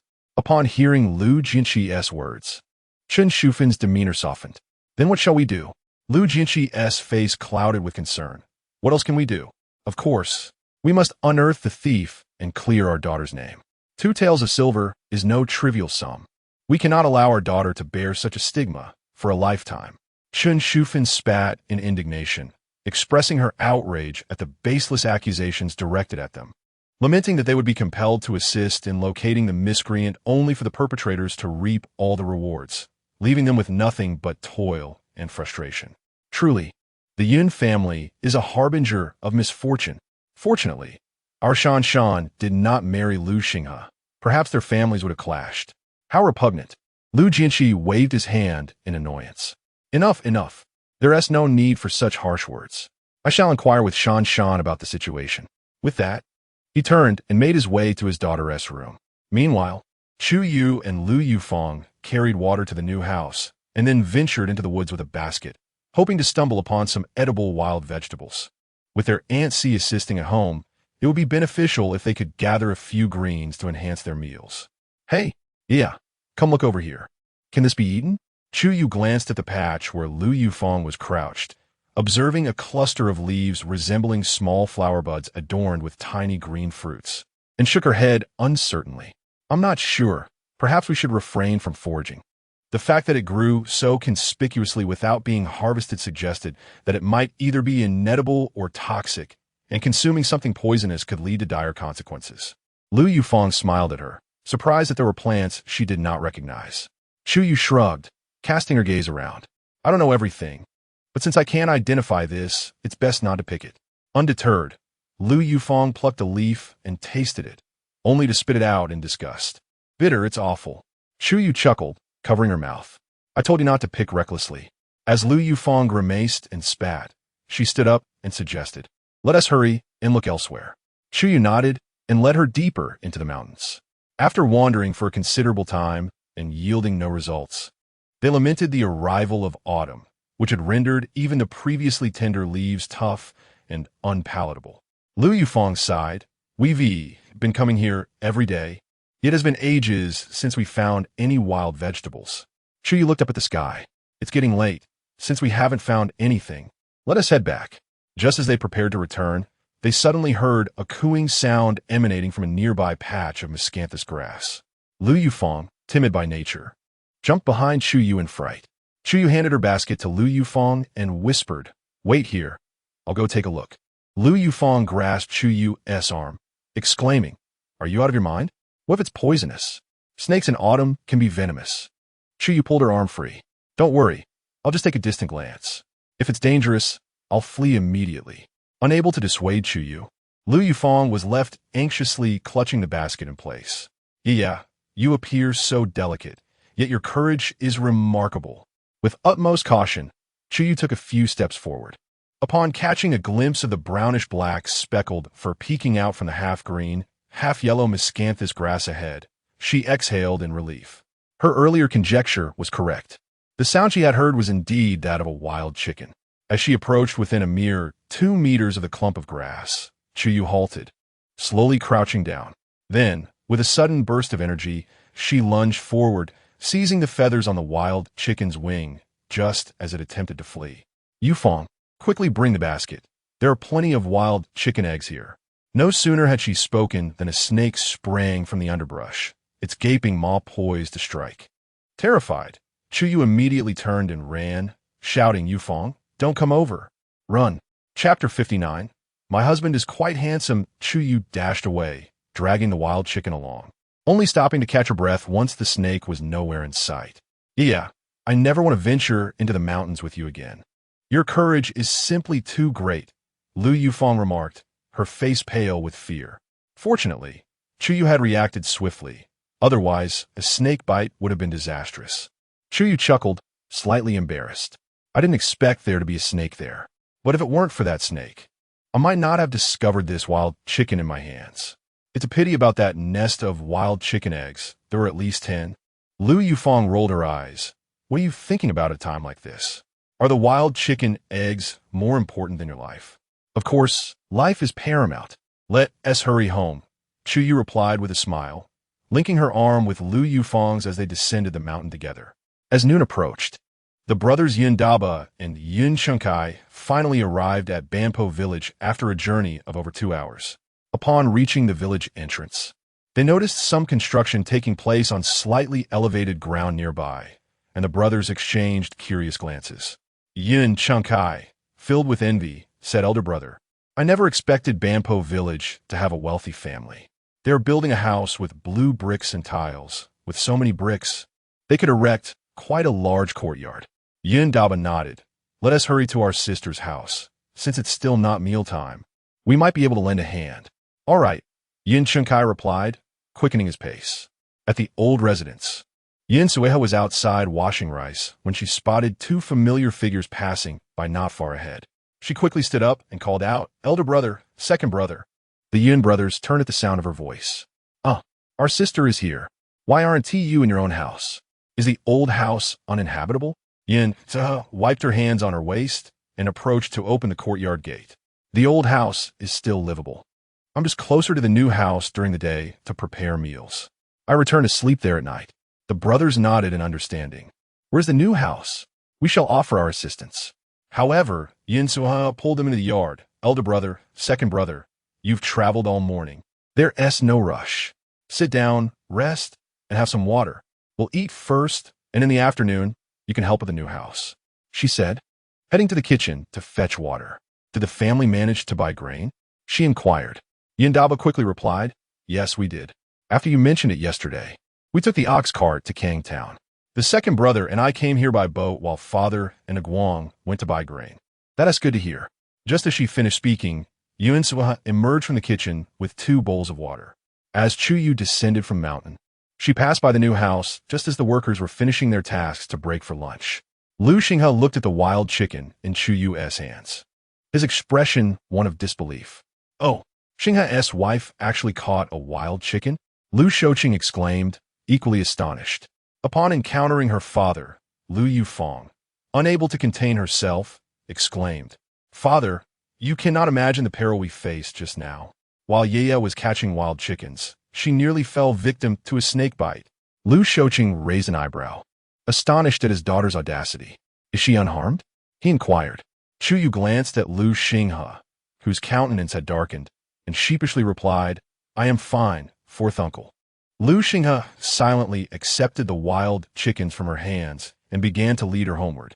Lu Xingping and Lu Xingyan dared not utter a word, fully aware that such a demeanor from their elder brother indicated displeasure. Those unfamiliar with Lu Xinghe's temperament began to jest. Who would have thought? Xinghe possesses such affection for his wife.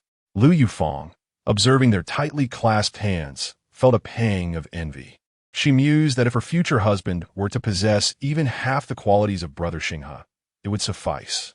Upon returning to the ancestral home and greeting her uncles, Lu Xinghe found a cord to bind the wings and feet of the wild chickens before placing them beneath the kitchen's bamboo basket.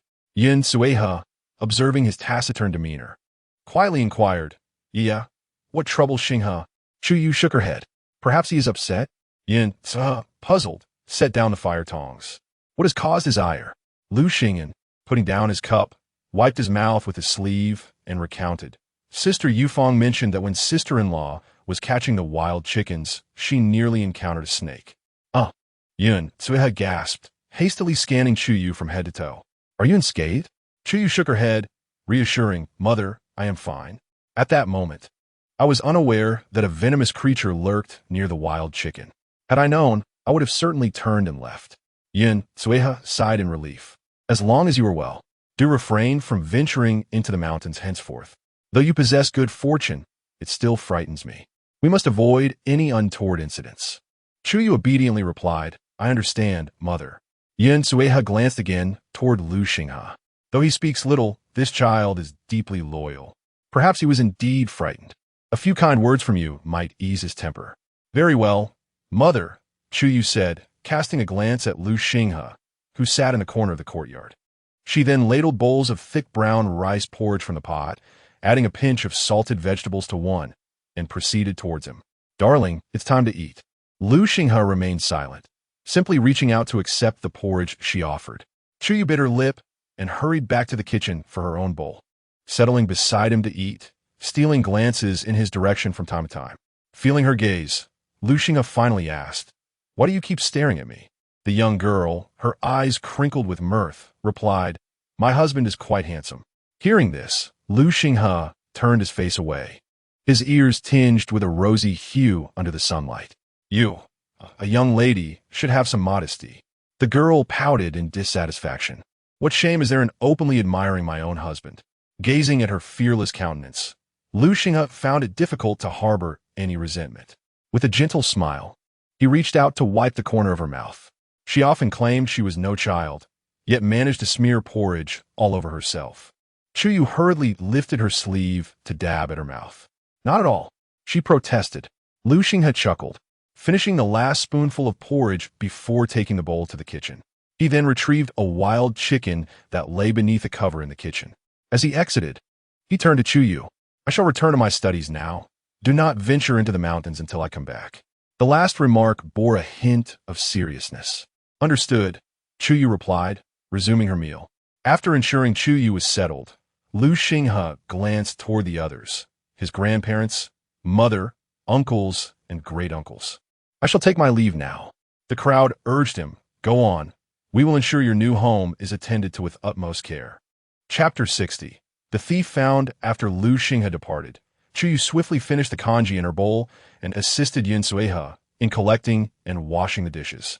Mother, do we have any vegetable seeds at home? The weather seems pleasant today.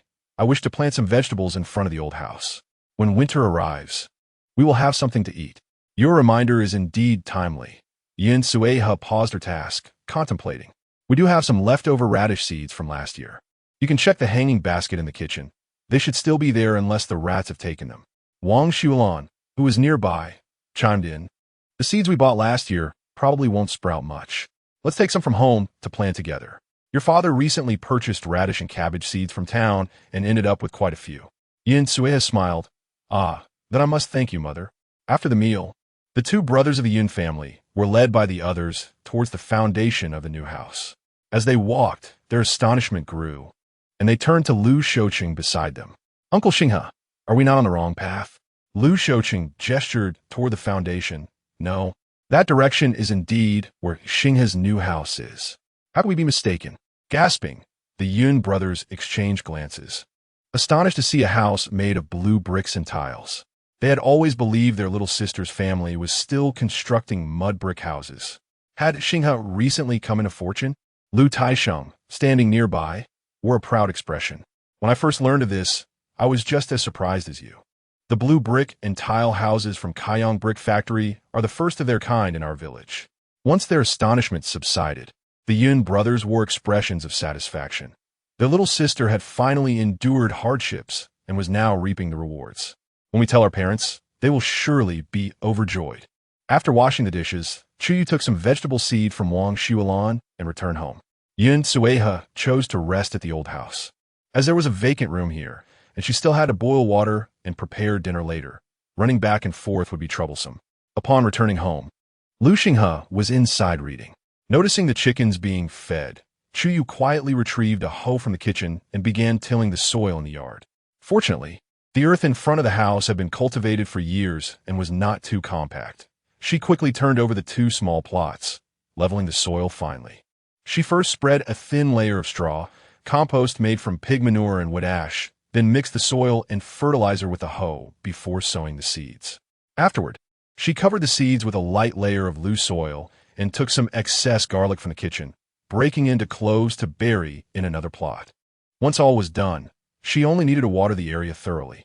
Just as Chu Yue finished and washed her hands, she noticed a group of people approaching their home. Among them was Lu Dage, the man who had previously damaged their rice fields, now seemingly reluctant as he was pushed forward by others. Unaware of the situation, Chu Yue called into the house, "Husband, there are people coming." Lu Xinghe stepped outside and, seeing the group, quickly pulled Chu Yue behind him. "Is there a matter that brings the village head to our home?" Lu Jianqi candidly expressed his intentions, clarifying that he did not merely come to report the theft of silver from one's household, but rather to confront the thief directly. Lu Xinghe smirked. Indeed, the village head was remarkably swift in his actions. Lu Jianqi, feeling somewhat uncomfortable, waved his hand dismissively before pushing Lu Dague forward with a sense of exasperation. "Here, the one who infiltrated your home to steal is my good-for-nothing nephew. Do as you see fit. Punish or scold him. I can no longer manage his affairs." The onlookers, realizing that Lu Dague was the culprit, were not surprised. This scoundrel had always been held in low regard within the village. His parents could not control him, and after his marriage, he had been left to his own devices. Only the village head, being his uncle, could occasionally intervene, But even he could not exercise the authority of a true father. In the past, Lu Dagui had not stooped to the level of stealing from others' homes. Yet his current behavior had become increasingly reckless. The village head ought to expel him from Banpo village for his thievery. Indeed, how could he continue to live among us? He is a veritable menace. It would be best to banish Lu Dagui and his family entirely. Our Banpo village cannot harbor such unscrupulous individuals. Despite his previous misdeeds, Lu Dagui had never faced such widespread opposition. The scene today left him flustered. He had resided in Banpo village since birth, and the thought of being expelled left him utterly lost as to where he might go. Initially, he had sought to investigate the newly built brick house of Lu Xinghe, hoping to uncover some silver, but instead, he found himself accused by his foolish cousin. The village head furrowed his brow and cleared his throat, attempting to regain order. Are you suggesting that I, too, should leave Banpo village? He surveyed the crowd, noting the silence that followed. Before continuing, there is no need for further discussion. After this matter is resolved, I shall provide everyone with an explanation. For now, let us first address the immediate issue. Lu Xinghe, noticing the village head's gaze upon him, spoke with an air of nonchalance. We are all from the same village. There is no need for violence. Simply return the 2 taels of silver that were lost from my home. 2 taels, this was the penalty for Lu Dagui's intrusion. However, Lu Xinghe understood that, given Lu Dagui's circumstances, producing even that amount would be a challenge. Finally, Lu Dagui could no longer contain himself. Lu Xinghe, speak with integrity. Your family did not lose 2 taels of silver. It was merely 8 one. Lu Xinghe's expression turned sardonic. Speak with integrity? Did you have a conscience when you broke into my house? The walls are now riddled with holes thanks to your actions. Have you considered whether our lives might be in danger as a result? Lu Dagui found himself at a loss for words, his fists clenched tightly in frustration. The day after you disturbed my family's rice field last month, my sister was out weeding, and when she returned, her shoes were missing. The only other person present in the field was you. Do not presume I am unaware of who is responsible. Lu Xinghe continued, our family is not affluent, but since we can afford to repair our brick and tile house, we do have a surplus of 2 taels of silver. Currently, my family urgently requires this sum to pay for the labor needed to build a new house.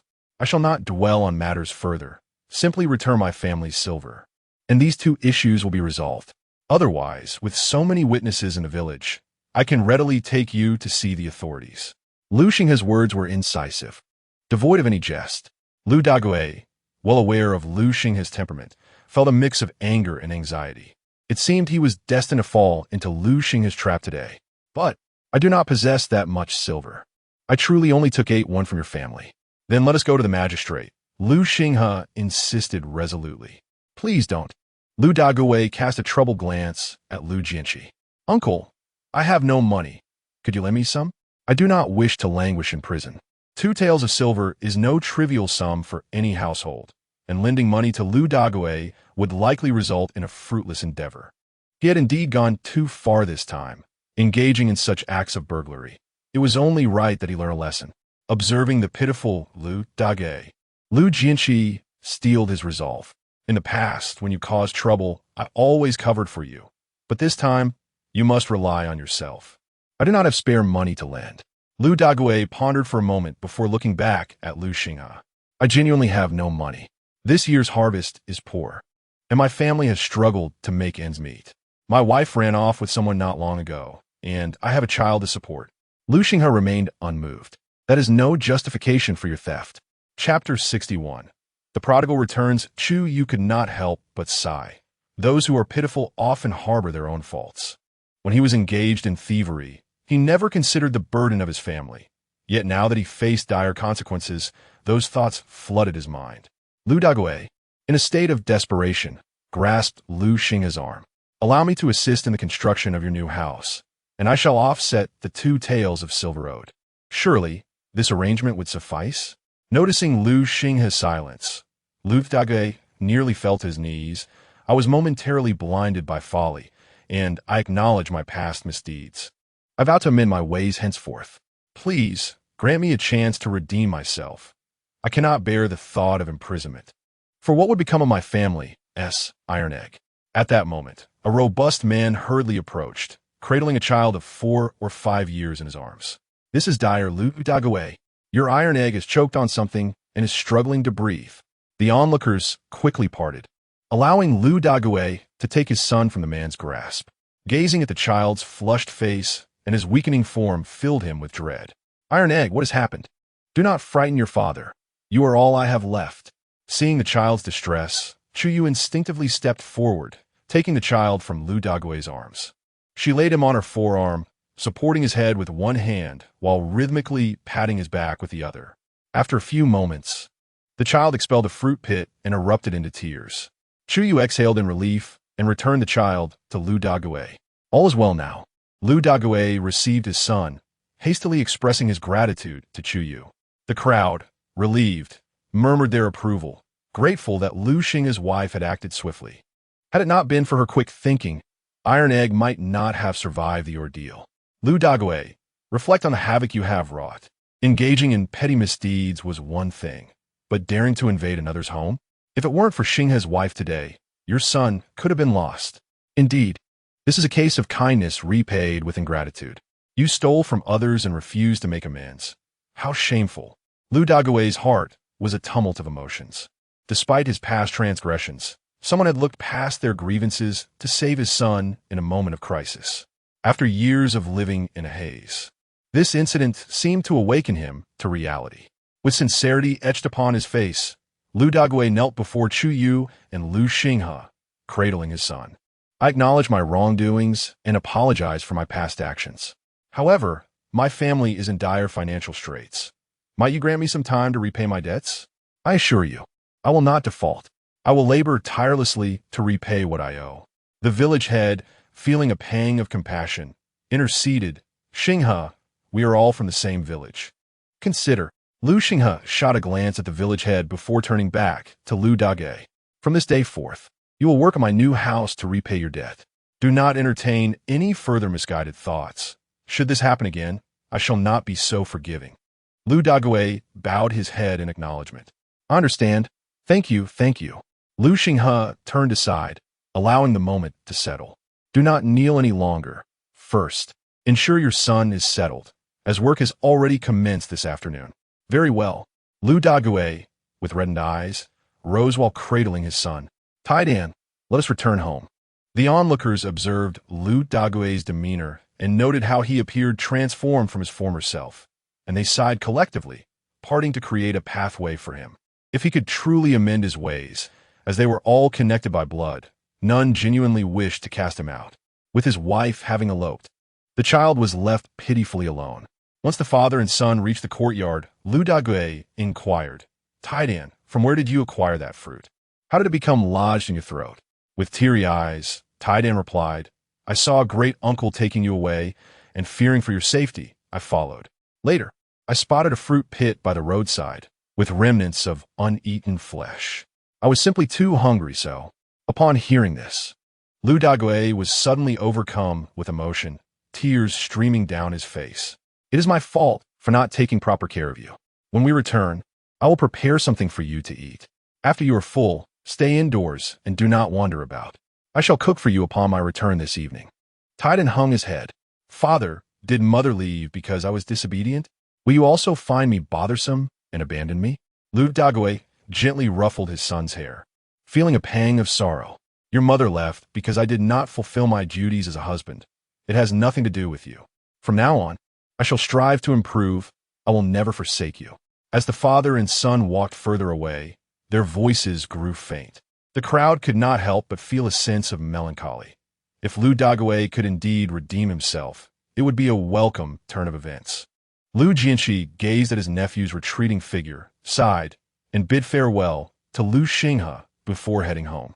With everyone dispersing, tranquility returned to the courtyard. Chu Yue turned to Lu Xinghe, saying, My dear, continue your reading. I shall bring dinner from the old residence shortly. Lu Xinghe acknowledged with a hum and turned to enter the house. Chu Yue glanced inside before sitting beneath the eaves with her sewing basket, diligently stitching Lu Xinghe's pouch. As Lu Xinghe perused his books, he cast a glance outside and noticed the earnest expression on the young girl's face, which elicited a smirk of unrecognized fondness from him. Once the pouch was completed, and with daylight still ample, Chu Yue took a bamboo pole and basket, intending to gather some wild fruits from the nearby mountains.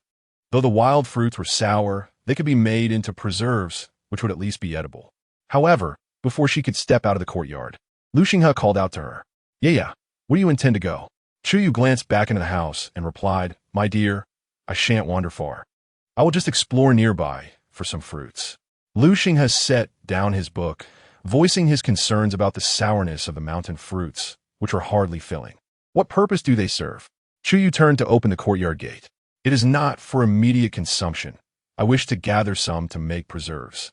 Lu Xinghe rose and exited the house. Then I shall accompany you. Seeing him emerge, Chu Yue hastily waved her hand. There is no need for you to follow. I can manage on my own. You must continue your studies. The examinations commence next year, and you should seize this opportunity to compose several essays. Lu Xinghe, without further ado, stepped forward to take the bamboo pole from Chu Yue's hand, grasping her hand as he exited the house, deftly closing the door behind them.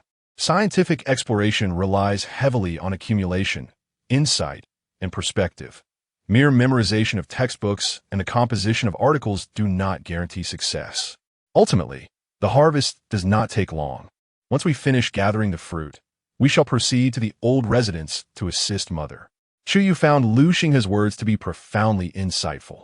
My husband speaks wisely. I firmly believe you will surely succeed in the examination next year. A subtle smile graced Lu Xinghe's lips. Do you truly have such faith in me? Indeed, I do. But what if I do not succeed? If that happens, it is of no consequence. We shall strive harder next time. Lu Xinghe chuckled softly, tightening his grip on her small hand as they walked towards the direction where the fruit trees were remembered to grow. Chapter 62. Please. Carpenter, having gathered a basket brimming with green plums and sour cherries, the two made their way home. Out of curiosity, Chu Yue sampled one along the way, only to be taken aback by its sourness, daring not to take a second bite. Observing the little girl squinting in distress, Lu Xinghe swiftly relieved her of the fruit, returning it to the basket, admonishing her that the fruit was indeed sour, and warned her against eating more lest she upset her stomach. After placing the fruits back in the house, they proceeded to the old residence. Upon arriving at the old house, Chu Yue eagerly rushed to the kitchen to assist Yin Suihe with boiling water and preparing meals, while Lu Xinghe took the opportunity to lend a hand at the new house, as it was still too early for dinner. Upon his arrival, he found Lu Dage diligently moving bricks, shedding any semblance of his previous laziness. Turning his attention to Lu Taisheng, who was rubbing his waist, Lu Xinghe approached him with concern. Grandfather, with uncle, second uncle, fourth uncle, and my maternal uncles around, you ought to rest a while. We would want you to strain your back. Lu Taisheng grunted, pushing away his hand. I'm not old yet. It's merely fatigue from bending over too long. I shall recover soon. Nearby, Lu Shoqing cast a glance at the stubborn elder. Father, it's almost dinner time. You should head back. There are plenty of people here, and the house is rising quickly. We can manage without you for a bit. Finally, Lu Taisheng reluctantly got to his feet, grumbling as he walked away. You ungrateful lot. You think I'm old? I can still work just fine. Lu Shoqing quickly nodded in agreement, showering him with praise. Of course, we know you work swiftly, maintaining your vigor, just as in your youth.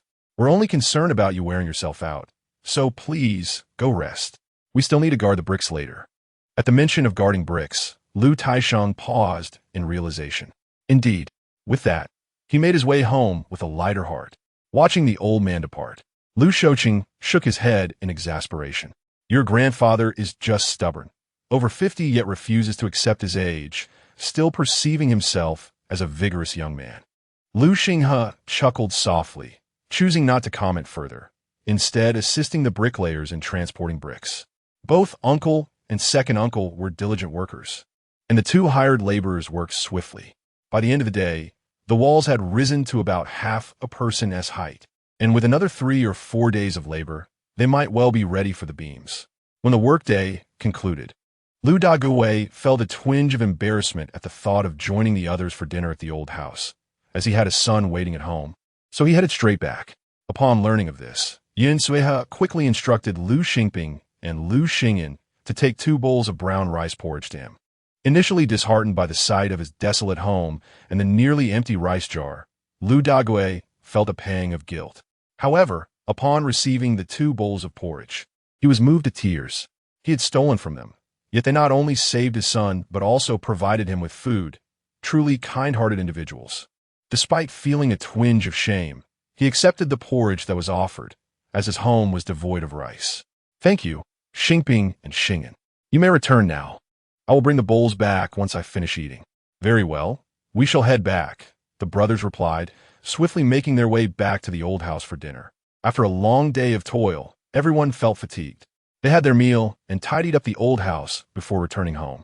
Due to a lack of space in their own residence, the Yun brothers temporarily settled in the old house, which had ample rooms now that the elder and second families had moved out. That night, Lu Xinghe lay down. "Yeah, don't venture into the mountains anymore, all right?" Chu Yue, who was drowsy and on the verge of sleep, lazily inquired why. He glanced at her slender back, reiterating, "Just refrain from going into the mountains when I'm not around." "I understand," Chu Yue replied, yawning, and soon her gentle breaths filled the air. Lu Xinghe chuckled softly, bemused by the carefree girl who always fell asleep quickly. Meanwhile, the Lu family was bustling about building houses, while the Chu family in Yodo village was not idle either. Chu Dashan first encouraged his parents to visit Lu Xinghe's home to demand money for Chu Yue, but Zhao Chunhua argued that with the Moon Festival approaching, they would inevitably receive it without needing to make the trip. When this tactic failed, he began sending people to inquire about the Lu family situation. Upon learning that the Lu family was constructing a house, he urged his parents to take a look. None of them were diligent, and the thought of a 2-hour trek up the mountain dissuaded them, especially since they might have to assist without any benefit. They preferred that Chu Yue return home on her own. Finally, the day before the Moon Festival arrived, the family realized that Chu Yue likely would not come. After dinner, Zhao Chunhua, hands on her hips, scolded, "Is that ungrateful girl thinking she has grown wings and no longer needs her family? That foolish creature truly believes the Lu family is her support, but Lu Xinghe will soon tire of her novelty. Who else can she rely on then?" Chu Dashan fanned the flames further, saying, "What did I tell you? I said she was bought off by Lu Xinghe, didn't I? You should have seen how arrogant she was the last time we met." After being frightened by Lu Xinghe due to a previous pig-stealing incident, Chu Yuqian had behaved himself for a while, but recently he had begun to feel restless again. If it weren't for the family's lack of funds, he would have already gone to the gambling den in town. Hearing their conversation, he slammed the table. "Tomorrow, I will make a trip to Banpo village. What kind of daughter-in-law doesn't bring gifts to her family during the festival?" Chu Dashan quickly chimed in, "Father, I'll go with you." In the corner, Xiao Tao quietly watched them plot against her sister, finding their faces utterly repugnant. Thankfully, her sister had married far away. Otherwise, the constant harassment would surely drive her to madness. Go, it's better for you to go together for support and return early," Zhao Chunhua said, casting a glare at the shrinking Xiao Tao. "What are you still doing there, you little good-for-nothing? Aren't you going to clear the table? Just like your sister. Both of you are useless, doing little work and wasting our food daily." With that, she angrily kicked her chair and retreated to her room. Chu Xiaotao deftly evaded the chair kicked by Zhao Chunhua, saying nothing as she reached out to gather the bowls and chopsticks from the table. With some effort, she carried the dishes to the water tank to wash them. Her petite figure huddled by the tank, though frail, emanated a sense of resilience and determination. With her sister absent from home, she resolved to learn to protect herself, hoping to become a source of support for her sister in the future. The Yun brothers had assisted in Banpo village for 10 days, and today, as the roof was finally tiled, they prepared to return home. For the next day marked the Moon Festival, a time for family reunion. Yun Suihe bestowed upon each of them 300 won as wages. Initially, the brothers were reluctant to accept, but Yun Suihe insisted, placing the coins into their hands and ushering them out the door. Unable to resist her persistence, they resignedly took the copper coins home. "Xinghe, our new house's roof is complete. Next, we shall lay blue bricks, plaster the walls, construct the stove and kong, and build the toilet according to your specifications. We will also need to hire a carpenter for the furniture. Who shall we invite?" Yun Sueha furrowed her brow in contemplation. Without hesitation, Lu Xinghe replied, "Let us invite Master Lu from Willow Tree Village. His woodworking skills are renowned across several nearby villages, and his fees are reasonable." Yun Sueha nodded in agreement. "Very well, we shall go with Master Lu." Beside them, Chu Yue raised an eyebrow upon hearing Willow Tree Village. "Isn't Wu Yong studying carpentry there? If my husband intends to hire Master Lu, it seems likely that Wu Yong will accompany his master as well." Chapter 63. Portrait Chu Yue pressed her lips together and asked, "My dear husband, have you not invited any other carpenters?" It wasn't that there were none, but Master Lu's craftsmanship was exceptional. "Is there a better master you know of?" Chu Yue chuckled and shook her head. "What carpenters could I possibly know? Since you think highly of Master Lu, let it be him." She felt hesitant to mention that Wu Yong was Master Lu's disciple, fearing how it might alter his perception of her. Lu Xinghe gently ruffled her hair. "Tomorrow marks your 14th birthday. After tomorrow, you shall have grown another year." Chu Yue instinctively lowered her head. "Dear husband, please refrain from patting my head too often. It may hinder my growth." Yun Sueha covered her mouth and chuckled. "What need is there for a girl to be excessively tall? We have Xinghe, who is quite tall himself. However, it seems that since Ye has been with us for 2 months, she has indeed grown a bit taller, and her complexion is much better than when she first arrived." She gazed at Chu Yue with a tender look, filled with the satisfaction of witnessing the blossoming of a young girl. Lu Xinghe observed the young girl before him and nodded. Indeed, she has grown taller. Hearing this, Chu Yue couldn't contain her joy. Now that she was 14, she felt compelled to make the most of her height during this period of growth. For once her monthly cycle began, it would be more challenging to achieve significant height. On the 15th day of the 8th month, during the Moon Worship Festival, which also happened to be Chu Yue's birthday, Yun Sueha rose early. She retrieved a basket from the beam of the kitchen, bringing out the white flour that Chu Yue and Lu Xinghe had purchased during their first trip to town for rice. Previously, Chu Yue had set aside 3 pounds for making noodles, leaving 2 pounds untouched. Yun Sueha decided to use the remaining flour to prepare a meal of noodles, and she also steamed 5 pancakes, frying an egg for each person. Lu Xingping entered the kitchen, his face lighting up with surprise. "Wow, today's breakfast is quite lavish." Yun Sueha, busy with her preparations, smiled. "Of course. Not only is it a festival, but it's also your sister-in-law's birthday. Have the chickens been fed?" Lu Xingping nodded vigorously. "They have all been fed. You can rest easy, mother." Observing his confident demeanor, Yun Sueha shook her head, bemused. "I wonder whom you inherited this disposition from. Your father was never like this." Sitting quietly near the stove, Lu Xingping remarked, "He must have been picked up by mother from the mountains. He doesn't resemble me at all. Who knows whose child he is?" Lu Xingping immediately retorted, "Lu Xingping, don't speak nonsense. You were the one found in the mountains. I am not your offspring, so why should I look like you?" The corners of Lu Xingping's lips curled into a faint smile. "Do not take offense, dear brother. Mother has yet to speak. Whether or not he is adopted is for her to decide." Lu Xingping then turned to Yun Sueha, his face filled with grievance. "Mother?" Looking at these 2 squabbling siblings, Yun Sueha felt both amused and exasperated. She gently patted Lu Xingping's head, her expression warm. "You are so kind and innocent. You believe everything Xingping says. At that time, I was barely managing to take care of myself. How could I have found the time to bring a child back from the mountains? If you truly were not my child, you would have long since been fed to the wolves in the wilderness." Upon hearing this, Lu Xingping embraced Yun Sueha and sniffled. "Mother is the best." Yun Sueha tenderly stroked her son's head, remarking on how, at the age of 8, he still clung to her like a little child, full of affection. "What if others see you and laugh?" she said. Yet, rather than loosening his grip, Lu Xingping held her tighter, declaring, "I care not for others, even at 18.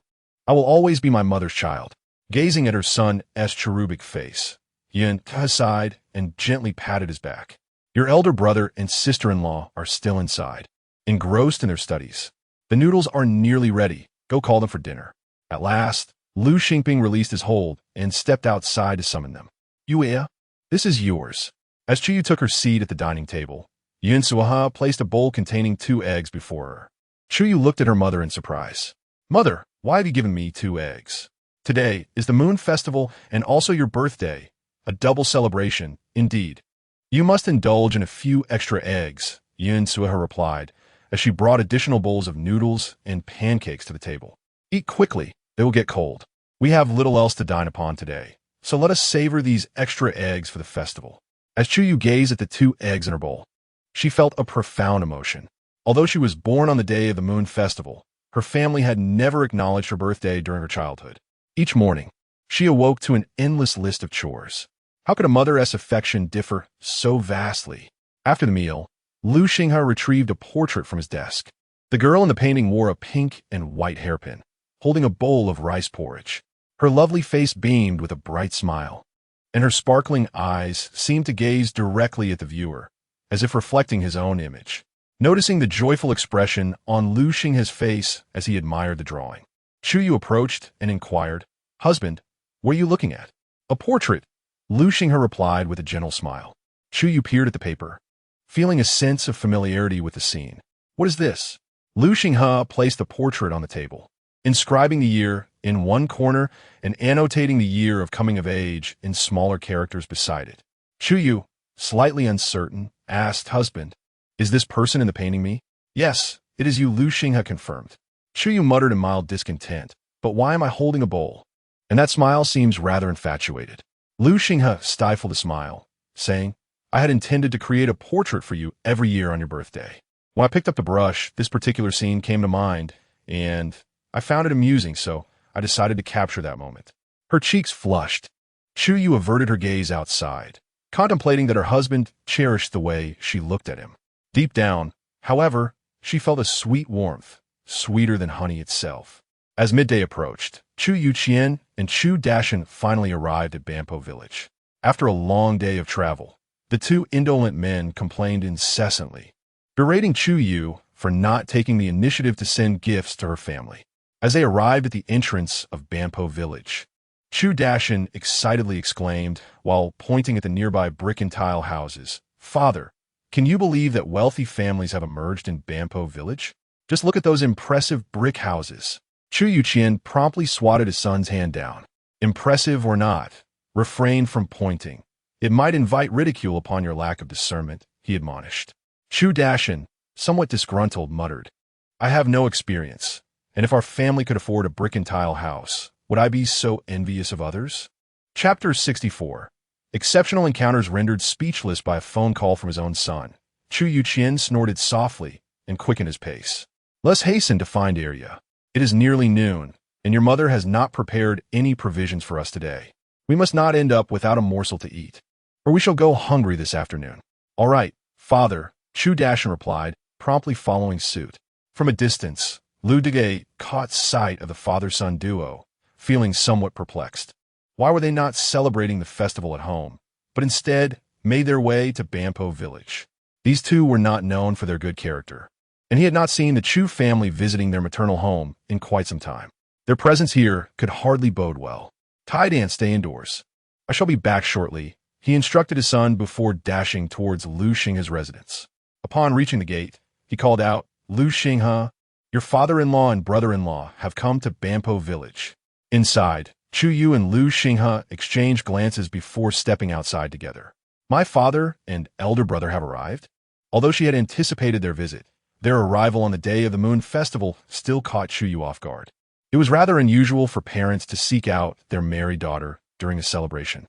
She discreetly tucked the floral hairpin from her head into her sleeve. At that moment, she spotted Chu Yuqian and Chu Dashan rounding the corner ahead. Lu Dague, having observed Chu Yue's actions, began to piece things together. As Chu Yuqian and Chu Dashan drew nearer, he feigned surprise, raising his voice dramatically. "Lu Xinghe, your family has borrowed quite a sum for the house. When do you intend to repay it?" "I am here today to collect on behalf of several families in the village who lent you money. Times are tough for everyone. Surely you cannot be the only one to benefit." A hint of a smile graced Chu Yue's lips, and she silently applauded Lu Dague's cleverness. Indeed, to combat a menace, one must employ the menace itself. As Chu Yuqian and Chu Dashan heard Lu Dague's words, a chill ran down their spines. They had assumed Lu Xinghe was merely fortuitous in his home renovations, not realizing he had borrowed substantial funds. If Lu Dague's insinuations were accurate, it implied he was indebted to numerous families. Yet, now that they had arrived, it would be unwise to turn back. They might as well partake in a meal first. Feigning newfound awareness of their presence, Lu Dague greeted them with exaggerated enthusiasm. "Ah, here come the father-in-law and brother-in-law. Could it be that Lu Xinghe borrowed money from you? Let me advise you, if you did, you ought to collect it sooner rather than later. That family is buried in debt. They may never repay it in this lifetime." Lu Dague's notorious reputation for being a scoundrel was well known in the vicinity. His role as a representative of the villagers seeking payment from Lu Xinghe was not lost on Chu Yue, who accepted it without question. How could such a large sum have been borrowed? Surely it was for the house repairs? With a smirk, Lu Dague derided, "In my opinion, if funds are lacking, why bother with renovations? Just make do with what you have. After all, who believes that accumulating debt is a wise approach?" Chu Yue chuckled awkwardly. "Indeed, that is quite reasonable." As for the arrival of Chu Yue and Chu Dashan, Chu Yue felt little enthusiasm. Father and elder brother have come. During the festive season, when debts were demanded, the two individuals could hardly muster any enthusiasm, yet they did not dwell on it. With a keen eye, Chu Dashan quickly noticed the chickens and ducks gathered in the courtyard. "Oh, you have quite a number of chickens at home," Lu Dague remarked, raising an eyebrow with a cold smirk. How could they possibly acquire these chickens?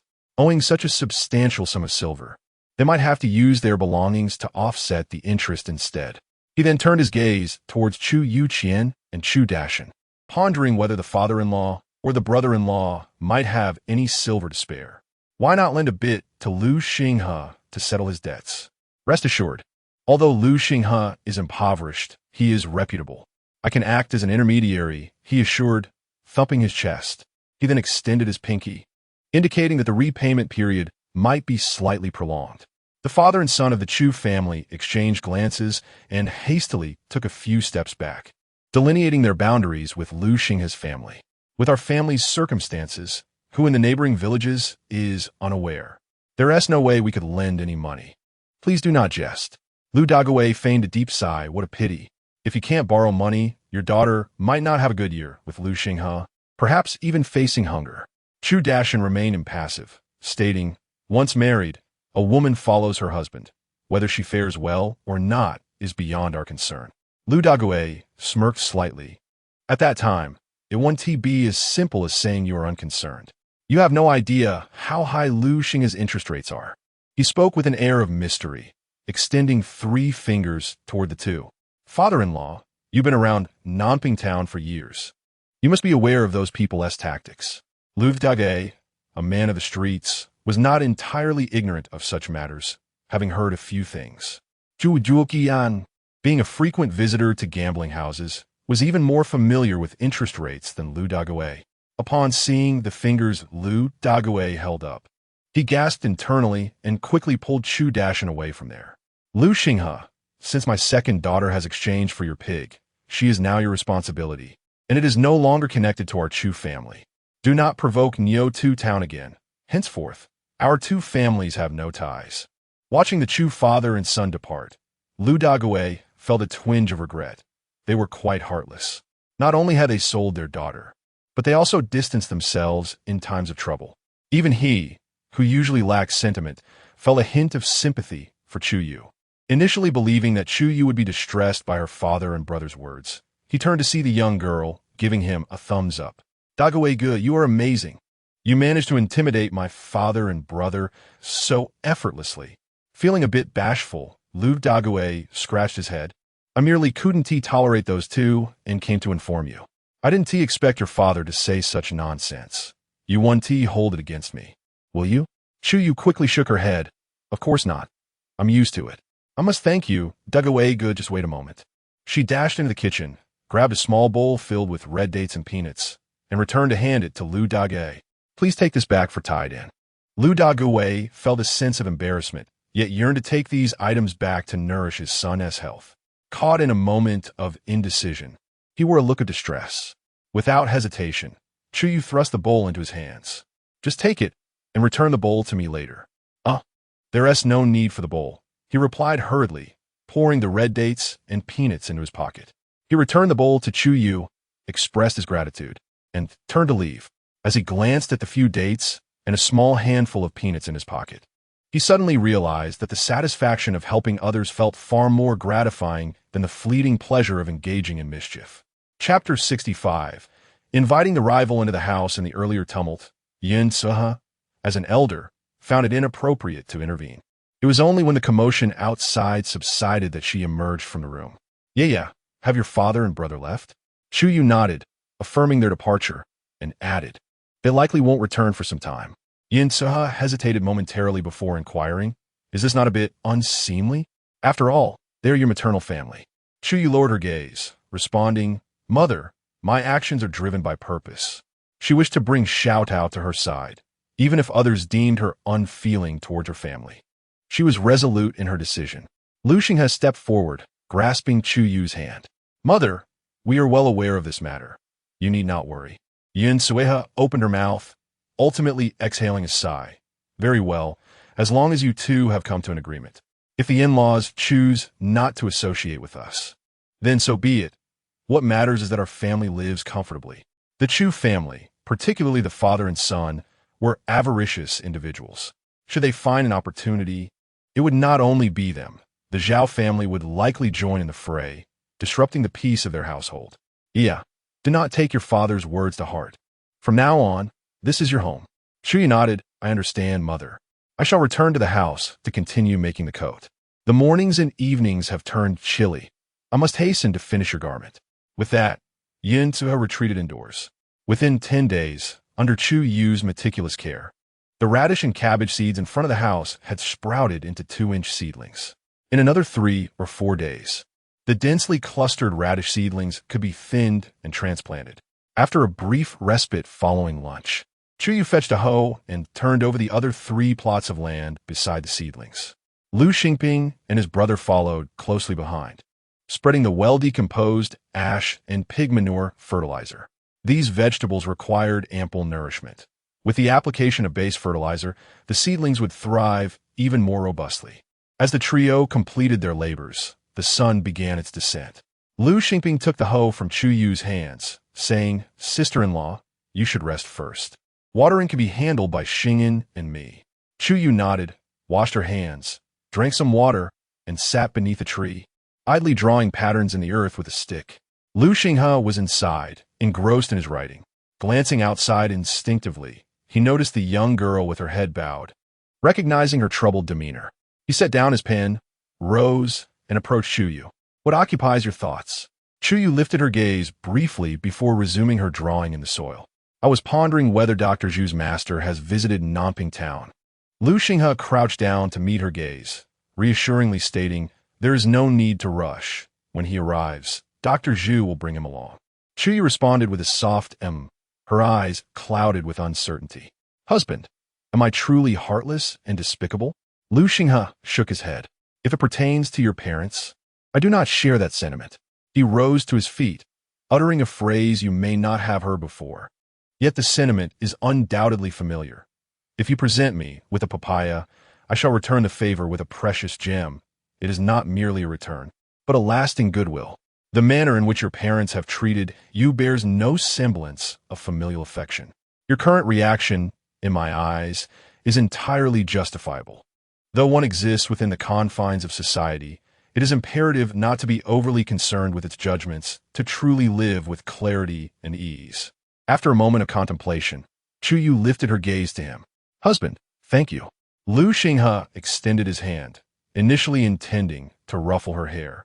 But recalling her fears of stunted growth, he instead playfully pinched her cheek before returning indoors to continue his reading. Chu Yue rested her chin on her hands. Gazing at Lu Xinghe, who was engrossed in his books, a smile illuminating her features. On the second day of the Moon Worship Festival, the family commenced laying blue bricks and plastering walls. Lu Xinghe made a trip to Willow Tree Village, where Master Lu awaited him, having been informed in advance. His purpose that day was to finalize arrangements with Master Lu. He departed in the morning and returned by noon. On the second day, following Lu Xinghe's return, Master Lu, equipped with his tools, accompanied Wu Yong to Banpo Village.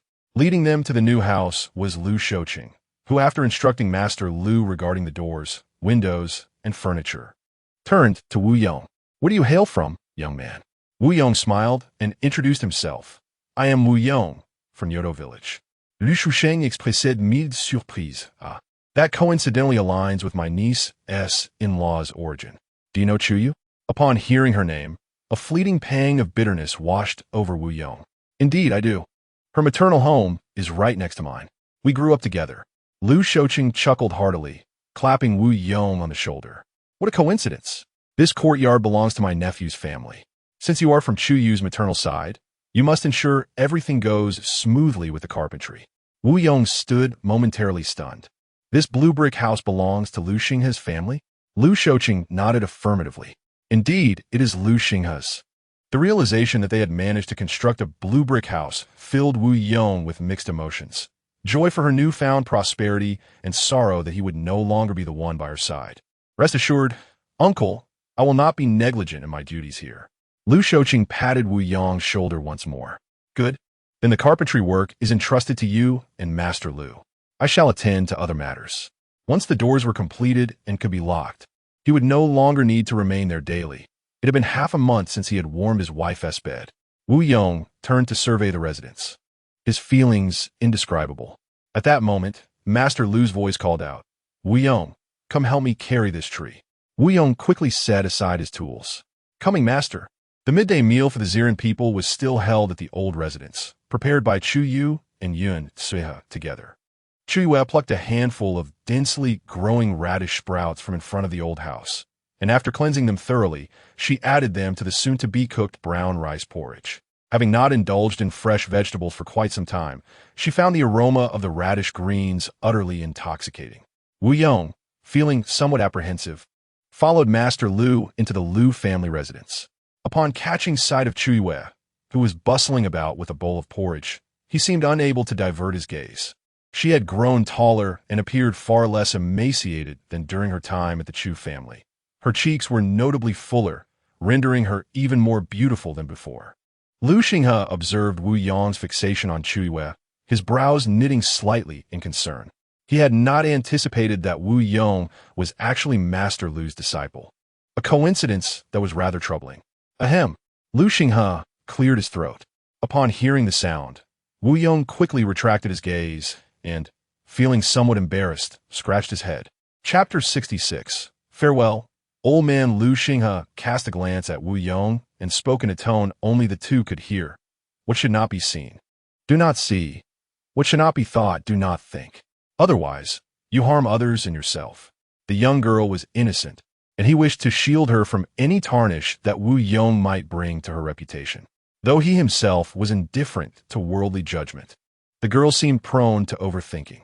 Wu Yong was taken aback, nodded, and restrained his thoughts as he sat down at the table with his master. Lu Xinghe then turned and entered the kitchen, taking the bowl of porridge from Chu Yue's hands. "Let me handle this," he said. Chu Yue nodded, and upon seeing Lu Xinghe place the last bowl of porridge on the table, she carried her and his bowls to a corner of the courtyard. Being a young woman, it was not particularly convenient for her to dine at the same table as a man. She often sought a private spot to eat. Yet, regardless of where she chose to retreat, Lu Xinghe would always join her. As Lu Xinghe approached, Chu Yue smiled and extended the bowl of porridge towards him. "Husband, this is yours." Lu Xinghe glanced at the porridge, which contained a few more vegetable leaves than usual, and shook his head in resignation. He then used his chopsticks to transfer some into Chu Yue's bowl. "You haven't had vegetables in a while.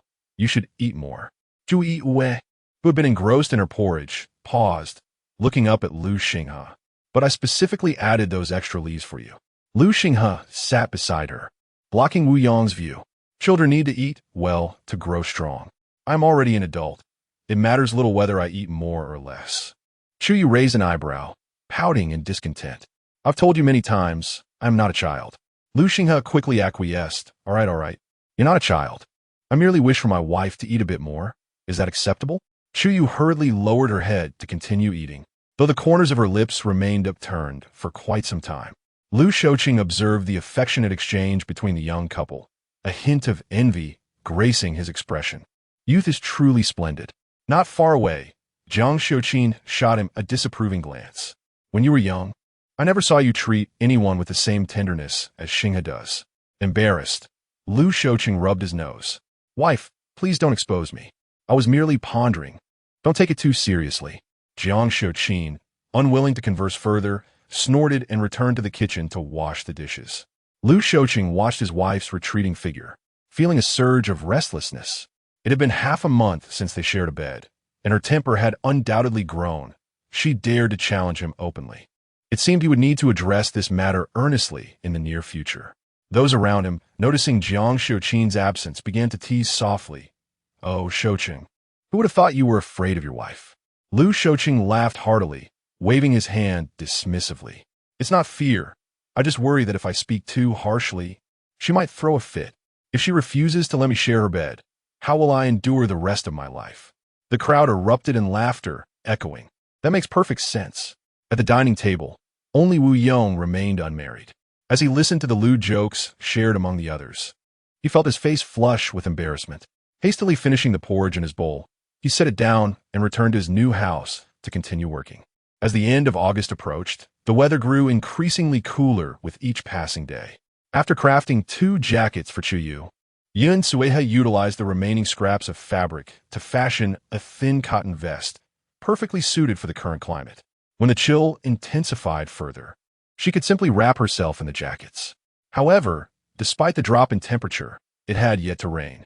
The village was equipped with only 2 wells, which were typically used for drinking water, but now, in addition to quenching thirst, they were also needed for irrigation, leading to a scarcity of water. One day, after returning home from the old residence, Yunhe addressed Lu Xinghe, saying, Xinghe, would you mind making a trip to the town tomorrow? We've run out of seasonings, and as the work in the house is nearing completion, we need to purchase a piece of meat to offer at the new house, as well as to treat everyone. The wild chicken you caught has been kept in the coop for almost a month. We can sell at the market too. Lu Xinghe replied with an affirmative sound, suggesting, shall we ask fourth aunt to assist mother? You can accompany me to gather some herbs for mother, as her medicine has been finished for nearly half a month. She has only just begun to feel better and will need to continue her treatment for a while. The mere thought of Wu Yong still being present filled him with a desire to prevent any opportunity for him to interact with Chu Yue. Yin Sueha chuckled softly, covering her mouth. Very well, you can go with you. It's merely a matter of cooking some porridge, and with Xing and Xing Ping helping at home, it won't be much trouble. She sighed, adding, you seem to take Yu with you everywhere, as if fearing she might run away. When the imperial examination comes, it will take several days. Can't you find a way to bring her into the examination hall so that you need not go alone? Lu Xinghe smiled faintly. That won't be necessary. Let you accompany me tomorrow. After all, we will leave in the morning and return by afternoon. It is always better to have company on the road. After saying this, Yun Sueha turned and entered the house. In recent days, she had observed that Master Lu's apprentice and Chu Yue were from the same village and had grown up together, suggesting that he might harbor feelings for the young girl. Even a discerning mother could see this, and she knew her son, being perceptive, must have realized it too, though he had chosen not to voice his thoughts. The idea of her usually composed and reserved son experiencing jealousy intrigued her greatly. The following morning, after breakfast, Lu Xinghe and Chu Yue set off for Nanping Town with their baskets on their backs. Husband, there is still much to attend to at home.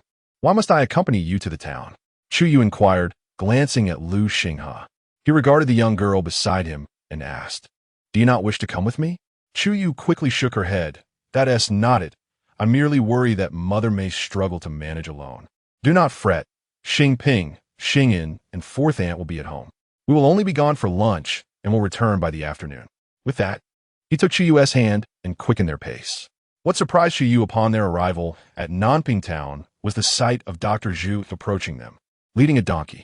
Perched atop the donkey was the very old man she had encountered at the apothecary in Kang Town, looking quite reluctant to be there. I have only arrived here for a day, and already you wish to drag me into accepting a disciple. Should that girl prove to be lacking in skill, you shall owe me 2 meals, he declared, glancing at the 2 fingers he was holding upright before bending one down again. 3 servings of stir-fried intestines. Dr. Zhu quickly patted his chest in assurance. Rest assured, master, if I deceive you, not just 3 meals, but 10 will suffice. Is that acceptable? The old man lifted his chin and huffed in response. That is more like it. Upon spotting the two, Chu Yue hastily greeted, Dr. Zhu. Oh, what a coincidence. Dr. Zhu exclaimed, urging the donkey to halt by the roadside. It has been over a month since I last saw you. I thought you might not visit the town for a while. Chu Yue smiled. There have been some matters at home recently, and I haven't gathered any medicinal herbs. So I refrained from coming to town. The old man, seated atop the donkey, regarded Chu Yue with familiarity. Young lady, have we met somewhere before? Chapter 67. The Temptation of Gourmet Delights. Dr. Zhu rolled his eyes. His master, lacking in shame, resorted to such clumsy methods to flirt with a pretty young lady. As a wanderer, how could he have encountered the likes of Chu Yue in the remote mountains? If it were not for the intention of introducing the young girl to his master, he would have revealed his master's true nature long ago.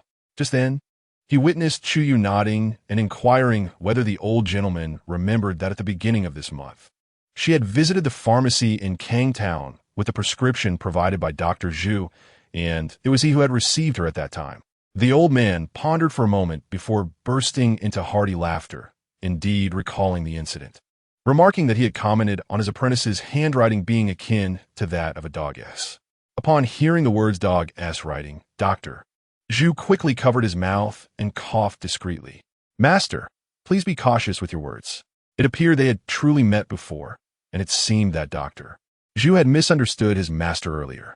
However, the old man had also spoken ill of him, so it seemed they were even now. The old man glanced at him, his little mustache twitching, remarking that the young lady had seen his handwriting before, so why should she not be allowed to speak of it? It turned out he was indeed Dr. Zhu's master. Lu Xinghe quietly observed the elderly gentleman before him. From his accent, he did not seem to hail from the vicinity of the county magistrate, and his origins were uncertain. However, given Dr. Zhu's respectful demeanor, it was evident that this old man possessed some noteworthy skills. Dr. Zhu, feeling somewhat embarrassed, smiled at Chu Yue. Miss Chu, my master simply enjoys jesting. Do not mind his words. He is the master I intended to introduce to you. Since we have encountered each other here, I suppose there is no need for me to make a trip to Bampo village, after all. Oh, the old man exclaimed, hastily dismounting from his donkey. So the girl you mentioned earlier is indeed her? Dr. Zhu nodded vigorously. Indeed, her name is Chu Yue, and this beside her is her husband, Lu Xinghe. He then turned to introduce Chu Yue. Miss Chu, this is my master, though I do not know his name. I only know that his medical skills are quite remarkable. Chu Yue gracefully bowed to the old gentleman. I have had the pleasure of meeting the esteemed elder. The old man chuckled heartily and gestured for her to rise, saying, I heard from young Zhu that you assisted in delivering Mrs. Huang's child. Would you kindly share the details of the process and your thoughts at that time? Chu Yue glanced towards Lu Xinghe, concerned that they might delay their return home too long, and replied, as it happens, we are headed to Chen's pharmacy to gather some medicine today. Would you accompany us and discuss it along the way? Very well, the old man replied, squeezing himself between Lu Xinghe and Chu Yue, pushing Lu Xinghe aside by a couple of steps. You speak, and I shall listen. Having traveled far and wide for many years, he could easily discern that this young lady harbored some secrets. Such matters were often bloody and might not sit well with the average person. Thus it was better that fewer knew of them. Doctor, Zhu watched his master's awkward intrusion into the space of the couple, feeling somewhat embarrassed, yet being his master. He refrained from voicing his discomfort and could only follow closely beside Chu Yue, straining to listen to their conversation. Lu Xinghe followed behind the three, his gaze fixed on Chu Yue, who was sandwiched between the two elderly men. His brow gradually furrowed, and he suddenly felt a pang of regret for bringing her to Nanping Town. Upon arriving at Chen's medicine shop, Chu Yue went inside to fetch some medicine while the old man leaned against the entrance, pondering the words spoken by Chu Yue earlier. This young girl was certainly not as superficial as she appeared. Her understanding was evidently profound. It seemed that the old rascal, Xiao Zhu, was not mistaken. This girl possessed a remarkable talent.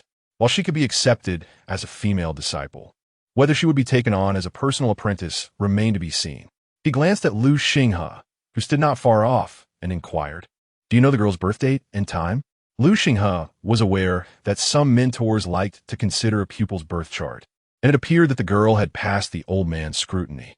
August 15th, 14th year of Jin Yuan, at the end of the dog hour, the old man muttered, counting on his fingers. His initial expression of astonishment quickly transformed into one of delight. Marvelous! It seems the medicine goddess has sent me a fine disciple. Noticing the old man's peculiar demeanor, Dr. Zhu edged closer and asked, Master, what were you just calculating? The old man replied, This girl indeed seems well suited to be my disciple. Yet his face clouded with concern. However, in a place like Banpo Village, finding a decent meal would be quite challenging. Lu Xinghe glanced at the old man and replied softly, Spicy stir-fried intestines, peanut pig skin jelly, crispy pig liver. Perhaps you have yet to hear of these dishes? The recipe for the spicy stir-fried intestines was sold to Ru Yiju by my family Xie. If you seek something distinctive, our home is a splendid choice. Upon hearing this, the old man swallowed hard, realizing that his trip to Nanping town had unexpectedly yielded a treasure. He slapped his thigh in excitement. Very well. Today, I shall accompany you to Banpo Village. After Chu Yue finished gathering the medicine and paid the shopkeeper 3 taels of silver, she stepped out of the shop. Dr. Zhu had already returned to his position, taking the pulse of a newly arrived patient. Following her exit, the old man trailed closely behind her, humming a little tune, clearly intent on sticking with her.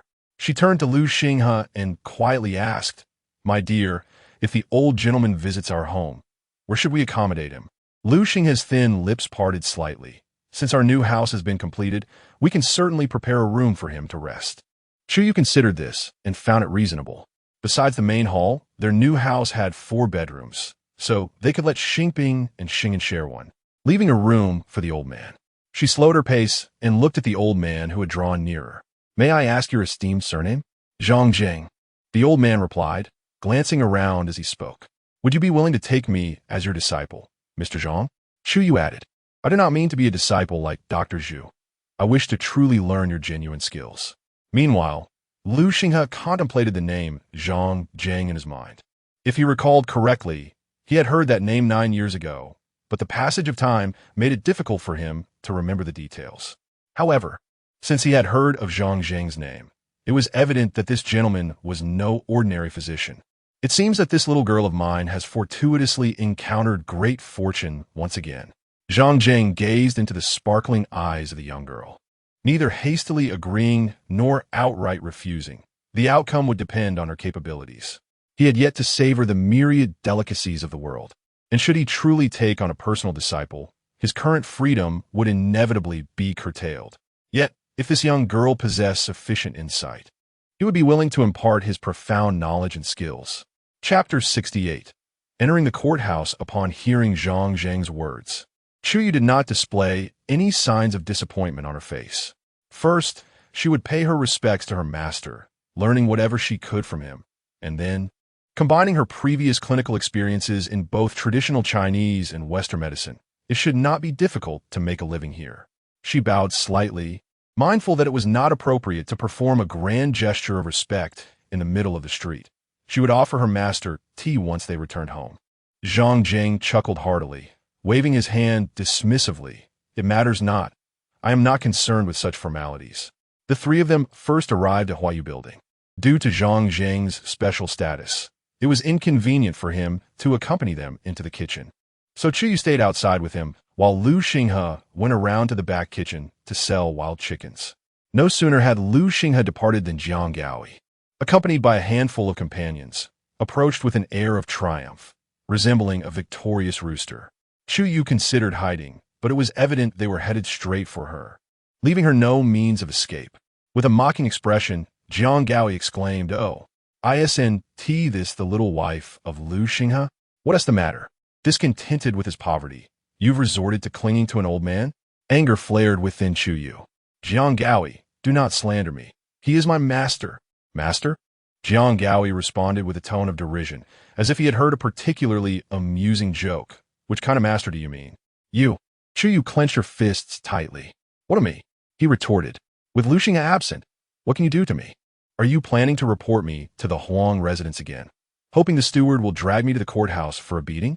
As he spoke, Rage surged within him, and he raised his hand, intending to strike Chu Yue. Zhang Jing regarded Jiang Gaoi with an impassive expression. He had encountered many such debauched scions. They were devoid of shame and principle. Should Jiang Gaoi allow his temper to get the better of him, he would merely revel in the misfortune. Zhang Jing seized Jiang Gaoi's wrist and pulled Chu Yue behind him. Your surname is Jiang? Are you the son of Jiang Yuanwei? Realizing that the old man possessed considerable strength, Jiang Gaoi hastily withdrew his hand, rubbing the spot where it had been pinched. You old fool know my father? He scrutinized Zhang Jing, noticing his plain, coarse clothing and a hint of contempt flickered in his eyes. Which backwater did you crawl out from? Zhang Jing chose not to answer the question, but stroked his beard and remarked, 19 years ago, when Madame Jiang faced complications during childbirth, I administered acupuncture to her. I never expected such a tyrannical wretch would emerge. Had I known, I would have refrained from intervening. Jiang Gaoi, disregarding the crux of Zhang Jing's words, raised an eyebrow and pointed at himself. You dare call me a wretch? You old fool, are courting death. With that, he angrily swung his fist toward Zhang Jing. In a moment of panic, Chu Yue realized that while Zhang Jing was strong, he was still an old man. Should he be injured, her opportunity to learn from him would be lost. In desperation, she quickly grabbed a stick from the roadside and swung it fiercely at Jiang Gaoi. With a sharp crack, the wooden stick splintered in two, the suddenness of the scene leaving not only Jiang Gaoi and his companion stunned, but also Zhang Jing momentarily speechless. This little girl, indeed, possessed remarkable courage. After a brief moment of silence, blood began to trickle down Jiang Gaoi's cheek. He gazed at the crimson-stained sight before him and frantically clasped his head, shouting, "Help! I've been attacked. Someone come quickly." Observing Jiang Gaoi's state, Chu Yue felt a twinge of apprehension. It seemed she had been rather heavy-handed. She had heard that the Jiang family held some influence in Nanping town, and since she had struck first today, would she truly be taken away to endure imprisonment? Passers-by, drawn by the commotion, gathered to witness the spectacle, many of them pointing and gossiping about Chu Yue. This girl is ruthless. How could she resort to violence? Just look at what she has done to him. Such a fierce grip, so much blood. It's downright terrifying. Yet it could not be denied that Jiang Gaoi was no saint. Perhaps he had provoked the young lady, compelling her to retaliate. Chu Yue feigned composure as she scanned the surroundings, but before Lu Xinghe arrived, she was met instead by two patrolling officials. What's going on here? Jiang Gaoi promptly pointed to his bleeding head and exclaimed, Esteemed officials, you must judge for yourselves. This shrew has assaulted me. She is trying to take my life. With that, he dramatically rolled his eyes back and collapsed onto his companion, prompting Chu Yue to furrow her brow at his exaggerated performance. She stepped forward and bowed slightly to the two officials. Esteemed officials, I assure you, I did not initiate this violence. Jiang Gaoi struck first, and I merely acted in self-defense. The officials, well acquainted with Jiang Gaoi's character from their time in Nanping town, nodded in recognition. We shall investigate this matter thoroughly. Seeing this, Jiang Gaoi feigned further distress. You must uphold justice for me, officials, in broad daylight. Such heinous acts deserve punishment. He deserves to be executed. With that, he pretended to faint. The two officials exchanged bewildered glances, realizing that what they initially believed to be a minor injury had escalated, necessitating Jiang Gaoi's transport to the magistrate's office. Jiang Gaoi truly had a knack for creating trouble for them. Before the officials could respond, Chu Yue turned to Zhang Jing. Master, I am responsible for injuring Jiang Gaoi. I shall bear the consequences alone and will not implicate you. However, could you kindly visit the first house on the left in Chiyun Lane and inform Madame Huang of what has transpired here? Zhang Jing regarded the fearless and composed young girl, a glimmer of admiration crossing his eyes. It was no wonder she had dared to undertake such a risky procedure at her age. She was not only bold but also methodical, possessing an awareness of the situation at hand. Very well, I shall go at once. After speaking, Zhang Jing quietly slipped away from the crowd. The group transported Jiang Gaoi to the magistrate's office, which, while referred to as such, was merely a small outpost of the county office, considerably smaller than the actual county magistrate's residence. Still unconscious, Jiang Gaoi was laid upon the floor of the office hall. Upon seeing his bloodied visage, Chu Yue turned to the officials. Esteemed officials, might you procure for me a small amount of salt, a basin of cold-boiled water, some medicinal dressings, and gauze? I am willing to pay, for I wish to tend to the wound on Jiang Gaoi's head. If he were to perish here, I would find myself in an unresolvable predicament. The two observed that Chu Yue followed calmly to the yamen, displaying no signs of fear, which they found rather amusing. Do you truly fear us not? Chu Yue responded with poise. The officials are but human, and they possess reason and understanding. There is no indication of bullying the weak. Why should I be afraid? Deep down, she remained apprehensive, yet as the one who currently provided her with support had yet to arrive, she could only muster her courage and stand firm. Noticing her sincere reply, the two developed a favorable impression of her. Are you capable of treating injuries? Be cautious not to leave him in a worse state, for that would cause you even greater trouble. Chapter 69. Feigning unconsciousness? Chu Yue slightly bowed, assuring the official, rest assured, my family relies on gathering medicinal herbs for a living, and I possess some knowledge of the art of healing. I shall not err. One of the men then turned to his companion, saying, Old Fong, please fetch the items this girl requires. The man nodded and proceeded to the back courtyard. In but a moment, he returned with what Chu Yue sought. Chu Yue measured the salt from a small dish and mixed it into the cooled boiled water in a rough proportion until it was well blended. Then, using a clean cloth dipped in the saline solution, she delicately tended to Jiang Gaoi's wounds. She worked with meticulous care, and once she had cleansed the injuries on his face and head, she was finally able to assess the extent of his wounds. There was a 2-centimeter-long gash on his head, which had ceased to bleed. The injury did not appear to have caused any depression, suggesting minimal damage to the skull. However, a concussion was likely present. She couldn't help but murmur to herself, I barely applied any force. Jiang Gaoi truly cannot withstand a beating. Within the precinct, where only men of authority resided, needles and thread were certainly absent. However, the bleeding had stopped, and the absence of stitches would not be a concern. The healing process would merely be somewhat slower.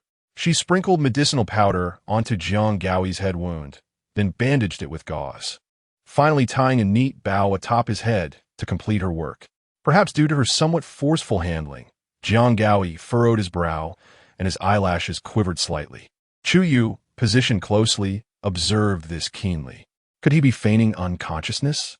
Nonetheless, she chose not to confront him about it. Instead, she tidied her supplies, clapped her hands, and stood up. Sir, may I inquire how much silver is required for the materials I utilized? The two officials exchanged astonished glances as they beheld the young girl's adeptness. We never imagined you truly possessed the skill to bandage wounds. There is no need for payment. In the precinct, it is commonplace for us to sustain injuries, and such supplies are always at hand, being public property. Upon hearing this, Chu Yue beamed, replying, You two gentlemen are truly kind. The people of Namping Town are fortunate indeed. The officials found her words quite pleasing, their demeanor toward the charming young lady growing even more amiable. She glanced once more at Jiang Gaoi, only to notice his nostrils suddenly flaring wide, as if he wished to express something but could not, resorting instead to exhaling through his nose. After Chu Yue had departed for a brief moment, Lu Xinghe emerged from the back kitchen of Huayu Tower, only to find that both Chu Yue and Zhang Zheng were nowhere in sight. However, he did observe sporadic bloodstains in the spot where they had been standing. Alarmed, he grasped the arm of a nearby vendor and inquired, Excuse me, might you tell me what transpired here? Perhaps you are unaware. Just a moment ago, a young girl nearly knocked the son of Jiang Yuanwei unconscious, the vendor replied. Hearing that Chu Yue was not the injured party, Lu Xinghe felt a wave of relief wash over him. But do you know the reason behind it? The vendor sighed. What other reason could there be? Jiang Gaoi likely sought trouble simply because he was captivated by the girl's beauty. And do you know where they might have gone now? The individual pointed in a direction and was promptly escorted by the officers to the magistrate's office. After a brief moment, Lu Xinghe could hardly fathom that while he had merely been waiting in the kitchen for a short while, such an incident had transpired. He quickly turned and hastened towards the magistrate's office, fervently praying in his heart that the young girl was unharmed. A considerable crowd had gathered outside the office, composed of those who had followed from the scene of the incident. Lu Xinghe squeezed through the throng and stood outside the barred entrance. relieved to catch sight of the slender figure within the hall. Yeah. Hearing the familiar voice, Chu Yue swiftly turned and instantly spotted Lu Xinghe among the crowd. "My dear," she called out.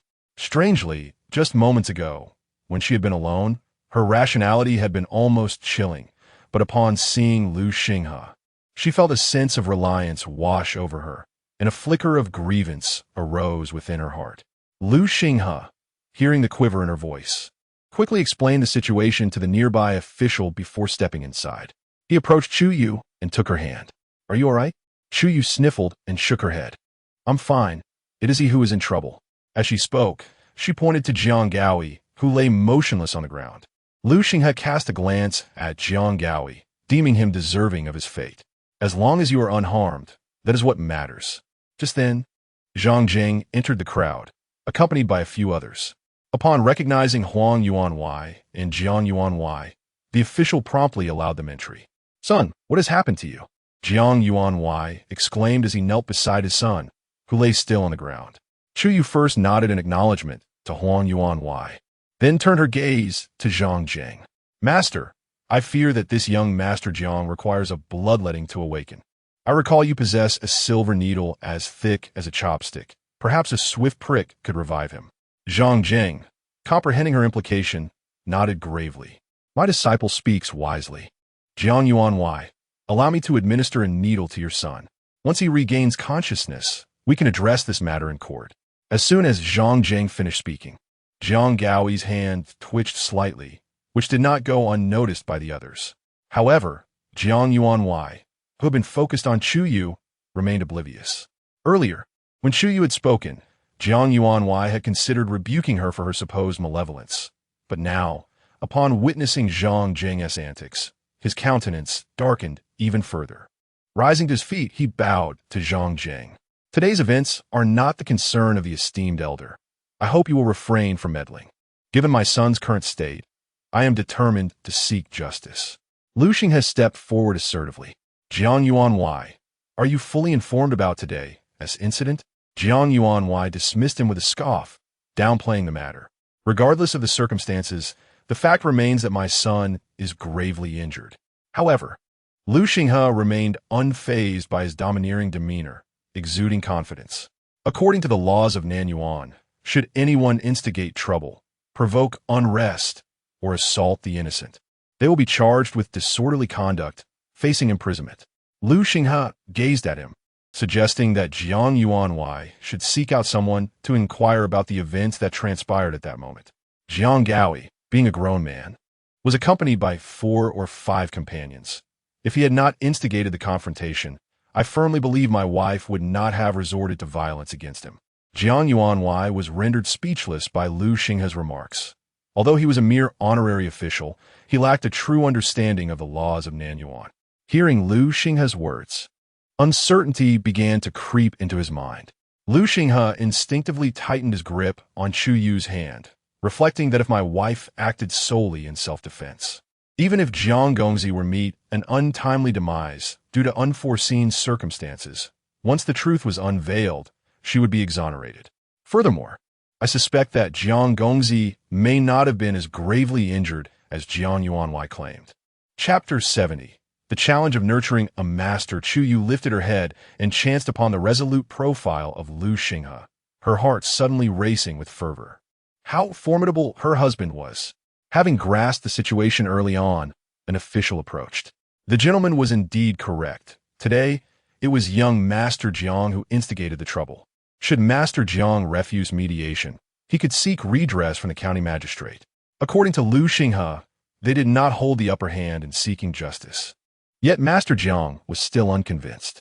He pointed at his son, exclaiming, "My son lies unconscious. Should anything happen to him, the Jiang family would be left with no heir. How am I to live the rest of my life?" He plopped down on the ground, feigning a dramatic sob. The official furrowed his brow, feeling a headache brewing. After a moment, he indicated Zhang Jing, suggesting that perhaps this elder could perform a bloodletting on the young master, as he found the young lady's method of treating wounds quite commendable. Given that this elder was her mentor, his medical skills should be adequate. Master Jiang ceased his wailing and looked toward Zhang Jing, ultimately nodding in agreement. Then, I shall trouble you, esteemed elder. However, before Zhang Jing could approach, Jiang Gao, he suddenly opened his eyes, terror etched on his face as he shouted, "Do not pierce me. I refuse to have blood drawn." Huang Yuanwei, who had remained silent until now, seized the moment to speak. "You awaken quite opportunely. The moment bloodletting is mentioned, you come to. It seems you are not gravely harmed after all, are you?"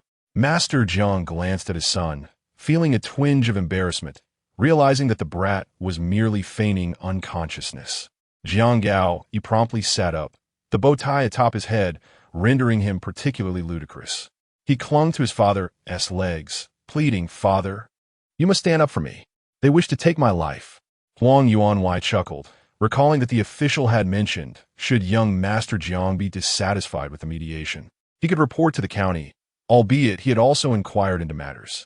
If he were to press charges, young Master Jiang might find himself languishing in jail for a considerable time. Master Jiang's expression soured. "Huang Zhuangxian, we are from the same place. Why must you be so excessive?" "I merely speak the truth," he replied, gesturing toward Chu Yue. "Furthermore, this young lady is the niece of my wife. If I do not assist her, should I aid you instead?" Master Jiang appeared taken aback, seemingly unaware of Chu Yue's connections. With a snort, he declared, "Let's return home." Jiang Gao, he protested, "Father, I've been beaten so severely. Did you not bring this upon yourself? If you continue to provoke trouble, I shall break your legs." With that, he hoisted Jiang Gao up and dragged him away from the magistrate's office. As the Jiang father and son finally departed, a collective sigh of relief swept through the onlookers. After bidding farewell to the official, the group exited the magistrate's office. Outside, Chu Yue once again bowed to Huang Yuanwei, expressing, "I am profoundly grateful for your generous assistance today." Huang Yuanwei waved his hand, expressing that the young lady had already rendered an immense favor by saving his wife and child. Moreover, even if he had not come today, this young man, Lu Xinghe, would have adeptly resolved the matter at hand. Lu Xinghe bowed respectfully to Huang Yuanwei, acknowledging that the situation would not have unfolded so smoothly without his presence. Huang Yuanwei chuckled heartily, remarking that the young man indeed possessed some wit. He then turned his gaze towards Chu Yue, stating that his wife often spoke fondly of her and invited her to visit the Huang residence when she had time. With that, he took his leave. Chu Yue performed a curtsy, wishing him a safe journey. Once Huang Yuanwei departed, Chu Yue turned to Lu Xinghe and inquired, "My dear husband, did you ever study the laws of Nanyuan?"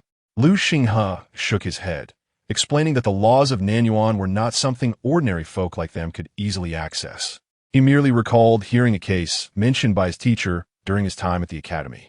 Zhang Jing, standing nearby, stroked his beard with quiet contemplation, noting that this young man demonstrated an ability to draw inferences, and if he pursued the imperial examination, he might achieve significant success in the future. As they walked, Chu Yue continued to ask, "Is that teacher still teaching?" Lu Xinghe replied that he no longer taught, having once held a prominent position in the capital. He had retreated due to the prevailing court atmosphere and was recently summoned back by a decree from the emperor. Chu Yue sighed softly, feeling a twinge of regret. If my husband could find a capable teacher, perhaps the path to the imperial examinations would be smoother. Having spent quite some time at the yamen, it was now noon. The trio arrived at noodle stall, ordering 3 bowls of noodles to eat. Zhang Jing had an unexpectedly large appetite. After finishing 1 bowl, he ordered another, and only after consuming 2 bowls did he pat his stomach in satisfaction. Chu Yue watched with concern, pondering whether she could truly afford to support such an appetite. After setting down his utensils, Lu Xinghe turned to Chu Yue, saying, "I must make a quick visit to the Su family. Please wait for me here. I shall return shortly." Understanding that he was likely going to see Su Hong about some matter, she nodded in agreement. Once Lu Xinghe had departed, Chu Yue paid the stall owner 24 for the noodles and entrusted her basket to Zhang Jing while she walked to a nearby grocery store to purchase some seasonings.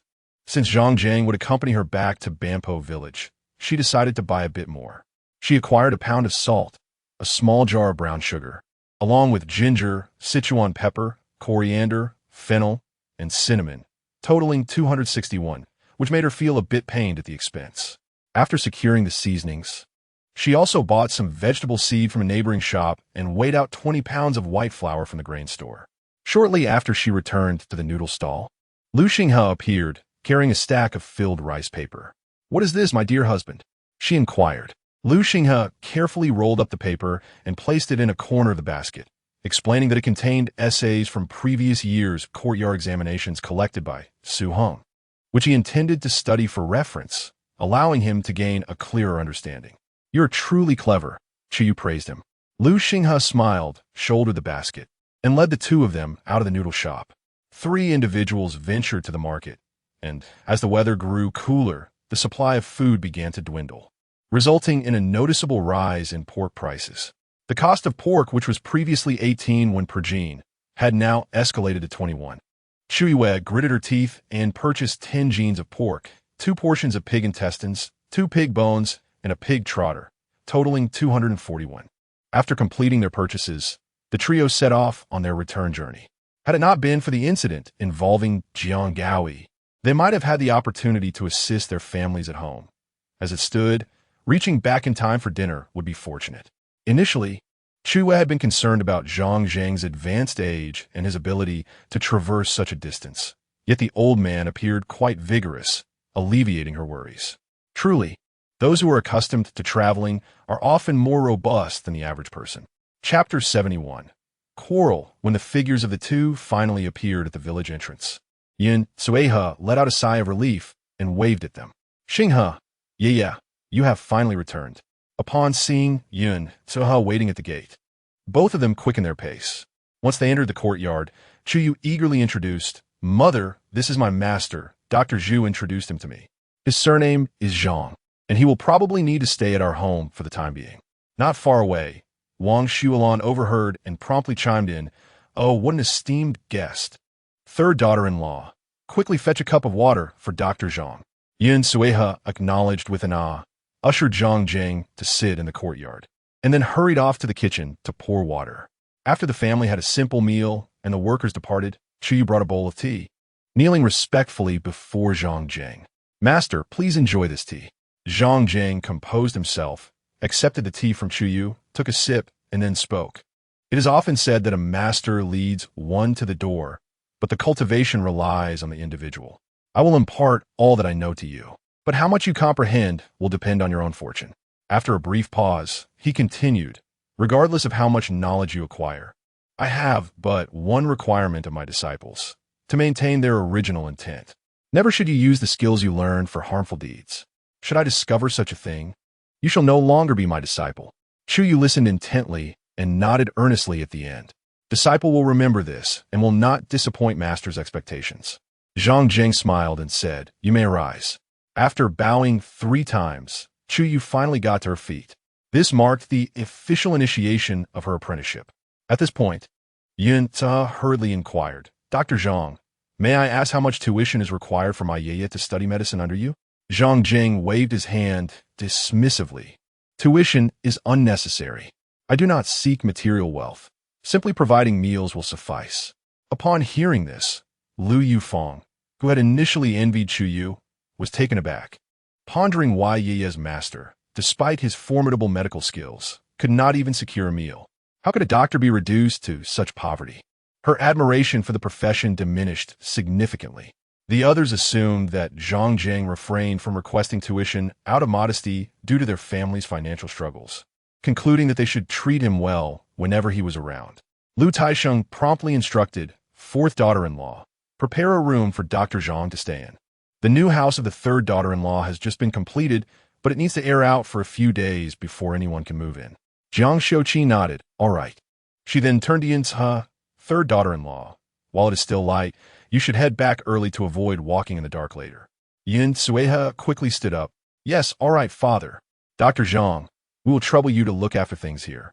Lu Taisheng patted his chest in assurance. "Do not worry. With me around, I will ensure Dr. Zhang is well taken care of." Zhang Jing tugged his beard and looked at Lu Taisheng. "Wait, who is actually older between us?" Lu Taisheng chuckled. "Regardless of age, your skills surpass mine, so calling you brother is no loss to me." Zhang Jing raised an eyebrow. "Is this a matter of gain or loss? What if you're older than I? Wouldn't that make me sound aged if you call me old brother?" How could that be? Clearly, you're the elder. Observing the two elderly men arguing over their ages, their faces flushed with indignation, the onlookers could not help but stifle their laughter. Wang Xuelan and Yin Tsueha exchanged glances, signaling for everyone to return home, and similarly made their way indoors. In their youth, they vied for the position of leader, yet now, as age has caught up with them, they are eager to assume the role of the younger brother. Such is the nature of men. They can indeed be quite childish at times. As Yin He led Lu Xinghe and the others away from the old residence, they passed by the village well, where they noticed 4 or 5 women gathered beneath a large tree, engaged in conversation. As they walked by, the women cast furtive glances in their direction. In our village, there are only 2 wells for drinking water, and today, one of them has run dry, while the water level in the other has noticeably fallen. One wonders if an ill omen has recently befallen our village. Indeed, these 2 wells have served us for over a century. How could they suddenly dry up? I assert that we must identify and expel this harbinger of misfortune, lest it bring harm to our community. Pray, who do you suppose this ill-starred individual might be? Who else could it be? In the past 2 to 3 months, which family has welcomed a newcomer? That must surely be the cause. Initially, Yin Suha had no intention of engaging, but as the women's remarks grew increasingly outrageous, she took a few steps back. Chun Lu Lin families. What do you mean by your earlier comments? We all reside in Bampo village, and we have no grievances with one another. Please refrain from gossiping behind our backs. One woman rolled her eyes and retorted, "How is that gossip? We merely state the truth. The well is drying up, and it is possible that a calamity has visited Bampo village." Now somewhat emboldened by her robust health and a more fiery temperament than before, Yin Tseha noticed the woman casting sidelong glances at Chu Yue. She placed her hands on her hips and exclaimed, "This year has been particularly dry. Perhaps the underground river has run dry as well. Why must you attribute this to a calamity or misfortune? Is it not your family's poorly built latrine that has caused this trouble?" She spat in disdain. The woman, incensed, retorted, "You meddlesome woman. Are we speaking about you? Do we name names? And now you dare to insult me? You know full well whom you are speaking of. If you have something to say, do so quietly behind closed doors. Do not presume I cannot discern your veiled insults." The woman's voice grew increasingly loud. The well has run dry, and there are 50 or 60 households in Bampo village. How is it that only your family thrives? It is glaringly apparent. Perhaps our village's good fortune has been siphoned away by your household. Upon hearing this, Yuntaha became infuriated and pointed at the woman, shouting, "Whose baseless claims have you been repeating? I will tear your tongue out."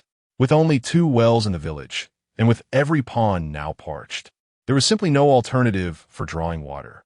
This shrew was clearly intent on preventing them from accessing water from the well, truly seeking to cut off their means of survival.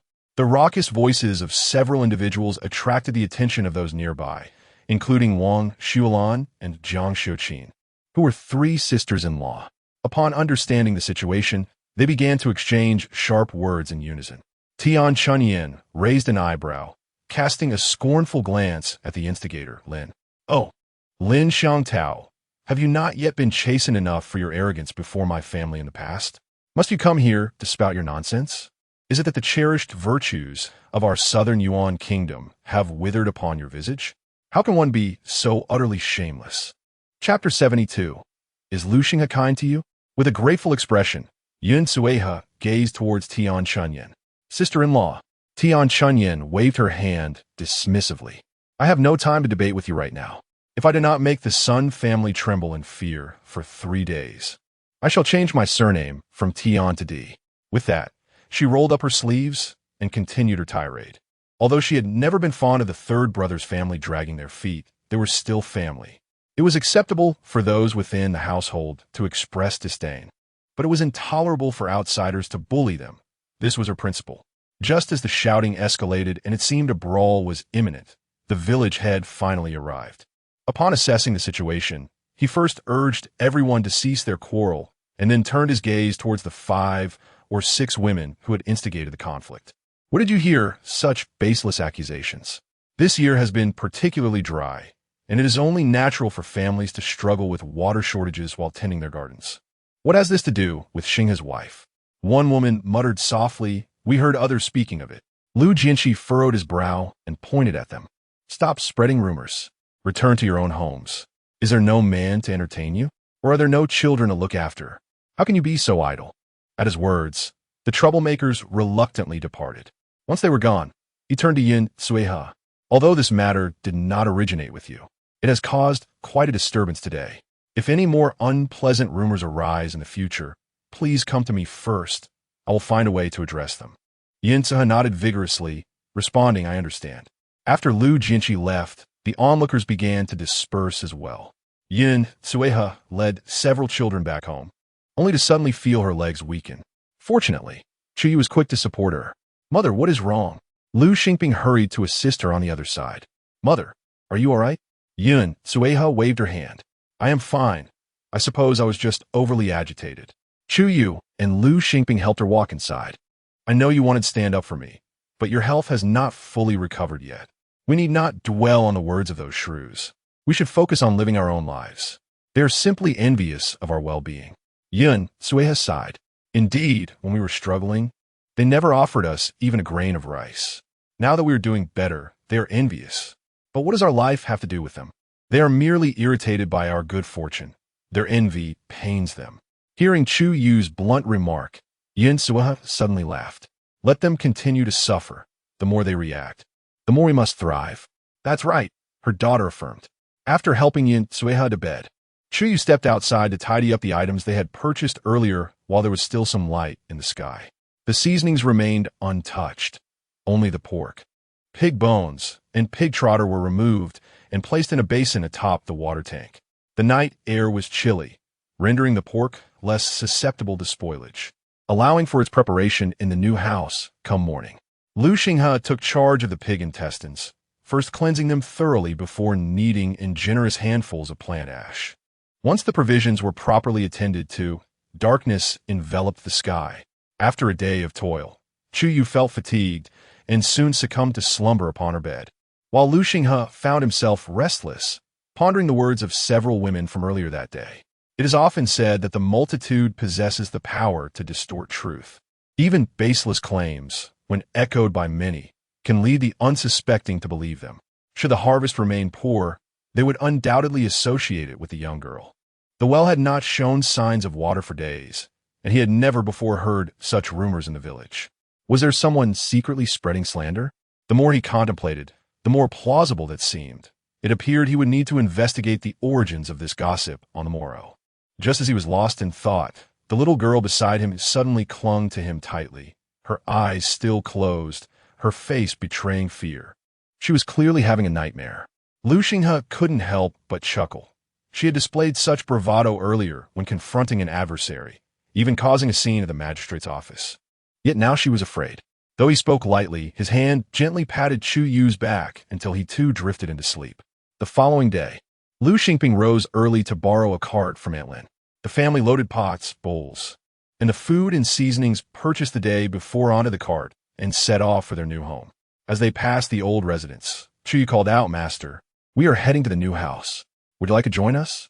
Ah, coming, Zhang Jing replied, emerging from the house to follow the group.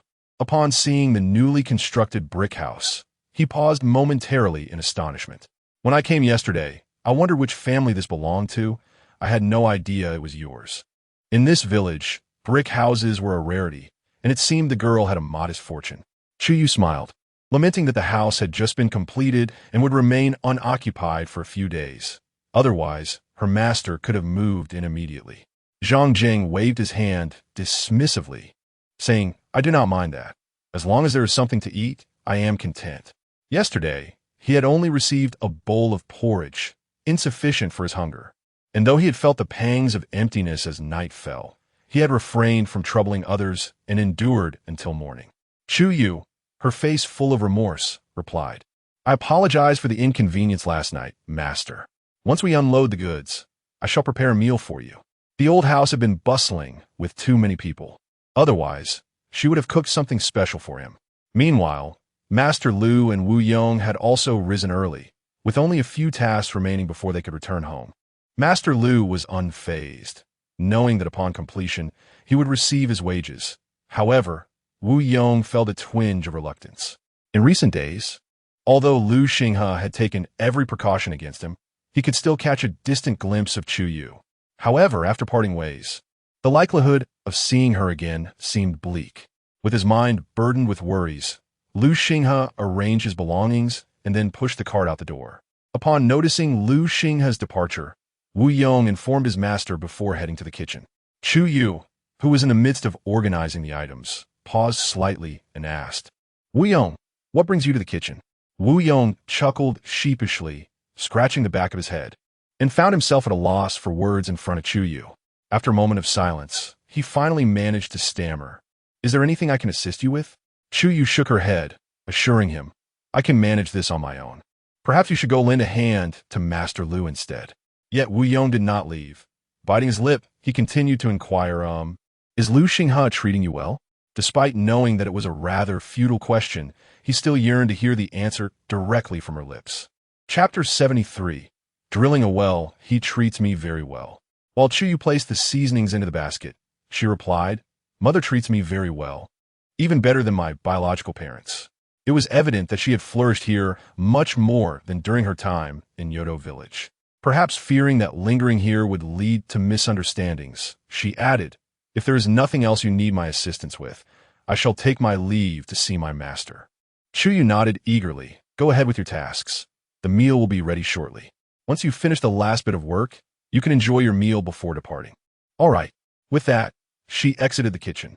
Chu Yue paused her activities, gazing at Wu Yong's retreating figure with a sigh.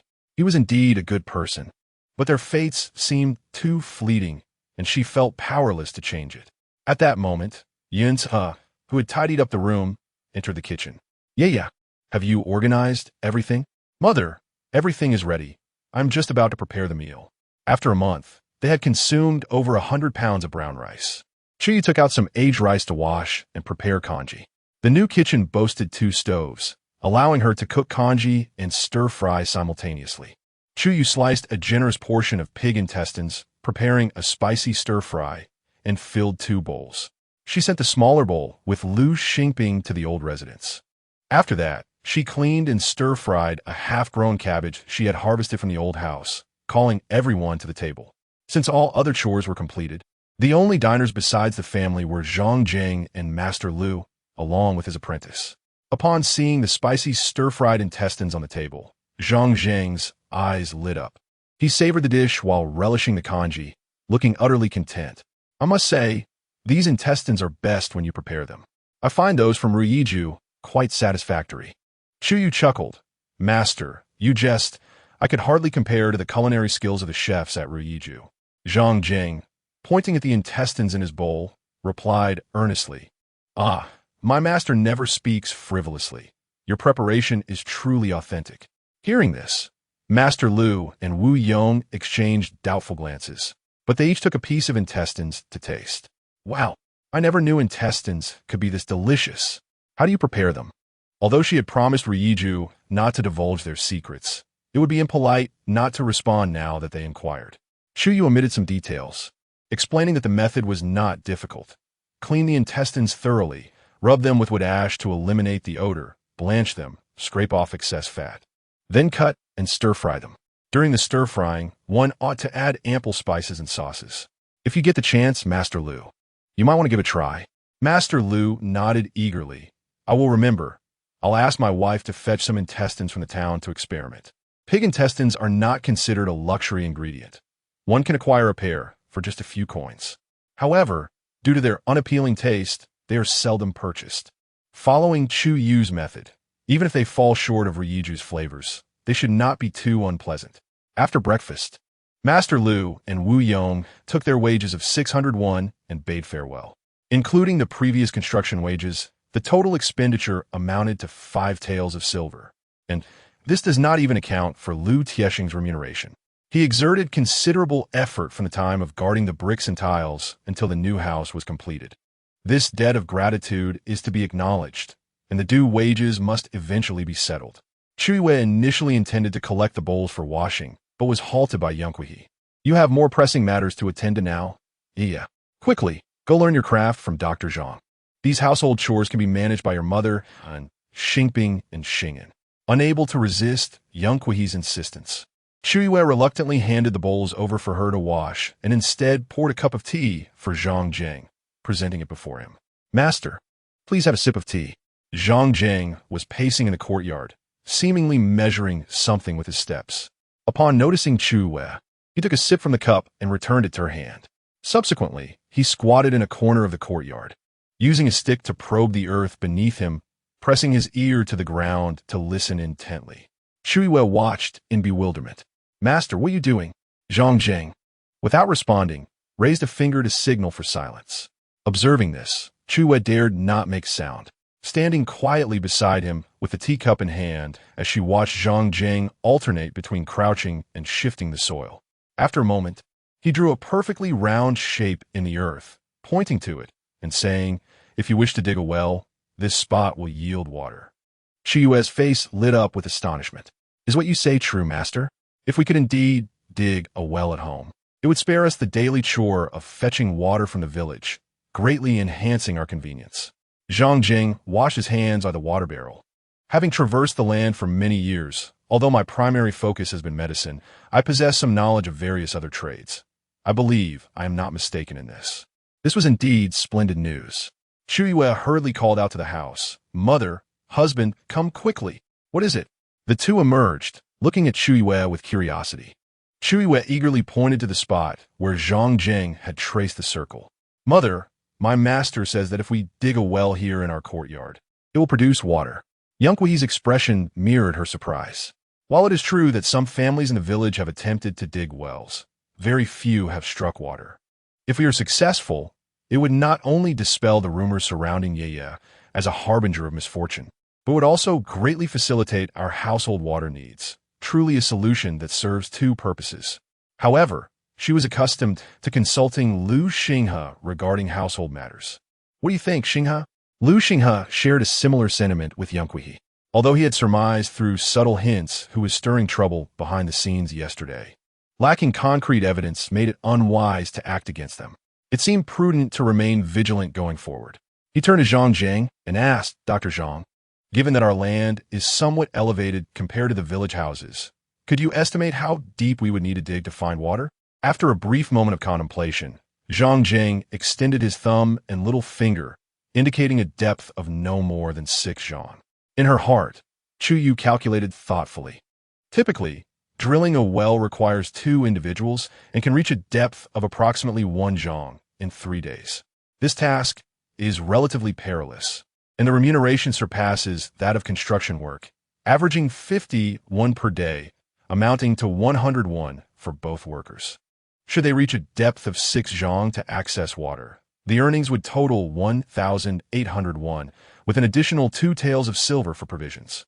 Although this wage is not insignificant, if they successfully strike water, the expenditure of 2 taels would be well justified. Lu Xinghe pondered for a moment before addressing Yin Suhe. "Mother, what if we dig a well at home?"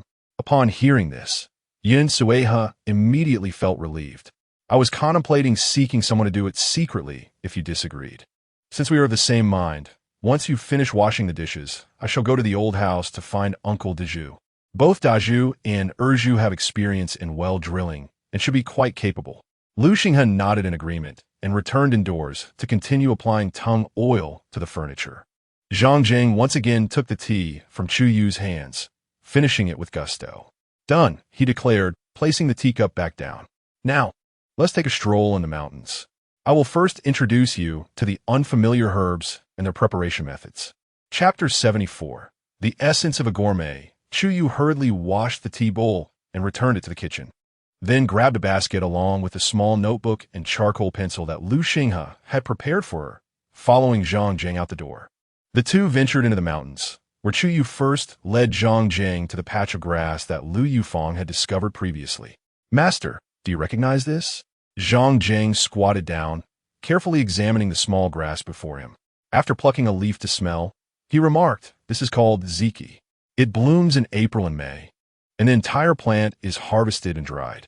It has a bitter taste and is toxic throughout, though it can be used in medicine to treat edema, cough, and skin ailments. However, it is inedible, as consumption can lead to poisoning, resulting in symptoms ranging from nausea and vomiting to severe headaches, unconsciousness, and even life-threatening conditions. The sap can irritate the skin, causing redness and sensitivity. Upon hearing this, Chu Yue quickly took out her charcoal pencil to jot down Zhang Zheng's observations in her notebook. She couldn't help but feel relieved that Yufeng hadn't truly ingested this plant last time. Otherwise, the consequences could have been dire. After noting the essential points, she harvested the entire patch of ziki. Although it was not the optimal harvesting season, given the current poor yield, it was likely someone might resort to foraging for these plants out of desperation. Zhang Zheng waited for Chu Yue to finish collecting the ziki before leading her deeper into the mountains. Due to previous extensive foraging, they encountered few medicinal herbs along the way, and most of those they did find were either toxic or mildly poisonous. Chu Yue pondered the remarkable ability of the local inhabitants to instinctively avoid these harmful plants, despite their lack of knowledge about herbal medicine.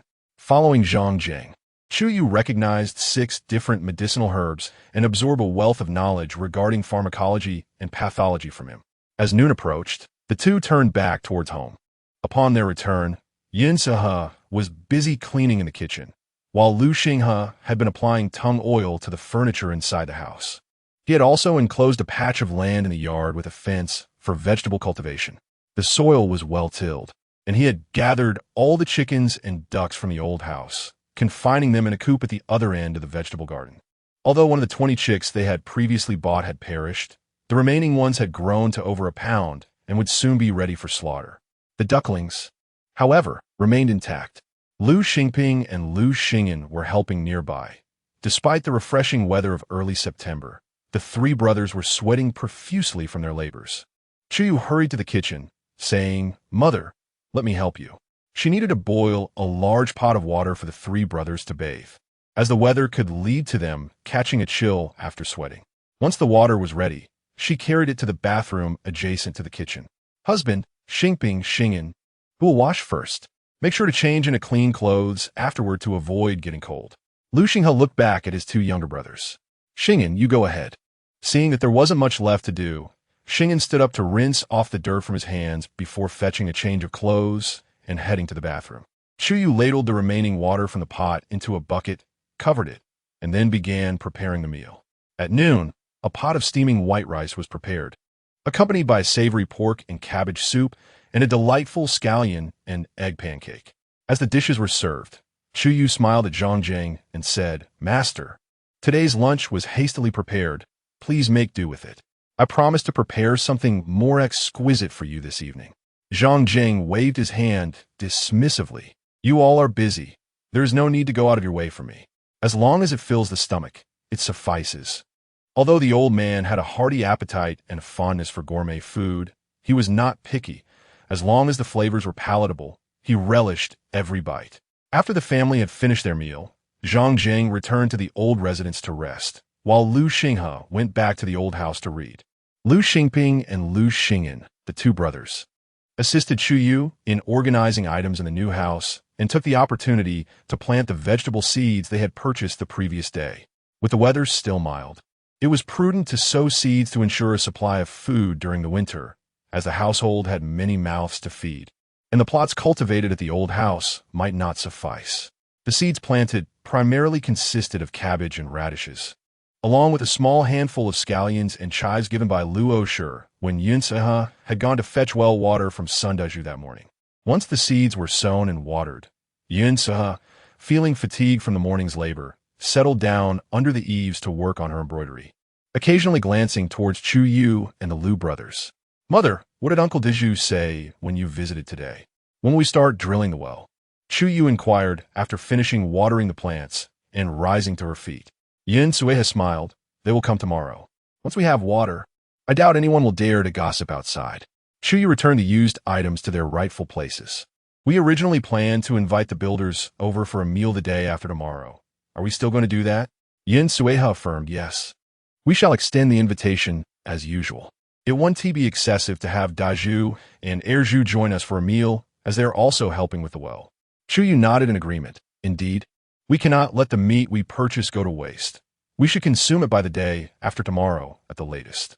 I will prepare 5 pounds of meat to braise alongside the hawk for preservation, and we can stew the remainder of the day after tomorrow.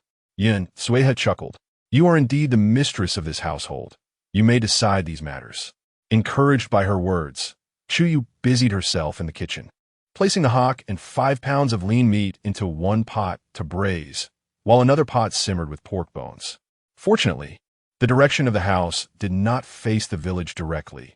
Otherwise, the enticing aroma would surely lead to much speculation among the neighbors.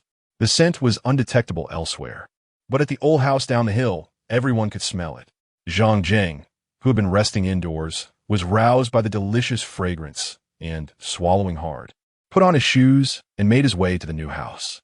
Lu Taisheng wished to accompany him, but having already been treated to a bowl of pig intestines by Lu Xingping that morning, he felt too embarrassed to ask for more food from the younger generation and settled instead in the courtyard, puffing on his dry tobacco. Wang Xulan, observing this, scolded playfully, Smoke, smoke, smoke. Can you not reduce your consumption of that tobacco? With all the clouds of smoke you produce daily, one might mistake you for a celestial being. Enveloped in a haze of his pipe, Lu Taisheng wore a look of utter contentment. How wonderful it would be if the old man could truly become an immortal. In that case, I would accompany you on a journey across the seas, indulging in exquisite delicacies and adorned in fine silks, living a life of carefree elegance. Observing his increasingly whimsical demeanor, Wang Xulan instantly lost her temper. From the kitchen, she retrieved the bowl that Lu Xingping had used for the fat intestines that morning and presented it to Lu Taisheng. This is the bowl from the third daughter-in-law's family. I have already washed it. Would you like to return it? Lu Taisheng glanced at the bowl, raising an eyebrow in surprise. Oh, the bowl hasn't been returned yet? He tapped his pipe and took the bowl with him up the mountain. Wang Xulan stood in the courtyard, watching Lu Tiesheng's hurried figure disappear. Shaking her head with a smile, this old man has no shame. One might think he is rushing to a feast. Chapter 75. Xiao Wei's intoxication as news spread that Brother Sunju had been invited by Yun Sueha to the new house. Nearly everyone in Banpo village was aware that the Lu Xinghe family was about to dig a well. All were eager to witness their folly. Could it be that the Yun family had lost their senses? Given the elevation of their land, how could they possibly find water? At the very least, they would need to drill an additional 3 to 5 meters to reach the level of our foundations. It would be quite the miracle if water were to surface at such heights. One could only wonder whose idea this was. It seemed nothing short of a calamity. Digging a well would require at least 20 to 30 meters of depth, not to mention a substantial sum in labor costs. With that money, they could pursue far more sensible endeavors than attempting to extract water from a barren well. Some boasted loudly, declaring that should water indeed be found, they would consume all the excavated earth. Laughter erupted among the crowd. The day set for inviting relatives and family to dine coincided with the Lu Xinghe family's move into their new home. Over the past few days, belongings from the old house had been gradually transferred, and starting today, they would reside in the new house, no longer needing to shuttle back and forth. Chu Yue and Yin Saha had been bustling in the kitchen since early morning, while Lu Xingyan tended to the fires of 2 stoves. Passers-by, drawn by the savory aroma of stewed meat wafting from the kitchen, found themselves salivating uncontrollably. In addition to the stewed meat, the 2 women, fearing there wouldn't be enough, prepared a generous handful of garlic chives to stir-fry with a bowl of marinated meat, alongside a large dish of stir-fried intestines and a substantial bowl of cabbage. Previously, when their uncles' homes had been completed, they had been invited over for meals, and now that they had built their own house, it was only fitting that they reciprocate. However, the 3 sisters-in-law did not arrive empty-handed. The eldest aunt brought 20 eggs, the second aunt contributed 10 pounds of brown rice, and the 4th aunt gifted a piece of soft cotton fabric, likely enough to make 2 outfits. With their arrival, the new house became even more lively. Lu Taisheng strolled about the yard with his hands behind his back, occasionally inspecting the chicken coop, glancing at the vegetable patch, and then rushing to peer the not-yet-deep well. When he spotted familiar faces passing by, he greeted them with remarkable enthusiasm, engaging in cheerful banter. "Hey, old son, have you eaten? I had meat at my 3rd son's wife's house today. How is the work on their house going?" "Quite well, I presume." "Oh, whose wife has also come to see my third son's place.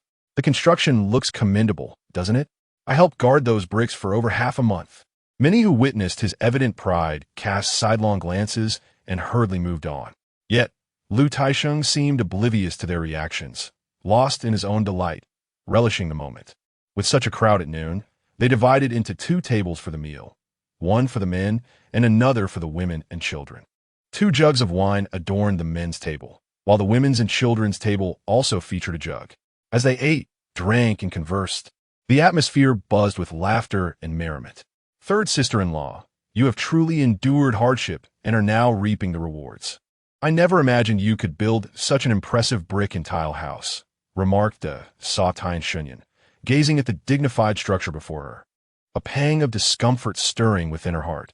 How is it that someone, once in a lesser position, has now managed to acquire a brick house? Today, dear sister-in-law, I must extend my apologies to you.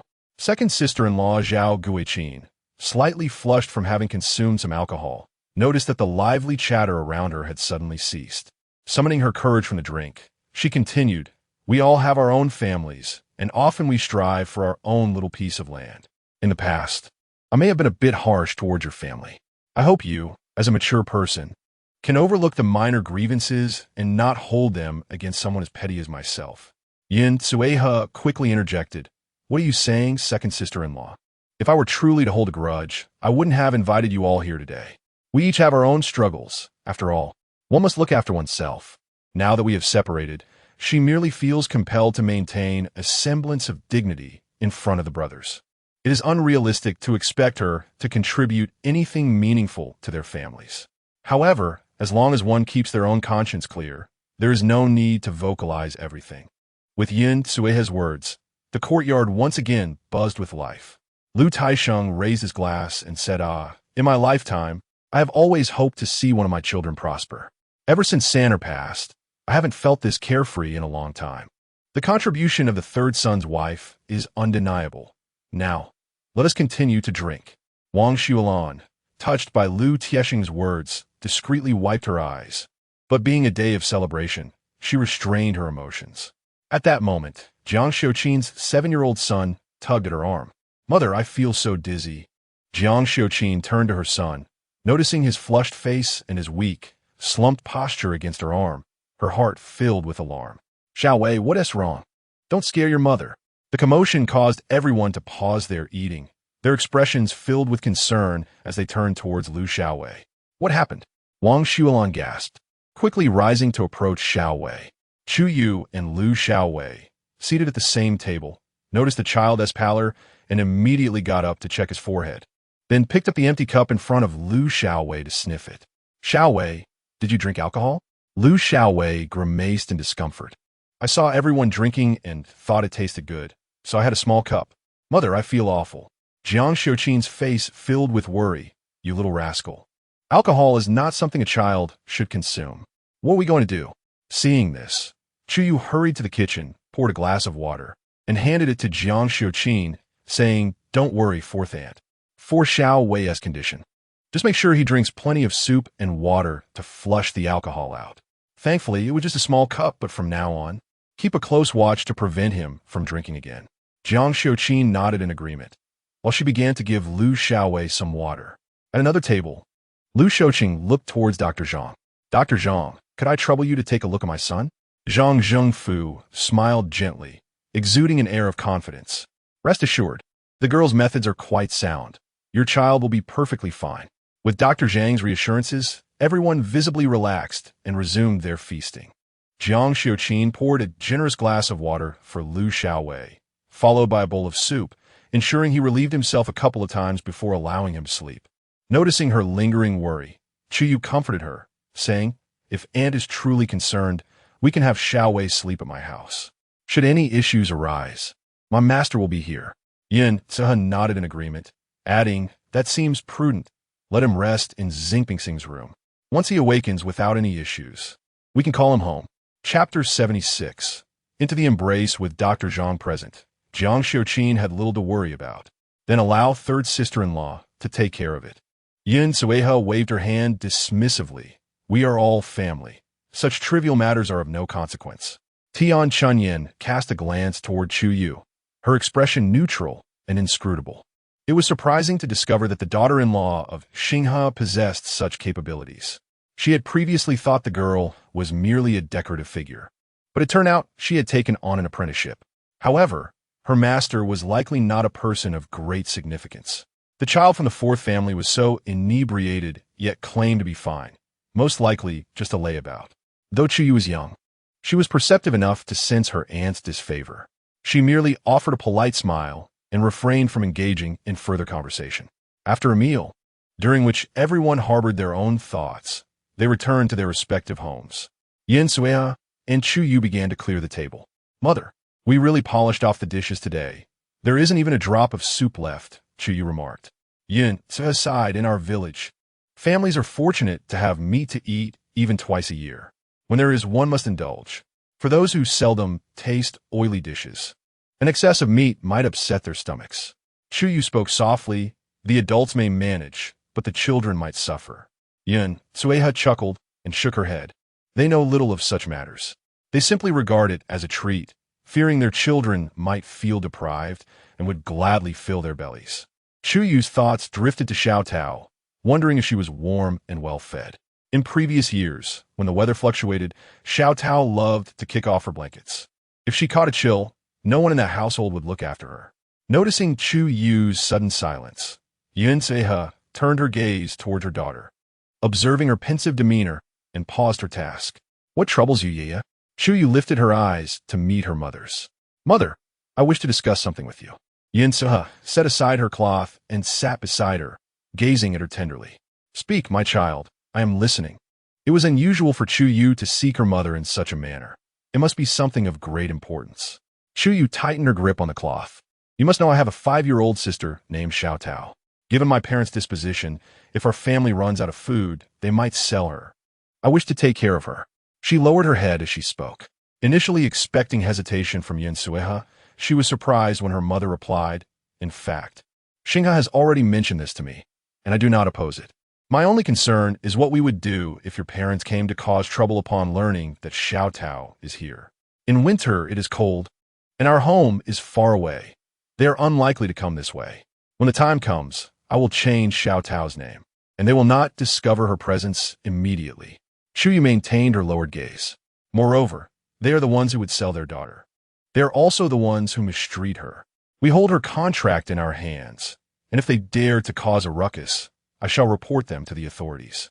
After a pause, she added, "However, given my parents' nature, they likely would not go to great lengths over Xiao Tao." Yin Sueha nodded. "All right, if your mother agrees. Our home is rather small. When Xiao Tao arrives, she can share a room with me. When our circumstances improve, we can add another room at the back." Chu Yue smiled, her eyes brimming with emotion. "Thank you, mother." "Silly child, your mother cherishes you dearly," Yin Sueha replied before standing up to continue cleaning the table. "Once we tidy up here, you should go inside and practice a few characters with Xinghe. You wouldn't want to find yourself bewildered by Dr. Zhang's lectures later." "Understood," Chu Yue said cheerfully. Together with Yin Sueha, they organized the pots, bowls, and furniture outside before retreating indoors. Lu Xinghe was engrossed in reading articles from previous year's examinations, borrowed from Su Heng, jotting down his own interpretations in a small notebook he had bound himself. Chu Yue, cautious not to disturb him, silently seated herself at a smaller desk, reviewing the key points Zhang Jing had shared with her over the past few days. Recently, Zhang Jing had merely taken Chu Yue on walks up the mountain, teaching her about medicinal herbs, their properties, and preparation methods, while also discussing the origins of various ailments without delving into human meridians, pulse diagnosis, or herbal prescriptions. Fortunately, Chu Yue was bright. She remembered most of what he had taught, and with a quick review of her notes, she could master the material. As night fell, Chu Yue lay on the Kong in her new room, rolling from side to side before turning to face Lu Xinghe. "Husband," she called softly. Lu Xinghe opened his eyes. The little girl's eyes sparkled with curiosity. "Do you think the Kong in the new house feels softer?" Seeing the eager expression on her face, Lu Xinghe couldn't help but smile. "What makes you say that?" Chu Yue lay flat. "Even though the thickness of the blankets is the same, I just feel the Kong in the new house is softer." Lu Xinghe replied. That's because I added some straw underneath the blankets. The little girl's lips curled into a smile. No wonder it feels so cozy. You're so clever, husband. As she spoke, she playfully rolled about on the Kong. But in her exuberance, she accidentally tumbled into Lu Xinghe's embrace. Chu Yue froze. Her face flushed as she quickly rolled away from him. Husband, what didn't he mean to? She worried he might think her behavior was frivolous. With a clear gaze, Lu Xinghe chuckled as he gently ruffled her hair. Fortunately, I didn't send you to sleep outside. Otherwise, I would have had to fetch you from the ground in the middle of the night. Chu Yue pouted. That wouldn't happen. I don't move around much in my sleep. Lu Xinghe replied.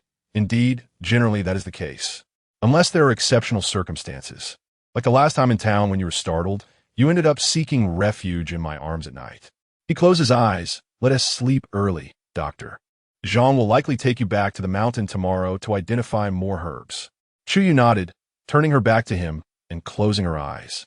Lu Xinghe opened his eyes briefly to glance at her, sighed softly, and then turned away to sleep.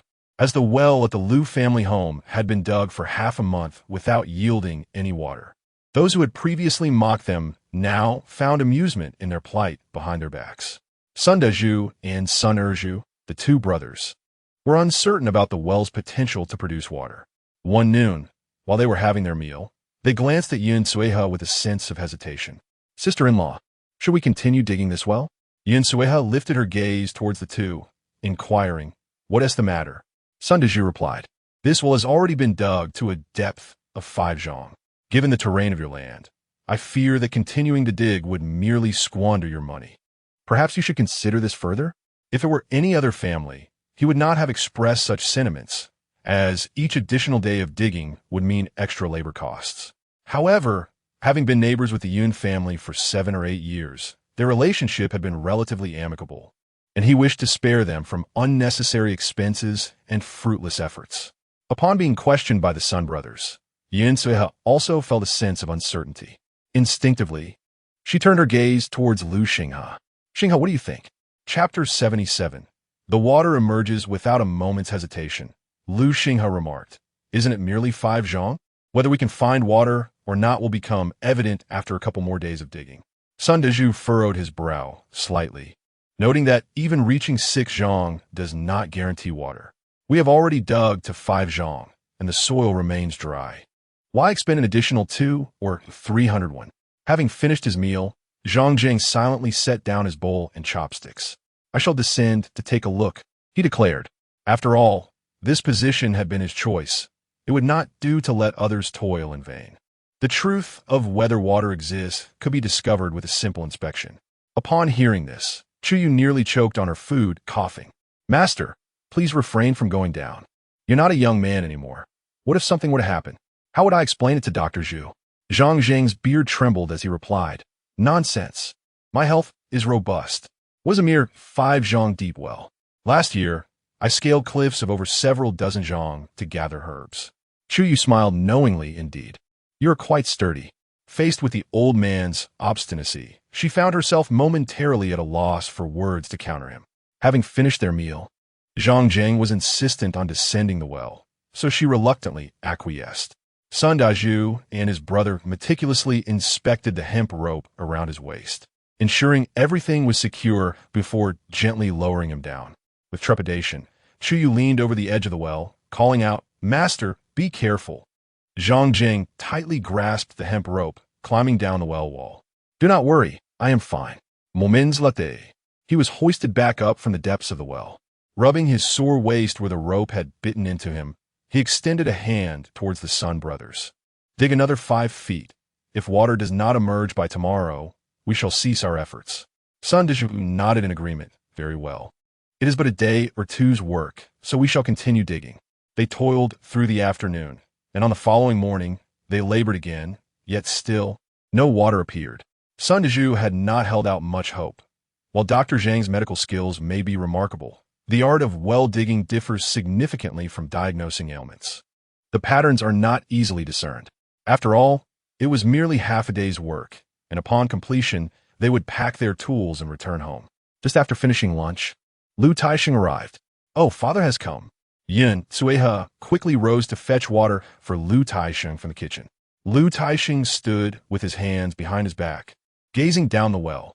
So, you're not digging any more after today? Sun Erju, who was hauling earth from the well's depths, nodded. Indeed. It seems difficult to strike water from this well. Lu Tiesheng's brow knitted tightly. Why is there no water? Father, have some water, Yin Sueha said, handing the cup to Lu Taisheng. Do not linger by the well. Be careful not to fall in. Come, sit over here. She spoke as she brought out a chair from the main room. After taking a sip, Lu Taisheng turned to Yin Sueha. Why has the well ceased to be dug? Is it a lack of funds, or what? If money is insufficient, I can provide some. The villagers are all watching your family's well. If no water is found, it would reflect poorly on us. We must not let this opportunity slip away. Yin Sueha smiled gently. It is not easy for father and mother to save money for our living expenses. As their children, how can we ask for money? Previously, the drilling of this well was a spontaneous endeavor by the family, and now, feeling that they had made sufficient progress, they decided to cease operations. Lu Taisheng expressed his regret, remarking that it was only about 5 zhang deep and not particularly profound. Shall we not delve deeper? Yin Sueha gazed toward the well's direction, suggesting they would reassess the situation after today, at which point she would consult with Xinghe. Lu Taisheng nodded in agreement, saying, Very well, you two may deliberate on it. No sooner had he spoken than they heard the voice of Sun Dezhu from the depths of the well, exclaiming, Water is coming up. Quick, pull me up. The water is rising rapidly.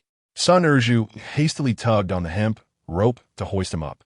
The others inside the house, alerted by the commotion, gathered around the well, and Lu Xinghe stepped forward to assist Sun Erju in pulling Sun Dezhu to safety.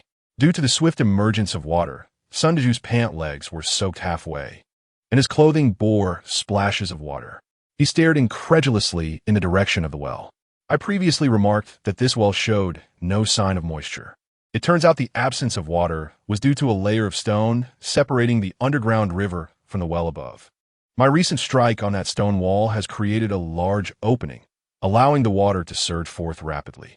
Lu Taisheng, witnessing this, erupted into hearty laughter. Excellent. Water has emerged. He turned to Yin Sueha, saying, Old Three's wife, the emergence of water in the well is indeed a joyous occasion. Do remember to prepare a celebratory treat for Dezhu and Erju later on. Yin responded with a smile. I am aware, father. Lu Taisheng waved his hand and made his way to the courtyard entrance. Continue your tasks. I must descend to share this delightful news with your mother. Zhang Jiang stroked his beard as he peered into the well, and upon seeing the shimmering surface of the water below, he smiled and returned inside. He was certain he had not misjudged the situation. Chu Yue, observing Zhang Jiang's retreating figure, hurriedly turned to the chicken coop to catch some chickens. Mother, shall we have chicken for dinner tonight? Yin Sueha replied. Very well, with so many of us here, let's kill a couple. Xingping, Xingyan, you two assist your sister-in-law. Lu Xingping and Lu Xingyan nodded and rushed off to help Chu Yue catch chickens. Sun Dezhu, feeling damp from his wet clothes, decided to return home to change into dry trousers. As he ran, many villagers noticed his drenched appearance and inquired, Dezhu, did you fall into the water? Sun Dezhu waved his hands. No. It's just that the well at Yun's house has struck water. I must hurry back to change and then continue repairing the well. With that, he dashed away. He was aware that the villagers were keenly observing the spectacle, which prompted him to raise his voice intentionally, allowing those gossipy women to confront their own disbelief. The crowd was left in astonishment. They could hardly fathom that water could truly be struck at Lu Xinghe's home. Could it really be true? Given their land's elevation, is it possible to find water? Whether it is true or not, we shall soon find out. Lu Shanshan, craning her neck to catch a glimpse of the unfolding drama, twisted her handkerchief in agitation. How could you manage to strike water? Oomph. With that, she stamped her foot in frustration and turned to head home. Upon arriving home, Lu Jianqi was found sitting at the entrance, indulging in his pipe. She swiftly composed herself, adopting the demeanor of a dutiful daughter. Father, what brings you here? She inquired. Did we not agree that, with the wedding approaching, you would refrain from wandering about? Lu Shanshan pouted. But I cannot remain cooped up at home indefinitely. It would drive anyone to madness.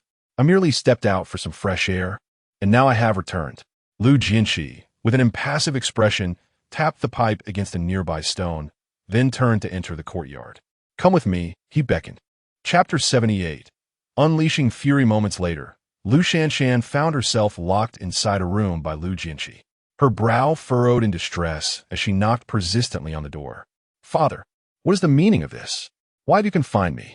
You instructed me not to cause trouble, yet I have been nothing but obedient lately. Lu Jinshi's cold voice echoed from outside. It is precisely because I have indulged you in the past that you have become so unruly. You are well aware of your own actions. In just 10 days, you are to be wed, so take these next few days to reflect within these walls. The sound of her knocking intensified. Father, you cannot keep me locked up. Please let me out. I refuse to be imprisoned in here. Chen Shufan glanced anxiously towards Lu Shanshan's room. Can we truly lock her up like this, dear husband? Lu Jinshi shot her a disapproving look. What is there to question? Her marriage is imminent, and you should keep a close eye on things.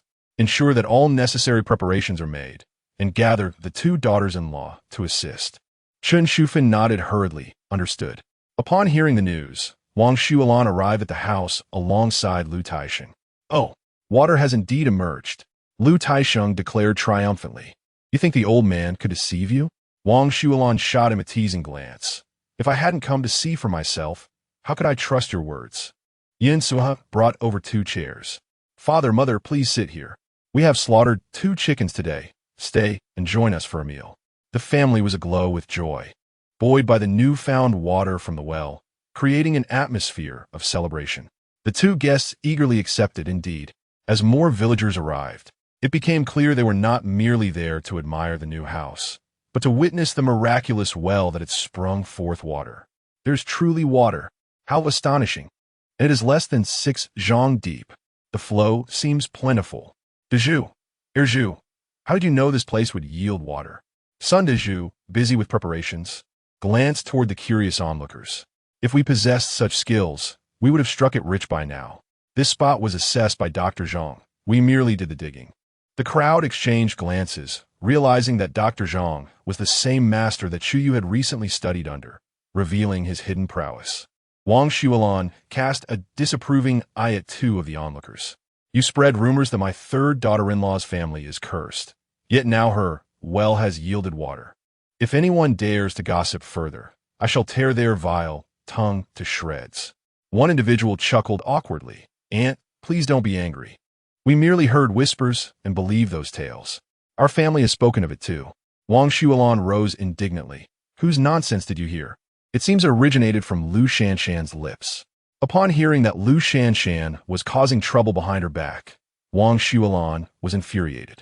With her hands on her hips, she exclaimed, that little wretch truly has a mind as foul as her actions, filled with nothing but sordid thoughts. Does she really believe that having a father in a position of authority makes her exceptional?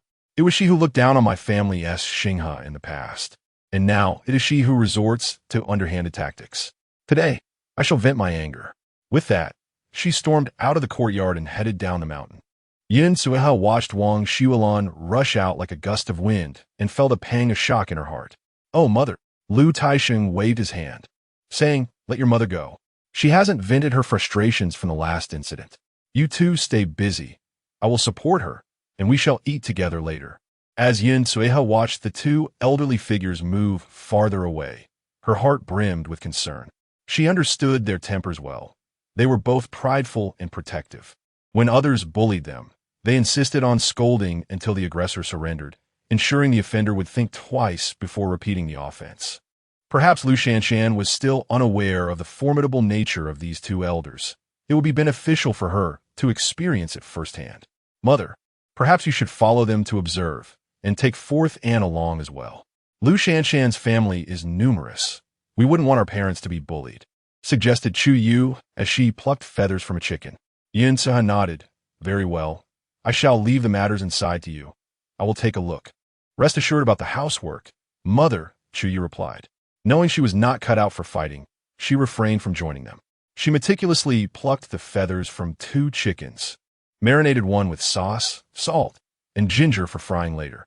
The other chicken was chopped into small pieces for a stew with its innards and blood alongside radishes. Both chickens weighed around 2 pounds each. With so many people to feed, mere meat would not suffice. Xingping, go to the old house and pick some large radishes. Don't discard the leaves. We can stir-fry them later. The radishes have been growing for nearly 50 days and were ready for harvest. While the seeds planted in the new house had only recently been transplanted, likely not yielding any until after the frost. All right, elder sister, the brothers responded, swiftly fetching a basket and rushing out. After a quarter of an hour, they returned with 4 or 5 sizable radishes before Chu Yue. Elder sister, are these sufficient? They dared not pull too many, as although the old house had some land, their family was large, and they needed to conserve their resources. Chu Yue examined the 5 round radishes, each the size of a fist, and nodded, these are more than enough. In another 10 days, we will be able to harvest all the radishes. Then, I shall prepare some pickled radishes and sun-dried radish shreds for winter. The brothers were unfamiliar with the taste of pickled or dried radish shreds, but they trusted that whatever their elder sister made would not disappoint. I shall wash the radishes now, Lu Xingping said, proceeding to remove the leaves from each radish. Speaking of pickled radishes, Chu Yue recalled the dried fruits she had previously preserved in jars, wondering if they were ready to be enjoyed. Seizing the opportunity, while it was still early, Chu Yue ventured to the cellar. The entrance to the new house's cellar was located in the kitchen and was significantly larger than that of the old house, allowing for ample storage. She retrieved 2 jars from among several containers in the cellar, and, after closing the door securely behind her, she opened one of the jars. A delightful aroma of candied green plums wafted out, filling her with joy as she uncovered the second jar.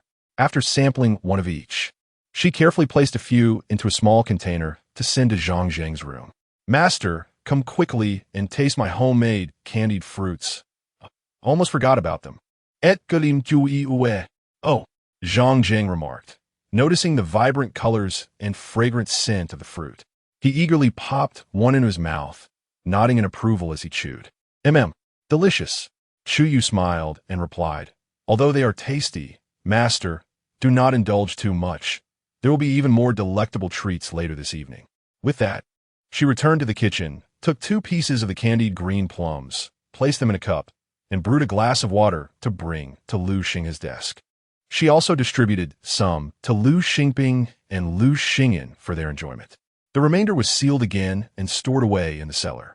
Previously, they had only managed to pickle 2 small jars due to a shortage of sugar at home, so she had to be frugal with their consumption, especially since suitable fruits for gathering were no longer available in the mountains. Chapter 79. The Foul Assault. After a considerable time, Lu Taixing returned, humming a little tune, accompanied by Wang Xuelan and Yun Suiha. As they reached the entrance, Wang Xuelan, with a hint of distaste, caught a whiff of her own scent and declared, no, I must return and change my clothes. With this odor, I won't be able to eat a thing. Lu Taixing chuckled and gazed at her. Why engage in a quarrel only to resort to such drastic measures as defiling someone's quarters? Wang Xuelan huffed, that little minx deserves every bit of it. Why must she provoke our family? If she succeeds, won't the entire Banpo village drive my sister-in-law away? Yun Suha covered her mouth in amusement. Mother has vented her anger. We should also calm ourselves. I suspect that Lu Shanshan will think twice before meddling with our family again. With a sigh, Wang Xuelan waved her hand and stepped out of the courtyard. I can't take it any longer. I need to change before returning. Lu Taixing watched her retreating figure, shaking his head in resignation. Your mother was just as fiery in her youth. It has been many years since she truly acted out. She cannot bear to see her family wronged. Do not be alarmed. She is still kind to those in our home. Yin Suha, touched, replied, I know. Both my parents are good people. Those who marry into our family are indeed fortunate. Father, please sit. I shall assist ye in the kitchen. In the kitchen, Chu Yue was left speechless, absorbing the conversation of her grandparents. It seemed the earlier quarrel had been quite exhilarating. Alas, she had not followed them. Witnessing Lu Shanshan's flustered state would have been immensely satisfying. At the Li Zheng's residence, Lu Shanshan was in tears, crying out for her parents. Mother, how do they treat me this way? How am I to live on? Others will surely mock me. I might as well be dead. As she spoke, she made to dash against the wall, prompting Chun Shufan to rush forward and restrain her. My daughter, please do not act foolishly. If you were gone, what would become of me?" While the two wept, their cries piercing the air, Lu Jianqi cast an impatient glance at them. "Enough! What calamity warrants such despair? Hurry and clean the house. You may end up without a place to sleep." "I refuse to sleep in this house." Lu Shanshan yelled back at Lu Jianqi. "It's all your fault. If you hadn't locked me up, the filth wouldn't have splattered on me. Now that I've been humiliated, you only care about saving face. I despise you." With that, she stormed out. Chun Shufan pointed an accusatory finger at Lu Jianqi, saying, "You are driving our daughter to the brink. If anything were to happen to her, I would no longer wish to live." And with that, she too attempted to leave, only to be halted by Lu Jianqi's voice. "Let her go. She has reached adulthood. If she truly wishes to end her own life, that is her own affair. A mother cannot be blamed for the shortcomings of her daughter. I have long advised you against indulging her excessively, and now, it appears, our daughter has strayed from the right path. If the Yao family remains unaware, it may be for the best, as they cannot retract their engagement once it is made. However, should they learn of this, and come to break the engagement before the wedding, we would surely lose face in front of the Yao family." With a sigh, he exited the room. Chun Shufan, feeling utterly defeated, sank to the ground and wept bitterly. "Lu Jianqi, you wretched man. Our daughter is not solely my responsibility. How can all blame fall upon me?" When Wang Xuelan returned after changing her clothes, the radish chicken in the kitchen was nearly ready, and the porridge had been cooked and served. Chu Yue had just finished preparing the batter. She rolled the chicken in it before placing it in the pot, while the excess batter was mixed with shredded radish and fried into radish balls. The two brothers, Sun Dezhu, had completed their tasks, and everyone gathered around the table, eyeing the delectable radish chicken and the golden fried chicken and radish balls, their mouths watering in anticipation. "How delicious!" exclaimed Lu Taisheng, picking up his chopsticks. "Let's eat." The meal was exceedingly satisfying, and Zhang Zheng was particularly delighted by the fried chicken. "Girl, if you were to sell your fried chicken at the market, you would surely make a fortune." Chu Yue smiled. "Selling at the market is not feasible. This year has been poor, and raising chickens incurs significant costs. If I sell them cheaply, I would suffer losses. If I sell them expensively, no one would buy. It is quite a torment." Zhang Jing nodded in agreement. Wang Xuelan, while munching on radish, inquired, "How come your radishes grow so quickly? Our radishes are only half the size of yours." Yun Sui had chuckled and glanced at Chu Yue. "Our vegetable garden is tended by Yeye and Xingping." Wang Xuelan looked at Chu Yue with surprise, not expecting the daughter-in-law of Xinghe to be so capable. The food she prepared was delightful, and the garden was well kept. Previously, she had thought this girl, being so beautiful, might be somewhat delicate in her work. It seemed she had misjudged. Chu Yue smiled shyly. "Next time, before planting, you might try to break the soil into finer pieces and add a bit more fertilizer." During the house construction, she had spent much time at the old residence and had observed the condition of the land there. Wang Xuelan paused, sighed. "Our land is all tended by your fourth uncle. His impatient nature likely leads him to seek convenience. I shall have to rectify it later." Lu Xinghe remained silent throughout, watching Chu Yue gradually blend in with the family, a look of contentment gracing his face. After the meal, Lu Taisheng and the two elders returned home while the sky was still bright. Yin Suahe paid the Sun brothers each 851 for their labor, and tied 21 of red thread as a token of good fortune for each before sending them on their way. Having just finished the meal, Zhang Jing found himself unable to sleep. He brewed a cup of green plum tea and settled onto a small stool in the courtyard. Gazing up at the night sky, he suddenly pointed to a particular star and asked, "You girl, does that star not resemble you?" Chu Yue raised her gaze towards the direction pointed by Zhang Jing. "Does Master still observe the stars?" Zhang Jing smiled mysteriously. "I know a little about it, but I have always been quite curious about where you come from." The latter question sent a shiver down Chu Yue's spine. Is Master making inappropriate remarks again? She thought. Did I not mention before? I hail from Yodo village. Zhang Jing chuckled. It appears I have been forgetful. With that, he drained his cup of tea and returned indoors.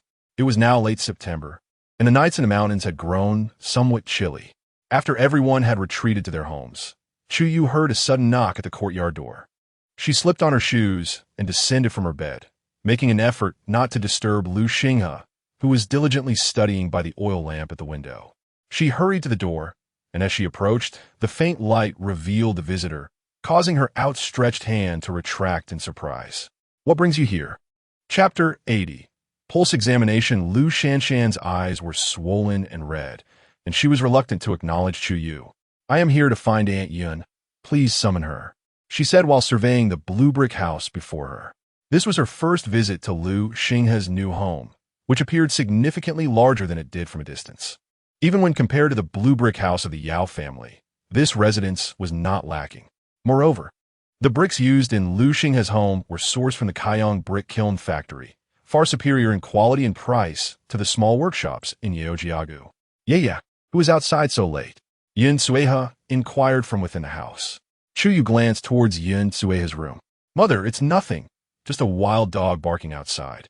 "Do be careful then," Yin Sueha instinctively responded, only to ponder that something seemed amiss. If she hadn't misheard, it sounded like a human voice. Driven by curiosity, Yin Sueha donned her outer garment and stepped outside. Upon seeing Lu Shanshan, her brows furrowed, her expression clearly displeased. "What brings you here again?" Lu Shanshan took a deep breath, her swollen eyes brimming with tears once more. "Aunt, I understand you do not favor me, but I have been cast out by my father, and I truly have nowhere else to go. Might you allow me to stay just one night?" She extended a finger, pleading for merely one night. Yin Sueha was wary of Lu Shanshan's intentions and was reluctant to let her stay in her home. There should be no lingering animosity between a daughter and her parents. It would be far more prudent for an unmarried girl like you to return home. It is simply inconvenient for us to shelter you here. Aunt, I implore you, please allow me to stay for just one night. Lu Shanshan continued her entreaty.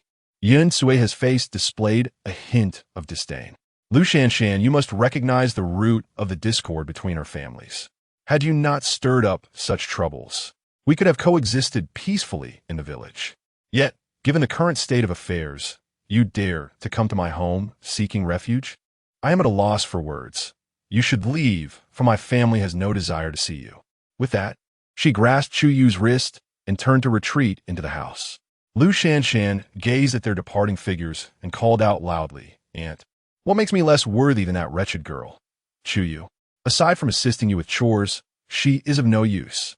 I am capable of everything she can do, and I have reached adulthood. I could even bear children for Xinghe sooner." At this, Yin Sueha abruptly halted. Chu Yue's heart tightened, fearing that Yin Sueha had been swayed by Lu Shanshan's last remark. However, Yin Sueha merely turned to face Lu Shanshan, declaring, "The affection of our family lies with Ye, and our disdain for you ensures that you will never cross the threshold of my home." Lu Shanshan shook her head vehemently. "No, Aunt, you cannot speak for Xinghe. Unless he himself says otherwise, I will not believe a single word." At that moment, a chilling voice floated from within the house. "What my mother says is precisely what I wish to convey. You and Ye are incomparable. I will not marry you, so spare yourself the heartache and abandon all hope." Lu Shanshan shook her head, tears streaming down her face. "No, we had an engagement before. I even secretly liked you. How could you not have noticed me? How could you have never felt even a flicker of joy for me?" As she spoke, she suddenly rolled her eyes and collapsed. Chu Yue and Yin Sueha exchanged worried glances, their hearts racing. Lu Shanshan was the treasured daughter of the family, though she had a difficult temperament. If anything happened to her at their doorstep, it would not only lead to a bitter feud between the families, but could also result in legal troubles. Yin Sueha helped Lu Shanshan sit up, while Chu Yue reached for her wrist. During this time, Zhang Jing had taught her several common pulse diagnoses, and since she had not had the opportunity to practice much, she decided to use Lu Shanshan as her first subject, refraining from interrupting her. After a moment, Chu Yue withdrew her hand, her expression one of disbelief as she looked at Yin Sueha. "Mother, isn't Lu Shanshan an unmarried girl?" Yin Sueha nodded. "What's wrong?" "I believe I may have felt a sign of pregnancy," Chu Yue whispered. "Are you certain?" Chu Yue extended her hand. "I'm about 80% sure, but should we call Master Zhang to confirm?" Yin Sueha quickly shook her head. "Mother believes in you. We need not trouble Dr. Zhang on her account." She looked disdainfully at Lu Shanshan, this shameless girl, thinking she can compare herself to you? I truly wonder where her confidence comes from. As she spoke, she attempted to lift Lu Shanshan from the ground. Yeah, lend me a hand. Let us take her back to the family home. We cannot allow her to die at our doorstep. It would bring misfortune. The two closed the courtyard gate and began to drag Lu Shanshan down the hill. As they passed the old residence, Yin Sueha called out, Xiuqin, come help us. Jiang Xiuqin heard the call and quickly donned her coat before stepping outside. In another room, Wang Xuelan and Lu Taixing also came out, peering in the direction of Yin Sueha. Third sister-in-law, who is this person you're carrying? Yin Sueha and Chu Yue set Lu Shanshan down to rest momentarily. Mother, it's Lu Shanshan. She came to my house asking for shelter for the night, but I refused, and in her agitation, she fainted.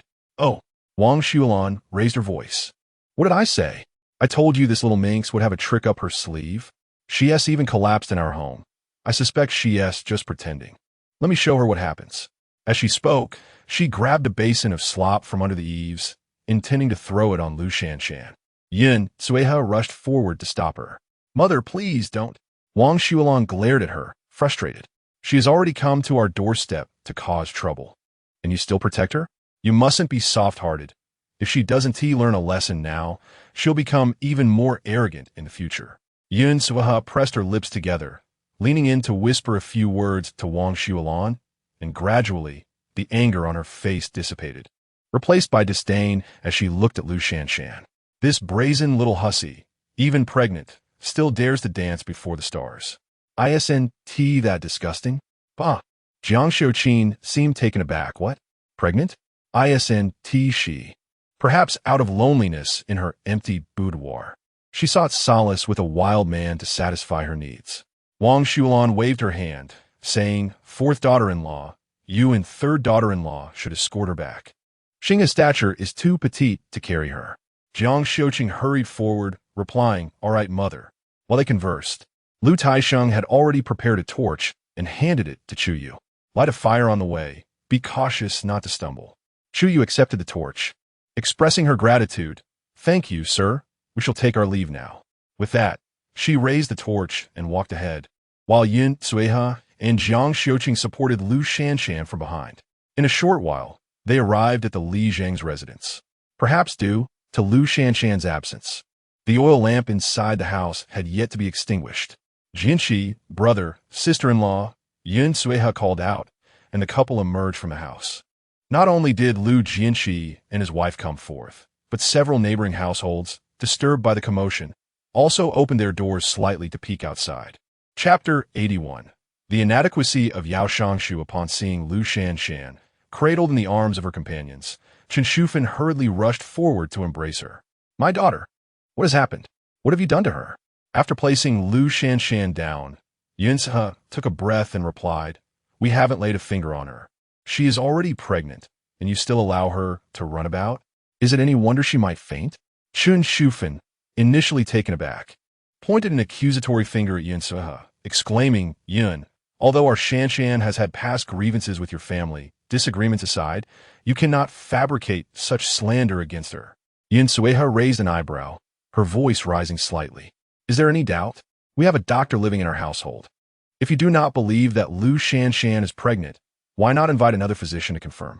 Seeing Yin Sueha's resolute stance, Chen Shufan found herself at a loss and turned her gaze toward Lu Jinshi. The head of the family sighed, recognizing that this matter concerned the integrity of his daughter, and thus it was best resolved privately. Yin, thank you for bringing Shanshan back. It is getting late.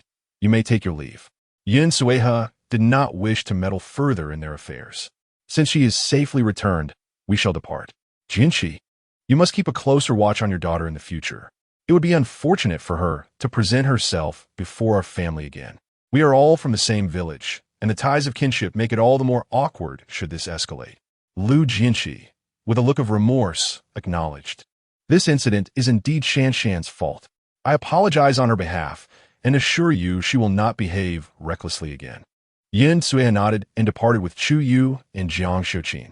Meanwhile, the onlookers around them closed their gates, their faces alight with excitement as they scurried indoors to share the latest gossip. After Chu Yue climbed into bed, Lu Xinghe extinguished the oil lamp on his desk. Noticing the girl's hesitance, he inquired, What troubles you? Chu Yue lowered her gaze, my lord. Yes. Will you cast me aside for being so young?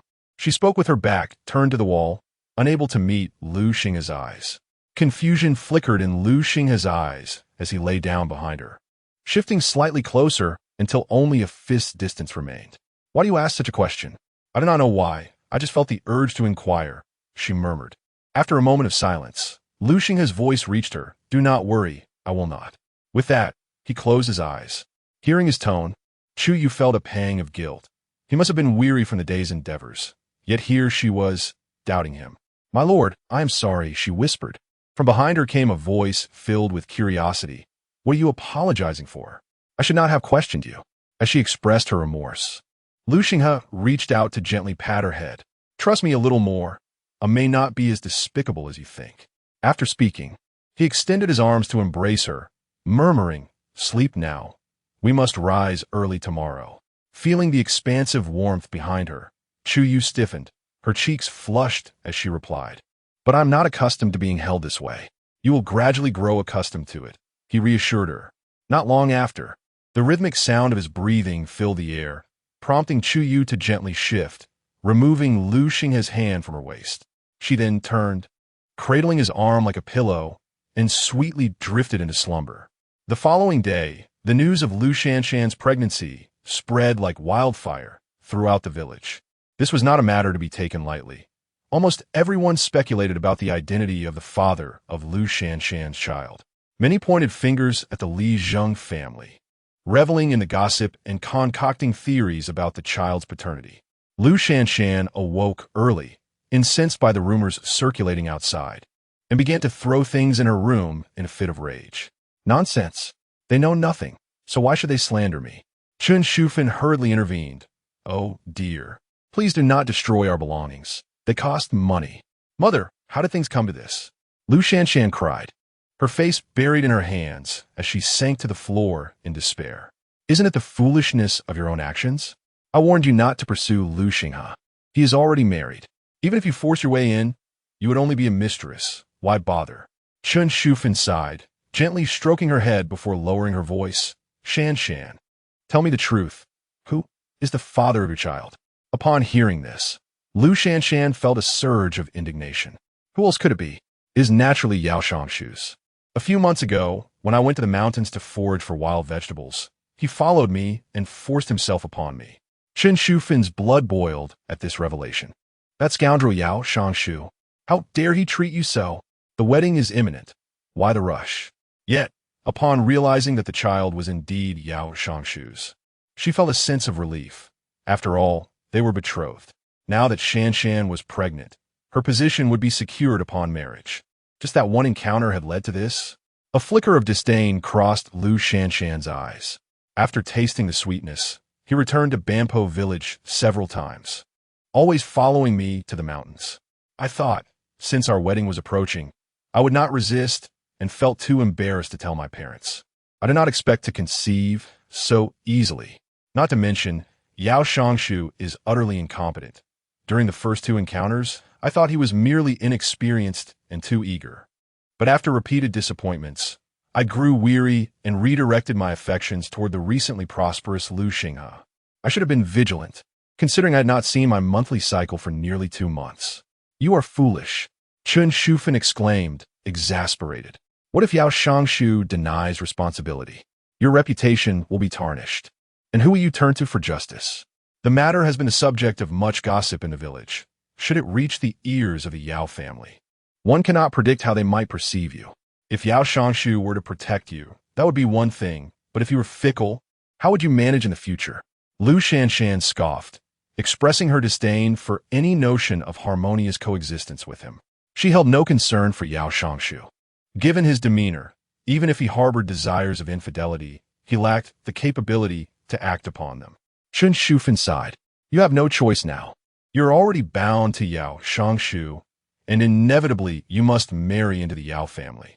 She rose from her seat, advising, in the days to come, focus on nurturing your health indoors. I shall handle the other matters. Do not entertain any further notions regarding Lu Xinghe. Should Yao Shangshu become aware, it might sow discord between you. With that, she exited the room. Inside, Lu Shanshan filled with reluctance, bit her lip and once more buried her face in her hands. Weeping, marrying Yao Shangshu would condemn me to a lifetime of widowhood. Yet, such sentiments were far too delicate to utter to anyone else. Once outside, Shen Shufan sought out Lu Jianqi. My dear, the child in Shanshan's womb belongs to our prospective son-in-law. I believe this is not a misfortune. Once Shanshan marries, it will be a double blessing for the Yao family. Lu Jianqi raised an eyebrow, questioning when she had become involved with Yao Shangshu. Shen Shufan's face flushed with embarrassment. After all, they are engaged, both young and impetuous, and it is only natural that they could not resist. Now that the deed is done, dwelling on it serves no purpose, yet the rumors outside are certainly detrimental to Shanshan. At this point, she cast a hopeful glance towards Lu Jianqi. Understanding her unspoken thoughts, Lu Jianqi promptly assured her, there is no need to worry about the rumors. I will visit the Yao family shortly. Do not prepare lunch for me. Just keep an eye on our daughter. Chen Shufan nodded eagerly. I assure you, I will watch over Shanshan diligently. With a satisfied grunt, Lu Jianqi departed. Chapter 82. Purchasing Bran in the ensuing days. Chu Yue either accompanied Zhang Jing into the mountains to identify medicinal herbs or assisted him in the village with diagnosing ailments. Each time he took a pulse, he would encourage Chu Yue to feel it once more. As her practice increased, she became increasingly adept at interpreting pulse conditions and had now acquired the ability to diagnose independently. Master, I have become quite familiar with the commonly used herbs. The remaining ones can be learned gradually. Now that you have imparted to me much knowledge regarding pathology and pulse diagnosis, might you also consider teaching me about prescriptions and acupuncture? Not to mention, Zhang Jing's acupuncture skills were truly remarkable. Whenever a villager suffered from headaches, leg pain, or arm aches, a few needles from him would alleviate the discomfort immediately, followed by a prescription that would gradually ease the pain. At least for the past 10 days. Granny's headaches had not recurred. Zhang Jing stroked his beard and glanced toward the chicken coop. That is indeed feasible. Ever since he had tasted fried chicken last time, he had longed for that flavor. Understanding his unspoken wish, Chu Yue promptly dashed toward the chicken coop. Master, wait here. I will catch a chicken and prepare fried chicken for you at noon. Watching Chu Yue's energetic figure, Yin Sue, who was seated in the main room sewing, shook her head helplessly. Yeah, catch two, will you? After preparing it, take half to your grandparents. The rice husks we save for the chickens are dwindling. We must be frugal with the feed. As she caught the chicken, Chu Yue inquired, Mother, does the Lin's family sell rice husks? They have been husking grains for years. If they do, we should buy some to feed the chickens. In a few days, there may be little meat available in the market, and we need to keep a few hens for eggs. Besides, we still have a broody hen at home. Once the chicks grow, they will need to be fed as well. Upon hearing this, Yin Sueha immediately stood up. Your words remind me. I shall inquire right away. After placing her sewing basket back inside, she left for Sundalin's home. In just a quarter of an hour, she returned with a load of bran mixed with a bit of broken rice.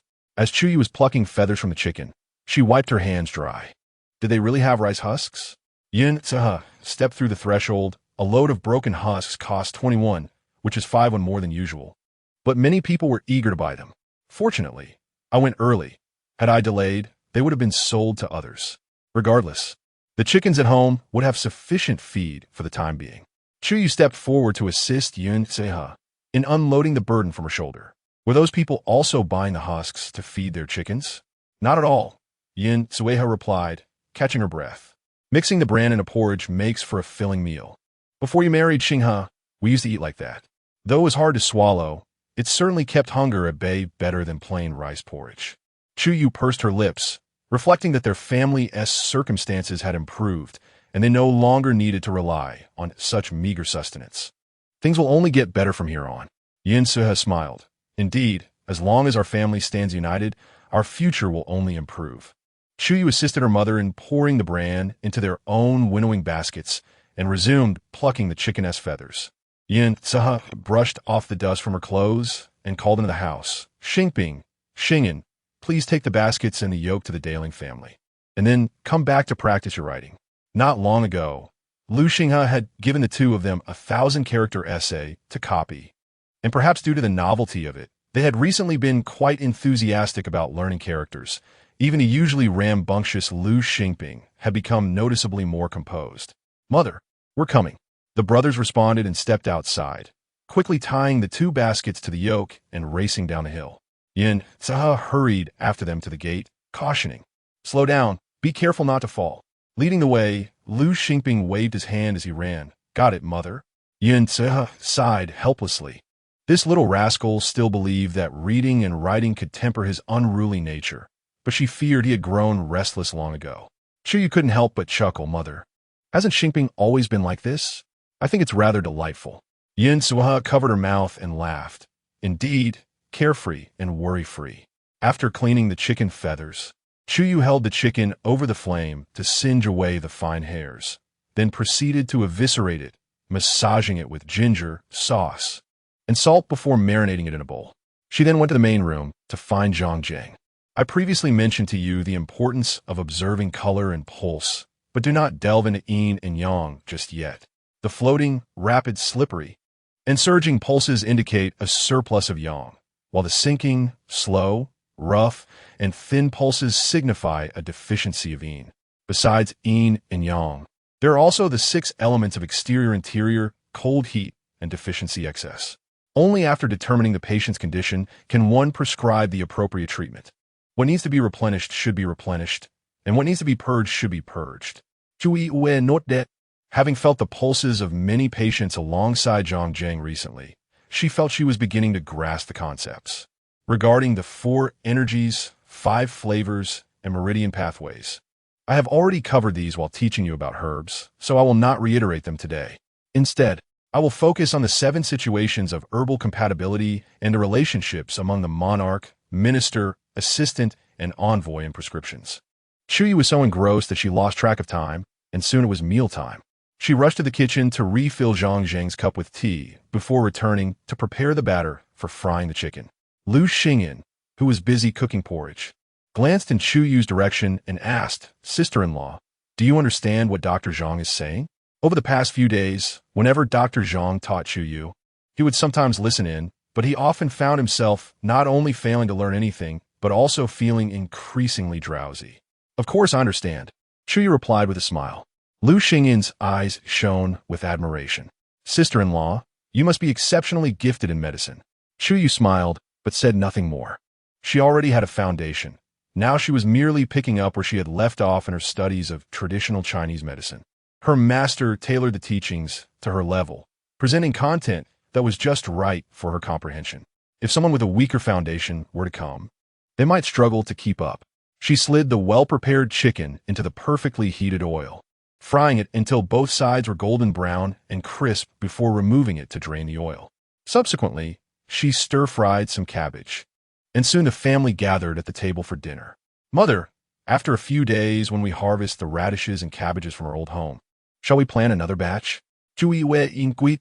She could not quite fathom why, but she felt an overwhelming sense of reassurance in cultivating more food this year. Yin Tsaha furrowed her brows, noting that by the time the radishes were harvested, it would already be October, and the cold weather here might damage the seedlings. Chu Yue appeared troubled. "What should we do then? We can't leave the land fallow. I still have quite a few vegetable seeds from before." Lu Xinghe set down his utensils and suggested, "It's not impossible. We could spread the rice straw stored at the old house over the ground for insulation. I have cultivated vegetables this way before. Radishes and cabbages are relatively hardy. With the straw providing warmth, they should withstand the cold for a while. We can harvest them just before the snow arrives." Chu Yue's eyes brightened. "Then after we gather the cabbages and radishes, I will give it a try. The cabbages from the old house should yield over 100 caddies. We can keep a few for ourselves and sell the rest in town. Given the current harvest, cabbages should fetch a good price." Chapter 83. Land Development. Yin Tsaha gazed at Chu Yue with a twinge of sympathy. "Only you, my child, are so diligent.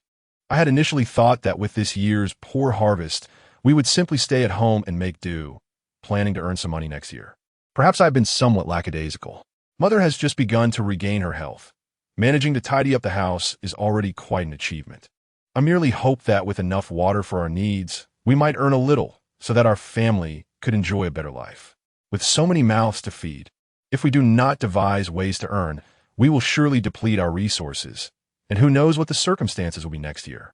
Having spoken, Chu Yue rose to collect the bowls. As she stepped outside with them, Lu Xingping had already prepared water, waiting by the basin. Sister-in-law, allow me to wash them. The water is getting cold, he said with a light-hearted tone. Chu Yue chuckled. Aren't you afraid of the chill? I am a man, of course I am not afraid, he declared, rolling up his sleeves and beginning to wash the dishes. Chu Yue shook her head and fetched some hot water from the stove to mix into the basin, making it more bearable. Lu Xingping tilted his head to glance at her and smiled. Thank you, sister-in-law. She returned his smile. You know, at times you are carefree, and at others, you like to show off your strength. Remember, a man is still a person. Do not unduly burden yourself. Lu Xingping was momentarily taken aback. No one had ever spoken to him in such a manner, and he felt a wave of emotion. Sister-in-law, you are truly wonderful. As Chu Yue placed the water ladle back in the kitchen, she turned to see Lu Xinghe stepping inside. Husband, what brings you to the kitchen? Lu Xinghe picked up the hoe resting against the doorframe. Is there not a patch of vacant land beside our house? I was thinking, rather than going all the way to the old house to plant vegetables, it would be better to cultivate a piece nearby. We could fence it in for easier management, and watering would not require multiple trips back and forth. Given the prolonged drought, the ground was severely lacking in water. While this girl was adept at advising others not to show off their strength, when it came to herself, she often wished she could be in two places at once. There was a chance that, fearing it would affect her studies, she would end up making multiple trips to the old house for water. The little girl beside him chuckled with her eyes crinkling in delight. You are so clever. Husband, I hadn't even thought of clearing land. The key was that she could not manage it herself, and worried it might hinder Lu Xinghe's studies, which is why it hadn't crossed her mind. Chu Yue ran to the corner to grab a dustpan and followed Lu Xinghe outside. Husband, let me help. I can collect stones behind you. Upon learning of Lu Xinghe's plan to cultivate the land, Lu Xingping and Lu Xingyan, his brothers, did not remain idle either. They took small shovels and joined in to assist. Yin Tsuhe sat under the eaves, embroidering a handkerchief, occasionally glancing at the children bustling nearby, feeling that life now was sweeter than honey. The four toiled for an entire afternoon, managing to clear 5 furrows, each 2 zhang long and half a zhang wide. Lu Xinghe set down his hoe and exhaled deeply. Let us call it a day. With another half-day's work tomorrow, this plot will be fully cleared. After Chu Yue handed the stone-filled dustpan to her brother Lu Xingping to carry away, she washed her hands and went inside for a drink of water. After finishing her drink, she poured a cup for Lu Xinghe as well. Husband, you should take a break. You've been busy all afternoon and must be quite tired. Lu Xinghe accepted the water Chu Yue offered and drank it all in one go, then returned the cup to her. You haven't been idle all afternoon either. You should rest. Tonight's dinner will be handled by Mother. All right. Chu Yue smiled and set the cup down.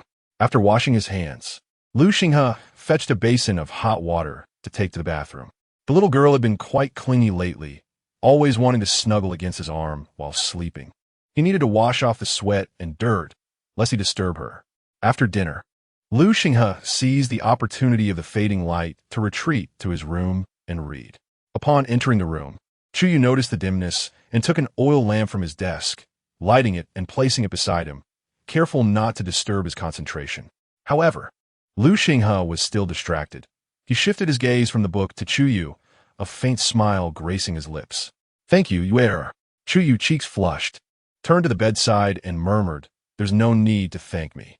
Hearing her words, Lu Xinghe chuckled softly and shook his head. Over time, the little girl had developed quite the spirit. The following morning, they continued their labor, cultivating 5 more plots of land before taking a break.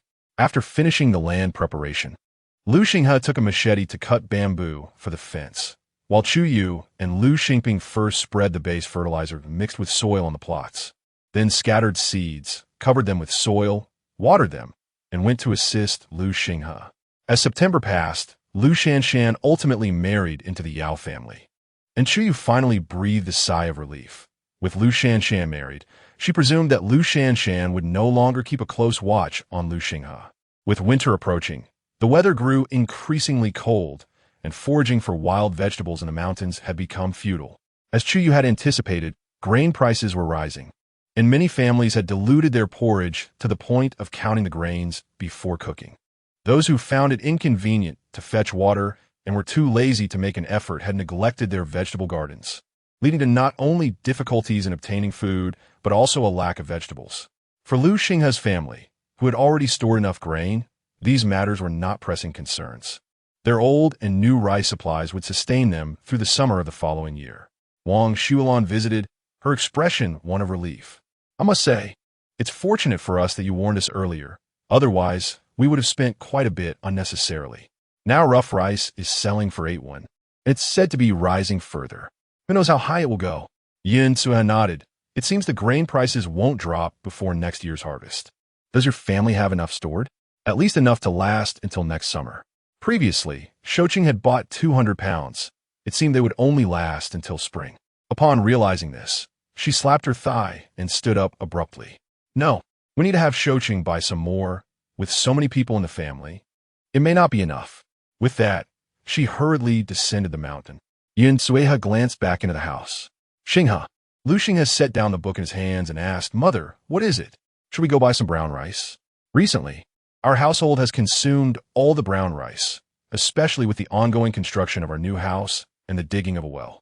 We have run out, and there are only about 100 pounds of old rice left, while we still have 200 pounds of new rice untouched. I fear it may only suffice for our family until spring next year. If we were to purchase more rice now, it would provide us with a sense of security in case any unforeseen circumstances arise next year. Lu Xinghe nodded in agreement. All right, I will go first thing in the morning. Just then, a hurried knocking echoed from the courtyard door. Who is it? Yin Sueha quickly rushed to open the door. Upon seeing Wu Yong, her face lit up with surprise. Wu Yong, what brings you here? Chapter 84. Xiao Tao's illness. Wu Yong arrived, panting heavily. Aunt, is Yaya at home? I need to find her urgently. Oh. Although Yin Sueha harbored some resentment towards Wu Yong for seeking out Chu Yue, she nonetheless called out to the main room. Yeah, Wu Yong from Yodo Village is here to see you, claiming there is an urgent matter.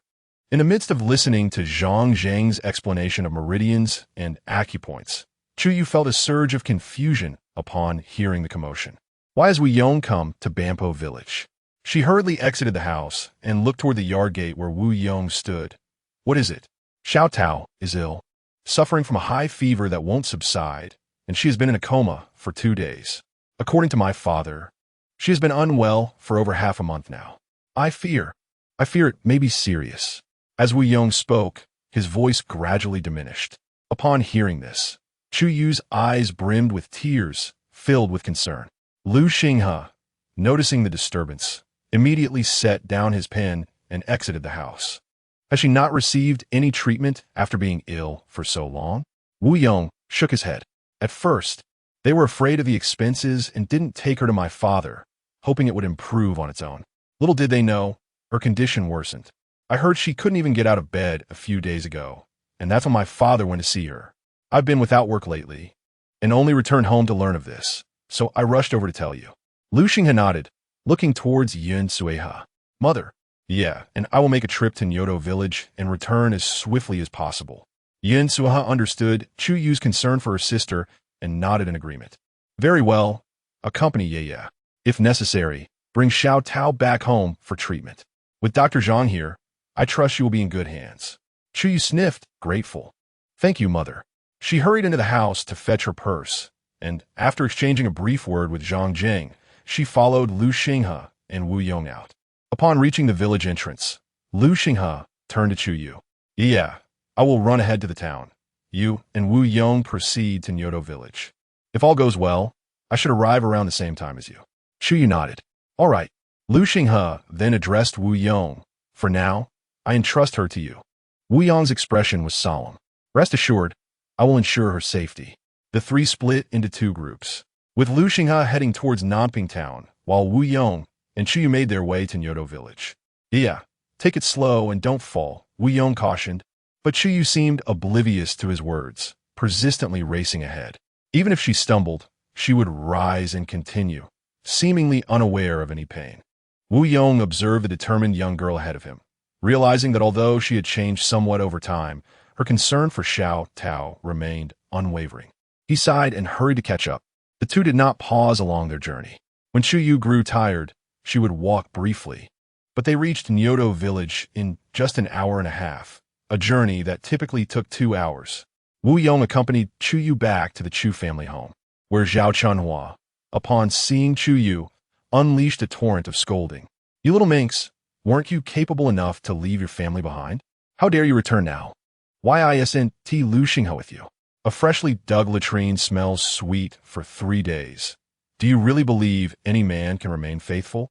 Chu Yue chose to ignore Zhao Chunhua's harsh words. "I have come in search of Xiao Tao. Where is she?" The water tank at the kitchen door stands ajar, its rim dried and cracked, while a pile of unwashed bowls lies beside it, suggesting that Xiao Tao, unwell, has been unable to rise, leaving the household chores unattended. As Chu Yue stepped through the courtyard gate, determined to head to Xiao Tao's room, Zhao Chunhua's gaze flickered, and she swiftly barred her way. "Previously, your father and elder brother made it quite clear during their visit to Hampa village that you have been pledged to Lu Xinghe, a member of the Lu family. Henceforth, you have no connection with us. You must leave at once to avoid attracting the debt collectors to our home." Chu Yue's eyes hardened. She declared, "I will not leave until I see Xiao Tao. If you wish to keep the debt collectors at bay, you must allow me to enter." Zhao Chunhua lifted her chin slightly, a smug expression gracing her features. "I thought you had forsaken your maternal family, even your sister. It appears you have returned solely for Xiao Tao. But I fear you shall not find her." Panic surged within Chu Yue. "What have you done to Xiao Tao?" Zhao Chunhua chuckled as she settled down in the courtyard. If you ask me, Xiao Tao is worth a pretty penny. Just now, someone paid 5 taels of silver to take her away, claiming it was for a ghost marriage for their young master. I figured, since Xiao Tao's fate was sealed, it was better to consent. After all, marrying into such a family, even in the afterlife, she would find comfort. They have already departed in their carriage. You likely cannot catch up. In this region, a ghost marriage entails burying the deceased alongside their living partner, akin to being buried alive. The thought of 5-year-old Chu Xiaotao enduring such a fate filled Chu Yue with rage, causing her to tremble with fury. "You are unworthy to be called parents, even less than beasts." With that, her eyes reddened as she turned and fled towards the village entrance. Zhao Chunhua followed her to the gate, shouting in anger, "You wretched girl, how dare you insult your mother? No wonder Lu Xinghe took you. Should you dare return to your maternal home, I swear I shall not spare you." Chu Yue ignored Zhao Chunhua's frenzied outburst and ran with all her might. The only road in Nyoto village that accommodates carriages was the one she raced down, determined not to abandon Xiao Tao, regardless of the outcome. Wu Yong had been silently trailing behind Chu Yue. He was well aware of the hardships she and Xiao Tao had endured over the years, which is why he occasionally offered her assistance. However, Chu Yuqian and Zhao Chunhua seemed devoid of any moral limits. How could they allow their daughter to be tormented to death? Even a tiger would not harm its cub. These people were indeed less than beasts. At the village entrance, Chu Yue encountered Chu Yuqian, who had just returned from the town, humming a cheerful tune. Upon seeing Chu Yue, his face lit up with surprise. "Oh, you actually decided to come back? Here to see Xiao Tao, I presume? It's not that your father refuses to seek treatment. Dr. Wu has said she cannot be cured, and there's nothing I can do." Despite his words, there was no hint of sorrow upon his face. Chu Yue cast him a cold glance. "You appear to be in quite a good mood." "Indeed, I just won 100 copper coins in the town," he replied, beaming. As he spoke, he shook a bag of rice weighing approximately 10 pounds before Chu Yue, proclaiming, "Look, this coarse rice was just purchased. We won't have to endure hunger for a while." Chu Yue let out a cold laugh. "Do you know that Xiao Tao has been sold?" Chu Yue's expression turned to one of surprise. "Sold? With her frail condition, who would dare take her?" "She was sold to a wealthy family for a ghost marriage.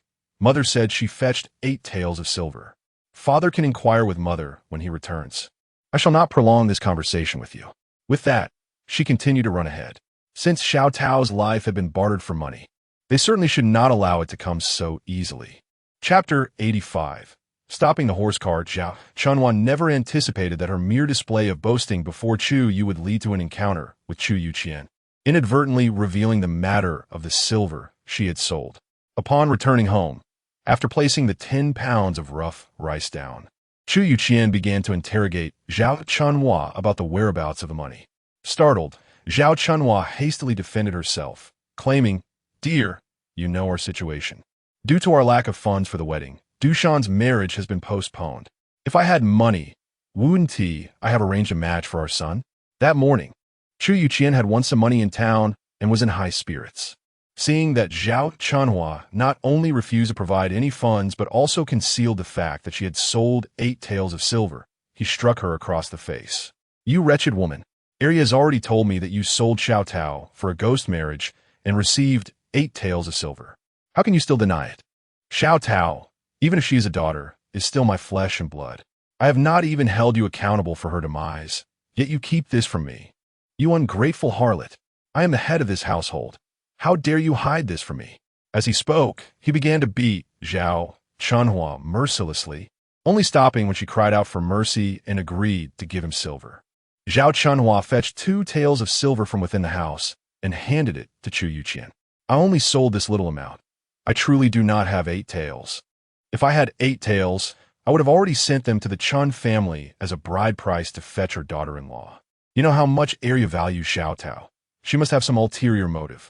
Knowing that Zhao Chunhua had been troubled over the bride price for their son, and with 2 taels already in hand, Chu Yue decided not to force her for the remaining amount. "I will head back to town to buy some rice. If you cannot produce the other 6 taels later, I swear I will beat you to death." Once he left, Zhao Chunhua collapsed onto the ground, crying out for her parents. "What buying rice? He is merely going to the gambling den to squander the silver. That scoundrel Chu Yue dared to hit me. That little wretch deserves to die. She clearly sold for 5 taels, yet tells him it was 8. Is she not intent on ruining my life? You ungrateful little wretch. I have raised you for so many years in vain." Not long after Chu Yue ran out of the village, she spotted a horse cart approaching. In addition to the driver, Lu Xinghe was also seated on the cart. Upon seeing Chu Yue and Wu Yong, Lu Xinghe quickly instructed the driver to halt the cart, leaped down, and grasped Chu Yue's hand. "What brings you here? Is Xiao Tao not at home?" Chu Yue nodded, and upon meeting Lu Xinghe's gaze, tears began to flow like pearls spilling from a broken string.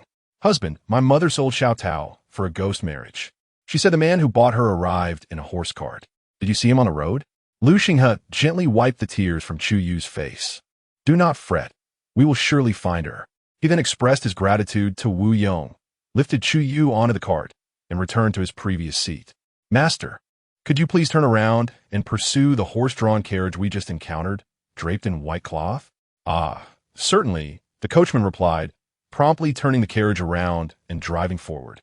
"I have heard that in these times, engaging in shadow marriage means that regardless of whether the person is alive or deceased, they must ultimately be buried alongside the dead, akin to being alive yet entombed. How tragic." Lu Xinghe glanced back towards the carriage, a flicker of concern crossing his face. It would be fortunate if Xiao Tao could be retrieved. Otherwise, how heartbroken would Chu Yue be? "Master, could you please hasten a bit?" The coachman nodded, understood. "Hold on tight." With that, he cracked the whip, urging the horses to gallop faster. Wu Yong watched the receding carriage, feeling relieved. It was indeed Lu Xinghe's foresight that ensured their chance of retrieving Xiao Tao. Without the carriage, she would surely have been unable to catch up. He hoped for their success. After wiping the sweat from his brow, he turned to head home. Chu Yue was lifted into the carriage by Lu Xinghe. Upon entering, she discovered another person seated within, Su Heng, who had assisted in dealing with Jiang Gaoi previously. Su Heng greeted her warmly. "Miss Chu, it is a pleasure to see you again." Chu Yue inclined her head slightly, her expression heavy with worry due to her concern for her younger sister. "I am grateful for your assistance regarding my sister's predicament, young Master Su." Su Heng waved his hand dismissively, though I have known Brother Lu for a short time. We share a mutual interest and camaraderie. This is but a minor favor. Chu Yue nodded, lifting the carriage curtain to gaze at Lu Xinghe. "My dear husband, how long has it been since you encountered that carriage?" "Only a brief moment," he replied, gesturing towards the bend obscured by hills. "We should be able to see it once we round that corner. Will they return Xiao Tao to us?" Chu Yue's worry deepened. Lu Xinghe contemplated for a moment before nodding. "They will, but may require some financial compensation." Chu Yue squeezed her coin purse and took a deep breath. As long as they could retrieve Xiao Tao, money could be earned later. Go. After navigating around the hill, the dark blue carriage indeed came into view, the white banner fluttering vigorously with the carriage's movement. Chu Yue fixated on the approaching carriage, her grip on the edge of the carriage tightening until her knuckles paled. Fortunately, the carriage ahead was not moving swiftly. Perhaps sensing the urgency of the pursuing carriage, it slowed down slightly and veered to the side. The coachman, noticing this, quickly maneuvered to overtake the dark blue carriage and then positioned their carriage across the road, blocking its path. Lu Xinghe jumped down from the carriage, lifting Chu Yue down as well, and together they approached the dark blue carriage. Su Hong also dismounted and followed closely behind them. The dark blue carriage was manned by two men, one a coachman and the other resembling a steward from a prominent family, who looked utterly perplexed upon seeing the newcomers. "Why are you intercepting my family's carriage?" He cast a glance at the white banner hanging from his family's carriage. "Within our carriage resides my lord's relative. I advise you not to provoke any disturbances." Beside Lu Xinghe, Chu Yue pointed towards the carriage, within which was a 5-year-old girl named Chu Xiaodao. The person expressed some surprise. "How did you know?" "She is my sister," came the reply. The individual appeared to understand, maintaining a humble demeanor yet exhibiting a firm attitude. "My dear lady, regardless of your identity, since we have paid the silver, she shall be nothing other than my lord's bride. I advise you to refrain from stirring up troubles. The Shen family is not one to be trifled with. The master and madam have stated that even for the purpose of marriage, one should seek only those on the verge of death." Although the girl in the carriage is somewhat young, she was discovered with great difficulty, and finding another suitable candidate would not be an easy task. Chapter 86. Redemption of Little Tao. Chu Yue gazed in the direction of Lu Xinghe, intending to inquire about the identity of the Shen family. In the next moment, she heard Su Hong speak. "Does Steward Li still recognize me?" The man referred to as Steward Li looked towards Su Hong, then glanced at the carriage behind the three of them, and immediately clasped his fists in greeting. "My eyes must be dim. I failed to recognize young Master Su earlier." Su Hong displayed a humble demeanor. Not at all. The girl in the carriage is the younger sister of a friend of mine. I wonder if Steward Li could return her to us. We are willing to purchase her." It was not merely a matter of money. Steward Li appeared troubled. "My young master is to be buried soon, and there is no time left to seek out another suitable girl. This little one cannot be revived. So why do you wish to take her back? Ultimately, she could serve as a bride for my young master, and you would receive some money in return." 5 taels of silver was indeed a considerable fortune in rural households. Lu Xinghe bowed respectfully to Steward Li. "How much would it take to redeem her?" "Please, name your price." "I'm not suggesting." Chu Yue interjected. "Steward Li, perhaps my parents have not informed you yet, but my sister's illness began with a cough and has now likely progressed to tuberculosis. If you insist on taking her away, I cannot guarantee that you will all remain unharmed. Steward Li should be aware of how contagious tuberculosis can be. No one is willing to risk their life." Although Chu Yue was uncertain of the extent of little Tao's condition, she knew that unless she frightened these people, they would not easily return her sister. Upon hearing Chu Yue's words, the atmosphere froze suddenly. Just then, 2 weak coughs emanated from the carriage, startling Steward Li, who quickly stepped back a few paces. Such a disease can be fatal. The family selling the girl was indeed unscrupulous to sell their daughter, who suffered from tuberculosis. "Is what you say true?" Chu Yue shook her head. "I cannot be certain. My relationship with my maternal family has never been good, and I only recently learned of my sister's illness. However, she has indeed suffered from a cough for too long, leading to her current grave state. If Steward Li wishes to avoid this risk, I am willing to offer double the silver to buy my sister back." "What say you?" "Double the silver, that is 10 taels. He would rather expend extra effort to find a suitable girl than risk contracting tuberculosis." Steward Li hesitated as he glanced towards the carriage, ultimately nodding, "Very well. I too believe this girl is too young and not suitable. Quickly, take her away." "Thank you, Steward Li, thank you." Chu Yue, with reddened eyes, bowed deeply towards him. After retrieving 10 taels of silver from her purse, she immediately lifted little Tao from the carriage. Looking at the pale face of the little girl in her arms, emaciated to the bone, Chu Yue's heart ached intensely. With a trembling voice, she asked, "Little Tao, can you hear what your sister is saying? I have come to take you home. As if hearing Chu Yue's voice, the little girl's parched lips moved slightly, yet she could not articulate a word. Feeling aggrieved, her eyelashes fluttered, and tears streamed down from the corners of her eyes. Upon noticing Xiao Tao's reaction, Chu Yue gently wiped the tears from her eyes and softly reassured her, "Do not worry, dear sister. I shall take you to receive treatment. You will surely recover." Seeing Chu Yue carry Xiao Tao, Butler Li promptly leaped onto the carriage, urging the driver to hasten away. Observing this, Su Heng quickly suggested, "We should board the carriage. I will escort you to the town to find a doctor." Chu Yue, upon hearing this, slightly nodded at Su Heng and replied, "There is no need to find a doctor. Might I request that you take us back to Bampo village?" Su Heng appeared astonished, pointing at the ailing Xiao Tao in Chu Yue's arms, exclaiming, "She is gravely ill. Will you not seek a physician? I have a doctor in my family." Chu Yue responded, "I am a doctor myself." She had greater faith in her mentor than in Dr. Zhu. Su Heng was taken aback, scratching his head, as he had not anticipated that Lu's young wife possessed medical knowledge. "Then what are we waiting for? Quickly, let us board the carriage. I will take you home." The three hurriedly climbed into the carriage, setting off towards Bampo village.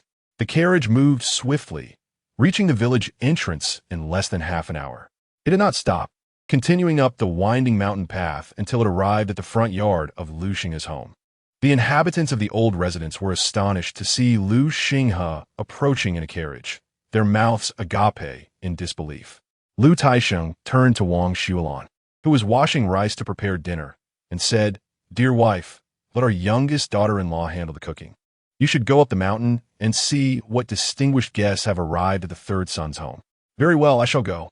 Wang Xuelan rose, wiping her hands on her apron, then removed it, tidied her hair and attire, and proceeded up the mountain. Upon reaching the door, Lu Xinghe leaped down from the carriage. "Mother, we have returned." Yin Suehe, hearing the commotion, hurriedly approached to open the courtyard gate. Upon seeing the impressive carriage, she felt a flicker of surprise. "Why did you return the carriage?" Hearing the noise, Lu Xingping and Lu Xingyan rushed over, having never encountered a carriage before. Their curiosity piqued, they surrounded it, inspecting it from every angle.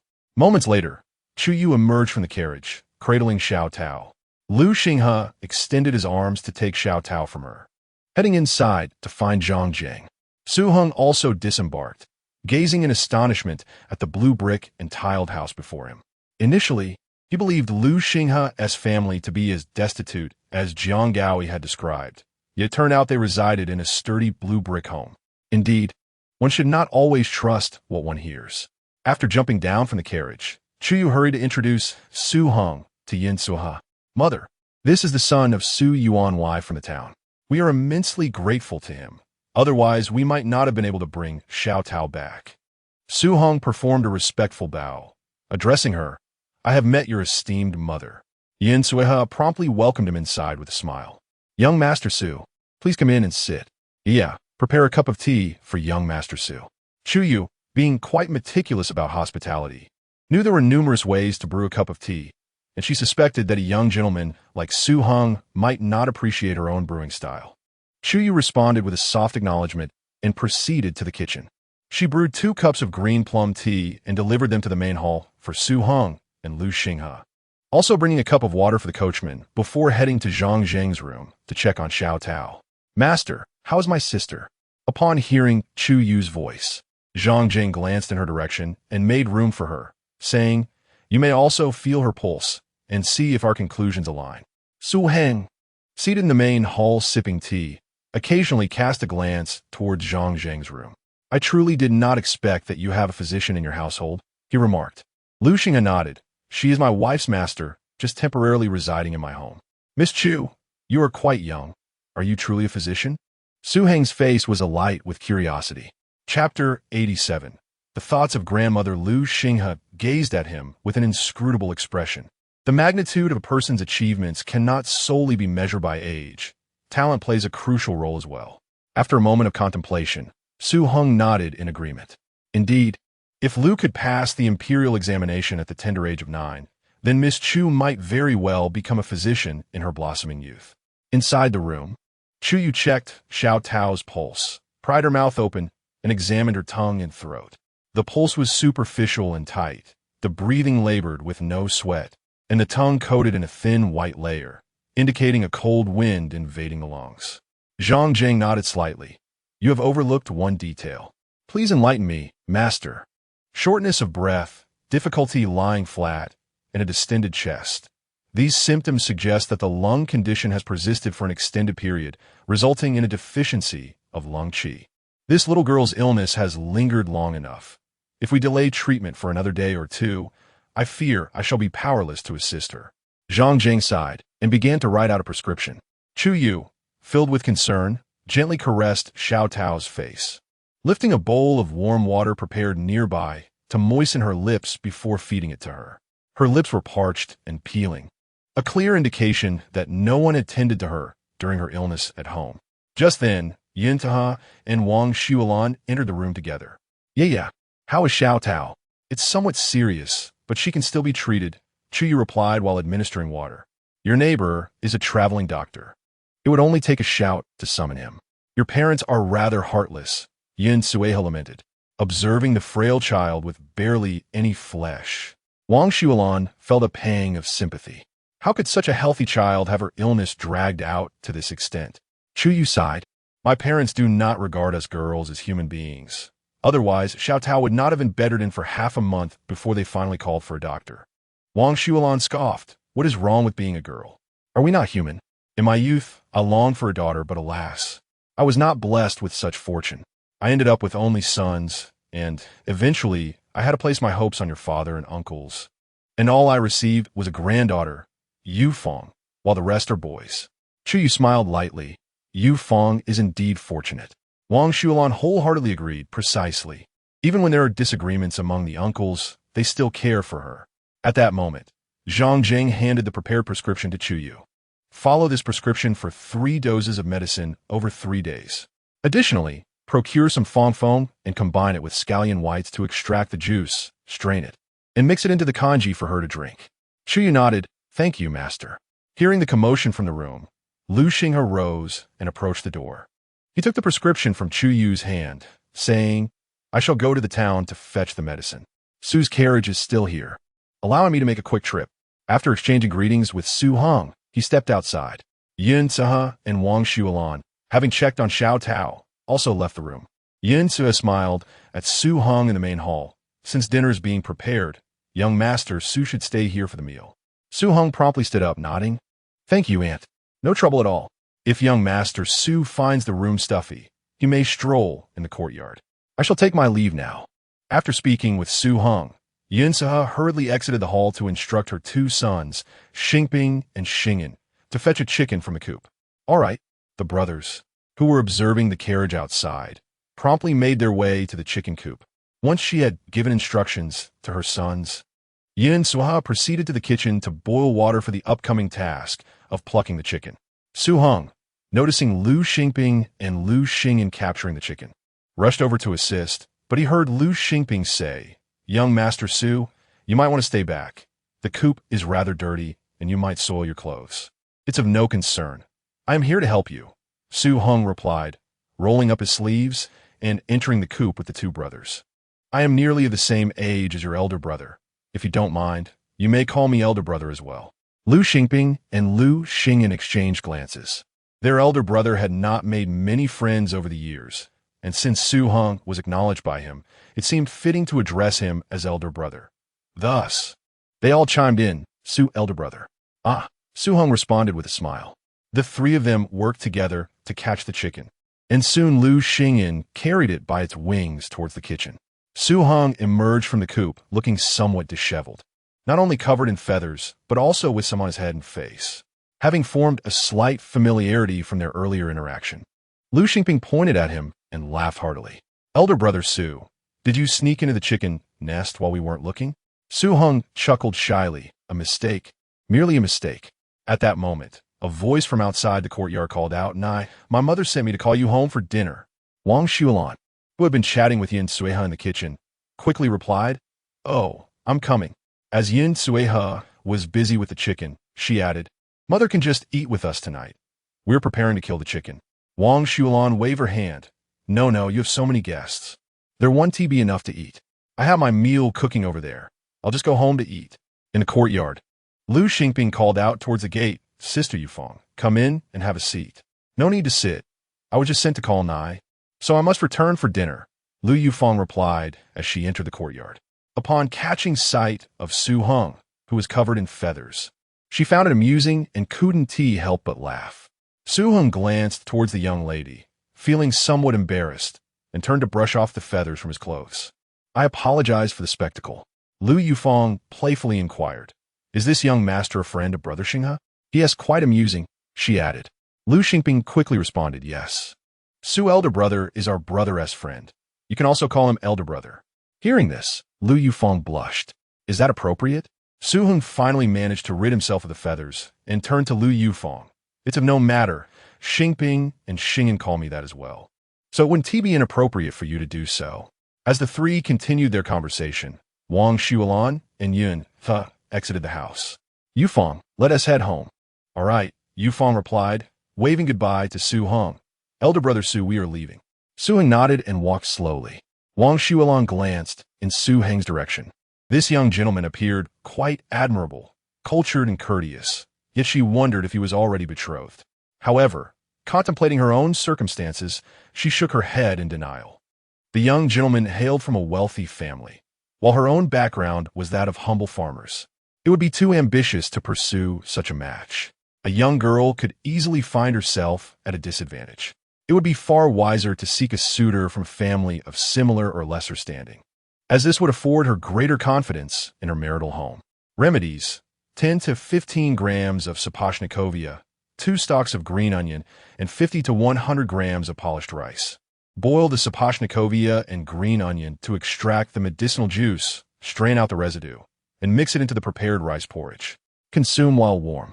This remedy is primarily used for pediatric pneumonia caused by wind cold. Chapter 88. The asparagus fern within the confines of the room. Zhang Jiang retrieved a silver needle pouch from his bosom. As he deftly inserted the needles into several acupoints on Chu Xiaotao's body, he elucidated to Chu Yue the significance of the acupuncture points: Dazui, Famine, Fengqi, Feiyu, Like, and Higu. These points possess the efficacy of dispelling wind, alleviating cold, and promoting lung function. Make sure to remember them well, for I shall test you later, he instructed. Chu Yue listened with rapt attention, committing the acupoints to memory. I will remember, master. Once Xiaotao had completed her acupuncture treatment and sipped some warm water, Chu Yue implored Zhang Jing to keep a watchful eye on her sister while she assisted Yin Sueha in the kitchen. Dinner comprised a pot of stewed chicken with radish and a dish of vinegar-dressed cabbage. Just as the meal was prepared, Lu Xinghe returned with the medicine, having galloped back on horseback, significantly faster than by carriage. Chu Yue set Xiaotao's medicine to simmer on the stove and beckoned everyone to the dining table. Due to the unique preparation of the cabbage, it was immensely popular, disappearing swiftly from the table. I never anticipated cabbage could yield such a distinctive flavor, Zhang Jing exclaimed, pleasantly surprised. Beside him, Su Heng nodded in agreement, leisurely placing his chopsticks down. This is indeed a taste I have never encountered before, and it is unexpectedly delightful. Miss Chu, your culinary skills are truly commendable. Chu Yue smiled. There are few ingredients available at home, so I hope young Master Su does not find it lacking. Su Heng waved his hand dismissively. In my household, we are never short of poultry and meat. However, this year's prolonged drought has hindered the supply of fruits and vegetables. This meal, surprisingly, is more delicious than delicacies from the mountains or seas. As dusk began to settle, Su Heng and the coachman finished their meal and hurried to harness the horse to return to town, eager to avoid traveling at night. Before departing, Yin Sueha insisted that Su Heng take 2 cabbages and several radishes from the old house. It is getting late, otherwise I would have sent Xinghe to fetch more cabbages and radishes for you, young Master Su, she remarked. Su Heng promptly shook his head. It is not easy for your family to cultivate vegetables, and I already feel embarrassed taking these. I cannot ask for more. Take care on your journey, young Master Su. Do visit again when you have the time, she said. Oh, Aunt, there is no need to see me off, he replied, as the family stood at the courtyard entrance. watching the carriage disappear from view before retreating inside. Chu Yue carried Xiao Dao from Zhang Zhang's room to Yun Sui's. Due to the acupuncture and some water, Xiao Dao gradually regained consciousness. As Chu Yue fed her small spoonfuls of porridge, she began to swallow with effort, her face contorted in pain. Yet ingesting the rice porridge was a step toward recovery.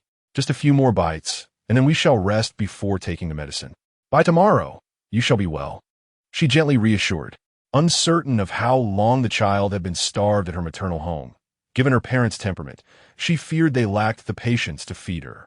After feeding Xiao Dao a modest portion of porridge, she allowed her a moment to digest before administering the perfectly cooled herbal medicine, then let her drift into slumber. All is well. I shall keep watch over Xiao Dao tonight. You should retire now. Yeah. Yun Sui softly advised. Chu Yue nodded. Ah, then I shall trouble you, mother. Yun Sueha removed her shoes and climbed into bed, tidying the quilt as she spoke. Child, why do you need to thank your mother? Go and rest. You must accompany Xinghe to the market tomorrow to buy rice and sell vegetables. Be careful not to doze off while selling.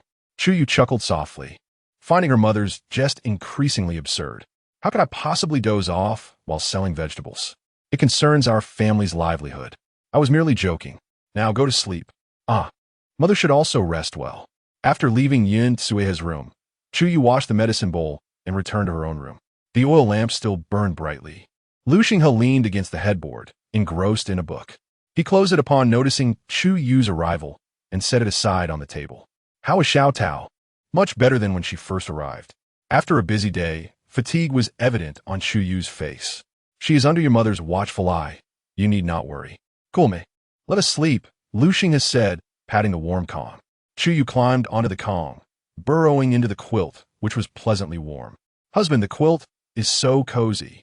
Lu Xinghe replied with a soft hum, extinguishing the lamp by the bed before joining her under the covers. As she instinctively clutched Lu Xinghe's arm and settled into a comfortable position, she drifted off to sleep. Observing Chu Yue, who could fall asleep at the mere mention of it, Lu Xinghe felt a pang of envy. Neither Xingping nor Xing'an possessed such a skill. The following morning, the first thing Chu Yue did upon waking was to visit Yun Sui's room to check on Xiao Dao. After yesterday's treatment and a night of rest, Xiao Dao had awakened. At that moment, Yun Suiha was carefully feeding her warm water, one spoonful at a time. Perhaps upon seeing Chu Yue, Xiao Dao suddenly began to silently sob. Witnessing the girl's distress, Yun hurriedly took out a handkerchief to wipe her tears. Child, why do you cry upon seeing your sister? Chu Yue approached with reddened eyes. Mother, allow me to take care of her. Ah, Yun Suiha handed the handkerchief and spoon to Chu Yue. You sisters spend some time together. I shall prepare breakfast. Thank you for your hard work, mother. After comforting Xiao Dao and feeding her 2 more spoonfuls of water, Chu Yue turned to put away the bowl. Xiao Dao, thinking Chu Yue was about to leave, reached out and tugged at her sister's sleeve, her voice trembling. Sister, don't go. Seeing her on the verge of tears, yet holding back, Chu Yue's heart softened. She embraced her tightly, reassuring her, sister won't leave. I'm just putting away the bowl. From now on, Xiao Dao will live here with us. We shall never be apart again, all right? Xiao Dao's sunken, large eyes blinked with hope. Really, I won't have to go back to father and mother? For her, they were a nightmare. Not only did they often scold and beat her, but even when she fell ill, she was forced to wash clothes and clean the yard. When bedridden, if there was no one to help with chores, she would either hear harsh words or curses wishing her dead. In those moments, she often thought it might be better to fulfill their wishes. However, if she were truly to perish, her only beloved sister would undoubtedly be heartbroken. Chu Yue noted how says Li. Of course it was true. If you do not wish to go, you need not go anymore. Xiao Dao hurriedly shook her head, expressing her desire to remain with her sister. Once Xiao Dao recovers, she can undertake numerous tasks, washing clothes, doing dishes, cooking, sweeping the floor, drawing water. She has learned it all and can manage it. Chu Yue, suppressing the bitterness in her heart, smiled and said, You are merely a 5-year-old child. Why must you bear such burdens? Previously, I hesitated to return for your sake. Since you do not wish to go back, let us sever ties with them completely. We shall no longer use the name Xiao Dao. Let them believe you are gone. Shall I bestow upon you a new name? The little girl nodded, her expression resolute. Good. Chu Yu pondered deeply, searching her mind for the most exquisite words and names, and eventually, a name of a medicinal herb came to her. From now on, you shall be called Wenju, Chu Wenju. Chapter 89. Paying taxes having soothed the little girl. Chu Yu allowed her to continue resting in bed before she rose and made her way to the kitchen. She began to prepare medicine for Chu Wenju and glanced at Yin Suhe, who was busily occupied nearby. Mother, I have given Xiaodao a new name, Chu Wenju. From now on, let's call her Xiaozhu, shall we? Yin Suhe nodded eagerly. Very well. A change of name is beneficial. Wenju is a lovely name, and Xiaozhu flows smoothly off the tongue. Indeed, Mother is busy in the kitchen. I shall tend to the garden first. Noticing that breakfast would take some time, Chu Yu took a bucket and stepped outside. She drew 2 buckets of water from the well and was about to carry them to the courtyard for watering. Just as she braced herself to lift the heavy load, she felt a sudden lightness on her shoulder. Looking up, she saw Lu Xinghe standing behind her, effortlessly transferring the burden from her shoulder to his own. Didn't I say? Leave such heavy labor to me from now on. Chu Yu's eyes crinkled into a smile. You may be able to help at home this year, but what will you do when you go away for studies or examinations? Xingping and Xing'an are still young, and Mother's health isn't the best. I will still have to manage things myself. If I am not home, then simply carry less. Aren't you worried about not growing tall? Don't let it weigh you down to the point of stunting your growth, Lu Xinghe replied, carrying the water out of the courtyard. Chu Yu followed closely behind, glancing down at her still slender frame, and retorted playfully, I didn't let you touch my head before, and now you use it to tease me. Lu Xinghe pressed his lips together. I'm not teasing you. It is essential to gauge one's strength when performing strenuous tasks. Otherwise, you risk injury and may develop chronic back pain. As a doctor, you should understand this better than I. Hearing his words, Chu Yu pouted. You've turned my own words against me. What else can I say? Just be mindful in the future. Lu Xinghe set the buckets down in the middle of the field, turned back, and gently ruffled Chu Yue's hair. Good girl. I am off to the old house to harvest cabbages and will bring back a cart. You take your time with your tasks. We shall head to town together after breakfast. All right, I understand. Chu Yu continued watering with a ladle, feigning nonchalance. Lu Xinghe chuckled and shook his head before heading back to the courtyard to gather a basket and a container, taking Lu Xingping along to the old house. Chu Yu watched Lu Xinghe's tall figure as he walked away, her eyes curving into a smile as she resumed her watering. Once she had finished watering 10 rows of crops and noticed that Lu Xinghe and Lu Xingping had yet to return, she ladled some porridge into a bowl for Chu Wenju. Xiaozhu, it's time for your porridge. She placed the bowl on the table, helped Xiaozhu sit up from the bed, and then blew on the porridge to cool it before feeding her spoonful by spoonful. Perhaps due to the acupuncture and medicine from the previous day, Xiaozhu seemed more alert today and had a much better appetite, managing to consume more than half a bowl before pausing. Sister, how long until I will be well again? Are you not feeling much better already? Chu Yu gently pinched her cheek. After you finish eating, rest for a while. Once you feel more energetic, you can get out of bed and move about before taking your medicine. Xiaozhu nodded. All right.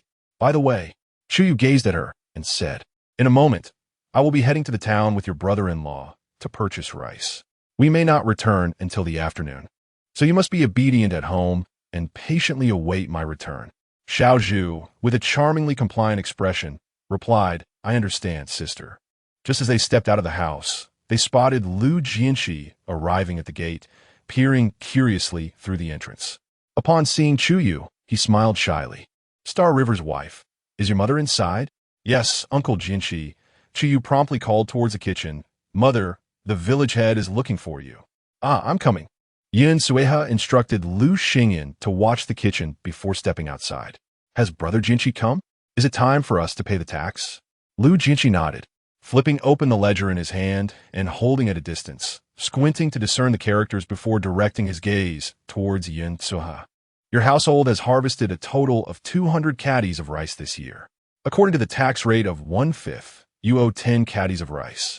Converted to current market prices, that amounts to 121, with 2 children and 3 adults in the household. The yearly expenses for the children amount to 23 won each, and for the adults, 120 won each, totaling 406 won for the population tax. Altogether, that sums up to 526 won. Please verify if my calculations are correct. After a moment of contemplation, Yin Zuehe looked at Lu Jianqi. Since Brother Jianqi has calculated it accurately, it must be correct. However, we have just welcomed another child into our family yesterday. Do we need to pay for his expenses? Lu Jianqi paused, seemingly taken aback by the revelation that they had surplus food to support an additional dependent in such a year. He waved his hand dismissively, suggesting, "Since the child was just brought home yesterday, if he is still in the village next year, you can settle the payment then." "Very well. I shall fetch the money now. Please wait a moment, Brother Jianqi." After paying the 526 won in taxes, Lu Jianqi departed. On his way down the mountain, he fortuitously encountered Lu Xinghe, who was pushing a cart brimming with cabbages. Lu Jianqi stepped aside, astonished by the sight of Lu Xinghe's laden cart. "Oh, Xinghe, the harvest is remarkably abundant this year." Lu Xinghe replied affirmatively. Indeed, the fertilization has been excellent, resulting in a pleasing yield. The cabbages they had cultivated in previous years had never been this large. Had he not witnessed Chu Yue planting them, he would have found it hard to believe such vegetables could thrive in a drought year. It was not just the cabbages. The radishes were also impressive in size. Today he had harvested half a basket of radishes, leaving the remainder in the ground, as Chu Yue had indicated that they were intended for pickled radishes and dried radish shreds. Upon returning home with the cabbages and radishes, the family was having their meal when Xiao Zhu slowly made her way to the kitchen, supporting herself against the wall. "Sister," her soft voice reached Chu Yue's ears. She quickly set down her bowl and helped Xiao Zhu to a nearby chair. "Why didn't you call out when you got up? What if you felt dizzy and fell?" Feeling somewhat embarrassed, Chu Yue leaned closer to Chu Yue's ear and whispered something. Upon hearing it, Chu Yue promptly assisted her to the outhouse. The restroom here differs from that at home. The ground is paved with blue bricks, providing a firm footing that alleviates any fear of falling. Below lies a narrow channel that slopes directly to the cesspool behind the house, rendering any waste invisible. Xiao Zhu, having relieved herself, leaned against the wall and exited the restroom, her gaze sweeping over the spacious courtyard and the blue-tiled house, her eyes brimming with astonishment. Previously, her parents had mentioned that her brother-in-law's family was impoverished, and she had taken their words to heart. She grasped Chu Yue's hand and glanced in her direction. "Sister, is this truly my brother-in-law's home?" Chu Yue smiled. "We are living here, so it must be real." A faint smile graced the pale face of the young girl, and she thought to herself how delightful it was that her sister was at her brother-in-law's house, where life surpassed her expectations. It seemed that her brother-in-law's family was not as destitute as her parents had claimed. Indeed, their words were not to be taken at face value. Chu Yue smiled again, guiding Xiao Zhu into the house. Chapter 90. Selling vegetables after their meal. Chu Yue and Lu Xinghe took a tattered cloth from their home to cover the vegetables on the cart, then set off towards Nanping town. The pair did not pause during their journey, arriving at the town an hour later. Today, the streets were bustling with more people than usual, likely due to fears of rising grain prices. Those departing carried varying amounts of grain in hand. It was just past the hour of noon, and the day was still young. Lu Xinghe and Chu Yue made their way directly to the market. Having sold their vegetables, they still needed to visit the grain and oil shop to purchase supplies, uncertain of the crowd that awaited them there or whether they would need to queue. "My dear, why don't you go to the market alone? I can take a quick look at the grain shop first," suggested Chu Yue. Without a moment's hesitation, Lu Xinghe declined her offer. Given the crowd in town and the instability of the times, he insisted, "Stick close to me. Don't wander off. We can sell the vegetables first, and if we don't manage to buy rice today, I can return tomorrow." Chu Yue glanced around and nodded, staying close to Lu Xinghe's side. The market was noticeably busier than usual, though most stalls were filled with people selling off household items for silver, many appearing gaunt and emaciated. In contrast, there were few vendors selling vegetables. Finding a relatively inconspicuous spot, Lu Xinghe and Chu Yue parked their cart, wary of causing a disturbance. Chu Yue carefully took out 2 cabbages and 5 radishes, placing them by the roadside. Being food items, they soon attracted the attention of several passers-by. A woman carrying a basket approached them. "Miss, how much for your cabbages and radishes?" The prices had been pre-discussed by Chu Yue and Lu Xinghe. Seizing the moment, she replied, "Radishes are 10 won each, and the cabbages are 30 won apiece." Our cabbages are particularly sweet. Would you care to try one? How exorbitant! The woman hesitated upon hearing the prices. In ordinary times, 3 to 5 radishes would only cost 10 won, and such a large cabbage would typically be no more than 12 won. This year's poor harvest had led to a significant rise in grain prices, and vegetable prices had risen even more alarmingly. Another woman, seeing the first one hesitate, pushed her aside, pointing at the cabbages and radishes. "Miss, I'll take all your radishes and cabbages. How much for the lot?" Before Chu Yue could respond, the first woman protested. "What are you doing, old hag? I never said I wouldn't buy. Why are you pushing me aside?" The second woman shot her a glare. "Are you going to buy or not? You're hindering the girl's business. If you're not buying, step aside. I want them." With that, she pulled out her purse. "Miss, how much for all these vegetables?" Chu Yue smiled and replied, 110 won for everything. The woman acknowledged, quickly retrieving the money from her purse and handing it to Chu Yue, then stuffed all the radishes and cabbages into her basket before departing. The first woman was immediately displeased, pulling Chu Yue aside to argue. "Miss, your business practices are unfair. I was clearly here first. How could you let her buy everything?" Due to the commotion caused by the two aunts, many people at the market began to take notice of the situation. Chu Yue freed herself from her aunt's grasp and said, "Aunt, I understand your hesitation given the scarcity of grain, but I cannot forego business simply because you are indecisive. Trade has always favored those who act promptly." As she spoke, she retrieved 2 cabbages from the cart. Upon seeing that Chu Yue still had stock available, the aunt, fearing she might miss out, hastily counted out 61 and handed it to Chu Yue, proclaiming, "I will take these 2 cabbages." With a smile, Chu Yue placed the freshly picked cabbages into the aunt's basket, who then secured them. In a mere moment, she had sold goods worth 171. Chu Yue glanced towards Lu Xinghe and asked, "My dear, shall we consider raising the prices of the vegetables?" She had observed that there were hardly any vendors selling vegetables at the market, and her cabbages were both large and fresh. So she believed that selling them for 50 won each would attract buyers. Lu Xinghe nodded in agreement. "It's up to you." "Very well," Chu Yue replied with a smile, as she once again retrieved 2 cabbages and 3 radishes from the cart. As soon as the vegetables were displayed, customers began to approach. "Miss, how much for these vegetables?" Chu Yue quickly responded, "Cabbages are 50 won each, and radishes are 15 won apiece." The customer, taken aback by the prices, muttered a few complaints before leaving. Although raising the prices had resulted in a loss of some customers, many affluent families were still willing to purchase, often buying several at once, especially when larger families came to shop. In less than half an hour, the cart, once filled with cabbages and radishes, was entirely sold out.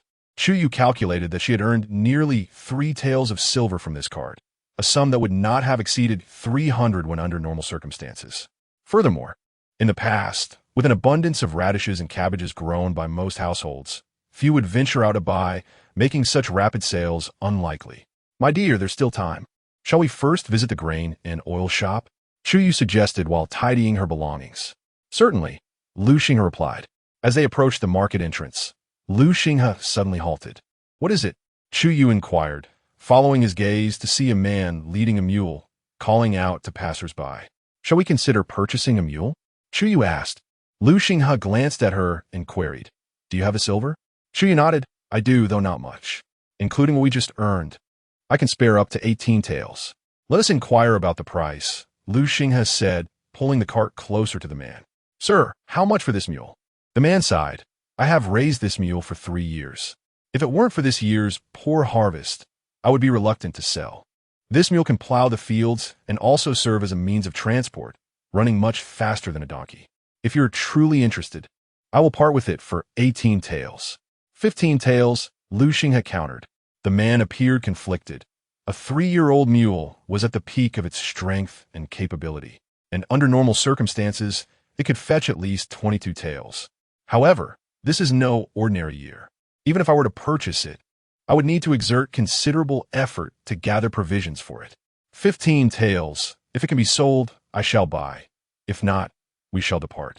Upon concluding his statement, he intended to lead Chu Yue away. The uncle, observing this, hurriedly obstructed their path, asking if he could raise the price just a little. I am currently awaiting payment for my taxes, and if you could increase it slightly, I would be willing to sell. Lu Xinghe pondered for a moment before responding. I can add 201, but not a penny more. We simply cannot afford additional silver. Chapter 91. Purchasing a mule after much hesitation. The elder finally nodded and said, if it requires an additional 201, then so be it. Since you are purchasing my mule, you must treat it well. He had been waiting here for 3 days, and it was a rare opportunity to find a buyer. If he did not sell now, who knew when he would have another chance? Having paid the elder 15 taels and 201, Lu Xinghe and Chu Yue led the mule away. Although it was already noon, there were still 7 or 8 people lined up outside the grain shop, vying to purchase rice. What are we to do? The price of grain rises daily. I've only delayed 1 day, and now coarse rice has already reached 10 won. Indeed, it used to be only 8 won for fine rice. At this rate, we shall soon be reduced to drinking the wind of the northwest. Listening to the conversations around her, Chu Yue turned to Lu Xinghe and said, my dear, coarse rice has risen to 10 won. Should we still buy it? Let us purchase some. It may increase further in the coming days. Doesn't the court allocate relief grain during such times? It has not yet become severe enough to attract the court's attention. Furthermore, even if relief grain is dispatched, the numerous checkpoints and the lengthy, complex process mean that little will actually reach the common people. Having said this, he handed the reins of the mule to Chu Yue and joined the queue to buy grain. Chu Yue gazed at Lu Xinghe, pondering inwardly that her husband had experienced the hardships of the common folk and was unlikely to be swayed by personal gain. If he were to succeed in the future, he might indeed become a good official.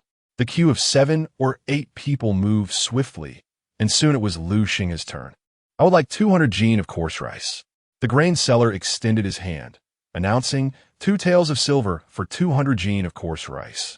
Lu Xinghe paid the sum, loaded the 200 jin of coarse rice on the cart, and then led Chu Yue away.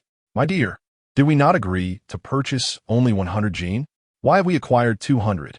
I feel more secure buying a bit more. Chu Yue smiled in agreement. She then dashed to the previous vendor of pastries, intending to buy a portion to bring home for Xiaozhu. However, she was taken aback to find that the pastries, which had cost 10 won before, now cost 20. After inquiring about the price, she hastily pulled Lu Xinghe away. Why aren't we buying? It's too expensive. Chu Yue gom lai. Hearing this, Lu Xinghe softened his tone, suggesting, if you desire them, let's purchase a few. After all, we do not indulge often. It's fine. I shall make them myself when we return. You can make pastries? Lu Xinghe asked, astonished. Not really. Chu Yue replied with her eyes twinkling in mirth. But I've tasted them before. I can surely manage. If they don't turn out well, we can simply eat them as a meal. Lu Xinghe chuckled at her words. With that attitude, I believe you can succeed. Once they exited the town, they tied the cart to the mule and let it lead the way. Chu Yue sat atop the cart, guiding the mule forward while Lu Xinghe steadied the handle from behind. This arrangement made their journey considerably lighter and swifter compared to their arrival. As they approached their home, they called out, Mother, we are back. Yin Suha opened the door, her eyes widening in surprise at the sight of the tall mule. Why have you brought back a mule? Lu Xinghe, while untying the hemp rope from the cart, replied, Today, someone in town was selling them at a price 6 or 7 taels cheaper than usual, so I bought it. It will certainly be useful for our household, and having one on hand is convenient. Yin Sue said nothing in response. She glanced around the house and noted that their pigsty was empty, making it a suitable place for the mule. The pigsty was the only structure made of mud bricks, and when it was built, Lu Xingping and Lu Xingyan had mixed in a good amount of stones, making it much sturdier than an ordinary earthen house. Lu Xinghe led the mule into the pigsty, using a chopper to chop the rice stalks finely, which he mixed with the shredded leaves from the radishes, pouring the mixture into the trough to feed the mule. After unloading the brown rice, Yin Saha took 2 radishes from the kitchen and handed them to Lu Xingyan. Xingyan, you and Xingping take the cart to Aunt Lin's house, and bring these radishes to her as well. All right, they replied, one carrying the radishes while the other pushed the cart, darting away like a gust of wind. Chu Yue glanced in the direction of her brothers, then turned back to Yin Soha. Mother, has Xiaozhu fallen asleep? He fell asleep right after dinner. The child has only just begun to recover from his illness and is still weak. He needs to rest for a while longer. Yin Tsueha brushed the dust off her hands. You've been busy all morning. You must be hungry. I'll bring out the food that's heating in the pot. Chu Yue quickly stepped forward. Mother, we can manage it ourselves. You should rest. Yin Tsueha waved her hand. It's not a heavy task. I'm quite fit now. Seeing this, Chu Yue turned and, along with Lu Xinghe, carried 2 bags of brown rice into the cellar, then washed her hands and sat down to eat. Yin Tsueha watched them finish their meal, then stood up to collect the bowls. Xinghe, how much did you pay for the mule? 15 taels and 201. Yin Tsueha was taken aback. You took so much money to town today? Aren't you afraid of being robbed? I intended to buy rice in town, and by some twist of fate, I brought along 15 taels. But today, we made a considerable profit from selling that cart of cabbage and radishes. Chu Yue said, her face full of mystery. Mother, guess how much we made? Yin Tsueha smiled slightly. You little girl, just like Xingping and Xingyan, getting more mischievous. I didn't accompany you to sell the vegetables, so how can I guess? Chu Yue chuckled and held up 3 fingers. That cart of vegetables sold for nearly this amount. Yin Tsueha's eyes widened in astonishment. So much. Chu Yue nodded. The market was bustling today, but there were hardly any other vegetable sellers. As soon as we displayed our vegetables, many people gathered around. Today we sold the cabbages for 50 won each, and quite a few were sold. In a few days, they might even fetch 100 won. Lu Xinghe interjected, 100 won? We would need to sell those in the county. In town, only a few wealthy households might buy 1 or 2, while the rest cannot afford them. In any case, we now have a mule, which makes going to the county much easier. Upon hearing this, Chu Yue, brimming with enthusiasm, promptly rose to her feet. Mother, I shall head to the old house to harvest some radishes. Would you be so kind as to boil a pot of water and let it cool for me? I shall need it for soaking the radishes later. Yin Tse nodded vigorously. Of course, that's a trivial matter. If you go to the old house, do invite Xingping and Xing to join you. All right, Chu Yue replied, then exited the kitchen, calling out to Xingping and Xing about their trip to the old house to gather radishes. Just as the 2 brothers returned home after delivering the cart, still warming their seats, they dashed out again, grabbing a basket and a backpack from under the eaves before heading out. Seeing Chu Yue depart for the old house, equipped with a hoe and some leftover vegetable seeds, Lu Xinghe deduced her intentions. After exchanging a few words with Yin Tsueha, he too followed the group outside. Chapter 92. Sharing noticing an emptiness at her shoulder, Chu Yue glanced back in surprise. Husband, why are you not inside reading, but following us instead?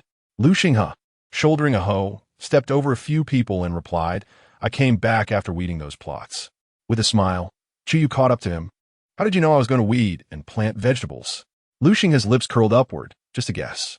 Chu Yue glanced at the hoe resting on his shoulder and then at the vegetable seeds in her hand. What was there to guess? After all, her husband was astute and could see through her intentions at a glance. The fact that he chose to accompany her and share the labor brought her immense joy. In a short while, the 4 of them arrived at the old house. The soil in front of the old house was loose, and the radishes grew splendidly. With a gentle tug, she pulled up a large radish with little effort. Before long, the 3 of them had harvested all the radishes from 2 plots. Having gathered the vegetables, Lu Xinghe cleared the cabbage stumps and leveled the ground, while the Lu Xingping brothers followed behind, applying fertilizer. Chu Yue twisted off all the radish leaves, placing the radishes into her backpack and stuffing the leaves into the basket. By the time she finished processing the radishes, Lu Xinghe had already tidied up 3 rows of land and paused to catch his breath. Let's leave the radishes here for now. I'll finish weeding and take them back later. Chu Yue set her backpack and basket aside and joined him in the field. Once he had completed the weeding, Lu Xinghe carried the backpack and basket home, entrusting the tasks of planting and fertilizing to Chu Yue and the Lu Xingping brothers.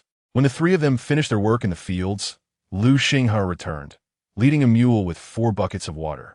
As he unloaded the water from the mule's back, he said, I borrowed 2 buckets from Grandma and Grandpa on my way back. With this mule, watering will be much easier in the future.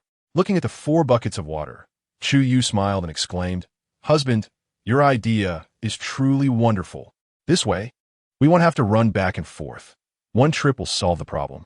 Lu Xinghe nodded. When the time comes, I'll ask the village carpenter to make 2 more buckets and craft a cart for the mule. Next time we go out, it will be much more convenient. Hearing this, Lu Xingping stood up and inquired, "Elder brother, can Sanmao make a cart? He's not particularly skilled, but I can provide him with the blueprints and ideas." Lu Xinghe replied, while helping Chu Yue water the plants. "Buying a cart in town would cost at least 8 to 10 taels. But if we have someone in the village make it, along with the wood, it won't exceed 3 taels of silver." Chu Yue nodded, "All right. Then let's have someone in the village make it. Every bit saved counts." "Oh, Xinghe, have you bought a mule?" A voice interrupted from outside the yard. Lu Xinghe stood up and saw it was Li Shi, Sun Daju's mother. He merely nodded in her direction and continued watering without further engagement. Seeing that the group was disinclined to converse with her, the old woman huffed in annoyance and left. Upon returning indoors, she began to berate Sun Daju, exclaiming, "You, with your obstinate and wooden demeanor, managed to draw only 20 coins from the well. Could you not have asked for more? Now that others are prospering, who still remembers your name? Look at those in Lu Xinghe's household. Just moments ago, the old woman greeted them, yet they didn't even spare me a glance. Is this not a blatant affront to my dignity?" Beside her, Luo Shi shot her an irritated glance. "Mother, if you wish to command respect from others, you must first present yourself with the decorum befitting an elder. You have persistently sought out scraps, whether it be pig trotters or vegetables, always eager to seize any advantage. Who would hold you in esteem under such circumstances?" Not long ago, they had managed to send her to the old residence for some peace. But with the recent downturn in the market and rising pork prices, she had not received any meat this month, prompting her to return to the household. With such a shrewd matriarch around, she could hardly bear to remain. Li Pozi, upon hearing her daughter-in-law's words, pointed an accusatory finger at her, rebuking, "You are the epitome of someone who clings to their pride even as they suffer. How can you survive without sustenance? What is wrong with asking for a little food? I have not disturbed their ancestral graves. You will never reflect on your own actions, always convinced of your righteousness. Is your pride truly so inflated?" Sun Daju, witnessing the escalating argument between the mother and daughter-in-law, felt a wave of frustration and scratched his head. "Mother, must you always argue? Can we not simply live in peace?" He then turned to Luo Shi, "And you, how could you speak to mother in such a manner?" Luo Shi, already brimming with indignation, felt even more aggrieved upon hearing Sun Daju's words. This was the first time he had referred to her as Luo Shi. Li Pozi, rather than mediating, seized the opportunity to exacerbate the situation, retorting, "This has been your behavior for quite some time. You show no regard for the most basic of filial piety. I wonder how your parents raised you. Had I known you were so ill-mannered, I would never have permitted Daju to marry you, lest you corrupt my beloved grandson." At this, Luo Shi felt her blood boil, her entire being trembling with rage. Sun Daju, sensing her distress, rushed to grasp her arm. "Wife, do not touch me." Luo Shi glared at Sun Daju, disappointment and resentment gleaming in her eyes. "Daju, I misjudged you. With her presence, I no longer wish to endure this life. You may handle it as you see fit." With that, she removed her apron and flung it to the ground, storming out. Sun Daju, intent on pursuing her, was forcibly held back by Li Pozi. "Do not follow her. Let her leave. I believe Luo Shi has been spoiled by you. She has borne you 3 children. I refuse to believe she will not return." "Mother." Sun Daju forcefully broke free from Li Pozi's grasp. "I implore you, return to the old residence. Do you not recall how you treated her? When she was pregnant and suffering, unable to keep anything down, you killed the chicken without offering her even a sip of broth. After she recovered, she discovered only by the feathers in the yard that you had slaughtered a chicken for your meal. When she gave birth to our eldest during the winter, the delivery was arduous. The very next day, while I was away working, you compelled her to wash an entire family's worth of clothing, resulting in severe hemorrhaging that nearly cost her life. I need not enumerate the subsequent events. My insistence on separating our households stemmed from my inability to endure your demeanor. Had you possessed even a semblance of elderliness, she would not have suffered thus. I am genuinely grateful that you have consented to remain under our roof." Reflecting on the hardships endured by the Luo family, Sun Daju was overwhelmed with emotion.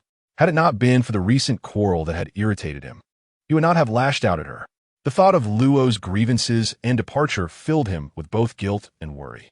Sun Daju knelt before Li Pozi, beseeching, "Mother, I implore you, spare me this anguish. I do not wish for our family to fragment. nor for our 3 children to grow up without a mother. Please return to the old homestead. I assure you, as long as there is sustenance in our household, you shall never go hungry. Chapter 93. Helplessness. Old Lady Li gazed at her son, her expression one of shock and confusion. She had never anticipated that her actions would inflict such profound pain upon him. Wiping away her tears, she retreated to her room to gather her belongings.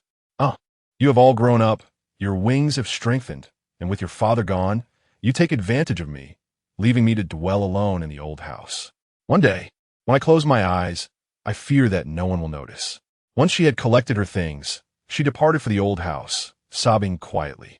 Son Diju, this time resolute, did not soften his heart as he watched old Lady Li leave. Afterward, he instructed his eldest daughter to look after her younger siblings and hurried out to seek Luo Shi.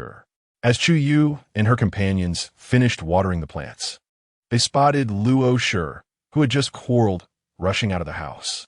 Seemingly lost, she sought a secluded corner to crouch and weep. Chu Yue glanced toward Lu Xinghe, handed him the water ladle, and exited the courtyard. Aunt, what troubles you? Luo Shi buried her face in her arms, replying, I'm fine, just unsure of where to go.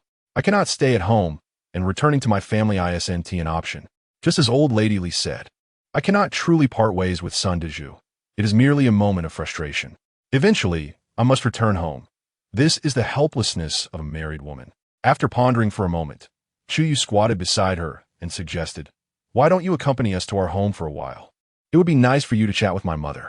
In the past, she would occasionally have a word with you when we were here.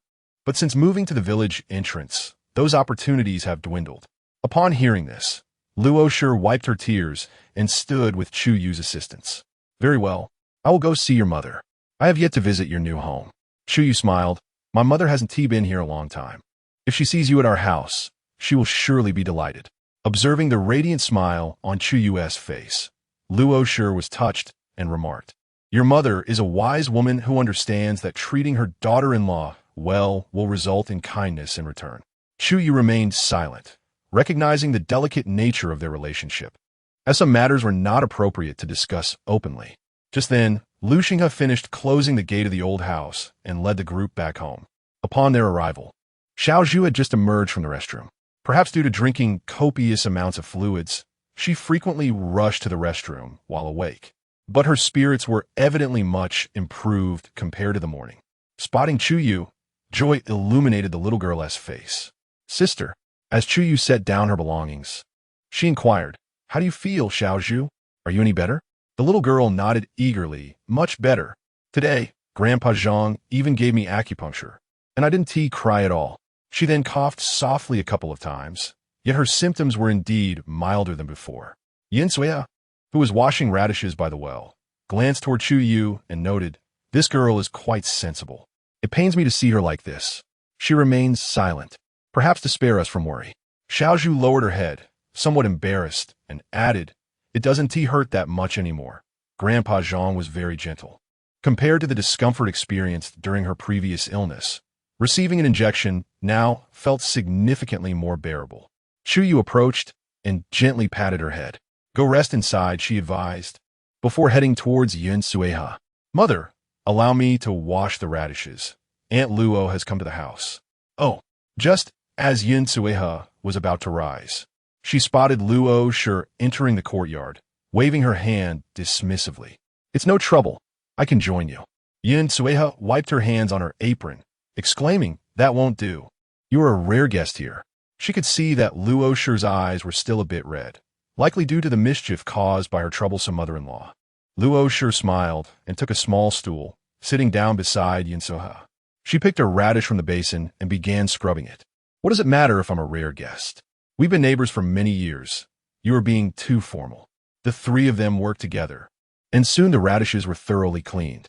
Yin Sueha went to the kitchen to brew a cup of tea for Luo Shi, and the 2 sat under the eaves, engaging in pleasant conversation. Once the water had drained from the radishes, Chu Yue began to slice them. She cut some of the washed radishes into slender strips and others into small cubes. The elongated radish strips were laid out on a bamboo tray to dry, while the cubes were salted for pickling. Once they released their moisture, she would drain the water and place them into jars, adding cooled boiled water, rice vinegar, and a touch of sugar, having to substitute brown sugar for the absent rock sugar and white sugar. The pickled radishes filled 3 small jars, and once prepared, they will be delightfully tangy and sweet, perfect for whetting the appetite. After chatting with Luo Shi and learning about her family situation, Yin Sueha felt it prudent to refrain from further commentary. It is often said that one would rather dismantle 10 temples than disrupt a single marriage. Moreover, Sun Dazhu had committed no grave offense. The crucial matter lay in how he would navigate the tensions between mother-in-law and daughter-in-law. Ultimately, the key issue rested with Li Shi. Yin Sueha had previously encountered her, and she was indeed an unlikable character. Tonight, you shall dine at my home. Let Dazhu feel a bit anxious. After dinner, I will have Xingping inform him of your presence here, and he can come to fetch you himself. If he does not come, you need not return. We can manage to squeeze in for the night. Given Sun Dazhu's regard for Luo Shi, she feared that word would spread quickly, prompting him to come and take her home immediately. Luo Shi felt somewhat embarrassed. How can I impose upon you? Nonsense. It's no trouble at all. You relax here.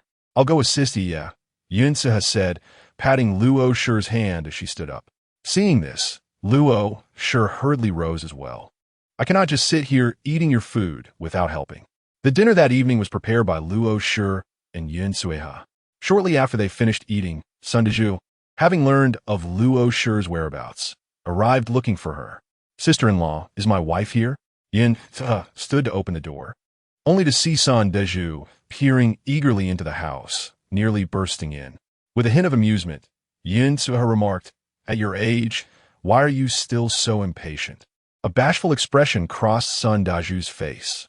Sister-in-law, is my wife not here? She ran out in the afternoon, and no one knew where she had gone. I just made a trip to my father-in-law's house, but did not see her return. Upon returning to the village, I heard someone say she was here, so I came right away. Yin Sueha was somewhat surprised. Oh, you even went to Lujibeo? Hearing Sun Dazhu's words, Luo Shi could no longer contain herself and rushed out, saying, What business do you have going to Lujibeo? Don't burden your parents with worries on my account. Wife, you are really here, Sun Dazhu exclaimed, his face brimming with excitement as he grasped her hand. I didn't mention anything to my parents. I only brought some vegetables. When I saw you weren't there, I came back. Rest assured. Luo Shi pulled her hand away from Sun Dazhu's grasp and asked irritably, What do you want from me? Weren't you defending your mother this afternoon? I was just momentarily confused. It won't happen again, truly. If I ever speak harshly to you again, you may strike me, and I shall not retaliate. As he spoke, he took Luo Shi's hand and pounded it against his chest. Chapter 94 Enlightenment. How could Luo Shi genuinely strike him? If she were to do so, she would only end up tending to the aftermath herself. Whereas your mother, she has returned to the old residence and will no longer stay in our home. Sun Dazhu responded while cautiously observing Luo Shi's expression, fearful that a careless word might provoke her ire. Oh, Luo Shi replied, indifferent. Seeing this, Sun Dazhuang took her hand again, pleading, My dear, why not return with me? The children are still unaware if they have eaten. Luo Shi retorted coolly, Lanxin can cook. There's nothing to worry about. As Sun Dazhuang realized that the children could not sway Luo Shi's resolve, his anxiety deepened. He hurriedly added, Even if you do not care for the children, could you at least spare a thought for me? I have been searching for you all afternoon and have yet to eat a single bite. You brought this upon yourself. Though she spoke thus, Luo Shi's demeanor began to soften. After all, he was the man she had lived with for over a decade. Sun Dazhu had indeed treated her well, and were it not for Li Posi's meddling, their lives would surely be more harmonious. Yin Sueha, observing their entangled emotions, felt a pang of envy. All right, enough of this. You two can indulge in your affections later. As long as a couple's bond remains strong, no issue is insurmountable. Dazhu, be mindful of your words. You know your wife's character. If she were truly ill-tempered, she would not allow you to neglect your mother's welfare. Sun Dazhu, with a sincere expression, replied, I will be more cautious in the future. Thank you, sister-in-law, for sheltering my wife today. Yin Sueha sighed, what can be done? When a woman marries and encounters discord, she cannot return home nor her maternal family. She can only seek refuge here. Upon hearing this, Sun Dazhu felt even greater remorse. My dear, I am sorry, it was my fault. Luo, sure, shot him a glance. Didn't Tu say you were hungry? Why are we still here? With that, she nodded to Yin Saha and exited the courtyard, Sun Dezhu trailing closely behind. Ah, we're heading back now. My dear, have you eaten? Shall we dine together when we return? Walking ahead, Luo Sure coldly replied, I will not eat with you. My dear, does this mean you have yet to forgive me? It is said that a man is made of iron, and food is steel. Even if you're upset with me, you must first fill your stomach. No? Are you done yet? Watching the couple bicker as they walked away, Yin Sueha smiled and closed the courtyard door. Chu Yue observed her expression, realizing that she was likely reminded of her father upon witnessing the affection between Sun Dezhu and his wife. Mother, was father good to you in the past? Yin Sueha paused, nodding. His temperament differed from Sun Dezhu's. He was quiet and gentle. We spent 10 years together, rarely quarreling. For what sounded, father must have treated mother exceptionally well. Yin Sueha sighed. He was good, but he left too soon. Chu Yue, hearing this, found herself at a loss for words, ultimately concluding that for now, their mother still had them, and the days ahead would surely improve. Yin Sueha smiled gently, and although there were regrets in her heart, reflecting upon the present, it was not as sorrowful as the past. You need not worry, I find this way of living quite satisfactory, having enough to eat and wear, with dutiful children and residing in a sturdy brick house. It is something we once dared not even dream of. Chu Yue smiled brightly. It was indeed wonderful that her mother could think this way. Lu Xinghe, who had been engrossed in his studies, listened to the conversation between the mother and daughter, a slight smile gracing his lips. It is said that harmony in the family leads to prosperity. Had their household been as tumultuous as the Sun family, he would have found it impossible to concentrate on his studies. Now, the peaceful atmosphere at home was truly delightful, allowing one to experience tranquility. On the third day since Xiaozhu came to their home, her condition had noticeably improved under the care of the family. Aside from a slight cough, her other symptoms had nearly vanished. As her health improved, her appetite significantly increased. In the previous days, as she had spent much time resting in bed, Chu Yue worried about her digestion and had prepared only half a bowl of rice porridge each time, adhering to the principle of eating smaller, more frequent meals. Now that she was well, she joined the family at the dining table. One bowl of porridge was not sufficient, and she often needed a refill. Chu Yue looked at Zhang Zheng with concern. Master, is it all right for her to eat like this? Zhang Zheng shook his head reassuringly. Do not worry. The child has been ill, and her body has undergone considerable strain. Now that she is recovering, let her eat as much as she desires. After all, it is not difficult to digest. Just encourage her to be active afterward. Xiaozhu, overhearing their conversation, anxiously set down her bowl of porridge. Am I eating too much? Will my brother-in-law and sister-in-law think poorly of me for eating? Lu Xingping, with his characteristic candor, chuckled. With your petite stature, shouldn't you eat a bit more? Xiaozhu scrunched her nose in a feigned display of grievance, as if they believed her too young to eat heartily.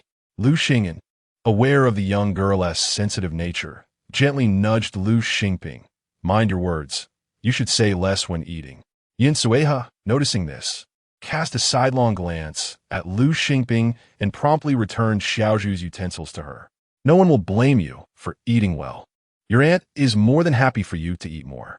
The more you eat, the faster you will recover. Your sister is merely concerned about you overeating and harming your health. Do not misconstrue her intentions. Upon hearing Yin Sue's words, Xiaozhu picked up her bowl and resumed eating. After finishing her meal, she instinctively reached for the bowls on the table, intending to wash them. But Lu Xingping quickly snatched them up. Little one, this is my task. You cannot take it from me. The young girl felt a bit embarrassed, standing there with her head lowered, her hands awkwardly fidgeting in front of her. Noticing this, Chu Yue approached her and gently ruffled her hair, speaking softly. Both Xingping and Xing'an are wonderful brothers. Xingping is just looking out for you, not wanting you to work too hard. Even though I am young, I can help with these chores, Xiaozhu quickly replied. But it is not your turn. Washing dishes is my responsibility. Even your sister-in-law doesn't get a say. Lu Xingping declared with a proud expression as he headed to the water tank to wash the dishes. Chu Yue gazed at Lu Xingping's expression and could not help but find it amusing. She turned her attention back to Xiaozhu. Since her sister had brought her here, It was clear that she had discussed this arrangement with her brother-in-law's family beforehand. Everyone warmly welcomed her arrival. However, it was understandable that they were still unfamiliar with one another, leading to some initial awkwardness in their interactions. Xiaozhu must have sensed this. They meant her no harm. Since she had decided to live here with her sister, it was essential for her to learn to integrate into this family as soon as possible. Did she understand? Xiaozhu nodded, appearing somewhat perplexed, and replied, "I understand, sister." Chu Yue affectionately ruffled her hair once more, encouraging her to play.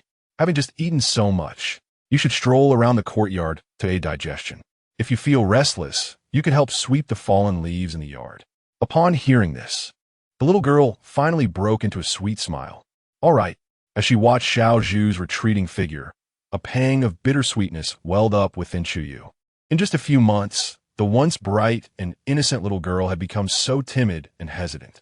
Chapter 95. To the Shun residence, Chu Yue scooped some rice from the grain bin, washed it, and soaked it in a bowl before fetching water from the well to water the fields. Just as she finished, a horse-drawn carriage approached her home. She hurriedly carried the water bucket and ran back, arriving at the doorstep just as the carriage came to a halt. In the next moment, Dr. Zhu emerged from the carriage. "Miss Chu, is your master still at your house?" "Yes, yes," she replied, about to call for someone inside. At that moment, Zhang Jing had already stepped out of his room. "What is it, Miss Chu?" "She is now my disciple. You ought to address her as Junior's sister." "Junior." Dr. Zhu gazed at the youthful girl before him, momentarily at a loss for words. He pursed his lips and quickly tugged at Zhang Jing, pulling him towards the carriage. "Master, I have encountered a challenging case. I implore you to accompany me to examine it." "You old fool. Do you understand the importance of respecting your teacher? Asking for assistance from your master should not involve such childish antics. It is utterly unbecoming." Though Zhang Jing protested verbally, his feet still moved in the direction of the carriage alongside Dr. Zhu. Observing this, Chu Yue promptly set down her ladle and bucket. "Master, brother, may I join you?" Upon hearing Chu Yue refer to him as brother, Dr. Zhu paused, casting a peculiar glance at Zhang Jing. "Master, can we not address each other differently? It is no issue for her to call you master, but I am at least 3 years her senior. Calling me grandfather would not be inappropriate. This sibling title seems a bit excessive." Gazing at the exasperating expression on Dr. Zhu's face, Zhang Jing snorted. "She may call me master and you grandfather. But should I not then address you as uncle?" "Ah." Just as Dr. Zhu was about to retort, Zhang Jing gave him a light slap. "What nonsense! You inconsiderate old man." Dr. Zhu rubbed the back of his head. "No, master, let me explain. I did not mean it like that. Don't you want to save that patient? If you dawdle, shall we wait for you and your junior sister to collect his remains?" Zhang Jing said, stepping into the carriage without waiting for a response. Seeing this, Chu Yue called out to the house before following Zhang Jing into the carriage. Dr. Zhu was the last aboard. Despite being of similar age to Zhang Jing, he struggled to climb aboard as gracefully. In the end, it was Chu Yue who lent him a hand, allowing him to ascend successfully. Once all three were seated in the carriage, it set off towards the village entrance. Chu Wenju watched her sister depart, glancing at Yin Suihe. "Aunt, is my sister quite remarkable now?" Yin Suihe, who was sewing a cotton coat for Xiao Tao, smiled. "Indeed, your sister has always been impressive." Hearing this, the little girl beamed with pride. "That's wonderful. The more powerful my sister becomes, the happier I am. Aunt, after we finish sweeping, could you teach me to do needlework? Your sister is a person of great accomplishments. I wish to help her with household tasks." Listening to Chu Wenju, Yin Suihe felt a sense of pride. "Little Zhu, there is no need to rush. You are still young. Learning needlework can wait until you are 7 or 8 years old. For now, your primary task is to take care of your health and grow strong." Gazing at Yin Suihe's gentle and kind demeanor, Chu Wenju felt an overwhelming sense of familiarity, an expression seldom seen on her own mother's face. Out of the blue, she found herself asking, "Aunt, may I also call you mother like my sister does?" As soon as the words left her lips, a pang of regret struck her. She hoped her aunt wouldn't perceive it as being overly presumptuous. However, Yun Suihe beamed with delight and replied, "Of course, my dear. A mother treasures her little girl." Chu Wenju smiled brightly, sweetly calling out "mother." With that simple utterance, she felt a sense of grounding in her heart, and, as she resumed sweeping the floor, her spirits lifted with renewed vigor. On the carriage, Zhang Jing turned to the doctor, Dr. Zhu, who sat on his left. Which family is it this time? What are the patient's symptoms? Dr. Zhu promptly responded, It's Lady Chun of the Shun family from town. She has always been frail, but she managed well with regular care. Recently, however, the Shun family's youngest son passed away unexpectedly, and just 2 days ago, they buried him after a mourning period. Lady Chun couldn't bear the sorrow of losing her son and fell ill immediately after his burial. Her main symptoms include confusion, snoring, phlegm, hemiplegia, and frequent convulsions, persisting for 2 days now. Zhang Jing glanced towards Chu Yue, wondering if she could deduce the illness. The symptoms described by Dr. Zhu bore a striking resemblance to those of a stroke patient. If she were to make an educated guess, it seemed to be caused by an external wind invasion. Dr.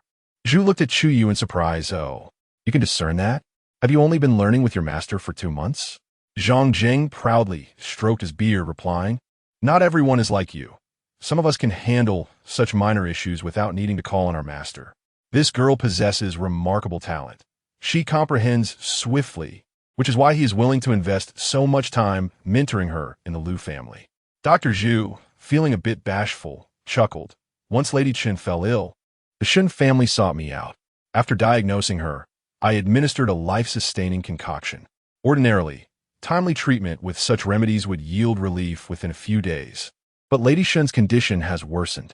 I am at my wit's end and have come to seek my master's guidance. Zhang Jing merely grunted in acknowledgement, falling silent.